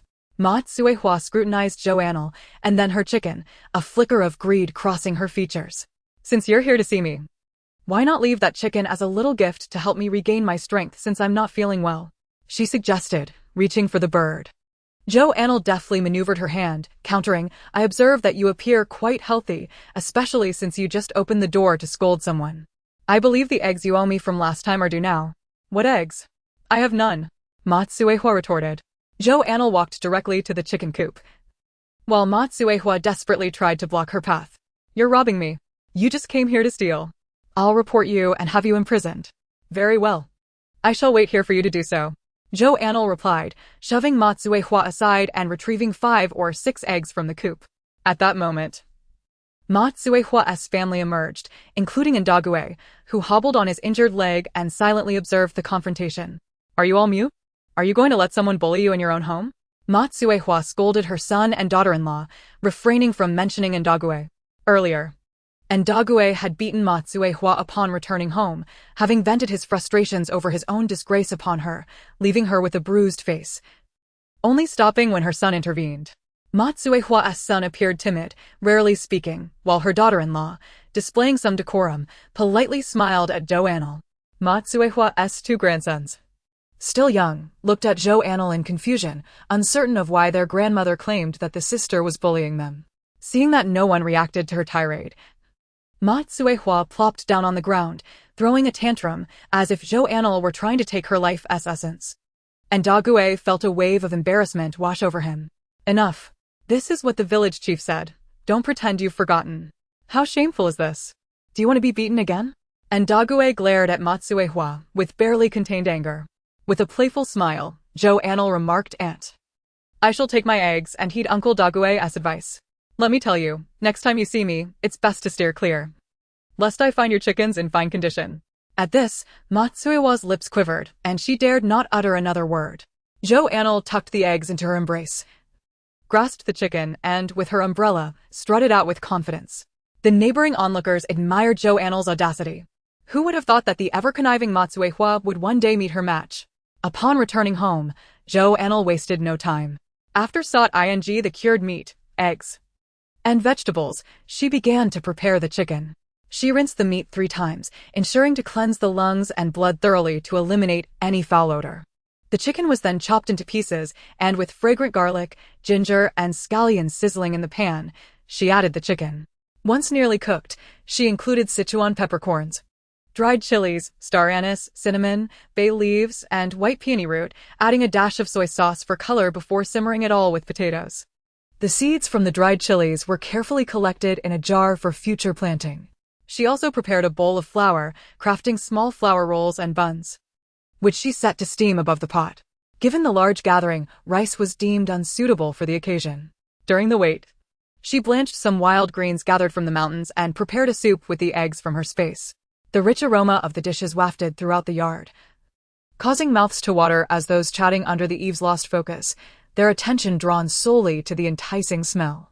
Upon hearing Zhou Anle call for dinner, they eagerly rubbed their hands together and sprang up to assist in serving the food. The fragrance of the meal reminded them of their days fleeing from famine, a taste they had longed for, and now they would finally indulge. By the end of the meal, every last morsel Zhou Anle had prepared was devoured, even the broth scooped up with buns, a most unexpected turn of events. The rain continued to pour relentlessly for an entire day and night, showing no signs of abating. And Fa Kai had yet to return, which felt rather unusual. The other 3 in the household shared their concerns, and Zhou Anle decided she would look for him once the rain lightened. The dreary weather, coupled with her desire to leave the door open for Fa Kai, meant the front door remained ajar. Suddenly, Su Yuanshan dashed in, holding an umbrella in one hand. Upon closer inspection, he was carefully cradling Fa Kai in his arms. The four gathered under the eaves rushed over to him. What happened? Zhou Xiaowei anxiously ushered him into the shelter. Fa Kai, spotting Zhou Anle, began to chirp frantically, wriggling to escape Su Yuanshan's grasp. I found him at the foot of the mountain. It seems he took a tumble, and seeing him move so slowly, I carried him back, Su Yuanshan explained, his azure robe splattered with mud and water. Yet, he bore no hint of disdain. Instead, Fa Kai continued to kick his legs against the arm holding him. Su Yuanshan had no choice but to place it on the ground. The fur of Fa Kai was completely drenched, clinging to its body, and half of it was covered in mud. One of its front paws seemed to be broken, hanging limply as it hobbled towards Zhou Anle, making pitiful whimpering sounds while incessantly tugging at Zhou Anle's clothing with its teeth. You want me to take you outside? Zhou Anle furrowed her brows as she picked up Fa Kai, who barked once in what seemed like an affirmative response. Brother, keep an eye on Anin and in Ping. I'm going out to take a look. I'll go, but it's still raining outside. What if you catch a chill? Zhou Xiaowei protested, reaching out to take Fa Kai. Fa Kai resisted, barking twice, then nudged Zhou Anle's right hand with its head, licking her palm. Zhou Anle understood. This was the same gesture Fa Kai made when it sought water from her, and now it seemed to indicate that she must go. She set Fa Kai down and dashed into the kitchen to grab a bamboo tube, filling it with water. You all stay at home. I'll be back soon. Fa Kai one tea let you follow, Zhou Anle declared, scooping Fa Kai back into her arms and sprinting out. Upon witnessing this, Su Yuanshan quickly grabbed an umbrella that had been set aside and hurried after her. Fa Kai one tea let us go. Zhou Xiaowei scratched his head, sounding as though Fa Kai had spoken to him. As Zhou Anle stepped outside, Fa Kai began to bark towards the mountain. The rain-soaked path was slippery, and Zhou Anle couldn't run fast. It wasn't long before Su Yuanshan caught up, handing her the umbrella and without further ado, took Fa Kai into his arms. I'll lead, just follow me, I can run faster, he instructed, taking the lead. Zhou Anle attempted to hold the umbrella for them, but due to her height, had to abandon the idea. Chapter 67, Rescue. In no time, Su Yuanshan was completely soaked, his clothes clinging tightly to him, subtly revealing his broad shoulders and narrow waist, with hints of musculature in his abdomen, although the slightly thick fabric around his waist obscured the details. His hair was thoroughly drenched, plastered against his scalp, with water continuously trickling down his forehead, gliding over his prominent nose, and trembling at the tip before falling. His face, usually characterized by scholarly elegance, now bore a somewhat pitiful expression akin to that of the Fa Kai he cradled. The same face that typically exuded grace and composure appeared strikingly different under the current circumstances. Zhou Anle couldn't help but chuckle, only to suddenly realize what she was doing, lost in thought as she observed him, feeling an inexplicable shift in her emotions. Shaking her head, she dispelled her distractions and hurriedly followed suit. The damp clothing clung uncomfortably to Su Yuanshan, yet he exhibited no trace of impatience, patiently allowing Fa Kai to bark intermittently to ascertain their direction. Occasionally, he would glance back to ensure Zhou Anle was keeping pace and hadn't slipped. On several occasions, Zhou Anle attempted to suggest they switch places with Fa Kai, but Su Yuanshan steadfastly refused. Ultimately, guided by Fa Kai, the duo discovered a small cave nestled between the rocks, concealed beneath a tangle of weeds. The entrance was modest, and the ground inside was faintly moist. Upon seeing the cave, Fa Kai struggled to reach the ground, darting inside and anxiously barking. Zhou Anle and Su Yuanshan set to work, moving aside the stones just enough to reveal Fa Kai licking something off the ground. Zhou Anle gasped. It was a wild cat. However, at that moment, whether due to exhaustion or the passage of time, it lay there, barely clinging to life. Seeing the stone crevice opened, it struggled to flee but could barely lift its feet, only managing slight movements. Its eyes were wary as they scrutinized the two humans. Zhou Anle noticed that blood had soaked the fur around its rear, but nothing else appeared to be present. It seemed to be in the throes of a difficult birth. Zhou Anle hastily removed the stopper from the bamboo tube, bringing her hand close to its mouth. The wild cat, lacking strength, attempted to bite but only managed to tremble its lips threateningly, revealing its fangs in a feeble attempt to intimidate. Yet, given its current state, Zhou Anle only found it endearing. Fa Kai barked a couple of times beside her, nudging Zhou Anle's hand forward with its wet nose, and called out to the wild cat. After a tense half-minute, The wild cat cautiously extended its tongue to drink the water. Upon taking a sip, it paused noticeably, then began to gulp it down eagerly. Su Yuanshan stood nearby, holding the umbrella for Zhou Anle. And upon seeing her gaze light up at the sight of the two small creatures, he couldn't help but shift the umbrella closer toward her. His eyes filled with tenderness and affection. After drinking and resting for a while, Zhou Anle noted the wild cat seemed to regain some strength, its belly visibly heaved, and its breathing became more labored, while Fa Kai paced anxiously nearby. Zhou Anle tightened her grip on the bamboo tube, holding it firmly. Moments later, something emerged from the wild cat's rear. It had finally given birth. After severing the umbilical cord, it began to lick the newly arrived life incessantly. Fortunately, the little creature displayed remarkable vitality, squinting its eyes as it crawled on the ground, seemingly alive. With the situation clarified, Zhou Anle felt the tension in her heart ease and carefully presented the bamboo tube to the wild cat, which this time did not react aggressively but naturally began to drink. It's a bit damp in here. Should we move them somewhere else? Zhou Anle expressed concern for the newborn, considering herself somewhat responsible for the delivery, albeit she hadn't contributed much. Let me carry it, Su Yuanshan offered, recalling how fiercely the wild cat had reacted earlier, fearing it might bite again. No, if we touch the newborn and leave our scent, I worry the mother will reject it. Zhou Anle quickly interjected to stop him. I've raised mountain animals before. Don't worry, I'll wrap it in my clothing. Su Yuanshan continued to offer the umbrella to Zhou Anle. That's not what I meant. I'm concerned that your clothes are wet. If you carry it in them, it might catch a cold, she replied, her expression a touch awkward. Su Yuanshan remained silent. Zhou Anle, unable to bear his gaze any longer, swiftly removed her outer garment and tentatively extended it towards the wild cat, speaking softly, I'll take you to my home for a few days, give you good food, and plenty of water. Your baby will survive. Su Yuanshan tensed, ready to spring into action at the slightest sign of danger from the wild cat. Thankfully, it remained fixated on Zhou Anle, showing no signs of aggression. Zhou Anle cautiously gathered the two small creatures into her arms, wrapping them in her clothing. The wild cat shifted uncomfortably but remained relatively calm. Fa Kai joyfully circled around Zhou Anle's ankles. To her surprise, the little ones felt surprisingly heavy in her embrace, making her arms feel like lead as she locked eyes with the wild cat. We must hurry. You take Fa Kai, Zhou Anle urged, feeling her arms grow heavier, compelling her to move quickly down the mountain in the rain. Seeing her determination, Su Yuanshan promptly folded the umbrella and, cradling Fa Kai, followed suit. The two trudged back through the rain, with Zhou Xiaohui anxiously pacing at the door. Upon spotting them returning soaked, Zhou Anle clutching something in her arms, he hurriedly opened the door to let them in. Zhou Anle dashed into her room, seizing the opportunity while no one else was present, and retrieved a soft cloth to lay the two creatures upon. The wild cat remained still, allowing Zhou Anle to tend to it. Presently, her room contained only a bed, which Su Yongfa had previously prepared and brought inside. The others soon followed, and upon seeing the wild cat on the bed, they gasped in astonishment. A wild cat? This creature is quite ferocious. How did you manage to bring it back? As if to validate Zhou Xiaohui's words, the wild cat bared its teeth and growled menacingly at his approach, revealing its sharp canines. And Ping instinctively stepped back a few paces, too intimidated to extend their hands further. It's understandable, after all, being a wild animal, its aggression is to be expected.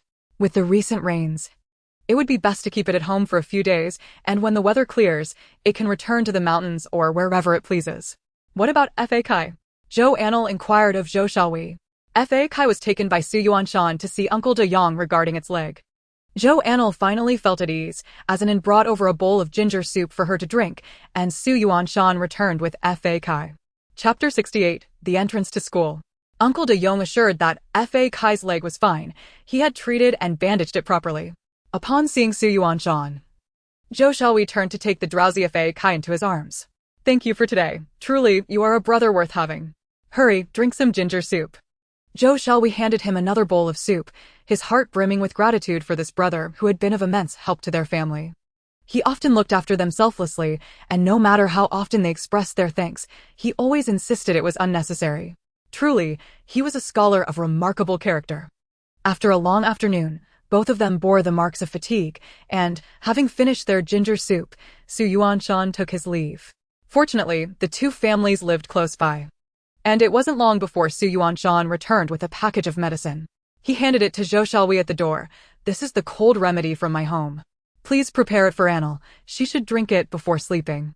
Otherwise, if she falls ill tomorrow, it could hinder Ping's entrance to school." Zhou Xiaohui scrutinized Su Yuanshan from head to toe as if he had never truly observed him before. Although Su Yuanshan's expression remained unchanged, the hand holding the medicine trembled slightly, his heart racing. After a moment, Zhou Xiaohui patted Su Yuanshan on the shoulder and accepted the package with exuberance. "I knew you considered me a true brother. Such loyalty. Rest assured, I won't let your kindness go unrewarded. How about I have Anle recognize you as a sworn brother?" "Not a chance." Su Yuanshan felt a lump in his throat. Truly, they were siblings, their words equally disconcerting. He turned and left, no longer wishing to see him. "Think it over. If you agree, let me know and I'll pick a time." Su Yuanshan quickened his pace. Upon returning home, Zheng Shi was busy sorting beans with Su Wenwu. Since it was raining outside, she was concerned Su Wenwu might run out and catch a chill. So she mixed red and green beans for him to separate. "Red, green," Su Wenwu exclaimed, calling out each time he picked one. Zheng Shi occasionally looked up from her embroidery to check on him. Seeing Su Yuanshan return empty-handed, she quickly set her cloth aside. "How did it go? Did Anle take her medicine?" she asked, grabbing her son. "Yes, I gave it to her brother. He brew it for her," Su Yuanshan replied gloomily. Noticing his demeanor, Zheng Shi frowned and took him aside, speaking earnestly. "Anle is generous and wise. We are neighbors, and she has treated your father well. Are you truly unwilling to give even a small token of gratitude? I know you're better than this. One must not be so ungrateful, understand?"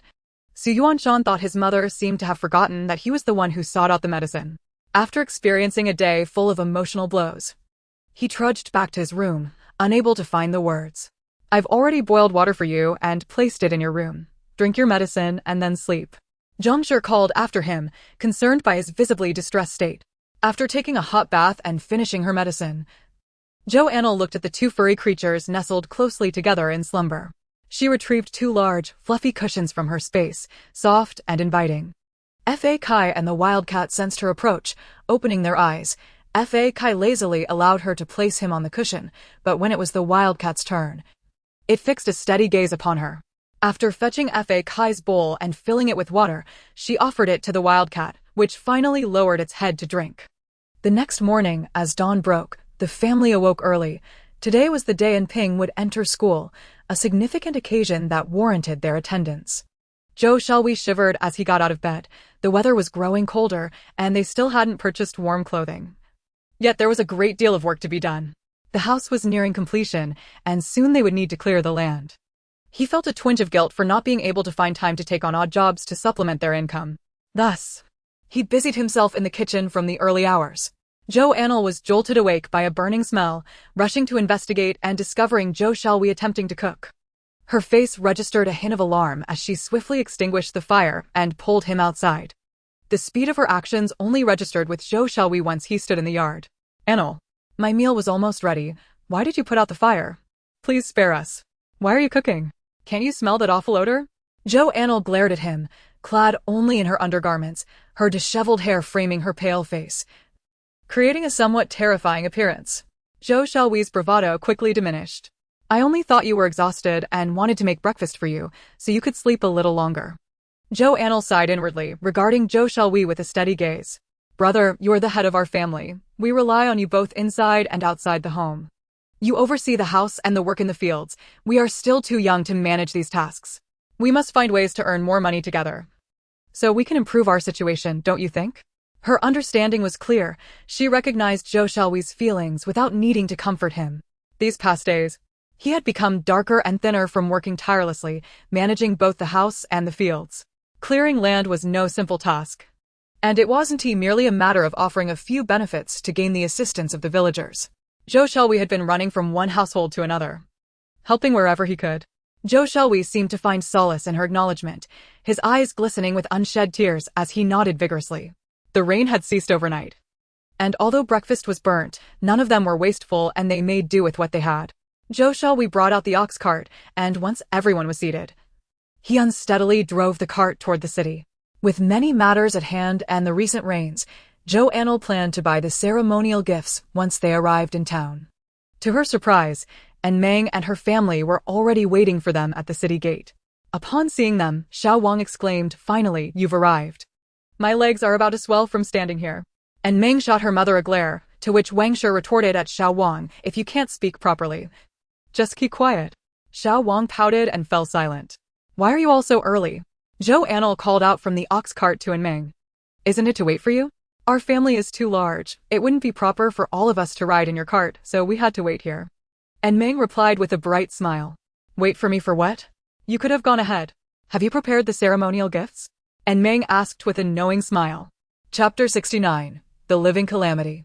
"It rained yesterday, so I didn't buy them. I plan to get them now. I knew you hadn't bought them.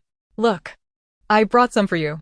And Meng gracefully presented the basket to Zhou Anle, and upon opening it, he discovered it contained a set of ceremonial gifts. "What is this?" Zhou Anle expressed his surprise, feeling touched by such thoughtfulness. "A token of gratitude. My Anlin will be taking your family's cart to and from school from now on." And Meng declared as she led Anlin to board the ox cart. "Mother, father, you may proceed. We shall set off first." With that, and Meng urged Zhou Xiaowei to hasten the cart, leaving her grandmother and the others bewildered in the wind. That wretched girl. How has she become so cunning after being struck on the head by that scoundrel and ran? Wang Shi fumed, glaring at the retreating figure. "It seems we waited here in vain while she simply boarded the cart and left." Wang Shi sighed heavily, feeling exasperated. Her husband wore a similar expression of discontent, lamenting, "Isn't it a matter of life and death if I approach her? Dear, since we have come to the city, why not purchase an ox cart to take home? Look at those who have fled disaster. They have managed to acquire carts. Surely, we should not be outdone by them." And Lauer suggested, his eyes gleaming with desire. However, most of their money had been taken by his mother, and together with his wife, they barely had a few coins, leaving him to coax his mother. "Why don't you jump into the river while you're at it? You spend your days idling about. And now you wish to buy a cart after walking a mere 2 steps. Have you considered whether you even deserve it? What position do you hold? Are you a high-ranking official who requires a cart to be escorted everywhere?" Wang Shi scoffed, her retorts silencing in Lauer, who was too intimidated to respond. Xiao Wang Shi, always fearful of her mother-in-law, dared not speak as she witnessed her husband receive a tongue lashing. During their journey, they made a stop at a ready-made clothing shop, where they purchased a scholar's outfit for both Anlin and Anping. Once dressed, the 2 boys exuded an air of scholarly charm, prompting Meng to playfully pinch their cheeks. When it came time to settle the bill, Zhou Anping insisted on paying, managing to produce a silver coin from his pocket. The others were taken aback. And Zhou Anle was equally astonished to discover that he possessed a silver coin, quickly grasping him by the arm and inquiring further. To their surprise, it turned out that this coin had originally been tossed to Zhou Anle by the shopkeeper Zhu, but she had failed to catch it, allowing it to fall to the ground. They had all forgotten about it, only for Anping to have secretly picked it up. And Meng felt a pang of emotion. How considerate. She then shot a glance at Anlin, who was blissfully unaware and continued to praise Anping. Anping, with a hint of modesty, replied, "Our family is impoverished, hence, we must practice frugality." This statement brought laughter to Meng and Zhou Anle, who chose not to pursue the conversation further. The garments cost 400 won, and Zhou Anle set aside 100 won for Anping to keep on hand, while giving the remaining 500 won to Zhou Xiaowei, who looked on with eager eyes. It was rather embarrassing that Zhou Xiaowei had not a single copper coin to his name, being even less wealthy than Anping. He carefully tucked the money into his bosom, secretly planning to use it to purchase something later. Upon arriving at the entrance of Baichuan Academy, Meng's family also arrived. A few students were already trickling in, glancing curiously at the group but not approaching. The doorkeeper quickly recognized the 2 young ladies who had come to inquire previously and stepped forward to guide them. Inside the academy, Xiao Wang Shi and Lauer, who were usually so unruly, behaved with utmost decorum, their eyes fixed ahead, too intimidated to glance around. The teacher, upon hearing the attendance report, sat solemnly in the main hall. And only after the families of the 2 scholars entered did he notice that Zhou Anping appeared to be no more than 15 years old, filling him with a sense of pity. After a brief exchange of formalities, They all knelt to pay their respects to the teacher, presenting the ceremonial gifts and the ceremonial silk. The teacher accepted the tea from both students and drank it before instructing the attendant to bring water for them to wash their hands. He then marked their foreheads with red powder, signifying the opening of their minds. Once seated again, he addressed them. Diligence leads to excellence, while idleness leads to ruin. Achievement is born from contemplation, while destruction arises from carelessness. I implore you to remember these words and dedicate yourselves to your studies, lest you disappoint your families who have endured great hardship to see you educated. Classes commence at the rooster's crow and conclude at the hour of the monkey. Now bid farewell to your families and bring the 1,000-character classic with you to the classroom. Although the two boys did not fully grasp the teacher's words, they etched them into their hearts and obediently followed the teacher into the classroom once their families departed. As they exited the main gate, aside from Meng and Zhou Anle, everyone exhaled a sigh of relief. That was far too solemn. They collectively felt the pressure weighing heavily upon them, making even deep breaths feel restrained. We should head back. After all, it's on the way. Give us a ride, Xiao Wangshe proposed, attempting to climb onto Zhou Anle's ox cart. Wangshe yanked her back down, casting her a stern look, before forcing a smile. You all are busy. Whether we ride or not makes no difference. Focus on your matters. And Meng, feeling at ease, climbed onto the cart. You should return now. Anle and I need to buy a few things. Xiao Wangshe glared at Meng repeatedly, hoping she might relent, but Meng simply ignored her. Zhou Anle was unconcerned with their thoughts. She genuinely needed to shop, and there was no room for them on the cart.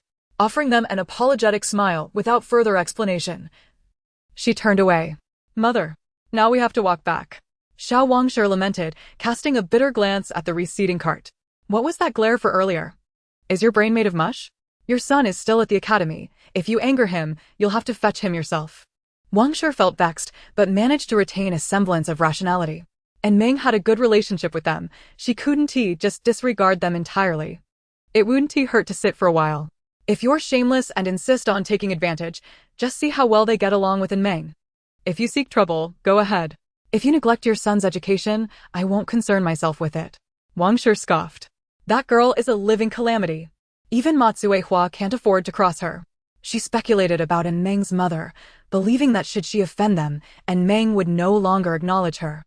Unbeknownst to Meng, her grandmother's thoughts on Zhou Anle were quite different, as she had already let her guard down in front of Zhou Anle. Let me tell you, my family is extremely poor. The earnings from selling soap are tightly controlled by my grandmother, and I can scarcely extract a single coin. My meager savings are even less than the 5 taels you previously shared with me. If we join forces to make money, with our talents combined, wealth will surely be within our grasp. Chapter 70. The Dream of Sudden Wealth. Last time, when treating Qin Xiu to a meal, 5 taels were spent, leaving Zhou Anle with 15 taels from the 20 given by shopkeeper Zhu. She generously divided the remaining 5 taels between Meng and Su Yuanshan. With those 5 taels, she purchased the ox cart which she now rode. And Meng used her 5 taels to buy 2 sets of ceremonial gifts, stashing the rest as private savings. Ever since she confided in Zhou Anle, she had contemplated building a house adjacent to Zhou Anle's, desiring to be her neighbor. After all, her family home was already dilapidated and cramped. After being partitioned by the walls of the main house, it felt even more confining. The 2 rooms were divided by gender, forcing her to share a space with her mother and grandmother, making her feel like a thief hiding her silver, devoid of any privacy. In truth, she had already formed a preliminary idea, although the specifics remained unrefined. Zhou Anle and Meng's aspirations aligned perfectly, as she too was in dire need of funds. How splendid! As we return, let us engage in a thorough discussion. And Meng felt a surge of excitement at the mere thought. Anan, observing her 2 elder sisters animatedly discussing the prospect of earning money, was also filled with longing. Zhou Anle had planned to make substantial purchases today: food, drink, necessities, as well as some fabric and cotton. There was an overwhelming need for supplies at home. Initially, she considered buying ready-made garments, but soon discovered that they were rather exorbitant. Nowadays, people customarily purchase fabric to create their own clothing. Although she lacked the skills, she could certainly hire someone to assist her. The group procured oil, salt, sugar, and vinegar, and then proceeded to buy some rice, not for any other reason, but to ensure she could openly enjoy rice meals in the future. By bringing back a small quantity, She could fill the rice jar, and no one in the household would suspect her of having a hidden space. While shopping for fabric, she realized that cotton was exceedingly expensive, nearly 1 tael of silver per pound. Each person required both thin and thick quilts, averaging nearly 10 taels of silver per individual. It was no wonder that when her grandmother had separated from her grandfather, she had fought tooth and nail to seize the quilts. Both sisters listened in astonishment. And Meng had once watched her grandmother's fervent struggle over 2 quilts with confusion, but now the reasoning was clear. Zhou Anle gritted her teeth and purchased several pounds, intending to make cotton clothing. The quilts could be retrieved from her hidden space, and she could sew the fabric onto the exterior, rendering it inconspicuous. After constructing her house and ordering furniture, her daily expenses, coupled with sending and Ping to school, had gradually depleted her finances, leaving her with just over 40 taels. This sum was woefully insufficient to support a scholar. They also bought some meat, vegetables, and seeds, and the group began their journey home. Upon exiting the city, they encountered numerous refugees, individuals who had fled the ravages of war. Unable to enter the city, they lingered at the gates, waiting for the officials to distribute charity rice porridge. Though it was not enough to satisfy their hunger, it provided a semblance of sustenance each day. Every time Meng witnessed this, she felt an indescribable sensation. As the number of such individuals continued to rise, she turned to see Zhou Anle and Zhou Xiaohui maintaining a composed demeanor, with even an appearing unfazed. Suddenly, she felt somewhat overdramatic and averted her gaze. Upon arriving home, Zhou Xiaohui immediately unloaded the cart, intending to water the cattle. Zhou Anle casually dipped her hand into the water bucket, and he paid it no mind as he fed the cattle before heading out to find someone to continue constructing the cowshed. Just have Fa Kai build a doghouse here. Zhou Anle indicated a corner by the entrance, and he nodded in agreement before departing. Fa Kai had grown considerably and was no longer suited to live indoors. It was time to provide it with a proper abode. Just as she finished organizing the items, and Meng eagerly approached Zhou Anle to discuss their money-making ventures. I'm considering producing soy products or condiments, like 13 spice mixes. The local soybean yield is substantial, and producing soy products will undoubtedly yield profit. Even the soybean dregs can be taken home to feed pigs, which is quite beneficial. Moreover, with so much land available, we could cultivate spices to sell as condiments. There are hardly any seasoning products in the local general stores, and if we do well, it wouldn't be impossible for Manager Zhu to come begging for our favor. The most crucial factor was that she possessed chili seeds. And Meng's eyes sparkled with excitement upon hearing this, and she leaped up in enthusiasm at the last statement. What are we waiting for? Let us do it. You have chili seeds.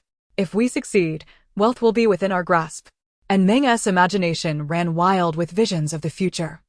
She had yet to see chili peppers here, but once tasted, they would undoubtedly become addictive. Meals without chili were simply unthinkable, making this venture more stable than any other business. Zhou Anle, amused by her enthusiasm, smiled. Thus, I urge you to join me in brainstorming how to create these products. And Meng appeared momentarily frozen in place, her mind racing with thoughts of future riches. She envisioned herself lounging on a grand bed made of golden silk wood, surrounded by piles of silver notes, adorned in gold and jewels, with exquisite jade bangles and ornate hairpins that were only to be admired in modern times. Yet now, she was confronted with the stark reality of her limitations. You can't? And Meng stammered in disbelief. I can make soy milk and tofu, but beyond that, I'm not very experienced. Soy sauce is also made from soybeans. This condiment is not inferior to chili. If we can figure it out, Zhou Anle smiled silently. The methods for producing these items were nearly lost to time. In this post-apocalyptic world with the internet down, information was nearly inaccessible, and with mutated raw materials. Her knowledge of making soy milk and tofu was solely due to her fondness for culinary videos in the past. This was also one of the reasons she had decided to confide in Meng after observing her. And Meng composed herself, suggesting, I feel that the soap business might be too unprofitable. Shouldn't we consider doing it ourselves? It could yield decent returns. I need to think this through carefully, as I'm currently at a loss for ideas. The soap business is difficult to break into. People can sell it at high prices, likely due to branding factors. Moreover, that high price probably involves significant investment in packaging. If we enter this market, we risk offending others. Should we just let it go then? This is a tenfold price difference. And Meng protested. If we find Sister Jean to collaborate, she could support us. Unwilling to concede, and Meng lamented the vast disparity in pricing. Let us set this aside for now. We don't yet know Sister Qin's character. We should be cautious to avoid any appearance of exploitation. And Meng recognized the soundness of this reasoning. She had no intention of creating misunderstandings later on.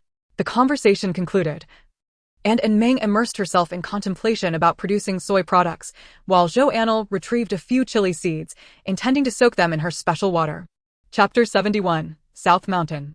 After carefully soaking the seeds in a bowl, Zhou Anle gingerly placed them in a corner of her room, only to discover a pool of blood and animal fur within. Upon closer inspection, she realized that Fa Kai had brought back a bamboo rat for the kitten to eat, leaving blood scattered on the ground. Zhou Anle smacked her forehead, nearly forgetting that there was a postpartum cat in the house. She approached to check on the newborn kitten. Its eyes were still closed, but it appeared to be in good health, nestled comfortably against its mother. Zhou Anle longed to touch it but refrained, recognizing it as the mother cat's sole offspring. Satisfied with their condition, she tidied up the room before taking her basket and tools up the mountain, intending to gather food for the nursing cat. Before leaving, she spotted Meng squatting nearby, drawing in the dirt with a twig, but chose not to disturb her. The barren land was gradually being transformed with a few houses, and the workers greeted Zhou Anle warmly as she ascended the mountain, continuing their labor. After a recent rain, they were unable to work the fields, so they focused on constructing homes. Zhou Anle inhaled the fresh air after the rain, feeling her body relax in response. Not long after ascending, she stumbled upon a patch of wild greens, and with ample space to work, she decided to gather everything she could find without leaving a trace. While collecting the greens, Zhou Anle also discovered some mushrooms. Unsure of the unfamiliar varieties, she only picked the ones she recognized, soon filling half her basket. As she walked and foraged, she realized just how abundant the resources were on this mountain. The mountain range was extensive, comprising several peaks, and the villagers referred to it as South Mountain, named for its position south of the village. Their usual range of activities is quite limited, confined to the outskirts. The village elders speak of tigers and bears lurking deeper in the wilderness. Initially, many were skeptical, yet 5 years ago, a young man from the village, driven by financial desperation, ventured into the mountains with the intention of hunting a significant prize. He never returned. His family and villagers searched for 3 days, ultimately discovering only a severed torso, the other half seemingly devoured by some wild beast. Those who witnessed the grim scene were left trembling and retching, and several required days to recover from the shock. In light of this horrifying incident, no one dared to venture into the depths of the mountains again. Zhou Anle had also heard of this tale, thus she had no intention of exploring further. After scouring the ground and confirming that the wild greens and mushrooms had been thoroughly foraged, she lifted her gaze to locate the bamboo groves. Knowing that if there were bamboo rats, there must be bamboo nearby, and winter bamboo shoots are a delicacy. Although she did not spot the bamboo, she did find a rabbit which was crouched down, nibbling on grass. Remembering her purpose for the day was to gather food for the cat, she could not let this opportunity slip away. As her hand lifted, the wild rabbit sensed danger and bolted. Zhou Anle hastened after it, her powers poised for action. After a brief chase, she seized the moment and struck. The rabbit's neck was pierced, and it struggled momentarily before lying still. After dedicating time to recuperate, Zhou Anle felt revitalized. Both her complexion and abilities had improved. Her power now resembled water that had been rinsed 3 times, appearing slightly less opaque than before. And her energy was invigorated, accompanied by a boost in stamina. Just as she was about to place the rabbit into her backpack, she sensed movement behind her and instinctively swung her hand. A piercing cry echoed, and upon turning, she found a roe deer. The icy spike had only grazed the deer, embedding itself shallowly. Startled, the deer fled in panic, only to collide with a nearby tree, the force snapping a slender branch. Zhou Anle had never witnessed such a bewildering occurrence and remarked, "Truly, what a foolish deer." With a casual motion, she placed the rabbit into her backpack and dashed over. Ensuring no one was around, she laid her hand on the deer, causing it to vanish from sight. Turning back to the broken tree, her eyes widened in astonishment. There were drooping fruits. These were valuable. The seeds could be transformed into juju pit charcoal, a favorite ingredient among the affluent for brewing tea. Excitedly, she gathered the entire broken branch, which was laden with many yellow fruits, and picked up the fallen ones scattered on the ground, swiftly surveying the area. Indeed. She discovered several more trees, and the joy on her face was uncontainable. Forget about the bamboo grove and winter shoots, making money was paramount.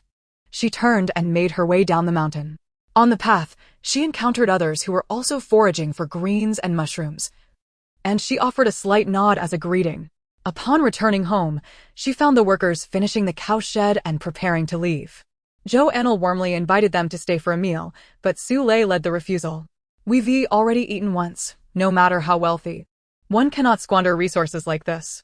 If there's anything next door, just let us know. No need for hospitality, he stated before departing. The others followed suit, bidding their farewells. After Zhou Xiaohui had seen them off, Zhou Anle pulled in Zhou Xiaohui and Meng into the main room. Can you guess what I discovered in the mountains? Zhou Anle struggled to contain her excitement, teasing them.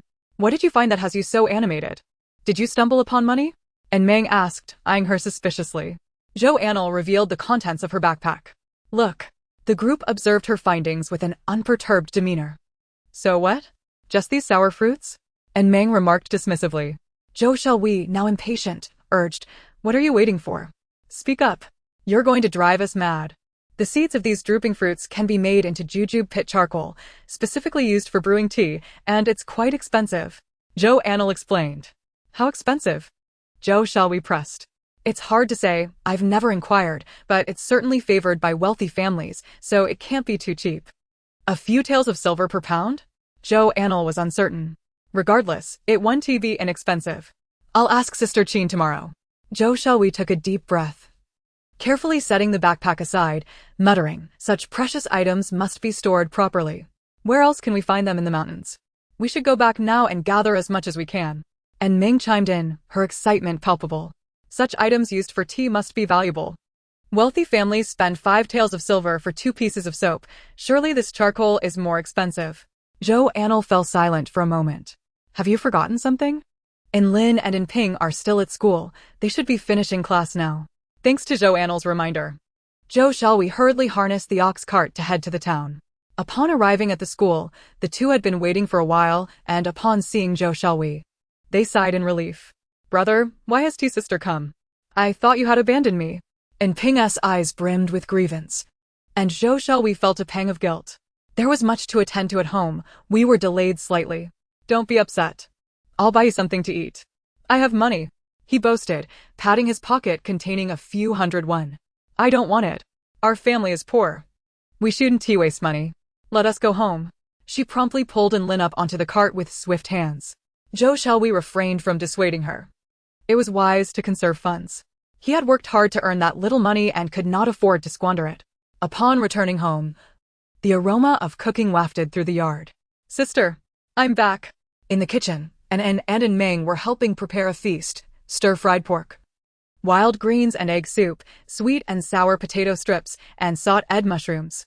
Each dish was generously portioned, served in small basins. During the cooking, Meng had kept insisting there was too much food, completely oblivious to the satisfied gaze of Zhou Anle. Upon witnessing Zhou Anle's appetite, she realized her error. Is it really okay for her to eat so much?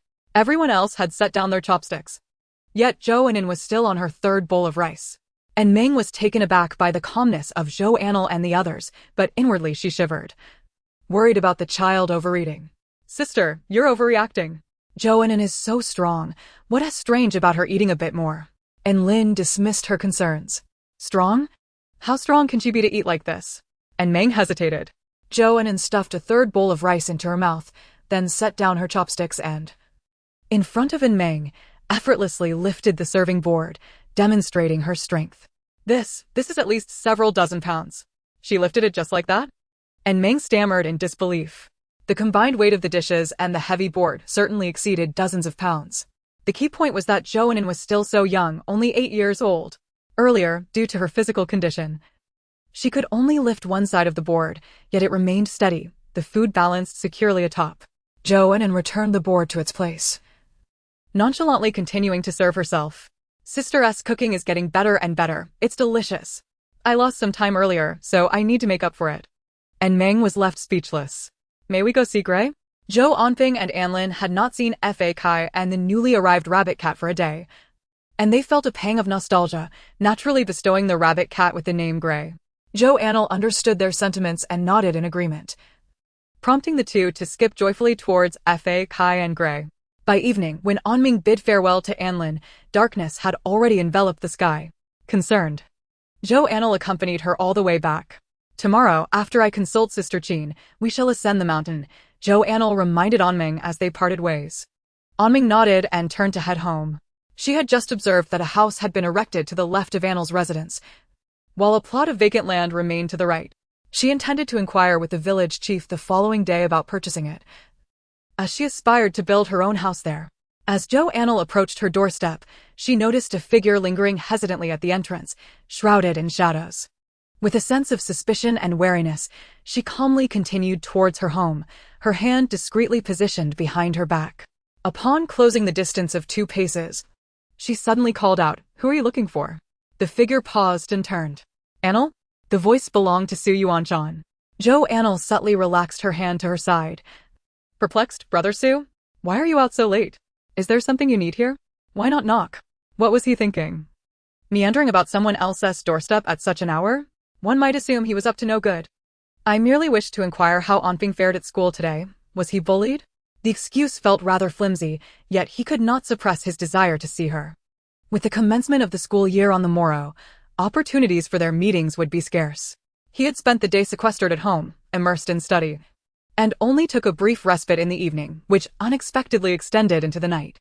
He had thought he would not see her today, yet here they were. The students at his school exhibited commendable character, and the teacher was quite amiable, maintaining strict discipline. He mentioned having a delightful day. Knowing that his relationship with Anping and Zhou Xiaohui was amicable, Zhou Anle relayed this information without hesitation. Upon returning home, Anping and Anlin had animatedly recounted the day's events in the kitchen. After listening to her, Su Yuanshan nodded and prepared to take his leave. "Wishing you success in your studies." "Thank you." Su Yuanshan felt a sense of restlessness dissipate with those words. His heart lightened considerably. His return to school after several years had garnered the full attention of his family. Although his aunt held some discontent, she refrained from voicing it at such a moment, mindful of the potential repercussions from her husband and mother-in-law. Before dawn, Zhang Shi rose early to prepare breakfast, meticulously arranging everything for Su Wenwu. After the meal, Li Shi gathered her belongings and, to Su Yuanshan's surprise, knocked on Zhou Anle's door. "Mother, shall we ride with them? I spoke with them yesterday. Since you were busy studying, I didn't mention it. They're our neighbors. What's wrong with borrowing a ride?" Before long, Zhou Xiaohui opened the door and warmly invited them inside. Zhou Anle and her companions were dining, and upon seeing their guests arrive, they quickly finished a few bites and tidied up to prepare for departure. "No rush, you may eat at your leisure. I simply couldn't remain idle at home. Hence the early outing, hoping to leave a good impression on the teacher," Li Shi explained. She had not slept well the previous night, tossing and turning, and ultimately, upon hearing commotion in the yard, she rose immediately.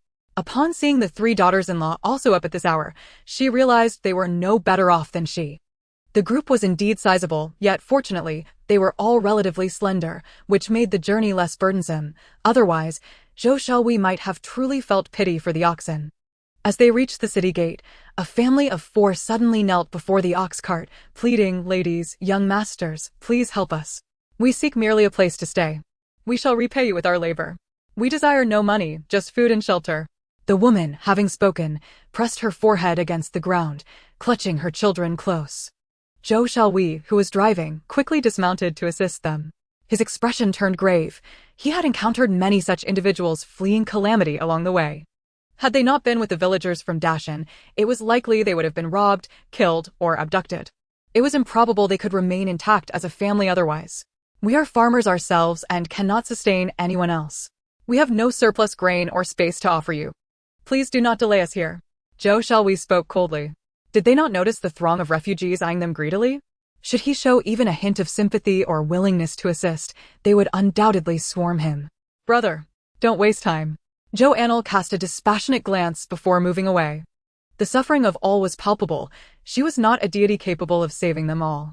Watching the ox cart gradually move away, the gaunt woman held her children, her expression numb, as if accustomed to such rejections, devoid of surprise.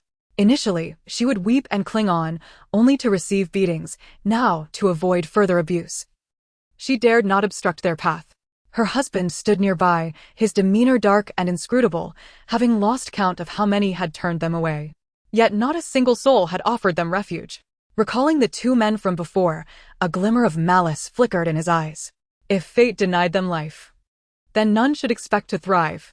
The observing refugees wore expressions of mockery, as if to say, "See, we knew it would fail." This marked the 10th attempt. With such energy, they would be better off resting on the ground and conserving their rations. Silence enveloped the cart, the atmosphere heavy with despondency. We too face hardships. After all, it has been a struggle to enjoy even a few peaceful days. We must not act on impulse, Leisure said with calm resolve. When I raised 3 children alone, it was far more challenging, yet I persevered.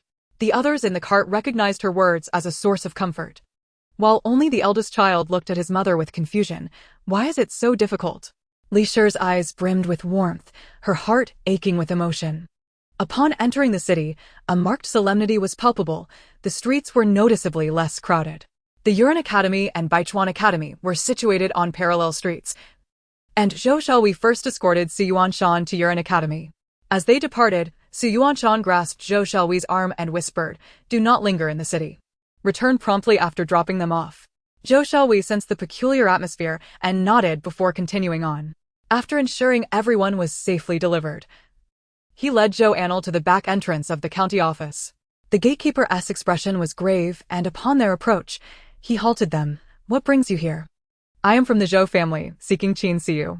She mentioned I should come here if I needed her," Zhou Anle replied unhurriedly. After a moment's contemplation, the gatekeeper's frown softened. It appeared he had indeed heard the young lady mention it. "Please wait, I shall notify her." The steward entered to relay the message, and shortly after, Qiujuan emerged. Upon spotting Zhou Anle, she broke into a smile. "Miss Zhou, my young lady has just risen, so I have come to escort you inside." "Come along." Zhou Anle smiled back, turning to Zhou Anle, "Brother, please wait for me here. I shall be quick."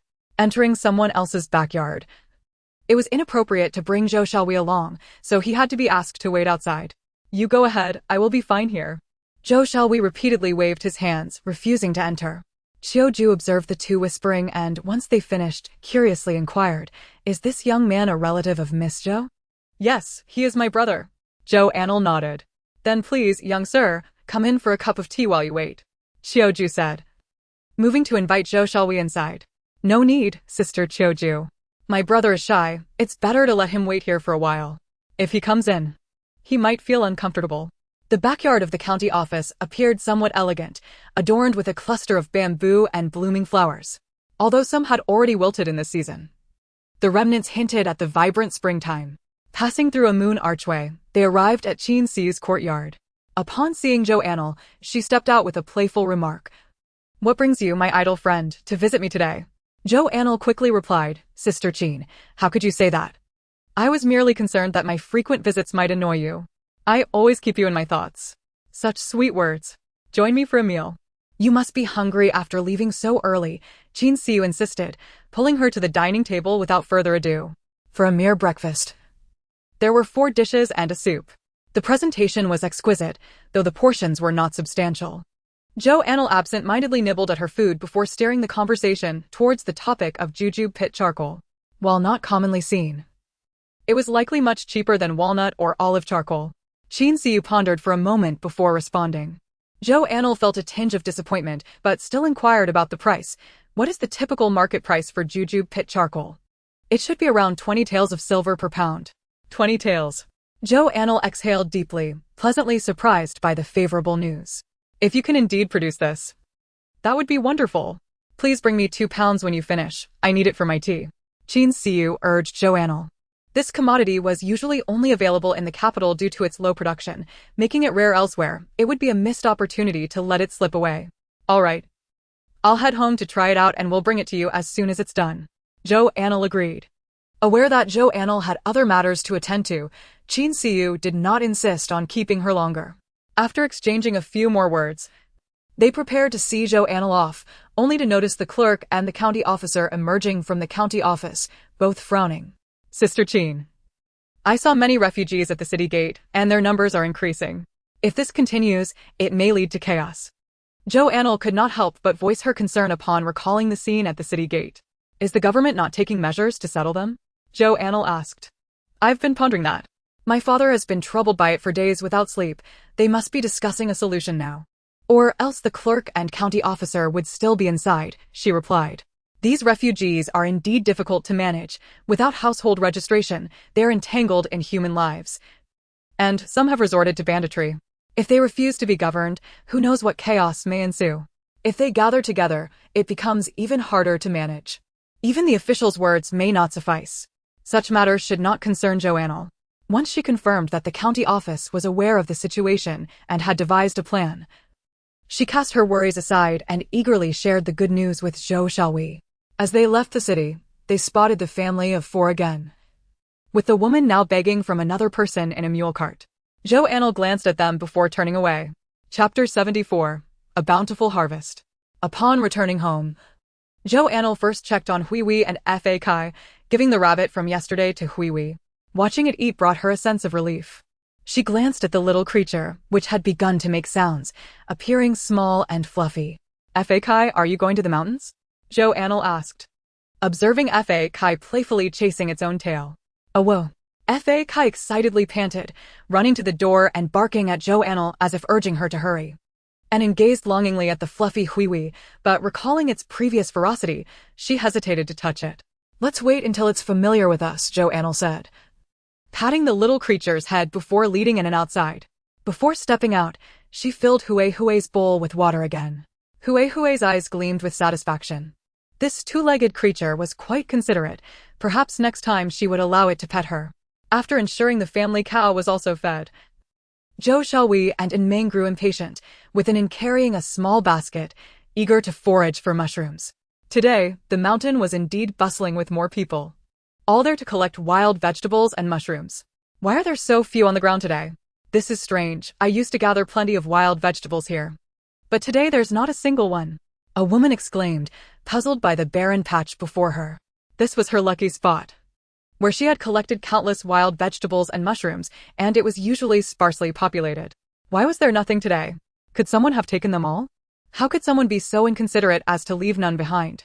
The woman searched the area thoroughly, confirming its emptiness before storming off, muttering complaints. Zhou Anle remained unfazed by her outburst. Sister, do you think we arrived too late? Anan lamented, if only we had come earlier. Late? I gathered plenty yesterday and stored them in my space. Yesterday's harvest was merely a light drizzle, Zhou Anle reassured her. It's all right, let's go with the flow. If we find something, great. If not, that's fine too. With Fa Kai around, we won't return empty-handed, right, Fa Kai? Oh whoa. Fa Kai barked in agreement, having thoroughly explored the mountain and ensuring they would find food. Your dog seems rather clever, and Meng remarked, admiring Fa Kai. Country dogs have quite a bit of intelligence. Yet I wonder why people prefer purebreds.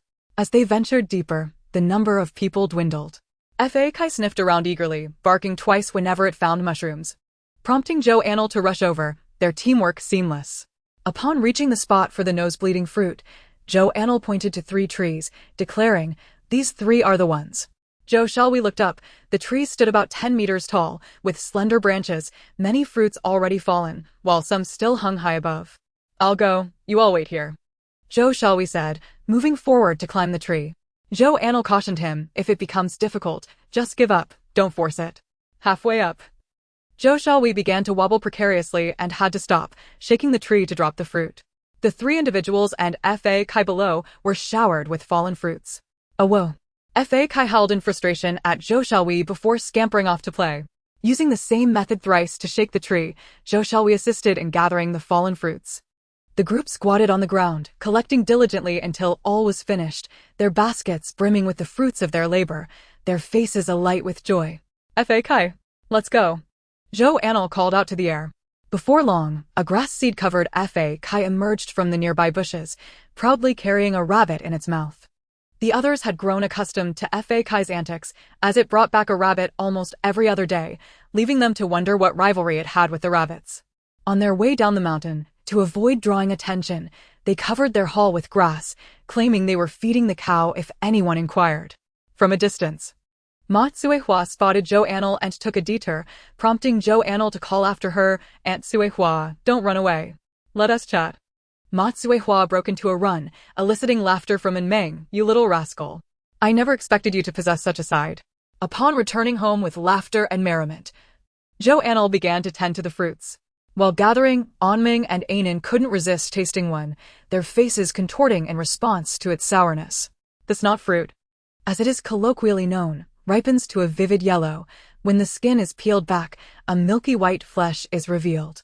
Its sticky and viscous texture, coupled with a large pit and scant pulp, renders it more sour than sweet, thus making it less favored among consumers. Consequently, it remains largely unpicked in the mountainous forests. The seeds are oval-shaped, featuring 4 large holes and 1 small one at the apex, hence its alternative name, the five-eyed fruit. In later times, the seed came to be referred to as the five-eyed six-passage Bodhi seed. Zhou Anle first placed the snot fruits in a steamer for half an hour. Seizing the opportunity while the next batch was steaming, she began to separate the fruit from its flesh. The sticky texture was rather unpleasant. Fortunately, with the assistance of Anming and Anan, they swiftly accomplished the task. She instructed Anming to wash and dry the gathered seeds in a basin, while she contemplated how to make use of the fruit to avoid waste. The fruit could be transformed into pastries, yet lacking the skill to do so, she resorted to brainstorming alternative methods. After much deliberation, Zhou Anle decided to coat the fruit in sugar, spread it out on oiled paper, and allow it to dry, thus creating a delightful snack. Without delay, the work commenced, with even Anan pitching in to tend to the stove and add firewood. Meanwhile, the Su family returned, appearing quite spirited, suggesting that all had gone smoothly. Mrs. Zhang approached with a piece of meat as a token of gratitude towards Zhou Anle. However, upon entering, she was taken aback by the bustling activity in the yard.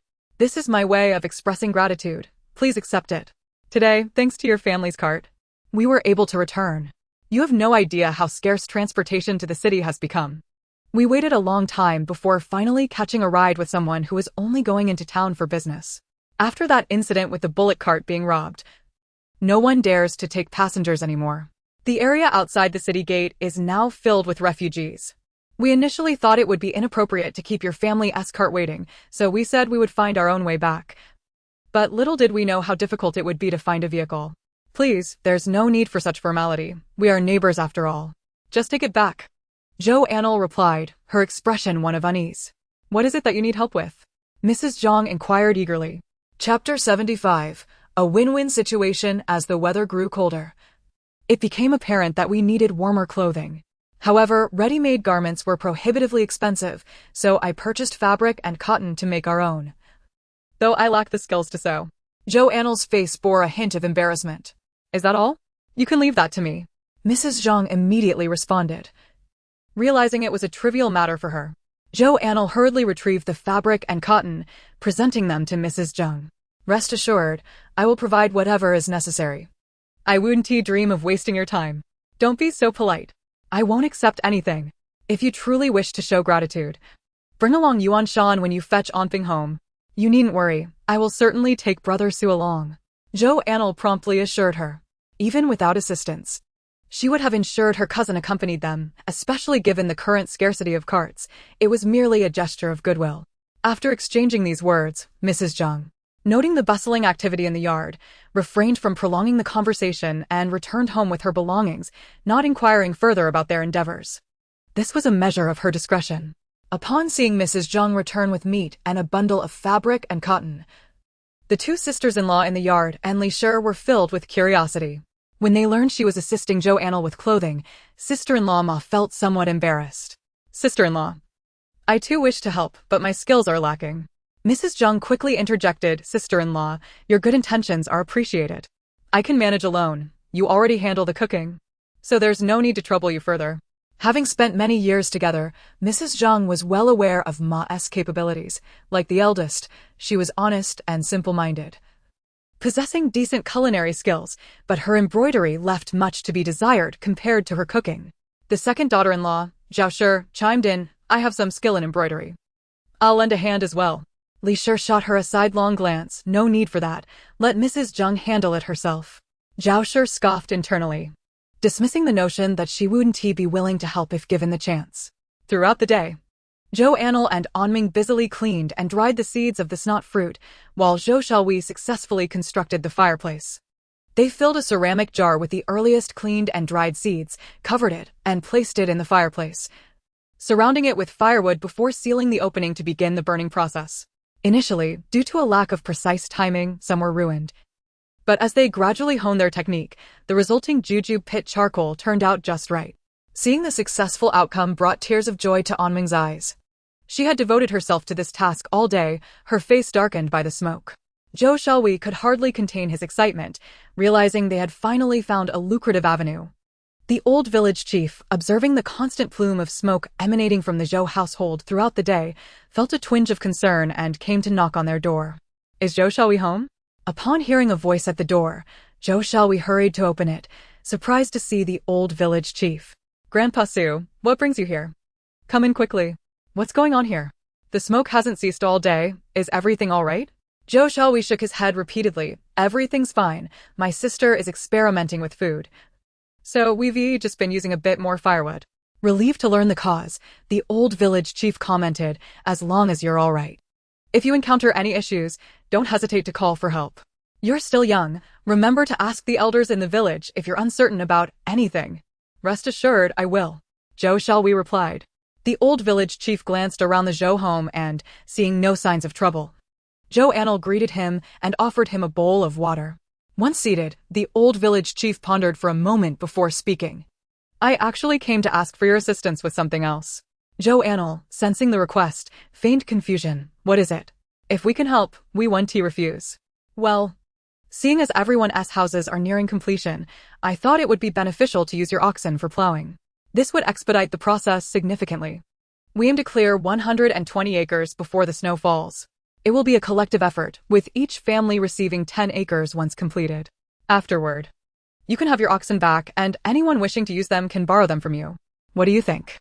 Having deliberated for some time, the old village chief concluded that this arrangement would be mutually beneficial. The Zhou family, though fewer in number, would still require considerable time even with the oxen, while the larger families would be slower without them. Zhou Anle had already contemplated this matter when purchasing the oxen, thus she agreed without hesitation.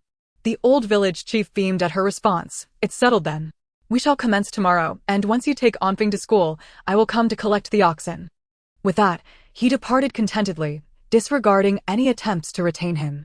As the time drew near, Zhou Xiaohui, not wanting to delay further, readied the oxen and harnessed them to the cart for their journey to the city. "Hey, why is the ox so compliant today?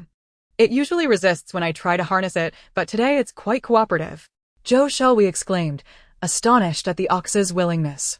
Zhou Anle chose to ignore him, as she was intent on continuing her work with the sour jujube preserves.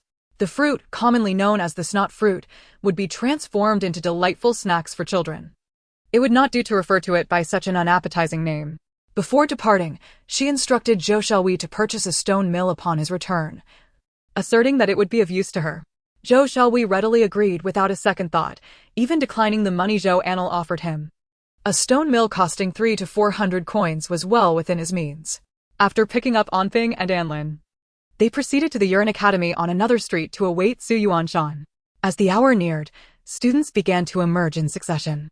Most of those waiting outside were in horse-drawn carriages, with ox carts and mule carts being a rarity. Nevertheless, all were candidates for the imperial examination, and despite their curiosity, their expressions remained composed, for sometimes reputation and face held greater importance than mere curiosity. When Su Yuanshan emerged, he was met with the curious or disdainful gazes of his classmates. With a calm demeanor, he approached and bowed, saying, "Thank you, Brother Zhou, for coming to escort me. There is no need for formalities among family. Let us be on our way." Zhou Xiaohui felt no discomfort regarding the scrutiny of others. He found Su Yuanshan's bow somewhat awkward and urged him to board the carriage. Behind them, classmates whispered among themselves, having only just met Su Yuanshan a day prior. They were merely curious about his background, and though no one uttered anything disparaging, one individual stood apart. To think this person possesses any significant ability. It turns out he is merely a country bumpkin, hardly worthy of mention by the teacher, scoffed a long-faced youth seated in the carriage, his tone laced with unmistakable contempt. This individual, known for his refined appearance and tall stature, wore garments of superior fabric and embroidery that set him apart from others, a clear indication of his affluent background as the youngest son of the wealthy Zhou family, Zhou Anle. Having overheard the teacher commend Su Yuanshan as a person of great potential, he felt a surge of jealousy and a desire to compete.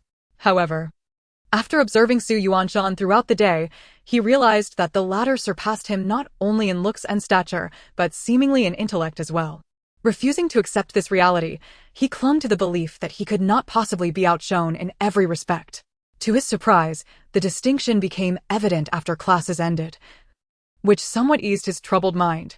Initially, he had assumed Zhou Xiaohui would take them directly home. Instead, he led them toward the marketplace in the western part of the city. "Brother, didn't we agree to refrain from unnecessary spending? Our family is quite poor. We should return home swiftly." Anping protested, concerned that their sister might be anxiously awaiting their return. "Your sister mentioned she wanted to buy a stone mill," Zhou Xiaohui clarified. "Oh, I have some money here. If it's insufficient, you can ask me for more," Anping replied. Upon reaching the stone mill vendor, they haggled for some time before finally securing one for 300 coins. Zhou Xiaohui wiped the sweat from his brow, relieved to have retained 200 coins for personal expenses, having nearly spent it all. On their way back to the city, they passed by beggars lining the streets. Zhou Xiaohui kept his gaze fixed ahead, choosing to ignore them, while Su Yuanshan furrowed his brow at the sight of the destitute. Anlin had grown accustomed to the scene over the past few days, yet he still felt a twinge of unease each time they passed. Suddenly, an individual attempted to stealthily approach the ox cart. As he reached out, the ox retaliated with a swift kick, sending him sprawling to the ground. Much to the astonishment of those nearby, Zhou Xiaohui was momentarily stunned as the man, wincing in pain, attempted to intercept the cart, only to find the ox inexplicably bolting forward as if possessed, forcing him to sidestep for fear of being trampled. The ox charged ahead, snorting as it passed by, seemingly mocking the unfortunate soul. Once they had distanced themselves from the city gates, the ox gradually slowed its pace. Zhou Xiaohui stared at the creature in disbelief, exclaiming, "That ox must be enchanted. It definitely has some sort of spirit." "Your animals are quite extraordinary," Su Yuanshan remarked, perplexed at how every animal at Zhou's seemed almost imbued with intelligence, as though they understood human speech. "Anping, your animals are impressive. When Fa Kai has puppies, could you possibly give me one?" Anlin gazed at Anping with envy. "Fa Kai is male, he can't have puppies." Anping promptly dismissed the notion. "But Hui can give birth. Isn't Hui's offspring Fa Kai's?" Anlin countered, his anticipation growing. Anping sensed a flaw in the logic but could not articulate it. So she simply conceded, "Fine, let us ask Sister Zhou about it." Zhou Xiaohui chuckled silently to himself, remaining quiet, while Su Yuanshan, observing him, sighed in exasperation, saying, "Fa Kai is still just a few months old. How could Hui's pups possibly be his? When will Fa Kai be able to have little ones?" Anlin inquired, somewhat disheartened. "Fa Kai will never be able to have puppies with Hui." Zhou Anle returned home just then, having successfully prepared a jar of charcoal. After agreeing on the time for school the next day, Anming took her leave, having spent the entire day at Zhou's without returning home. Despite Zhou Anle's insistence, she refused to stay for dinner. Anlin's hopes of acquiring a little Hui were dashed, as Zhou Anle explained that Hui was not a domesticated animal and she could not make the decision. Thus, Anlin reluctantly followed her sister home, disappointed. Dinner was prepared by Zhou Anle, who, true to her love of food, cooked with considerable skill, resulting in a delightful meal. Stir-fried mushrooms and stir-fried sweet potato greens accompanied a pot of congee. The combination of plain congee with these two dishes was both delicious and refreshing, leaving the entire family satisfied and full. As was her custom, Zhou Anle fed water to each animal. Zhou Xiaohui, having eaten to his heart's content, sat idly on a stone, reflecting on the day's events. He recounted to Zhou Anle what had transpired, summarizing, "That ox is truly enchanted. Usually, I have to laboriously gather its droppings, but now it seems to know to hold it until we return home. Does that not suggest it has become magical?" Zhou Anle smiled faintly, choosing not to respond.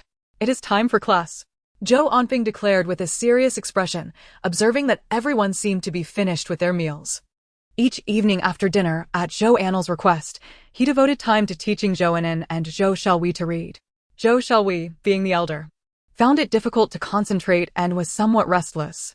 Zhou Anle remarked, "If you cannot even write your own name, how will you manage when the family needs your signature? And what about counting? You can only count to 10. If we ever start a business, how will you manage the finances?" Zhou Shelby fell silent, envisioning a future where he would count banknotes until his fingers cramped, and resolutely began to study diligently. Zhou Anle was more earnest, for her sister had told her that being illiterate was unacceptable. Although she did not fully grasp the term's meaning, she understood that if her sister forbade it, then it was not to be allowed. Zhou Anping had it easier. After dedicating time to teach the other two characters, he practiced calligraphy with water and a brush, demonstrating remarkable self-discipline for his young age. That evening, Zhou Anle observed the chili seeds and felt they had plumped up a bit. As she lay in bed, she contemplated that although it was not the season for planting chili peppers, she felt an inexplicable urge to test the efficacy of her ability with water. Perhaps she would find a spot in the backyard to plant them tomorrow. The next day, Zhou Anle sought out a patch of ground in the backyard, turned the soil, applied fertilizer, and then carefully planted the few seeds. It remains a mystery how Meng conveyed the situation to her family. She now spends nearly all her days at the Zhou residence, only returning home in the afternoon with Lin. At present, it is Niu who bears the brunt of the workload, shuttling students back and forth in the morning and afternoon, while also plowing and clearing land during the day. Zhou Xiaohui has joined him in this endeavor. He even named the ox Da Huang, and every day, in an effort to comfort Da Huang, Zhou Anle ensures that it receives ample water. Its eyes appear increasingly spirited, sometimes exuding a distinctly human-like intelligence.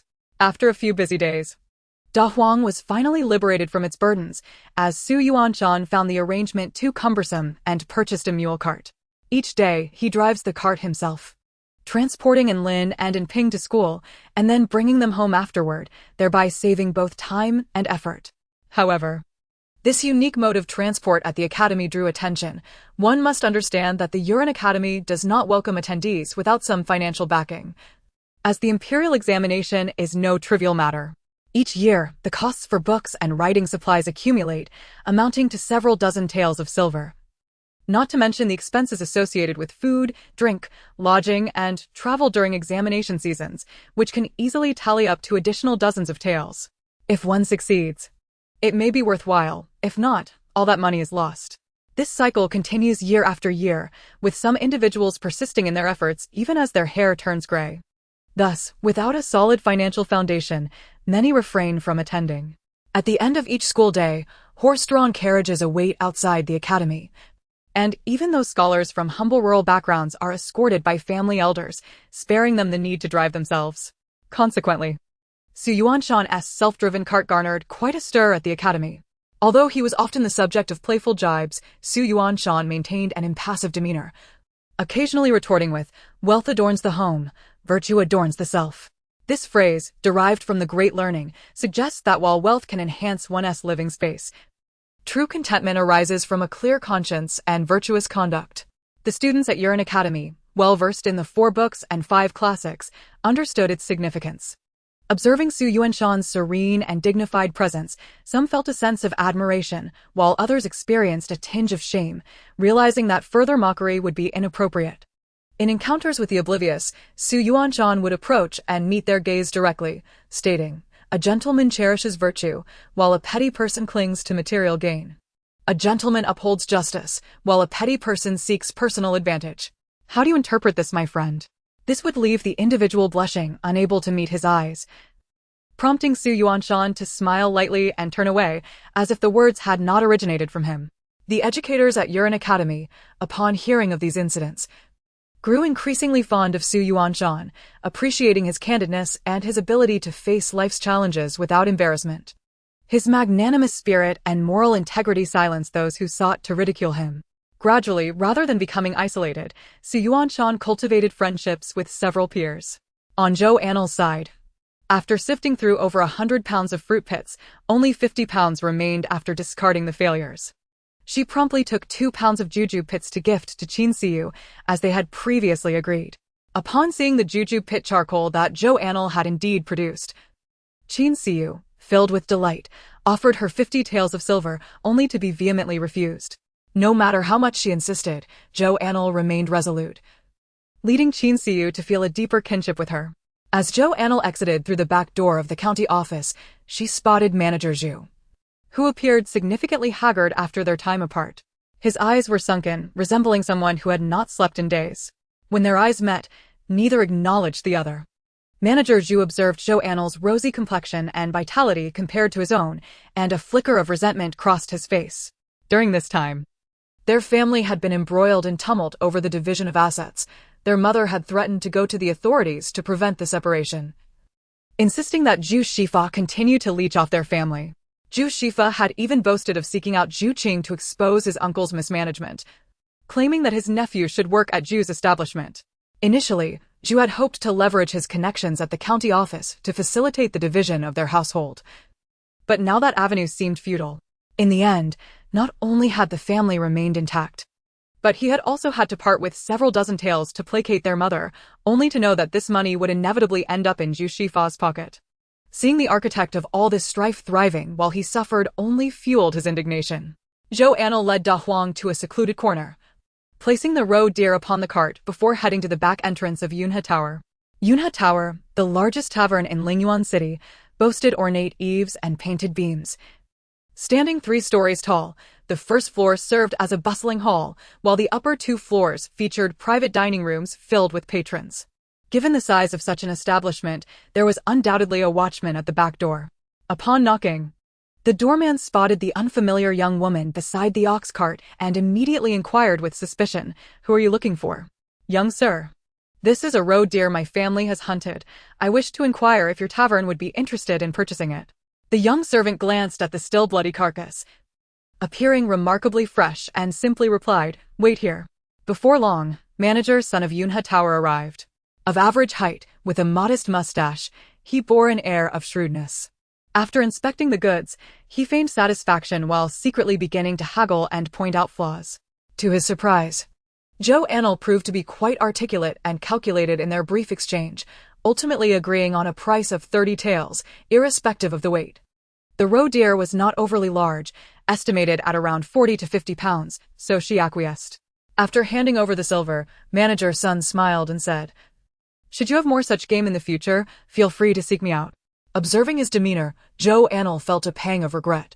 She feared she had undersold it. Just moments before, he had appeared pained as if he were parting with flesh, yet now he was all smiles. He had undoubtedly profited handsomely. As Zhou Anle departed, manager son's expression immediately soured. "Manager, what troubles you? Wasn't the price reasonable?" A kitchen worker remarked, confused by the sudden shift in mood. What do you know?" Manager's son retorted, having assumed that a mere girl would be uninformed, allowing him to drive the price down. He had not anticipated her sharp wit. Now he imagined the girl must be regretting her decision, believing she had sold too low. This thought brought him some comfort. Zhou Anle, after a brief moment of regret, quickly reconciled with her decision. The sale was done, and dwelling on it was futile. She visited several general stores, yet none were interested in purchasing Juju pit charcoal. Some didn't even recognize it, which both surprised and yet seemed understandable to her. After all, as Qin Siyu had mentioned, it was difficult to sell even in the capital, let alone in a small county with few acquaintances. She decided to take the Juju pit charcoal back home and reassess her options later. Da Huang, unaccompanied, strode steadily toward the city gate, where the throngs of displaced individuals had long since dispersed. According to Qin Siyu, the state treasury was now depleted, leaving little recourse to assist these refugees. Donations from wealthy citizens in the city were only a temporary solution. Proper arrangements must be made to cultivate land for self-sufficiency. Thus, after thorough investigation and understanding, those without significant issues were settled nearby, while those with greater problems were conscripted to work in the mines. As Zhou Anle approached Anrui village, she spotted several familiar figures ahead, same cart, same people, but flanked by 6 or 7 individuals closely trailing the ox cart. Da Huang swiftly caught up. For he was a robust young bull in the prime of his life. How could he possibly yield to an aged cow? It was in Li Zhang and his son in Zhuang. Regardless of their thoughts, Zhou and Lu approached to greet them. "Uncle Li Zhang, what brings you here?" And Li Zhang turned his head and replied coolly, "Isn't it the county magistrate who summoned me to the county office? They're allocating 2 families of refugees for our village." "Refugees?" Zhou and Lu glanced at the group, spotting 4 familiar figures among them, the family that had once sought her help.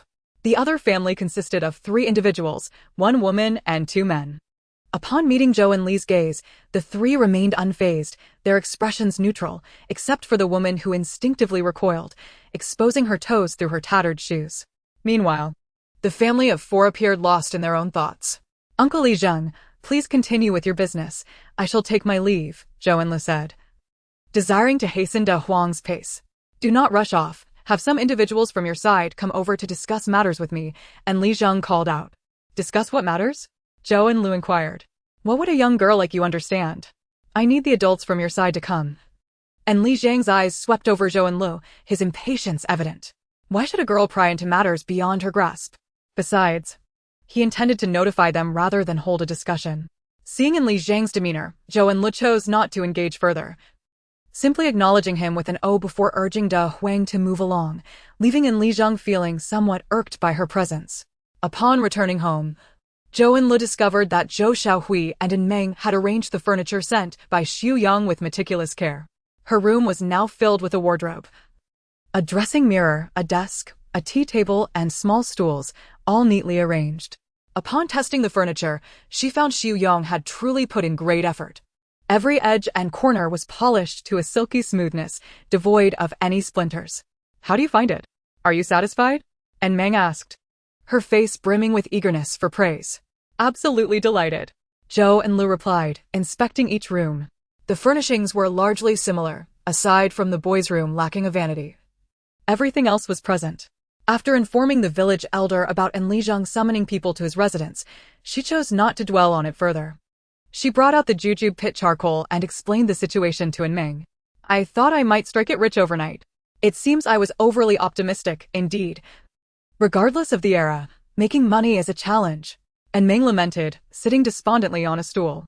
"If it cannot be sold now, let it rest for the time being. When opportunities arise, we can sell it in the capital. Who knows, it might fetch a good price." Zhou Anle reassured her, unaffected by the situation. The items had already been produced, and they could not simply vanish. Storing them well for future opportunities to sell to affluent families would suffice, even if it meant temporarily foregoing immediate profits. "Why don't we inquire at Yugo? Their goods are sold to wealthy families, aren't they?" And Meng's thoughts became increasingly optimistic. "Have you forgotten how unscrupulous they are?" Zhou Anle countered, causing In Meng's previously straightened back to slump in dismay. "My dreams of building a house feel distant," she wailed. "You have already purchased the land. What is there to fear?" "You will build eventually," Zhou Anle reassured her. Rationally, and Meng understood. Yet her desire to construct a house was overwhelming. Moreover, she yearned fervently for wealth. Resigned, she returned to crafting tofu skewers. Soy milk and tofu were commonplace here. Given the high yield of soybeans, tofu had long been produced, and prices were not exorbitant. Thus, they envisioned tofu skewers, reminiscent of the sesame pancakes filled with skewers from their past life. The pancakes, crisp on the outside, could be paired with marinated tofu skewers and eggs. Once the pancakes were grilled to golden perfection, the marinated tofu skewers could be nestled inside, topped with an egg, drizzled with a secret chili oil, and garnished with chopped scallions and fried peanuts. The first bite would burst with savory juices. The tofu skewers, slightly chewy, would become increasingly delectable with each chew, harmonizing beautifully with the chili oil's fragrance and the pancake's texture, an exquisite flavor indeed. As they spoke, both of them swallowed in unison. "I cannot endure this any longer. I must quickly experiment until I perfect it. We can start the business ourselves, and once it flourishes, we can teach others, ultimately establishing a chain of snacks, lounging at home and waiting for others to bring us money." And Meng began to dream wildly. "Sisterin, think quickly. I am already craving it. If you have anything to discuss, let me know. I shall assist you, and you can focus solely on this." Anin pledged, thumping her chest in determination to oversee her sister's progress diligently. "Sister Zhou, we're here." Outside the door were Mu Tu, Shi Tu, De Bao, Godan, De Mao, and Air Mao, a group of children, each carrying a bundle of firewood. Recently, they had been compelled by their families to gather stones and roots in the fields, and after a lengthy toil, they were finally released by the adults. Now that the work in the fields had quickened with the arrival of oxen, they had rushed over to play with Zhou Anle. Noticing her busy cooking at home and the dwindling firewood, they spontaneously ventured to the foot of the mountain to gather dry twigs for her. "Come in quickly, delicious food is ready." Upon entering, The children promptly stacked the firewood aside and quickly surrounded Zhou Anle upon hearing her words. She distributed the prepared sour jujube candy to each child. If the jujube pits amounted to 50 pounds, the sour jujube candy was even scarcer. Dividing it as she did, it was just about right, thankfully. She had set aside a bit for Ping earlier, otherwise, there would have been nothing left by the time he returned. This sweet and sour treat is so delicious. But it leaves you hungrier quickly, Dan remarked after finishing. Sure two nodded in agreement. Indeed, it whets the appetite, making one feel even hungrier. Most families now had 2 meals a day. The only reason they managed 3 was due to the increased labor demands. However, with houses completed, meals were now eaten at home, and conditions had improved, leading to differences in their diets. Sister Zhou, my mother asks when you will return to the clinic? Our family is so impoverished we can barely make ends meet. Dan's family had lost their grandfather long ago. Only his grandmother, Wang Pozi, raised his father. And after barely experiencing a few good years, they found themselves back at square one. Having built a house and made furniture, little remained. When I have time, I will go in a few days. Have your mother dig a bit more, Zhou Anle replied. Dan nodded, quickly dismissing the matter from his mind and turning to play. Upon returning home from school, Zhou Ping was greeted by a gaggle of young companions, and he instantly burst with joy, tossing his backpack aside to join them in play. Chapter 79. High and Mighty. Su Yuanshan entered as well and asked Zhou Anle, where is Hui Hui? Hui Hui and Fa Kai went out to play, only Xiao Hui is sleeping. Then I shall go check on Xiao Hui, Su Yuanshan said before heading off to find her. Zhou Anle thought to herself, this man truly harbors deep affection for Hui Hui. He must see her every day before returning home. Su Yuanshan sat in the courtyard with Xiao Hui, absent-mindedly stroking her body while occasionally glancing at Zhou Anle. However, he noticed that Zhou Anle seemed to look at his father more often than at him. Father, we should be going, Su Yuanshan announced as he placed Xiao Hui back on her soft cushion, calling for Dabao to return home. No, you go ahead. Dabao waved his hand, remaining crouched on the ground, engrossed with a group of children watching half-grown chicks. Unable to persuade his father to leave, Su Yuanshan could only depart on his own. Upon returning home, he found his mother busy with embroidery. After contemplating for a moment, he said to her, next time Anle goes to the clinic, you and father should accompany her. It would be good to have the doctor take a look at father, as it cannot continue like this. Zhang's hand hesitated momentarily, a flicker of complexity passing through her eyes before she finally nodded. Very well. That evening, the old village chief and his party returned, announcing to everyone that 2 new households had been assigned. Upon inquiry, it was revealed that these 2 families were refugees, even worse off than them. However, they too had been allocated, and after much hardship had finally managed to find their footing, leaving them with little ground to oppose the newcomers. After all, they were all outsiders. Who among them could claim superiority? Though the rationale was sound, they found it difficult to forge a bond with the new families. Fortunately, the newcomers were perceptive enough to construct their makeshift shelters at a distance from the others. Thus, the 2 groups coexisted peacefully. Anming desired to earn money, yet she was more inclined to indulge in idleness, often professing her diligence while, in reality, she would meander about, distracted by various sights. Consequently, despite having acquired a stone mill several days prior, she had yet to discern how to create the delightful tofu skewers. Unexpectedly, on that particular day, after Zhunn overheard their description of the delectable tofu skewers, she became entirely fixated on Anming. Whenever Anming sought to slack off, NN would invariably appear at her side, her innocent, wide eyes gazing up at her. Sisterin, have you figured it out yet? Even during bathroom breaks, NN would wait by the door, eagerly asking upon her exit, Sisterin, have you thought of it yet? Since the day when Shirt 2 and the others had returned to play incessantly, Zhun Ping's daily routine had become considerably busier. He transitioned from teaching NN and Zhu Xiaohu to instructing a larger group of children, some older yet exceedingly earnest. This brought him a sense of accomplishment. He taught with greater dedication, maintaining a stern demeanor during lessons, forbidding any frivolity in conversation. When the village's adults learned of his efforts, they began bringing eggs, meat, or fruits gathered from the mountains to Zhun's home, regardless of whether he accepted their offerings, simply leaving them behind. Gooden's mother, who had foraged mushrooms from the mountains, brought them all to Zhunl, even breaking a branch to give to Nping. If Gooden misbehaves, you must discipline him. I'll stand by you. Gun's mother, moved upon learning that Nping, despite his tender age, not only helped his family but also took the time to teach a group of children to read, felt overwhelmed with gratitude and found herself at a loss for words. After searching her home, she managed to find some mushrooms, feeling that they could scarcely convey her appreciation. Thus, she crafted a sturdy branch for discipline, knowing that in these times, the opportunity to receive an education without cost was a rare blessing that many could only dream of. If Gun failed to cherish this gift, she would not hesitate to discipline him herself. Her actions garnered the support of other mothers, who echoed her sentiments, asserting that misbehavior warranted punishment. The children, bewildered, wondered why their families suddenly seemed to abandon their affection. With the adults backing, Nping's enthusiasm for teaching surged, diligently reinforcing the day's lessons each evening, leading to remarkable progress. Meanwhile, Zhu Anle tended to the chickens, watered the chili, cabbage, and radishes. Hu, unable to resist, ventured daily into the mountains with FCI, yet always returned home at a respectable hour. Zhu Anle needed only to provide them with a bowl of water, as they were self-sufficient, often even returning with gifts for her.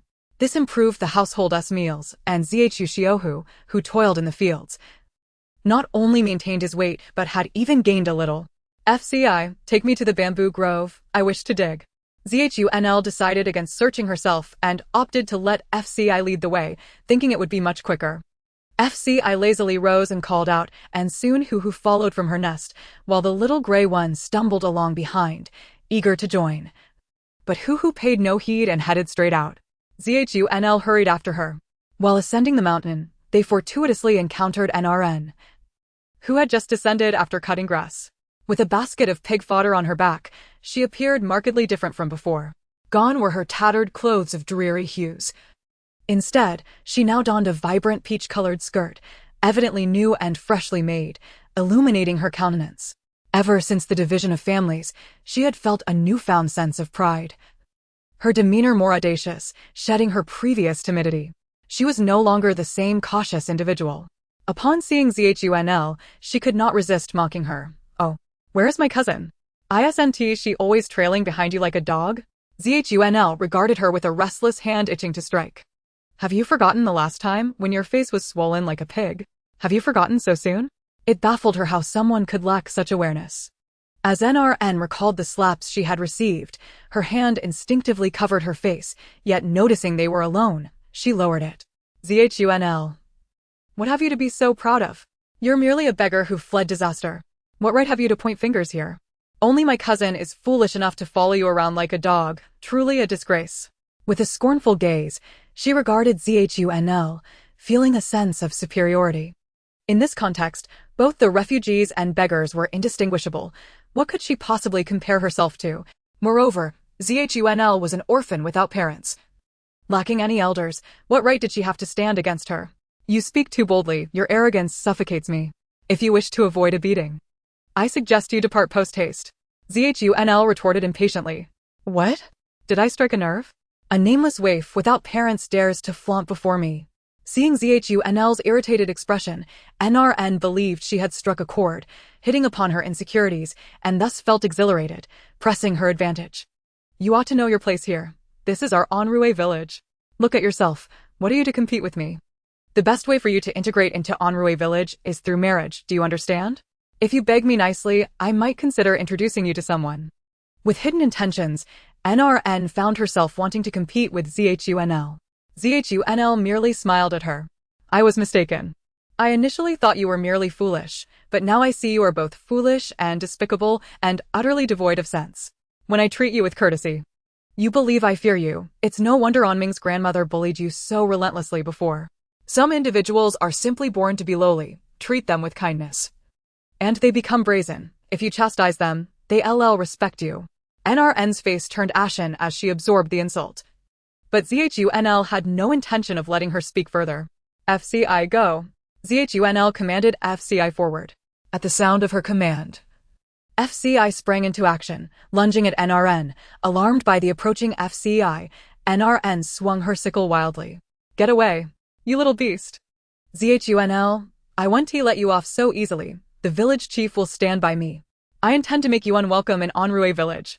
At that moment, NRN was somewhat frightened, wielding her sickle while FCI hesitated to advance. Hu cast a disdainful glance at FCI before nimbly leaping twice. With a swift inward curl of the fleshy pads on her hand, long and sharp claws emerged. Seizing the opportunity, she lunged towards Anren's hand, which clutched the sickle. And instantly, 3 crimson gashes appeared on Anren's palm. A sharp pain coursed through her hand, compelling her to relinquish the sickle. Seizing the moment, Fa Kai charged forward and sank its teeth into her inner thigh. You beast. I want all of you to perish. Die. Anren's face turned pale from the pain, her heart swelling with hatred as she found herself in a disheveled state, while Zhou Anle stood by, seemingly relishing the spectacle. I will not let you off so easily. Just wait. Zhou Anle stepped forward, grasping a handful of Anren's hair, forcing her to look up at her, then smiled mockingly as she said, I shall not let you go now. Come, beg me for mercy. If you plead well enough, I might just let you go. You seem to be living quite well lately. Your face is so fair and tender. I wonder if your nails are as hard as they appear or if your skin has simply grown thick. Pfft. Beg you? In my dreams. I would rather die than plead for your mercy. Help. Is anyone there? Someone is trying to kill me. She could not believe that not a soul was present. If just one person were there, she vowed to make Zhou Anle pay dearly. Zhou Anle pinched her cheek, her lips curling into a disdainful pout, her words becoming increasingly slurred. Oh really? You would rather die than beg? Then I suppose I must render your life worse than death. Such a beautiful face. It would be a pity to ruin it. Zhou Anle revealed a villainous grin, regretfully releasing her grip. What do you intend to do? Nothing much. Merely admiring the beauty of those bloodstains on your hand, I thought I might leave a few marks on your face. Zhou Anle called out to Hui. The creature obediently approached, slowly raising its paw. No, no, no. Are you not afraid of being driven away for treating me this way? Fear filled Anren's eyes. She could not fathom why Zhou Anle, a refugee, displayed such audacity and confidence. Shouldn't she be groveling at her feet, begging for mercy? Or wagging her tail in submission? Desperately trying to please her? Why? Hui, come, leave a few scratches on this pretty little face. Zhou Anle, uninterested in Anren's foolish protests, directly commanded Hui. As Hui drew nearer, Anren's body began to tremble uncontrollably. Finally, at the moment when Hui was about to pounce, she screamed at the top of her lungs. I beg you. Please spare me. Zhou Anle scoffed at her desperate plea. I thought you had a stronger spine. It appears you are just a softie. From now on, if you see me, you know to steer clear. If you dare to provoke me again, it won't be so simple. Zhou Anle released her hair, and Anren collapsed to the ground, gasping for breath like a fish out of water, her heart racing. This person was a lunatic. She truly would go to such lengths. Anren, still shaken, retrieved her sickle and, with great effort, limped down the mountain. She had to return home and warn everyone that this person was mad. Zhou Anle watched her retreating figure, murmuring softly, what a pity there are no rabies vaccines here. Upon hearing this, Fa Kai's eyes flared with fury. Woof! Woof! It barked loudly at Zhou Anle. Hui, annoyed by the noise, delivered a couple of swift punches to Fa Kai's head, scolding, Shut up, you foolish dog. Sensing Fa Kai's anger, Zhou Anle quickly changed the subject. Let us hurry along. We've wasted enough time, and we still haven't dug up any bamboo shoots. Only then did Fa Kai relent, turning to lead the way. After walking a few paces, they saw Hui and Fa Kai crouch low, growling at a tree not far off. Who goes there? Zhou Anle barked, her hand already grasping a machete. Hearing her voice, a figure emerged slowly from behind the tree, managing a strained smile upon seeing Zhou Anle. It was one of the trio consisting of a woman and 2 men. Zhou Anle squinted at him. What are you doing there? We just arrived and have no food. I intended to find something to eat in the mountains.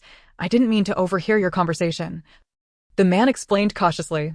Observing Zhou Anle's contemplative expression, he hastily divulged his family's backstory. They had fled from the north, becoming separated from their family during the turmoil of war, and now only 3 siblings remained together, all around the age of 18. The siblings were named Erhua, Ernu, and Ergo, with this man being the youngest, Ergo. Rest assured, I will absolutely keep what transpired just now to myself. I swear, Ergo declared earnestly, extending 3 fingers. Whether you speak of it or not matters little to me, but be warned, falsehoods are not to be taken lightly, Zhou Anle replied. casting a meaningful glance at Ergo. Chapter 81. You were chased by a dog. Ergo exhaled deeply as he watched Zhou Anle's figure disappear into the distance. Children these days are truly fierce. Zhou Anle had initially believed the bamboo forest was nearby, yet Fa Kai led her deeper into the South Mountains interior. In the rarely traversed depths of the forest, towering ancient trees loomed overhead, and an eerie silence enveloped the surroundings, interrupted only by the occasional bird call, lending the atmosphere a sense of vitality. The thick carpet of decaying leaves cushioned her footsteps. Fa Kai skillfully navigated through the underbrush, while Zhou Anle followed closely behind, constantly observing her surroundings. After a quarter of an hour, a serene and tranquil bamboo grove appeared before her. She removed the burden from her back and extracted a small hoe to begin her search for delicacies hidden within the bamboo. As she rummaged through the earth, she noticed areas where the soil was slightly raised and cracked. A gentle press with her foot revealed the tender shoots beneath. Fa Kai's nose was busy sniffing around, and when it found a shoot, it used its paw to uncover several more, thereby saving Zhou Anle considerable time in her search. Hui, disdainful of Fa Kai's antics, turned away to seek fat bamboo rats among the bamboo. Zhou Anle unearthed a significant number of shoots, but to ensure sustainability, she left some of the older ones in the ground.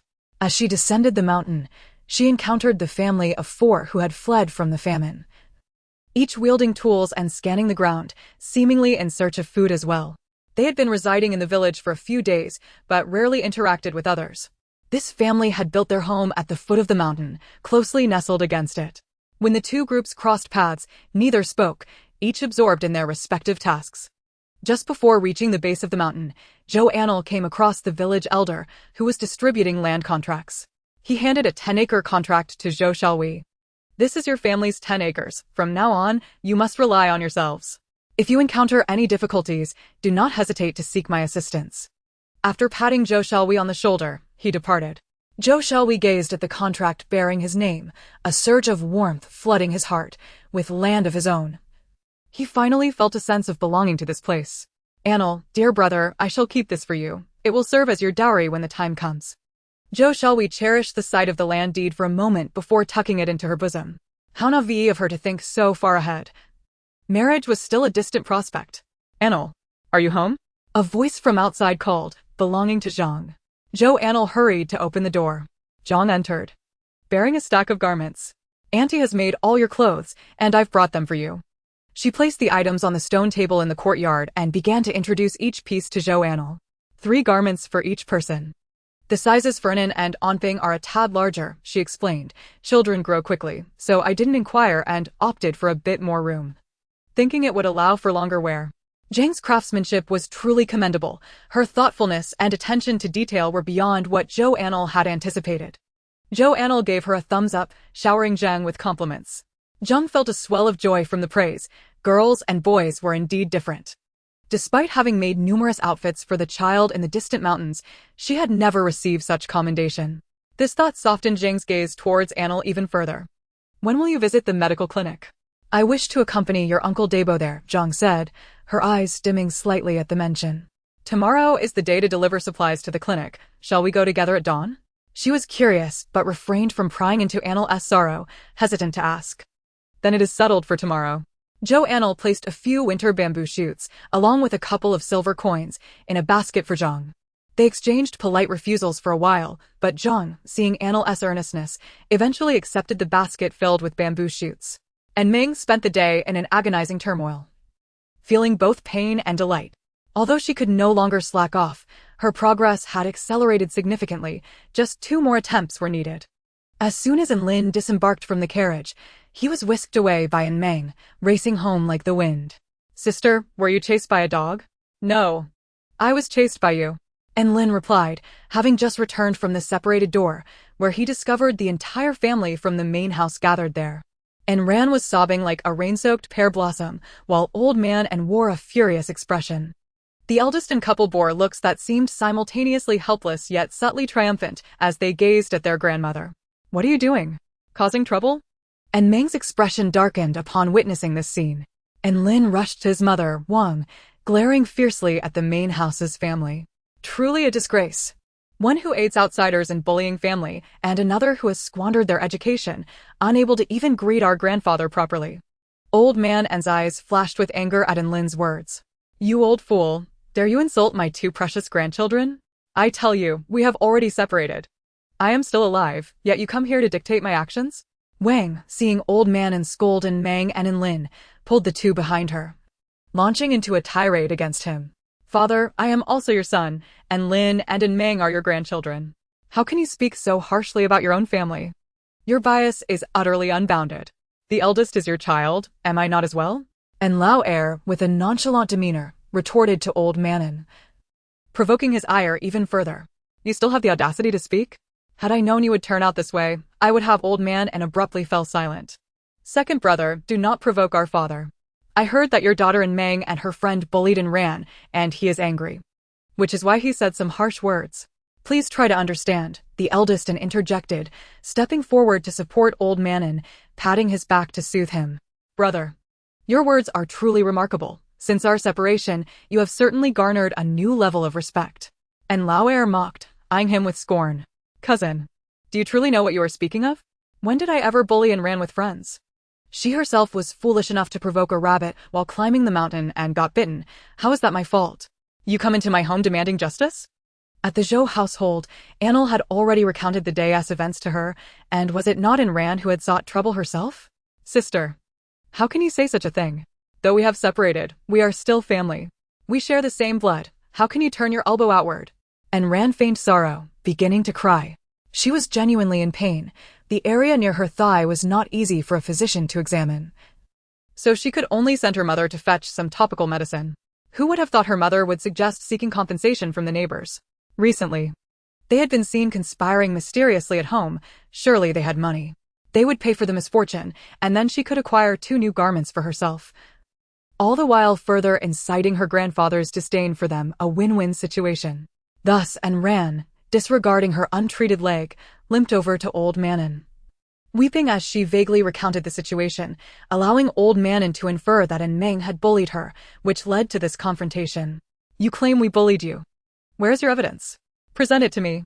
Do you think that just because you are crying, it means I have bullied you? Anyone can cry if I shed tears. Does that mean you have wronged me? And Meng expressed her disdain, thoroughly disgusted by Ran's words. Is this how you speak to your sister?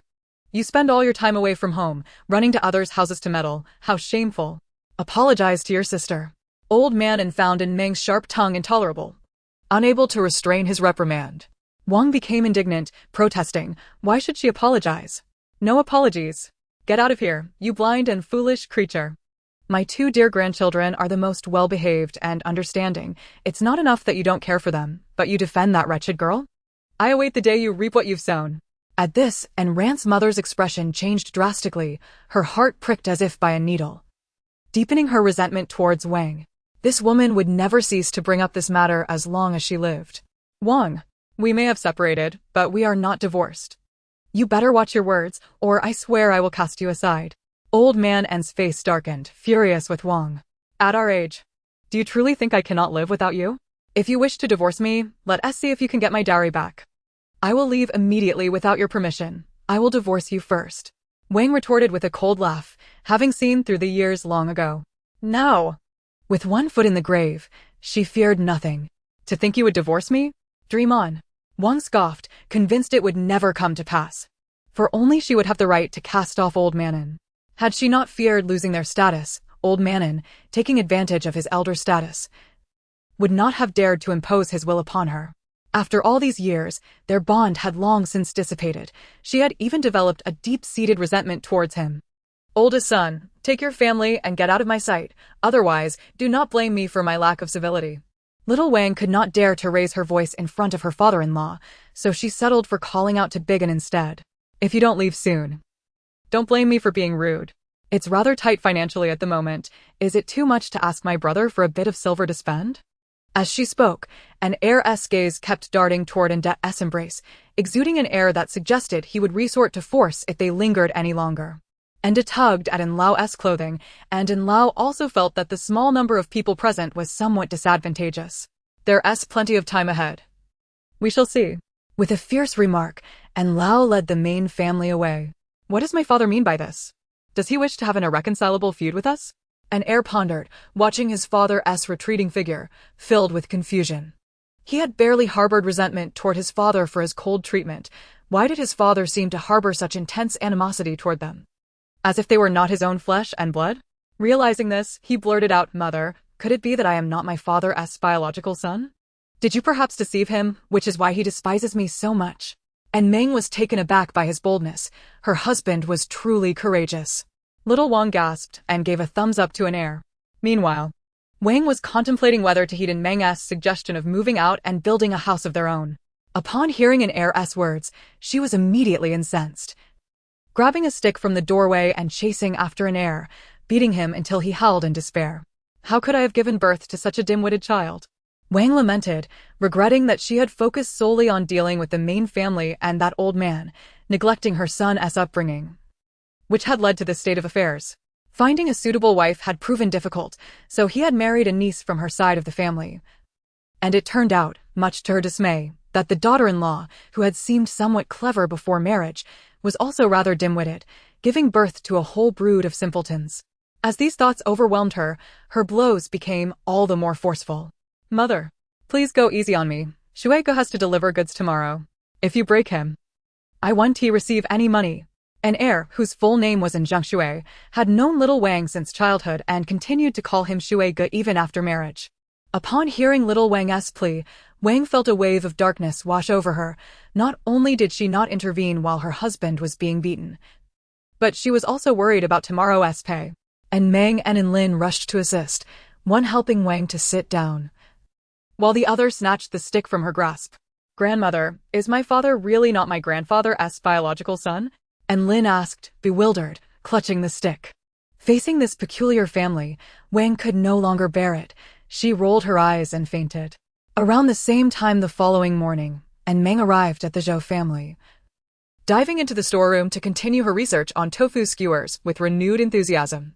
Zhou Anle, on the other hand, took the medicine sent over and set off to the city with Zhang's debao. The streets regained their former vibrancy, with even the beggars squatting by the roadside appearing slightly more numerous than before. Upon seeing Zhou Anle enter the city, two beggars at the gate exchanged glances, and one of them followed him while the other stealthily made their way to a dilapidated house, knocking on the door. A man with a fierce countenance opened the door and led him into the yard. Second master, the girl you were looking for has entered the city. Xiao Ba has already followed her. Chapter 83. Blatant Indifference. Zhou Anle quickly settled accounts with the manager of the ordinary medical clinic, Zheng. Uncle Zheng. My neighbor's uncle seems to have sustained a severe head injury. He now behaves like a child. Which doctor in our clinic specializes in such cases? After settling the accounts, Zhou Anle inquired of manager Zheng. Oh, a head injury?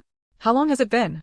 Manager Zheng, intrigued, asked, having not encountered such a case in quite some time. I'm not quite sure. Perhaps you could accompany me to take a look? Zhou Anle felt a surge of joy at Zheng's interest. It was a relief to see the manager engaged in the matter rather than disinterested. Manager Zheng led Zhou Anle through the back courtyard and the pharmacy, arriving at the main hall, where Zheng was seated in a corner with Debao. Debao squirmed on the chair as if it were covered in nails, while Zheng continually soothed him with gentle words. Manager Zheng immediately sensed that the boy was troubled. Uncle Zheng, that's my neighbor's uncle over there. Shall we go see? Zhou Anle extended his hand, guiding Manager Zheng toward the patient. Upon seeing Zhou Anle approach, Debao's face lit up with joy. Lele, let us go. This place is boring. I want to play outside. Mother Wenty, let me go out. It's unfair. Debao pointed accusingly at Zheng. I apologize for the trouble. This is my husband. Would you like to take a look at him first? Zheng said, somewhat awkwardly. Manager Zheng smiled as he turned to Debao. He glanced at Zhou Anle and Zheng, noticing their encouraging looks, before slowly extending his hand to examine the boy. Zheng held her breath, keeping her breathing to a minimum, fearful of disturbing Manager Zheng, her heart racing with anticipation. Switch hands. Debao obediently extended his other hand, causing Zheng's heart to tighten in sync with Manager Zheng's furrowed brow. She had contemplated asking a question multiple times, but restrained herself, while Zhou Anle too felt a growing tension as time passed. Manager Zheng's brow remained furrowed after the hand switch. It was only after he had finished taking the pulse that he finally spoke about the situation.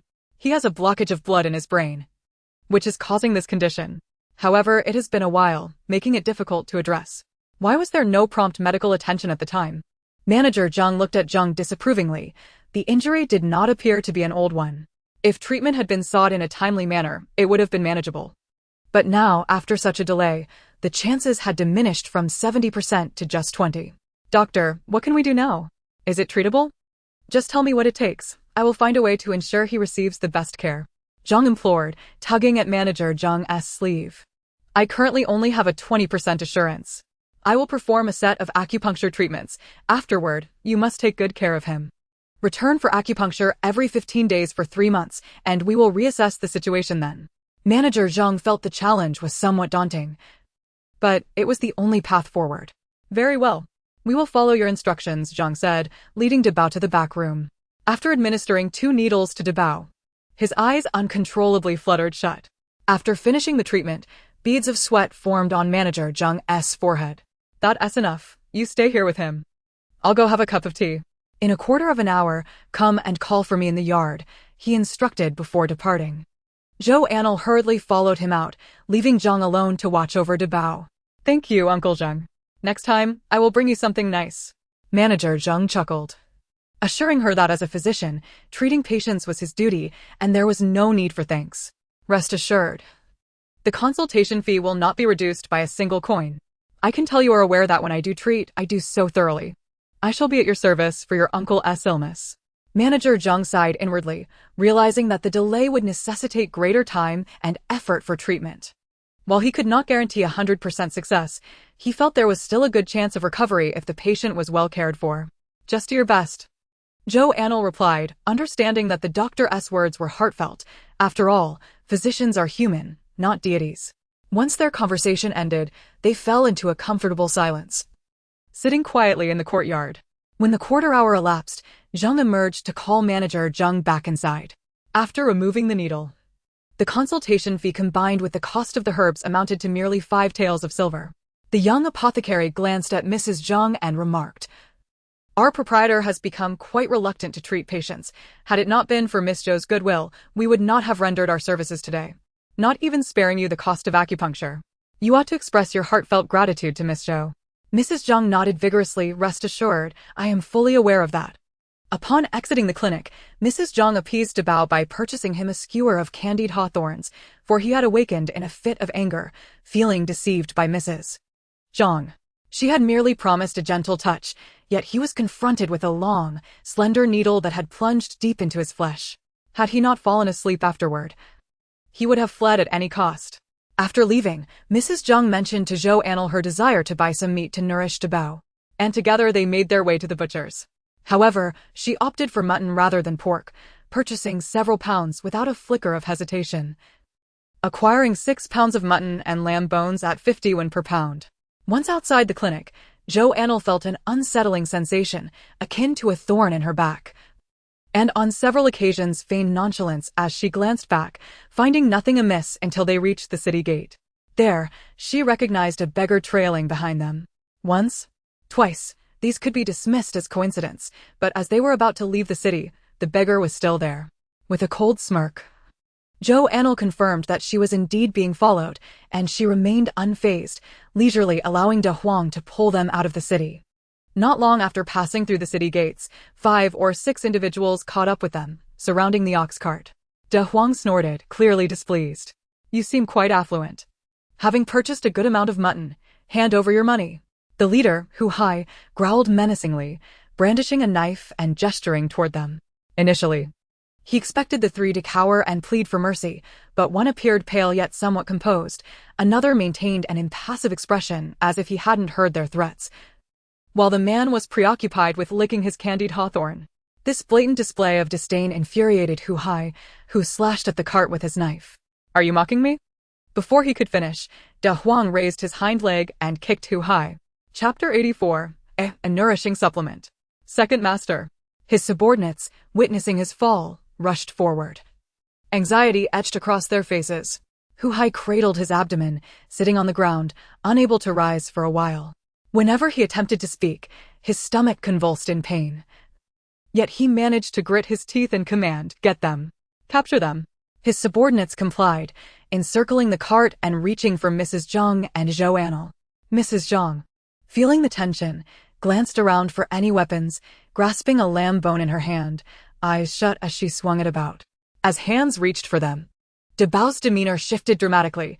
He placed the candied hawthorn on the ground and sprang up to seize the outstretched hands. You seek death. De Bao was more than capable of dealing with the three men, while Mrs. Zhang hid behind him, occasionally swinging the bone at any would-be attackers. Anle, come to auntie. She called out, attempting to inch closer to Zhou Anle. Stay put. I can take care of myself.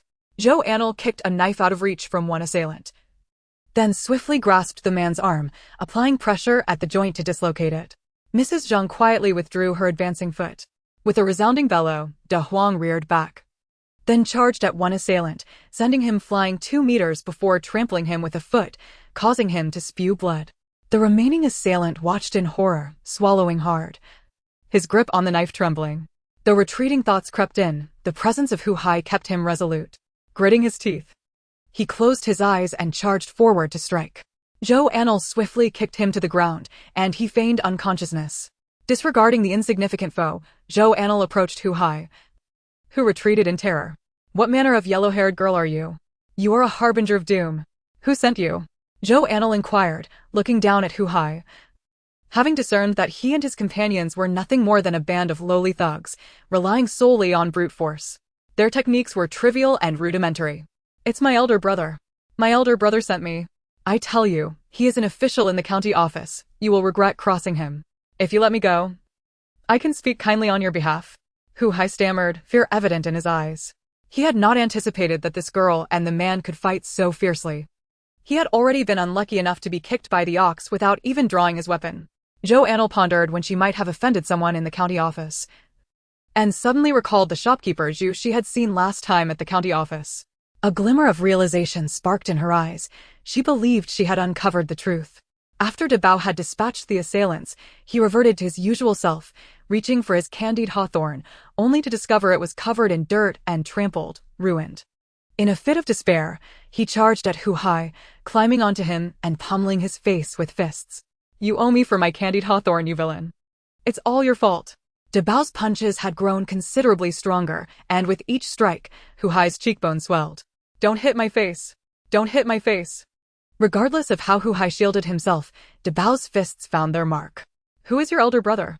I don't recall offending anyone in the county office, Zhou Anle interjected, observing Hu Hai being beaten. Who told you to offend those you should not have? Huh. Zhu the shopkeeper is not someone to be trifled with?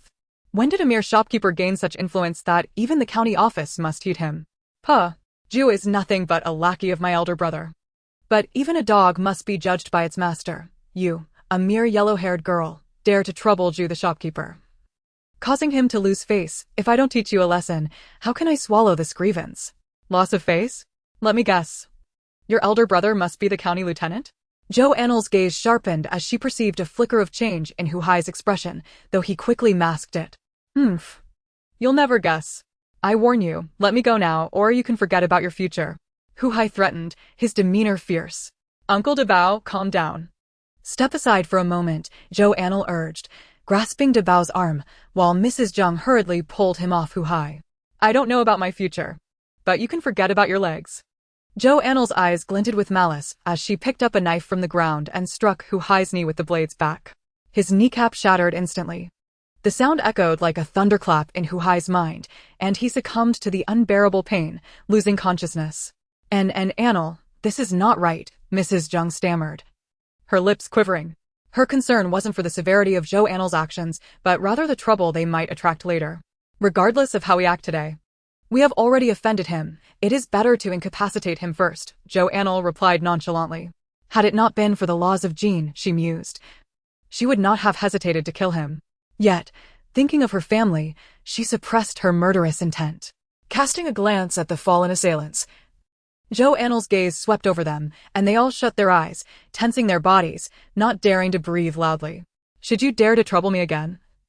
I know not how others will treat you, but I will certainly not let you go, Zhou Anle snorted coldly, indifferent to whether they hurt her or not, as she gathered the knives scattered on the ground. What is the purpose of picking this up? It's quite frightening. And this is all iron. It can be used to chop things at home, saving the trouble of obtaining a permit from the village to buy a knife. Indeed. The sound of De Huang's oxen gradually faded into the distance, and those on the ground began to open their eyes, enduring the pain. A few remained to watch Hu Hai, while one went to the city to summon help. On the ox cart, Zhang Shi hesitated to speak. Enle, from now on, you must be more cautious. Next time you venture out, bring along your Uncle de Bao. Let us not mention anything else. Your Uncle de Bao is quite formidable in a fight. Upon hearing this, de Bao snorted and turned away. Don't think I didn't TC. It was the lady who crushed the candied hawthorn. What a villain. And, rest assured, I will be careful. Zhou Anle observed Zhang Shi's worried expression, feeling warmth in her heart. She had thought Zhang Shi would perceive her as ruthless, but surprisingly, Zhang Shi showed no inclination to distance herself, rather. She expressed concern for Anlu's safety. When they returned home, Zhang Shi handed the string of lamb meat to Zhou Anle. And I cannot accept this. Please keep it to nourish your Uncle de Bao. Zhou Anle pulled her hand back with force, but Zhang Shi held on tightly. I truly do not know how to express my gratitude, so just take it. If it weren't for you, we wouldn't know how many doctors we would have to consult for de Bao's condition. We have sought doctors before, but none claimed they could cure him. They merely prescribed a couple of medicines and left it at that. Thanks to you, we found Manager Zheng, even if there were just a 2 out of 10 chance. We wanted to give it a try. Chapter 85, a reminder. Ultimately, gazing into Zhang Shi's tear-filled eyes, Zhou Anle accepted the meat and brought it home. Anle and Meng rushed over upon seeing her return. Quickly, try this. In her hands, she held a flatbread stuffed with skewers. Zhou Anle took a bite. The skewer was chewy, and the flatbread had a pleasant texture. However, the skewers had only been briefly boiled with seasonings, lacking in flavor without any chili for enhancement. Nevertheless, this level of flavor still delighted Zhou Anle. Did you manage to make this? Yes. My sister is truly a genius. She managed to create it based only on my description of the flatbread's appearance and taste. Although it's not an exact replica yet, I believe with your guidance, she can perfect it. Moreover, under her supervision, the tofu skewers were also made. We just need you to marinate them. You all are simply marvelous. Tonight, we shall have dumplings. Lamb dumplings. At last, there's something to celebrate. And Zhou Anle's spirit soared. Really, sister? Lamb? And it appeared out of nowhere, and upon hearing about lamb dumplings, she could not control her salivation. Lamb. Lamb. I've never eaten it before. I heard that only wealthy families eat lamb. I wonder if it tastes divine. Yes, lamb, and you shall eat your fill. Zhou Anle felt a pang of pity for Anan. During their travels, they had to make do with simple beef dishes, and since coming here, she had hardly eaten lamb. Not to mention Anan and Anping. Zhou Anle planned to use all the lamb for the dumplings tonight, leaving some for Su Yuanshan's family, while Meng and Lin would also be staying. Upon hearing that they would be dining at Zhou's home tonight, Lin dashed home, only to return almost immediately. This left Xiao Wangshi mumbling a few words. Wangshi observed the situation and silently made a decision. Let us build there, on the land in Mengbot, far from that troublesome neighbor. When Anping returned that evening and learned they would be having lamb dumplings, he felt invigorated during class. Zhou Anle mixed a bit of salt into the dough and allowed it to rest. She minced ginger, mixed it with water, and squeezed out the ginger juice. Then, she crushed the Sichuan peppercorns, minced the lamb, and combined it with the ginger water, scallions, pepper oil, and sesame oil. Mixing it all thoroughly before adding more scallions and finally sprinkling in some pepper, the filling was ready.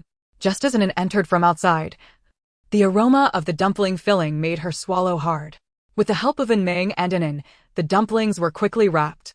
The enticing fragrance wafting from the kitchen made Godan salivate uncontrollably, and he quickly wiped his mouth discreetly. Looking around, he noticed others were not faring much better, all wiping their mouths, which put him at ease. Alright, that concludes today's lessons. And Ping finished his teaching, his gaze instinctively drifting toward the kitchen. When Zhou Anle emerged, she was met with a group of children eagerly staring at the kitchen. Unable to contain himself, Shi Tu exclaimed, Sister Zhou, I have to go home now. I'm leaving too, I'll come back tomorrow. Goodbye. The children ran off, aware that Zhou's family was having lamb dumplings. But they could not overstay their welcome. It would be quite rude. They were all educated children, after all, and knew better than to act in such a manner. Watching the children's retreating figures, Zhou Anle felt a complex mix of emotions. There were over a dozen children, Yet the dumplings were insufficient to share among so many. However, she could not ignore the longing in their eyes. Sigh, what are you staring at? No need to feel disheartened, we have already made the dumplings. In the future, we can let them help too, and then eating meat will be as easy as pie. And Ming casually draped her arm over Zhou Anle's shoulder. Zhou Anle shifted slightly, nearly causing Ming to stumble. What are you doing? Preparing the marinade. And Ming's eyes lit up, and she quickly called Enin to follow her. Back in the kitchen. Zhou Anle prepared the spices and sauteed them until fragrant before adding water, placing it in a coarse ceramic pot and simmering the tofu skewers. In Ping. Go call your brother back for dinner. Okay. When Zhou Shaohui returned, Zhou Anle had already prepared the dumplings and dipping sauce. She carried a basin over to the neighbor's house, and upon seeing the dumplings, De Bao's eyes widened with delight. Zhang Shi could no longer refuse and accepted the offering. After Su Yuanshan returned today, he had not yet seen Zhou Anle. Knowing his father had gone for a medical consultation, he hurried home to inquire about the situation. Upon learning that manager Zhang had a 2 out of 10 chance of success, hope ignited in his heart. Mother, do not worry, as long as there is hope. We cannot give up. Even if it's just a 1 in 10 chance, we must try. We will go to the capital. There are numerous renowned doctors there. And surely they will have a solution. Zhang Shi was taken aback by Su Yuanshan's words. The capital? How can we possibly go there? It's not a place we can easily reach. Mother, do not fret.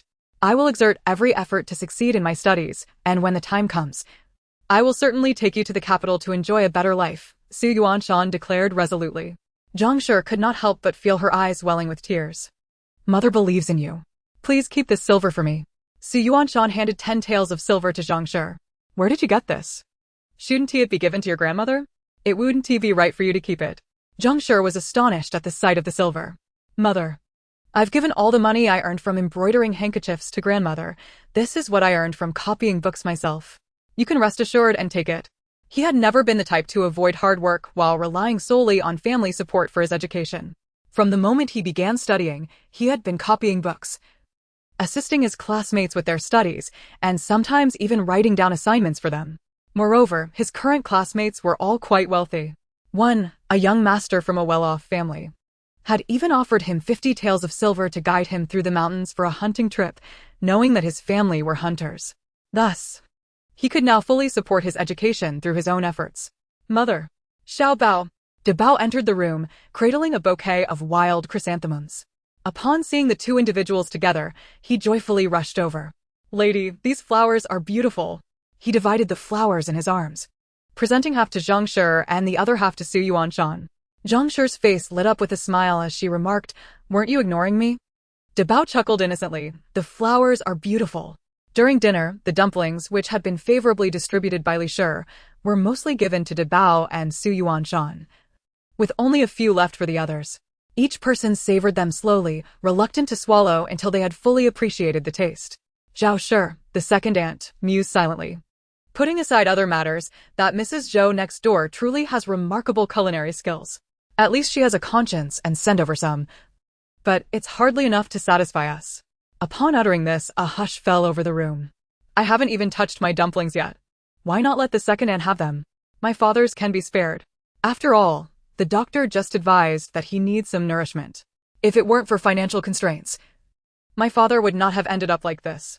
Su Yuanshan's smile remained, yet his words served as a reminder, prompting everyone in the room to recall how the injury had occurred. Chapter 86, The Youth's Silhouette. All you do is eat, don't you ever feel full? They sent these over out of kindness, and what do you mean by that? Li Shi's anger flared up instantly.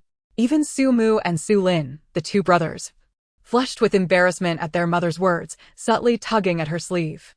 Zhao Shi's face displayed a hint of awkwardness and regret, chastising herself for speaking without restraint, allowing her thoughts to slip out. Su Lei observed her ashen complexion, pondering if he had been too lenient with her recently. This woman has many admirable qualities, yet her incessant scheming often necessitates a reprimand. I didn't mean it that way, it's just that I haven't had such delicious food in ages. So I spoke without thinking.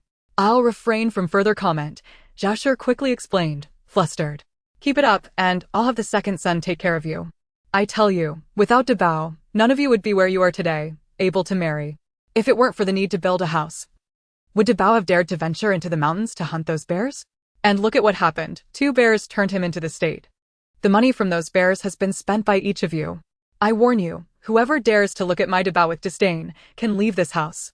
I will cast you all out, ungrateful wretches. Li Shi's recollection of this incident ignited her fury. Su Dai, the eldest son, and Su Lei, the second son, hurriedly protested. Mother, when did we ever disdain debao? Don't wrongfully accuse us. Debao is our youngest brother. We cherish him dearly. We simply lacked the opportunity before. But now that we do, how could we possibly look down on him? Humph, I hope so. Su Yuanshan observed his grandmother admonishing everyone and quietly continued to eat his meal, contemplating when he would return the basin to the Zhou family. At the Zhou household, Fa Kai and Hui Hui were eagerly rubbing against Zhou Anle's legs. She disdainfully placed 5 or 6 dumplings into each of their bowls. My clothes are covered in fur. And yet you still cling to me. Once they realized their goal was achieved, the two dived into their food, ignoring her disdainful remarks. Xiao Hui followed closely behind Anle. Sitting obediently by her side, her blue-tinted eyes still not fully faded, resembling deep sapphires. Anle placed a dumpling right in front of Xiao Hui, who cautiously began to nibble on it. This lamb is incredibly delicious, with no hint of gaminess at all, and Meng exclaimed, dipping a dumpling in vinegar and garlic before savoring it, sighing in delight. This is truly a life of bliss. Zhou Xiaohui felt thoroughly satisfied, never having imagined living in such a manner before. Although each day was a bit tiring, it was immensely fulfilling. And Ping remained silent, munching away like a little hamster, her cheeks stuffed to the brim, moving as she chewed. After dinner, the tofu skewers had marinated beautifully. A small piece was torn off for everyone to sample, eliciting praises all around. The texture was firm, becoming increasingly fragrant with every bite. All right, let's head back early to rest. Tomorrow we'll try to open for business. As the time approached, they began to disperse. Just before closing, Su Yuanshan arrived, one hand holding the basin he had returned, the other tucked behind his back. Upon seeing Zhou Anle open the door, his expression softened somewhat. I heard about what happened today. Should we discuss it outside? Su Yuanshan did not enter, but handed her the basin at the door. Zhou Anle found his behavior peculiar today. After all, they could talk at home. So why venture outside? However, she refrained from questioning him further, placing the basin back in the kitchen before following him outside. In these times, there were few forms of entertainment, and dinner was typically consumed early, allowing people to lie down on their beds before sunset. Consequently, few were seen wandering about outside. The two strolled leisurely along the edge of the fields, and Su Yuanshan finally revealed what he had been concealing behind his back, an entire bouquet of chrysanthemums. For you. Zhou Anle raised an eyebrow, huh? Even if she had never seen a pig run, she had certainly heard of it. Giving a girl chrysanthemums? Is that appropriate? Gazing at Su Yuanshan's sincere expression, she pondered that perhaps, just perhaps, chrysanthemums weren't so bad after all. Thank you, I really like them, she said, extending her hand to accept the flowers. Seeing her hesitate before ultimately accepting the bouquet, Su Yuanshan felt a wave of relief wash over him, his eyes sparkling with joy. To be honest, he had felt quite uncertain. Had she refused, it would have been quite awkward. Thankfully, she accepted. I heard from my mother that you encountered some ruffians when you left the city. I also heard they have some backing. Yes, those individuals were likely just local thugs, lacking any real skill. The leader claimed his brother is a government official. Su Yuanshan's brow furrowed deeply. How could they be entangled with the authorities? I don't recall you having offended any officials.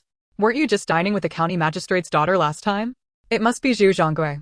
I saw him outside the county office, and today the thug seemed to imply that he was somehow connected to Zhu Zhonggui, saying I had brought trouble to him and that his tribute had diminished. Zhou Anle speculated about Zhu Zhonggui's influence.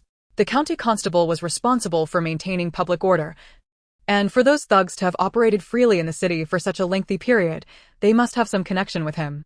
However, this was merely conjecture. And without evidence, she couldn't voice it. Tomorrow, once I enter school, I will inquire further. If trouble arises again, you can call for me at the Yuan Academy. No matter who it is, just ensure that you don't suffer any losses. Su Yuanshan halted, looking at her solemnly as he imparted this advice. Zhou Anle, noticing his earnest demeanor, felt a strange sensation stirring within her. She locked her gaze with Su Yuanshan's eyes and said, You wouldn't tea. The sun is setting. We should return. Su Yuanshan interrupted, turning to leave, inadvertently stumbling slightly as his foot caught on the edge of the field. The silhouette of the youth appeared somewhat like one fleeing in haste. Zhou Anle couldn't help but chuckle at the sight. Hearing her laughter, Su Yuanshan stiffened, awkwardly returning home, his face burning hot, as if it had been set ablaze. He had sensed what she was about to say and, in a panic, had interrupted her. After all, he was but a commoner without any distinction. Speaking of such matters now felt far too premature. She is still quite young and truly need not be troubled by such concerns. For the sake of their future together, he must focus on his efforts at present.